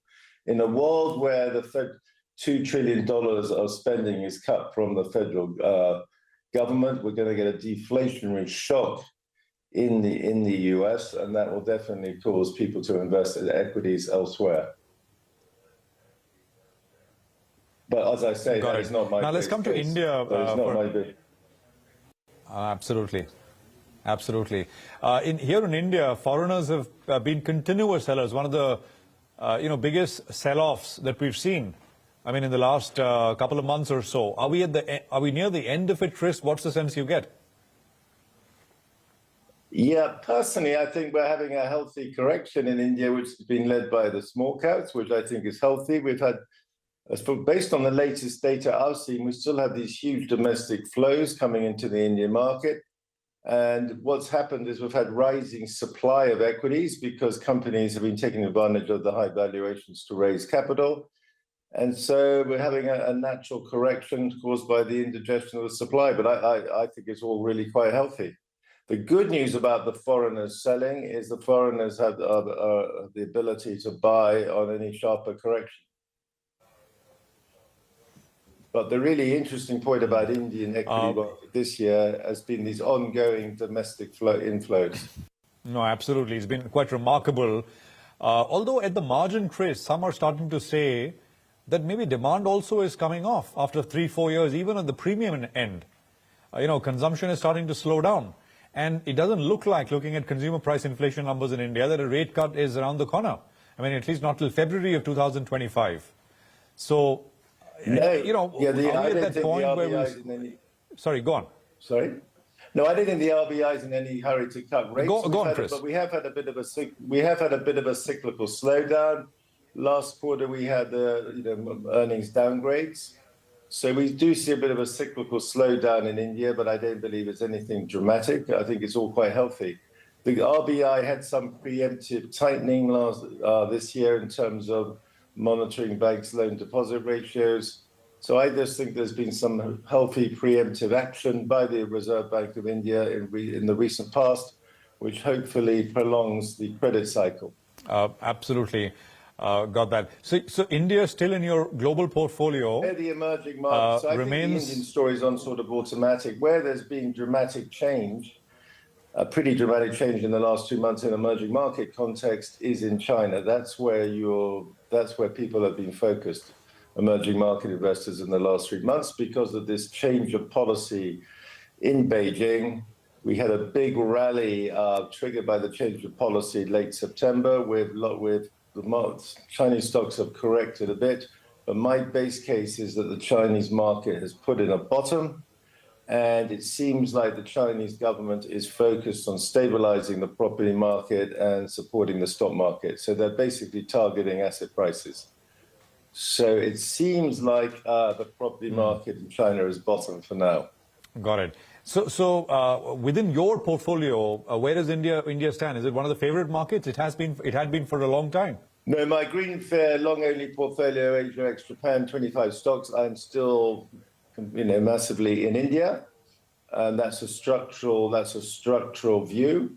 And I'm outperforming a lot on that portfolio, so I can afford to underperform for a while if India corrects. But on my relative return portfolio against the index, where I'm more concerned about not underperforming the index in this quarter or last quarter, I've been running India just marginally overweight, and I've been running in China marginally underweight to neutral. So basically, I'm more or less neutral in both India and China. Because if my career depended on not underperforming the index in the short term, it's very risky. It's been very risky in recent months to be very underweight China, because it was first very cheap, and you've now had a clear signal of this policy change. But the China easing we've seen, it's important to stress, this is not the big bazooka stimulus some people have been hoping for. So I'm running... Okay, and you don't think once... Sorry? And you don't think if the US were to impose tariffs, China will actually come back with a big bazooka? No.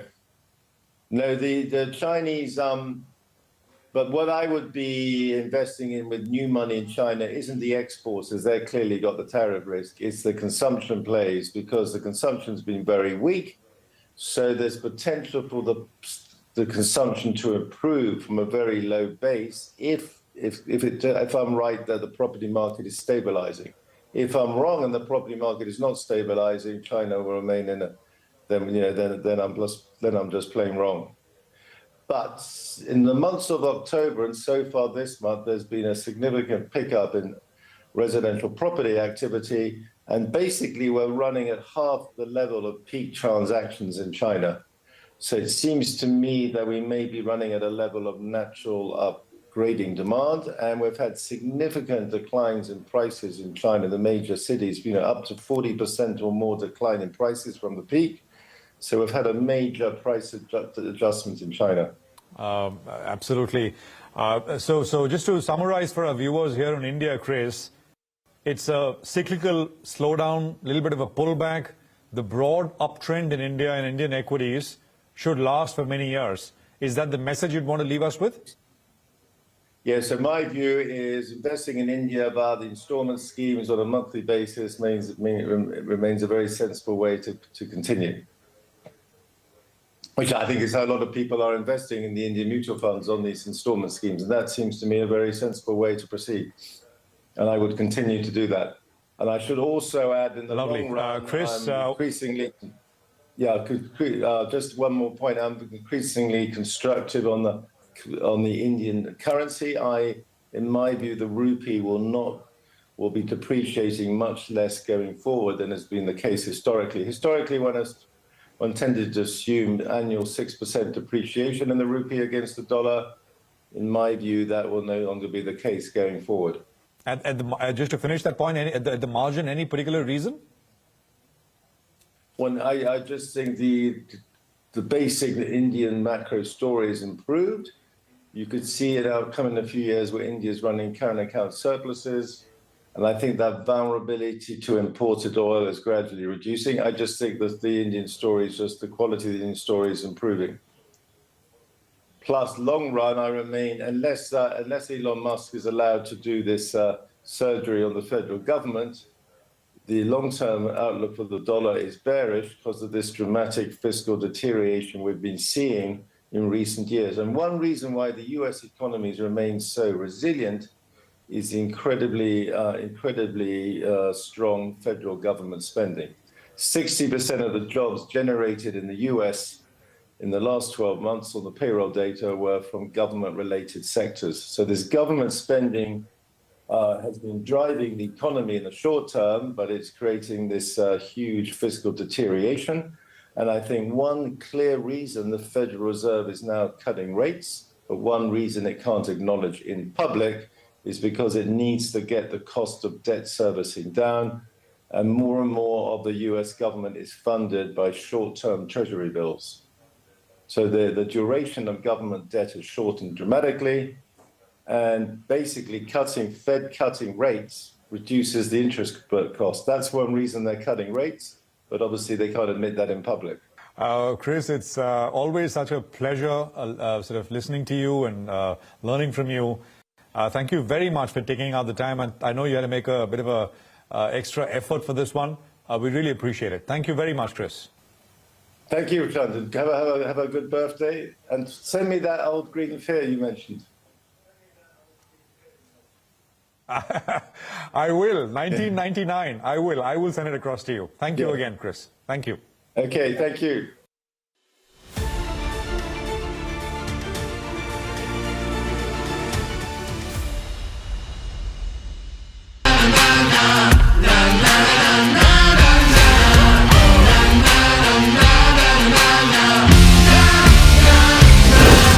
Make informed decisions with comprehensive analysis on the go. Strengthen your portfolio with real-time market updates on the go. Create effective strategies with insightful expert opinions on the go. Grow on the go with CNBC-TV18, now streaming live 24/7 on YouTube. How about listening to global market maestros before crafting your investment strategy? How about getting deep insights into their businesses from top Indian honchos before putting your money on the line? How about making every trading day profitable with strategies from the market masters, macro pundits and chart wizards? Only one show gives you a head start to your trading day. Get ready to profit. Get ready for business with Bajar at these times on CNBC-TV18 and CNBC-TV18.com. CNBC-TV18, an unending pursuit for excellence.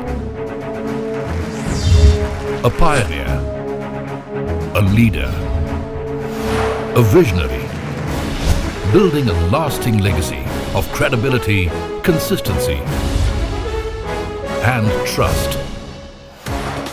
Giving unparalleled access to global thought leaders and powering conversations that are shaping the new world order. Setting the highest standards through exemplary leadership.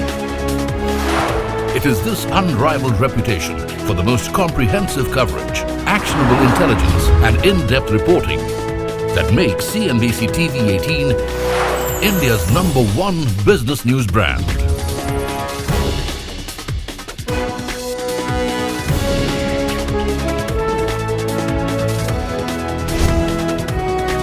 Foreseeing change, growth, and transformation for over a quarter of a century.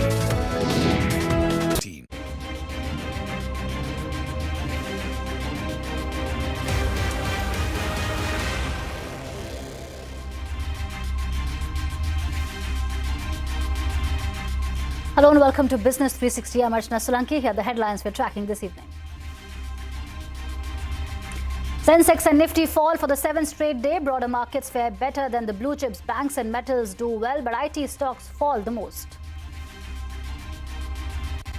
Finance Minister Nirmala Sitharaman says there's no cause for undue concern over economic growth and India is in a strong position. Also calls on banks to ramp up credit to small and medium industries. Perhaps this has become the opportune time for having 100% FDI. India's insurance regulator bats for 100% FDI in the sector. Chairman Debashish Panda says it's an opportune time to do so. Also adds that they are nudging large and mature insurers to go for public listings. That's exclusive. Tata's to double down on its Apple bet. Sources say that Tata Electronics is in advanced talks to pick up 60% stake in iPhone manufacturer Pegatron's India operations. The development comes exactly a year after Tata's acquired Wistron's India business. Israel intensifies its Lebanon offensive. Hezbollah's chief spokesperson killed in an airstrike on central Beirut. Dozens killed or injured after Israel strikes a residential building in northern Gaza. Pope Francis has suggested assessing whether Israel's military campaign in Gaza constitutes a genocide. Delhi's air quality slips into the severe category, triggers stricter pollution control measures. All construction and demolition activities have been banned. No physical classes for students except class 10th and 12th. Airlines warn of flight delays as visibility drops. Violence escalates in Manipur. Police say a protester was killed in firing after clashes with a mob that was vandalizing properties. The state is on the boil again after the death of women and children who were abducted by militants. Outgoing President Joe Biden has reportedly allowed Ukraine to fire American long-range missiles into Kursk, a Russian territory. Marks a significant policy shift for Washington. Both White House and Kremlin are yet to officially comment on the development. World leaders reach Brazil's Rio for the 19th G20 summit. Fight against hunger, poverty and multilateral institution reforms top the agenda. A breakthrough on climate finance, which eluded the COP29 summit, may be on the cards. Leaders may also brace for a new global order with the return of Donald Trump. All right, first up, the day's trading action. The Wall Street failed to hold the recovery. Nifty and Sensex fell for the 7th straight day. Nifty is now below the 23,500 mark. Broader markets outperformed the blue chips. Nifty Bank ended 0.25% in the green. Metal stocks batted for the bulls, but IT firms were the big laggards. Oil prices were marginally higher after fighting between Russia and Ukraine intensified over the weekend. However, concerns about fuel demand in China and the forecast of a global oil surplus continued to weigh on prices. Remember, the International Energy Agency has forecast that global oil supply will exceed demand by more than 1 million barrels a day. Shares of city gas distributors plunged in trade after their gas allocation through the administered price mechanism was cut by 20%. The second allocation cut in as many months is expected to impact the profitability of gas players like Gujarat Gas, MGL and IGL. The APM gas availability now stands at 45% compared to 70% a month ago. West Asia continues to boil. Israel has killed Hezbollah spokesman Mohammad Afif after striking a building in central Beirut. The military has also killed at least 6 paramedics in the region. Israeli forces have also bombed Gaza's safe zone, killing at least 4 people. Forces also bombed a multi-story building in northern Gaza. Pope Francis has called for an investigation into allegations of genocide in the enclave. The big newsmaker this evening, Finance Minister Nirmala Sitharaman played down concerns over a potential slowdown in economic growth. Speaking at the annual SBI conclave in Mumbai, Finance Minister said that there's no reason for undue concern and India remains in a strong position. She said foreign direct investment in FY25 remains healthy and this reinforces the global confidence in India. The Finance Minister also called on banks to expand credit to small and medium industries. Let me assure you that the government is fully aware of the challenges posed by both domestic and global factors. There is no cause for undue concern. India's economy remains resilient, underpinned by strong macroeconomic fundamentals. The government is closely monitoring an evolving situation. We remain committed to taking all necessary measures to ensure that India remains fully and firmly on course to become the 3rd largest economy in the world. MSME, not merely as a sector of risk, but as a sector of brimming opportunities, what has got to be on the top of the table for public sector banks. Banks should target lending, I said 1.54 lakh crores more this year than the usual business as usual limit of 4.21 lakh crores. But banks next year for 25-26 should target lending of 6.12 lakh crores and 7 lakh crores for 26-27 for the MSMEs. The head of India's Direct Tax Department is upbeat about meeting the budget targets. Speaking to Timsy Jaipuria, CBDT Chairman Ravi Agarwal said the department is taking all efforts to exceed the budget goals. He also spoke about the surge in collections of securities transaction tax and if it is sustainable.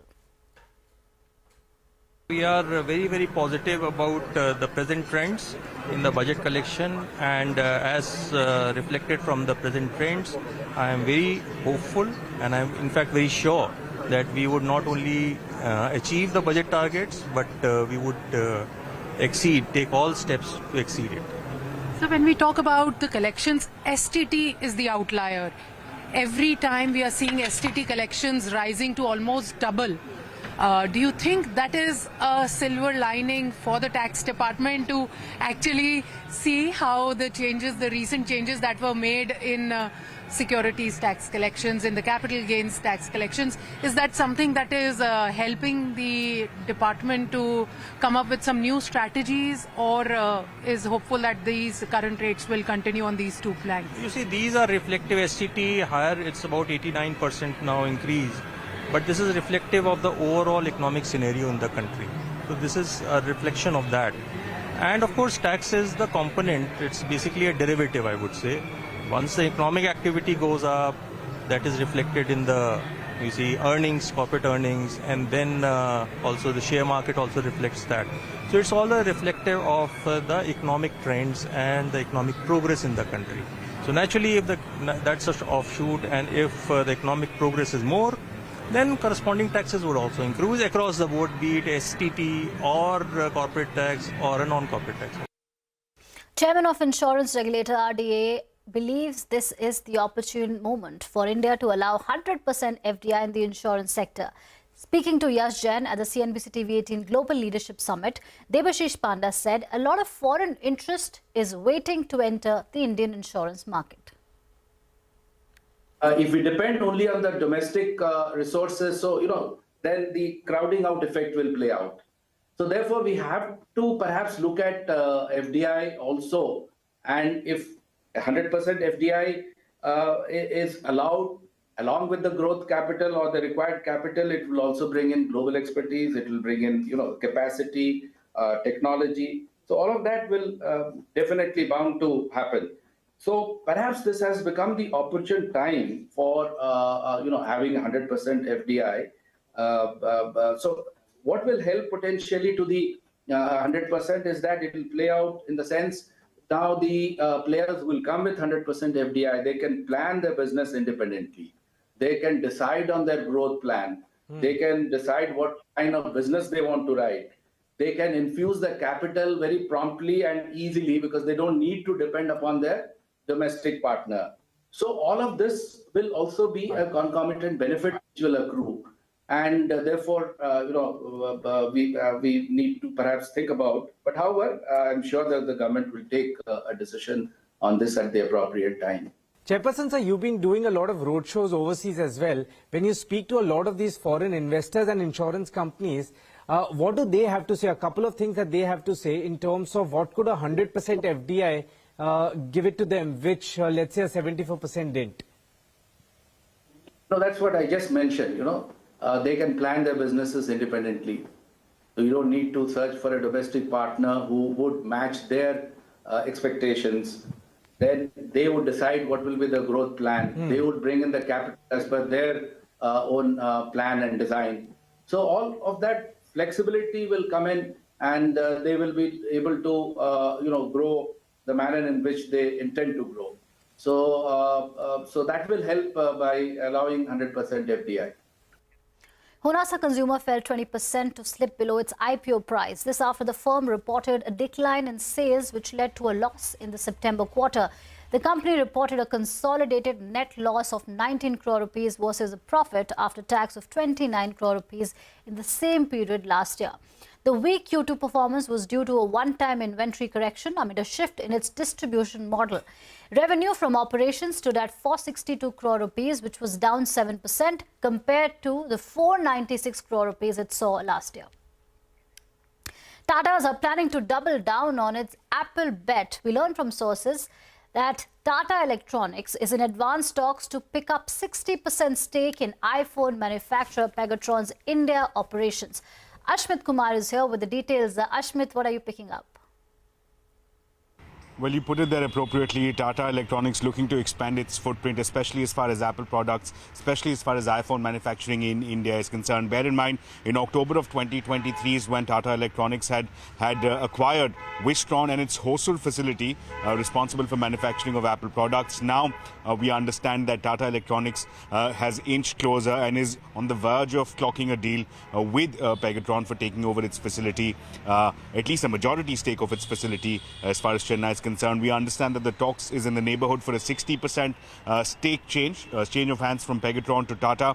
The concern that has been cited by Pegatron is that it is finding difficult to operate here as far as the Indian market is concerned on thin margins with labor issues, and on the back of that is looking for a local partner. Tata Electronics stepping in there. Pegatron, of course, just to benefit of our viewers, has over 10,000 employees responsible for manufacturing over 5 million iPhone units per year. So that's a large plan that we're discussing. So clearly, Tata Electronics expanding its footprint. Right. Thank you, Ashmit, for that. On that note, we will slip into a short break. Coming up next, the loudspeakers go silent this evening ahead of Maharashtra elections on Wednesday. We discuss the key poll issues on the other side.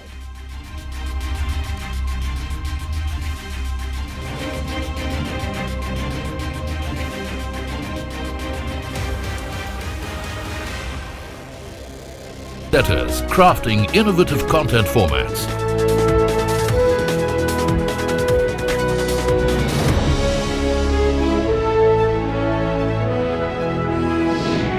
And award-winning business journalism. On air. Online. on social media. As we embark upon 25 years of excellence, we invite you to be a part of our future. CNBC-TV18, your trusted partner and investment ally. What does it take to build India's largest startup platform? It takes a journey of starting out as an unknown and ending up as unforgettable. It takes more than 2 decades of celebrating the most influential and influencing the most celebrated entrepreneurs. From chronicling the stories of India's startup universe to becoming a success story in itself as India's longest running show on startups and entrepreneurship, celebrating 21 action-packed years of building India's biggest startup community. Young Turks at 21. Only on CNBC-TV18 and CNBC-TV18.com.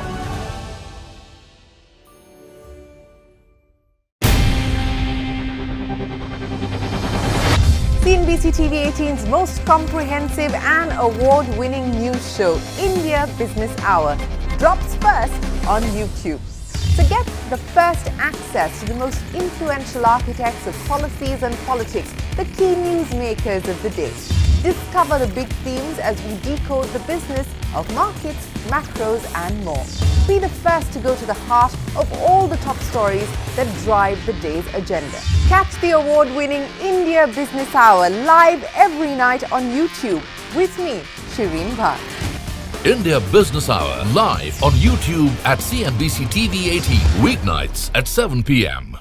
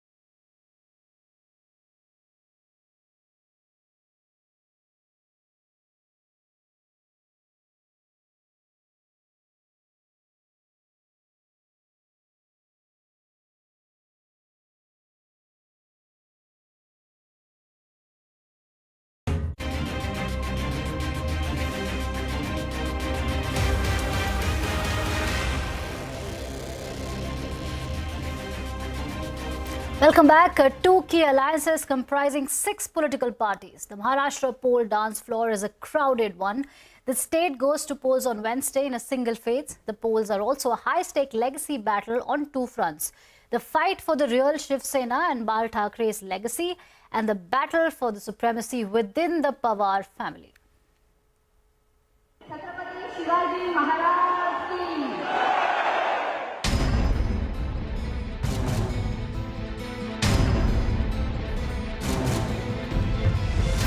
आज मैं मुख्यमंत्री हूँ, मेरे दोनों साथी है उप मुख्यमंत्री, हम एक टीम बनकर इस चुनाव को सामने जा रहे। उन्होंने कहा पहले शिवसेना भाजपा और एनसीपी का गठबंधन का सब बात होने दो, उसके बाद हम करते हैं, हम बैठते हैं। लेकिन उन्होंने अपने सब कैंडिडेट अनाउंस कर दिए It's not like which faction is the real faction. We are the real party. It's being contested. So only because someone steals something. The thief doesn't become the owner of the thing. Why blame Ajit Pawar? It's the real power behind Ajit Pawar who took all this away from us. It was the, the use of agencies, as I call it, ice.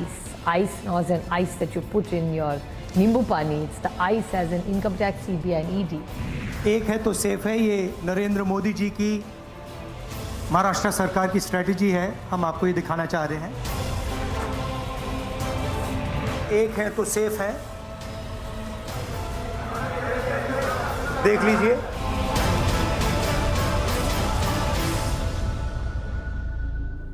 Right, joining us to discuss this further is Ninad Sheth, a senior journalist and political analyst. Mr. Sheth, thank you for making time and speaking to CNBC-TV18.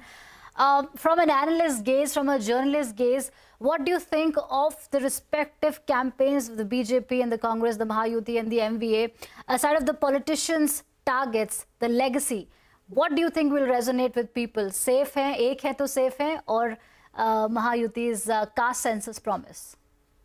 Archana, it is a very interesting election in one way, the election without ideology. This is an election where these are slogans and not, how do I say it? They're not aggregating on the ground. On the ground, it appears to me that clannish, loyalties are more important than party structures. So put differently, in this election, there are 3 or 4 or 5 or 8 or 10 families who are masquerading as political parties. That's point one. But the more important point is that the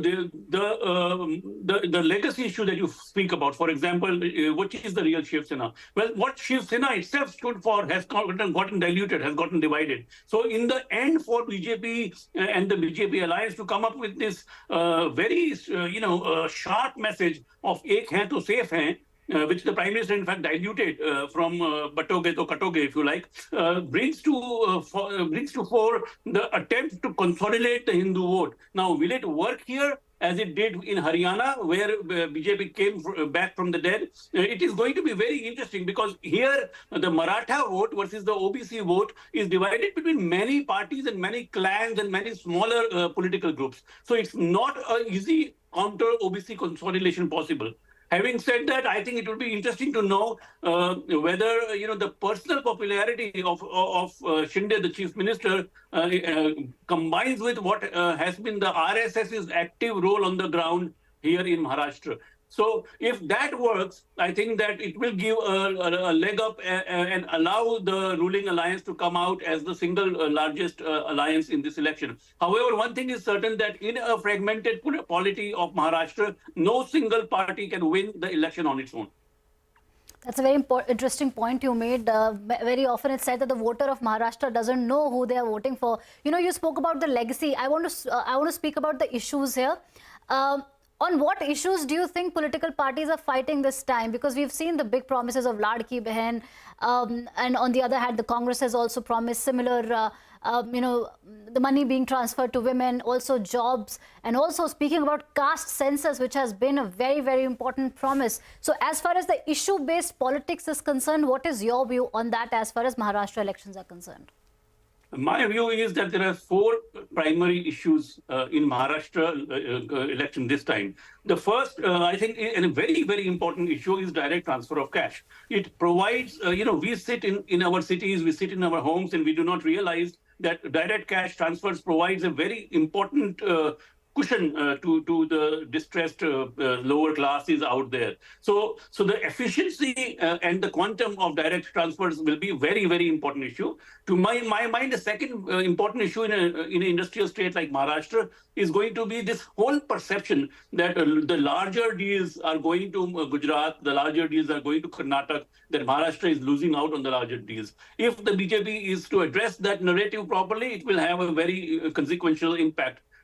Third important issue, I think, especially people forget that the east of Maharashtra, Gadchiroli and other places are some of the most backward districts of India. The agricultural distress there, especially within soybean farmer, with the cotton farmer, it has been a long festering issue. And in many other ways, when elections come, democracy aggregates these issues as political, political differences. It's a very important issue, and how it happens it will be very critical as well. One last thing I would say.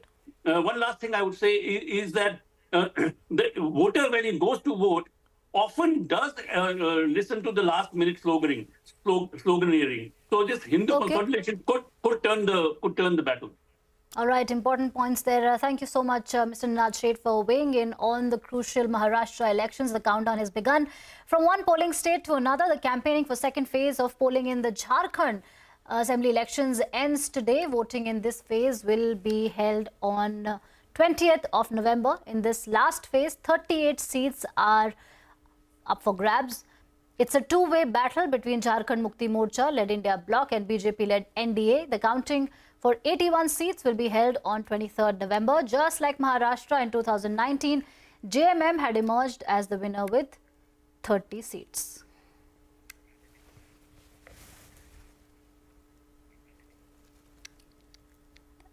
All right, that is the latest that we are tracking. And back to the SBI conclave, where Finance Minister Nirmala Sitharaman was speaking. CNBC-TV18's Shireen Bhan quizzed the Finance Minister on inflation and interest rates. Last week at the CNBC-TV18 Global Leadership Summit, Commerce Minister Piyush Goyal backed the Chief Economic Advisor's proposal to de-link food inflation from the headline inflation. Finance Minister believes we need more conversations to discuss the inflation and interest rate dynamics.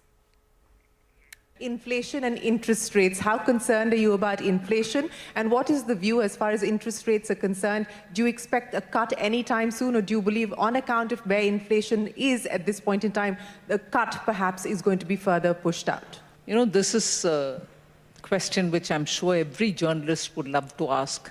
And Shireen leads the bandwagon. I respect her for asking me this question. I will certainly try to give an answer. Global markets don't go by your demand and supply ups and downs. They want a consistent flow of pulses to come into India. So complex issues, but very much affecting the common man. So inflation gets actually very, very volatile because of the supply-demand constraints.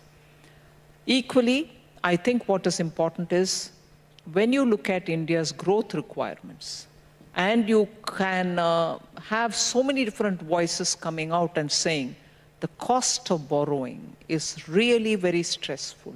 And at a time when we want industries to ramp up and move building capacities, bank interest rates will have to be far more affordable. So I'm putting as much what Shireen asked me as a reply back to you, saying these are our requirements if we have to make Vikasit Bharat not just an aspiration but as a reality. So we need to have a lot more conversation on this, and I would stop at that. And with that, it's a wrap on this edition of Business 360. More news and updates continue right here on CNBC TV18.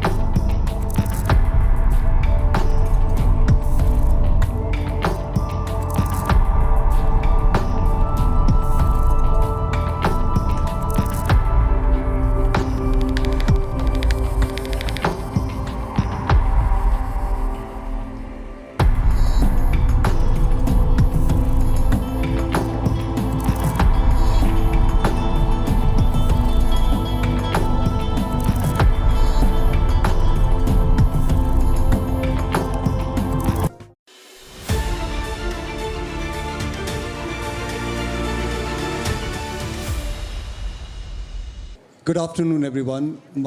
Firstly, my heartiest congratulations to CNBC-TV18. 25 years, really long and wonderful journey, and it's been a pleasure to be part of this journey. So my heartiest congratulations to the entire team led by Shireen, Rahul, and the others.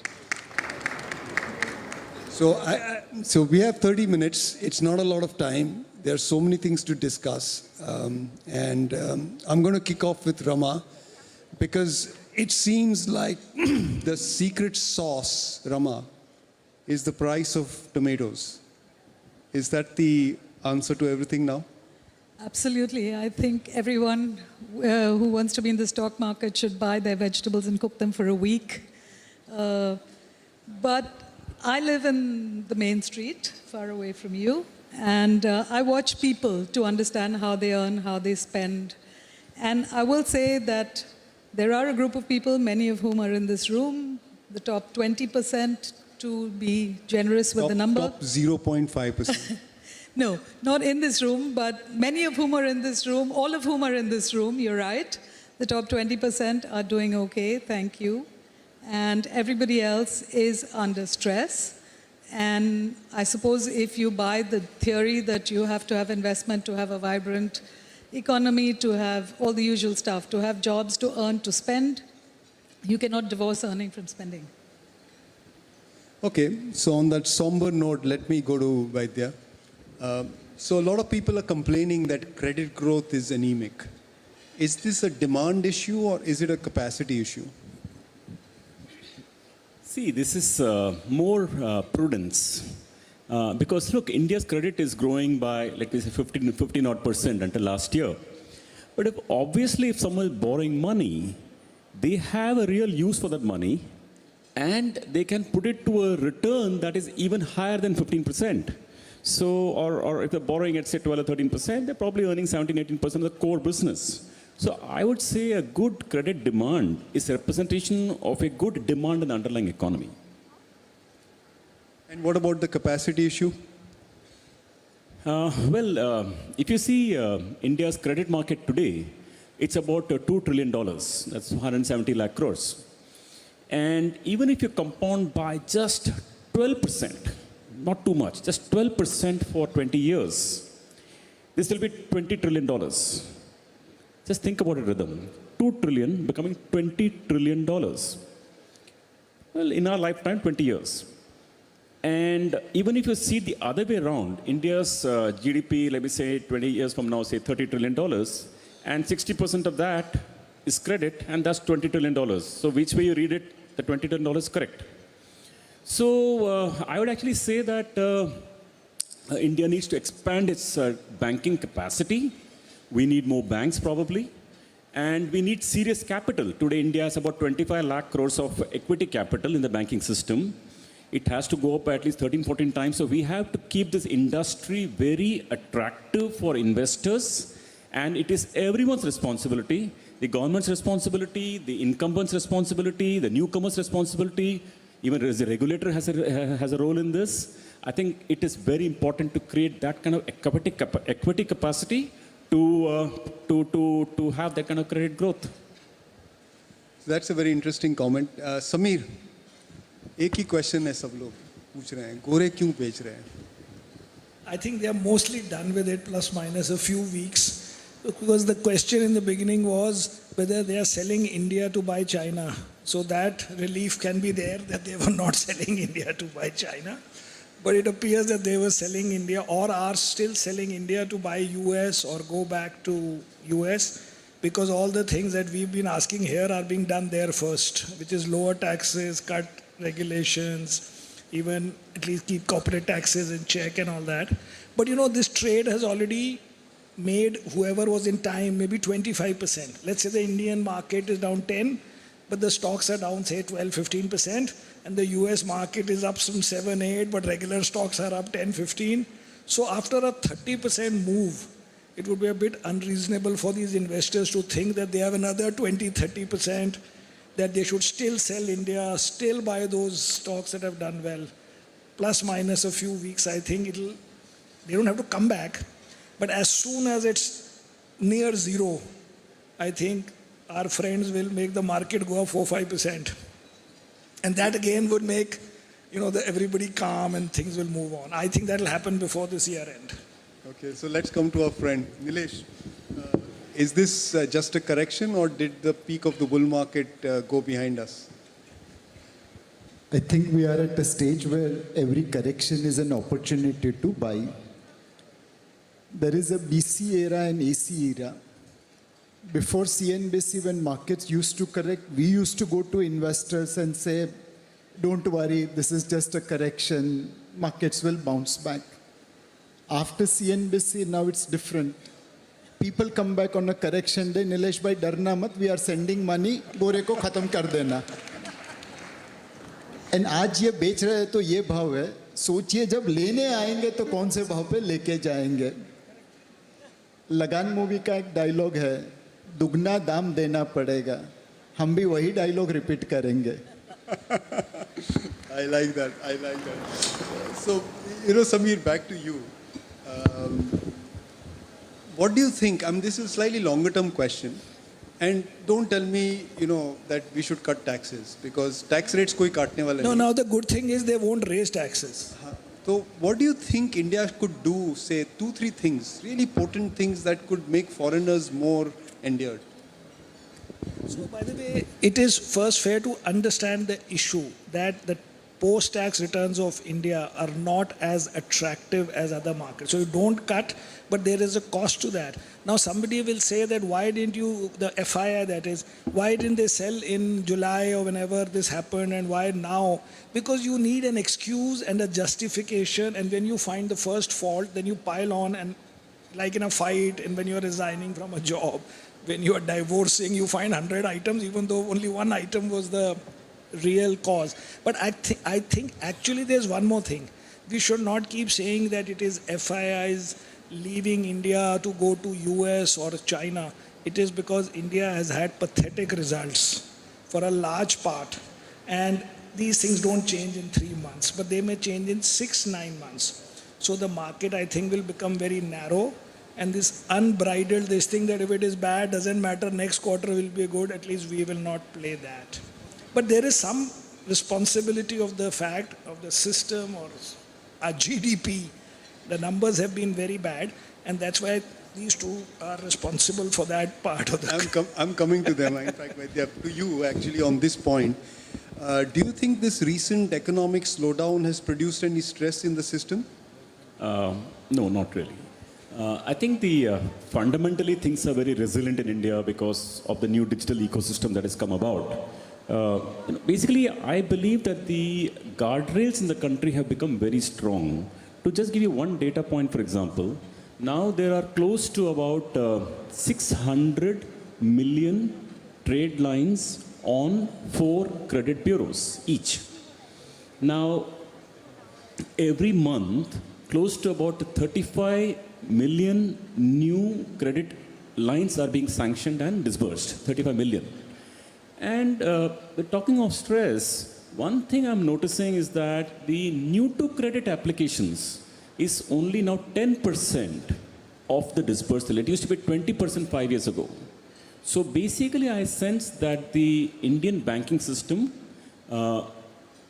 has become more conservative over the last 5 years. I think it's got to do a bit with even what the regulator has been constantly cautioning. I think people are picking those cues. And the drop of new to credit from 20 to 10 tells a story of increased conservatism.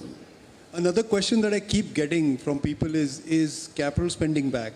Are you lending for projects? Do you see that projects are taking shape? Well, it's not caught up yet. I think that, for a while now we've been talking about the capital demand coming back. I think it's been pushed back by 6 months and 6 months for a while. I think so.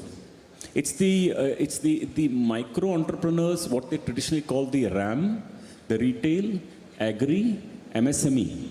This machinery is pulling strong. It's about 1 lakh crores today, out of 100 lakh crores today, out of a total of about 170 lakh crores. Okay.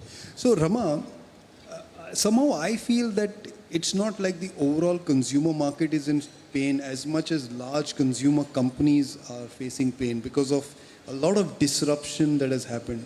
And I remember many years ago, it was almost impossible to beat Hindustan Unilever at selling soaps. And a lot of structure in the distribution has changed, building brands has changed. How do you detect these things? Essentially, what in your view is the winning formula for a consumer company now versus say 10, 15 years ago?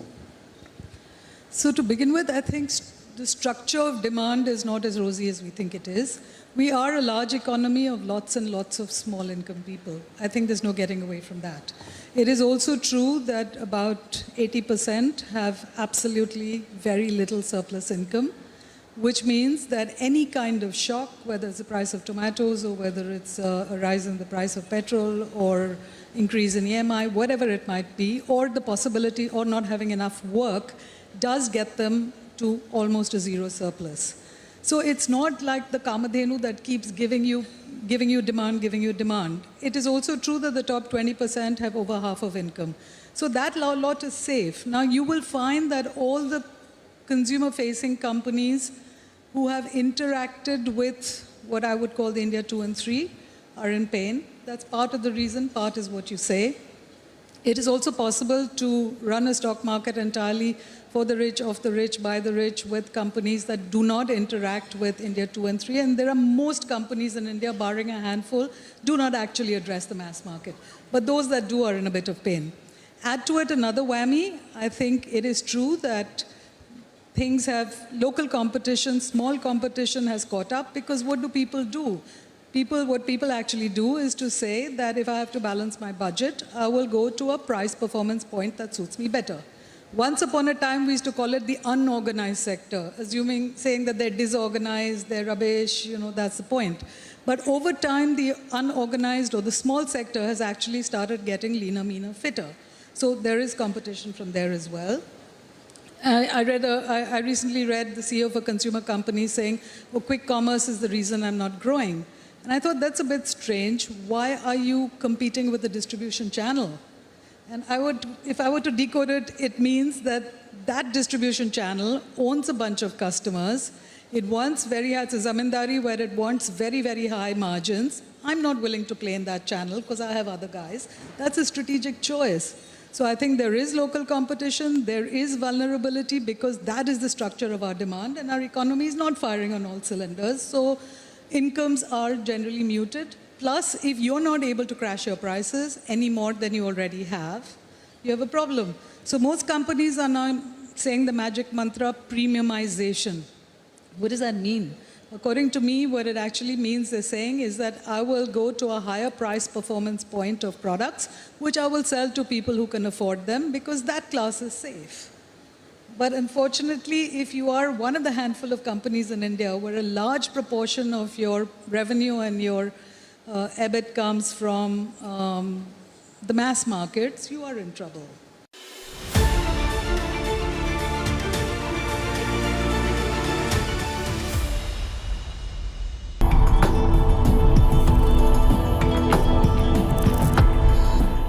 I want to talk about the big transformative idea that's quite literally shaking up the world. Donald Trump and the impact and implications, according to you. I think pretty transformative, Donald Trump, and has changed the perspective of how we're going to run the world as we go forward, or how he is going to run the world as we go forward. And as was mentioned, 66% of global market cap is US. We just got to make sure that America does not make the rest of the world irrelevant. And that's one of the challenges we must all live up to. So for however small our market share, we need to grow it much faster than what we have in the past. And Shireen, as you think about transformation, I think if you look at America's power, it is essentially three things. One is military, second is finance, and third is creativity. And if you look at these three important things, which gives the Trump power to the United States, let's ask ourselves each a question about how India has got to transform for the future. So I'm literally taking on from where you have said. So let's look at military power. Okay. It's the most powerful defense power in the world, which is United States. And if you look at India on a relative basis, if India has to transform, our percentage of spending on defense as a percentage of our GDP is not growing.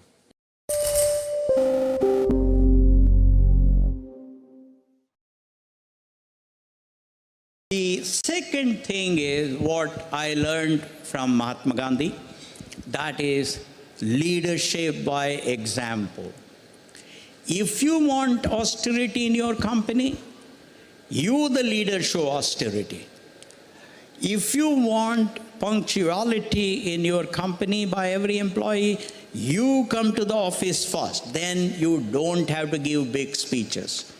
So I think I can go on and on the issue of leadership by example, but I think we in the corporate world must embrace leadership by example. The third thing that I would talk is, this is something that not just the corporate leaders, but leaders in every area in India, in corporate world, in politics, in NGOs, in bureaucracy, everywhere. And that is putting the interest of the community ahead of my personal interest.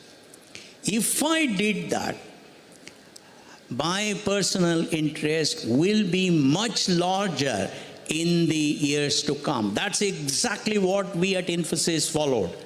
In the beginning, none of us had any cars.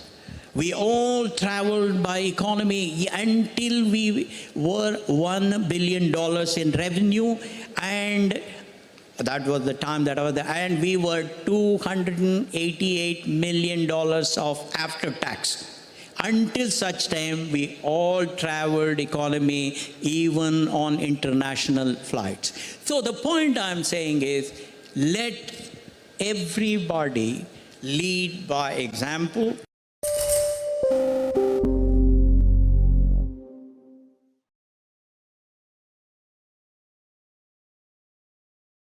Prime Minister Modi, who has done a brilliant job so far in terms of accelerating our economy, all of that, may want to look at whether we need more of managers in the government rather than administrators.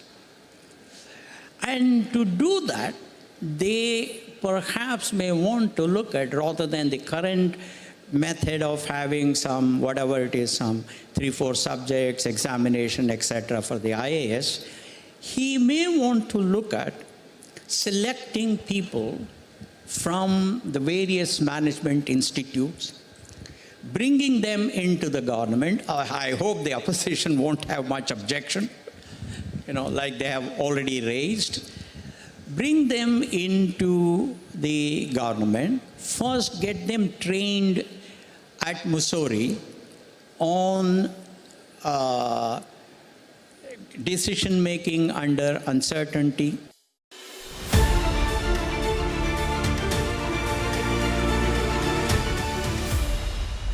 Nilesh, question for you, more stock market related.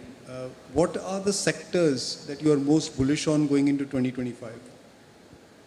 So one, if you are investing with 1 year horizon, stay away from equity market. Invest with longer term horizon. And second, it's India which is a rising tide. Within that, something will rise faster, something will rise little later.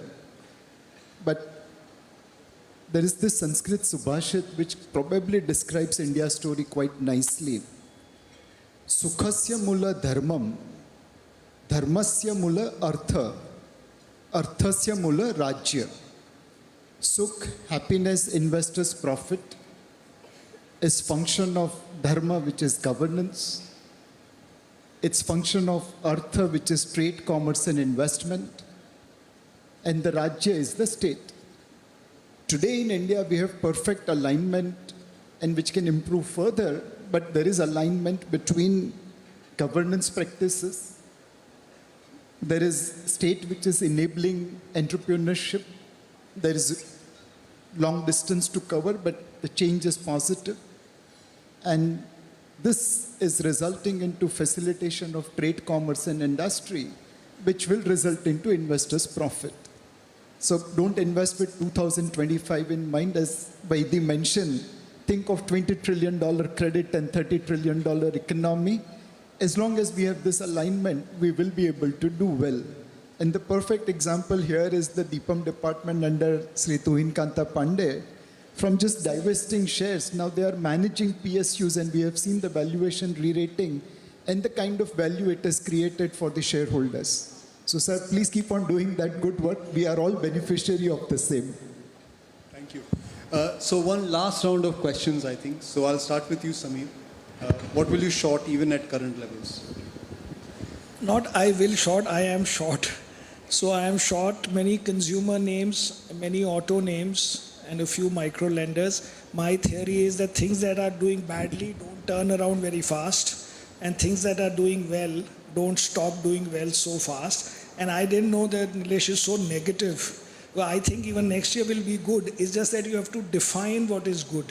So when you say, is it a bull market? Will 12% qualify as a bull market plus minus? You can still theoretically get.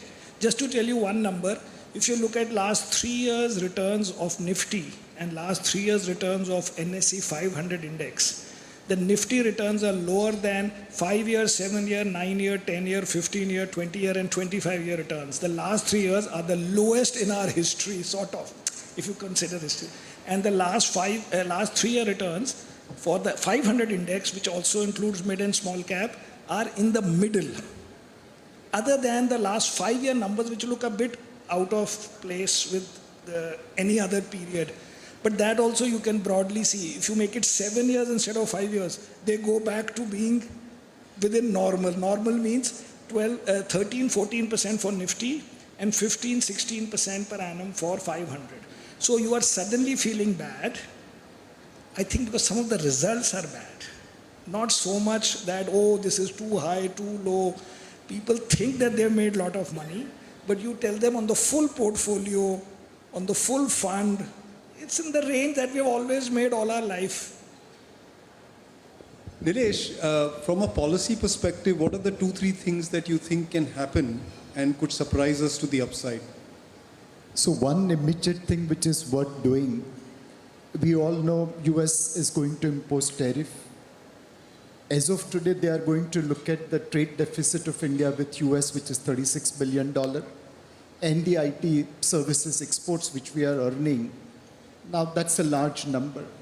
We need to go and tell America that, look, please take into account 200,000 Indian students which are studying with you. $20,000 per capita, that's $40 billion. 17 lakh Indians have traveled to US, $5,000 per capita, that's $10 billion. So many Indians go to US for healthcare. And please take into account the payment made by Indians to Microsoft, Amazon, Twitter, Facebook. They don't book it in American book, they book it in Ireland and Nassau and Bahamas. If you do that, our trade deficit with America will come down dramatically compared to what they are seeing. Hopefully, they will not levy tariff on us, and they'll levy more tariff on China, and then that gives the opportunity to us. I met Mr. Prabhu over here, who is from Coimbatore textile industry. 2018, we were exporting 90 crore t-shirt. Today, we are exporting 80 crore t-shirt. 10 crore t-shirts have come down in exports. We need to work on this tariff to ensure that we export 900 crore t-shirt to America if they can buy. Great. Rama, within this rather dim consumer sector situation, are there any bright spots, hyper growth areas that excite you? Absolutely. I think everything as a, it's dim if you look at mass markets. If you look at what I call the class markets, everything's gangbusters. Look at high-end travel, look at cars. The car sector always bounces back because only the top 10% of India buy cars. High-end hospitals, everybody's replacing body parts at very high prices. There is, again, if a coaching class that sent children to Harvard was listed, it would laugh all the way to the bank. So I think that the anything to do with serving the high end of the market is actually underserved. If you start a helicopter service and list it today, Char Dham and between cities and to overcome traffic, it will work. we're starved of business class. So we're not serving the high end enough, and the lower end is not coming through the way you want it to come through. Within that, I think India has always been, mass markets have always worked for utility products that help you earn more. That's the two-wheeler boom, the smartphone boom, because it enables you to get more productive. Interestingly, if any second-hand, pre-owned or pre-loved as it's called, shop or smartphones or cars starts listing, or two-wheelers, go for it. And finally, I'm very bullish on marketplaces, except that, as I said, my street is not your street. But marketplaces, to me, the new age digital marketplaces are the magic formula which aggregates small users, aggregates small suppliers, small buyers, have crash costs through digitization, and it's a kind of win-win-win situation. So if we don't galagoto of this particular new business, new economy models, and allow them to come in, then I think that many of them do have the magic formula. Wonderful. Last question for you, Vaidya. You may not agree with this premise, but just go into that hypothesis. Do you think there's a possibility that banks cease to be growth companies and become utilities? As the economy grows, over the next few decades, any industry, whether plastic industry or manufacturing, whatever, they may have their ups and downs, but I can tell you, banking system will keep growing because banking is a fundamental fuel for the economy. So your credit GDP being 60% or whatever, it'll still be 30, 20, 25, that won't go away. The important thing that we as bankers and banking system should know is to keep track with the technology of the new ecosystem. So that is the only thing to keep, because so many digital ecosystems are coming about, Aadhaar, this, that, ONDC, DigiLocker, the whole ecosystem is coming. So our ability to keep pace with that ecosystem, develop technologies to do that, and to develop great customer experience, customer service, that is the only catch to it. I mean, that's the only precondition to it, but banking will not go out of fashion. By the way, and Nilesh and Samir will agree, most bank stocks in India are now trading like utilities. No, that may be true, but I'll tell you. The market has already made this announcement. I know, but that's the opportunity. Markets can be, that's why I left this last question in the end for him. No, absolutely. But, markets can be myopic in the short run. Yes. No, absolutely. But that's what's the opportunity. That's the opportunity. And in fact, just one more point where I would like to express my disagreement, though I'm the anchor here, so I'm not going my views, but I think that credit to GDP number in time will become 100. So it could be even better then. Okay, with that, I think we've totally run out of time. I hope you enjoyed the session. We couldn't really get into more details, but there's a lot of exciting time for India ahead, and I'm sure CNBC-TV18 is going to be part of that journey. So here's to the next 25 years. Thank you.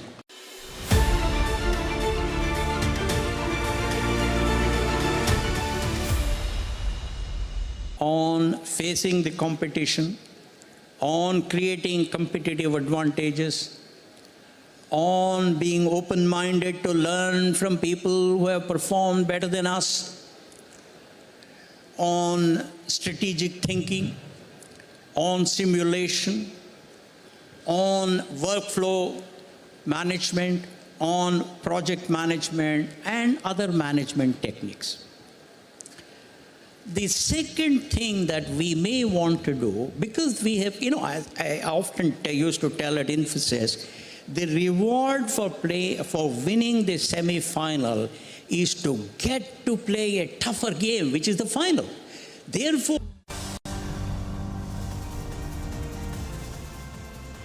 hello, welcome to News Center. I'm Parikshit Luthra. The first week of COP29 has concluded with no headway on climate finance. As per economists, developing countries need at least $1 trillion annually by the end of the decade to cope with climate change. However, negotiators are yet to agree on new annual finance targets and who should pay. In a statement on behalf of like-minded developing nations, India criticized developed countries for failing to mobilize $100 billion per year by 2020 and extending the deadline to 2025.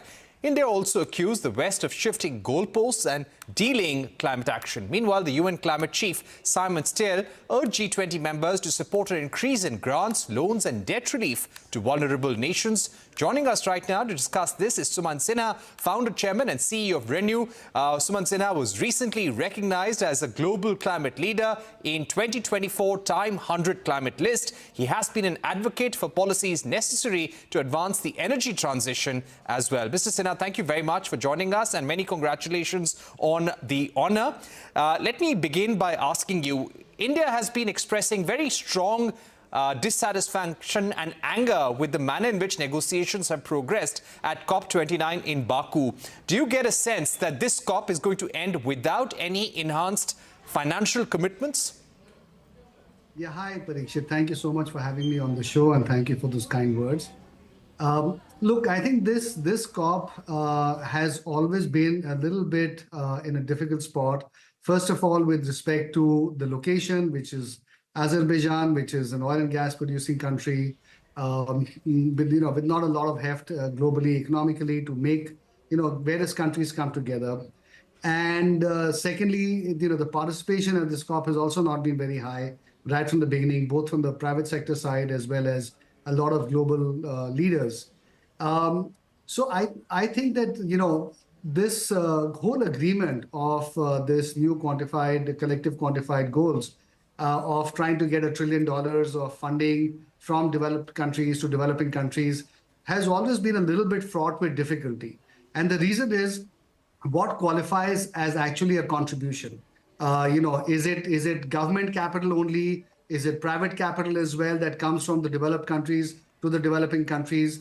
How should that be measured? What about capital that comes in from the multilateral entities like the World Bank and so on? Should that also be counted as part of this whole thing? So the whole thing about counting a lot of this, and what sources it comes from, to get all that agreed was always going to be very difficult, frankly. Now, I think just given also before COP started, obviously, Trump won the election in the US. And so there was this whole thing about the fact that is this becoming in some ways a lame duck COP itself. And so I think all of these factors are sort of weighing on this whole COP negotiations.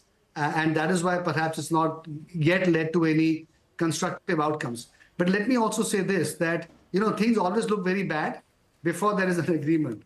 And so in some ways, we are just in the middle of COP right now. I think we have to wait for things to play themselves out for the balance of this week before we see exactly where we get to. Right. You spoke about Trump being in the White House. Do you see this as a setback for platforms such as the COP, the Paris Agreement as well? I think it's a setback for climate change efforts globally, regardless of whether you just look at the COPs or not.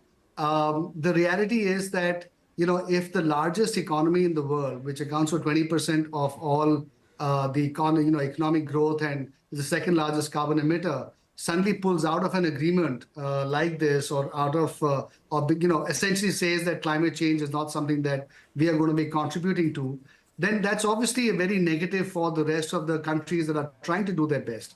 And you've already seen that Argentina, for example, has also pulled out their negotiators from COP as well. So I hope it doesn't snowball into a bigger thing where more and more countries just decide that, COPs as a framework or climate change, in itself is not something that is important enough for them to put effort behind it. I hope it doesn't sort of get to that point. But certainly, regardless of whichever way you look at it, the US being the biggest economy pulling out of climate change conversations is a big negative and a big setback. Right. How do you see the US approach to the clean energy supply chain agreement with India changing as a result of the new Trump administration and his new cabinet? Well, Parikshit, there wasn't really any specific agreement per se in terms of the US saying we are going to buy more, let's say, solar equipment from India. The US essentially is trying to prevent imports from Chinese companies manufacturing in China and perhaps now in Southeast Asia as well. And that really gave an opening to Indian companies to start becoming exporters into the US market. But there was no specific as such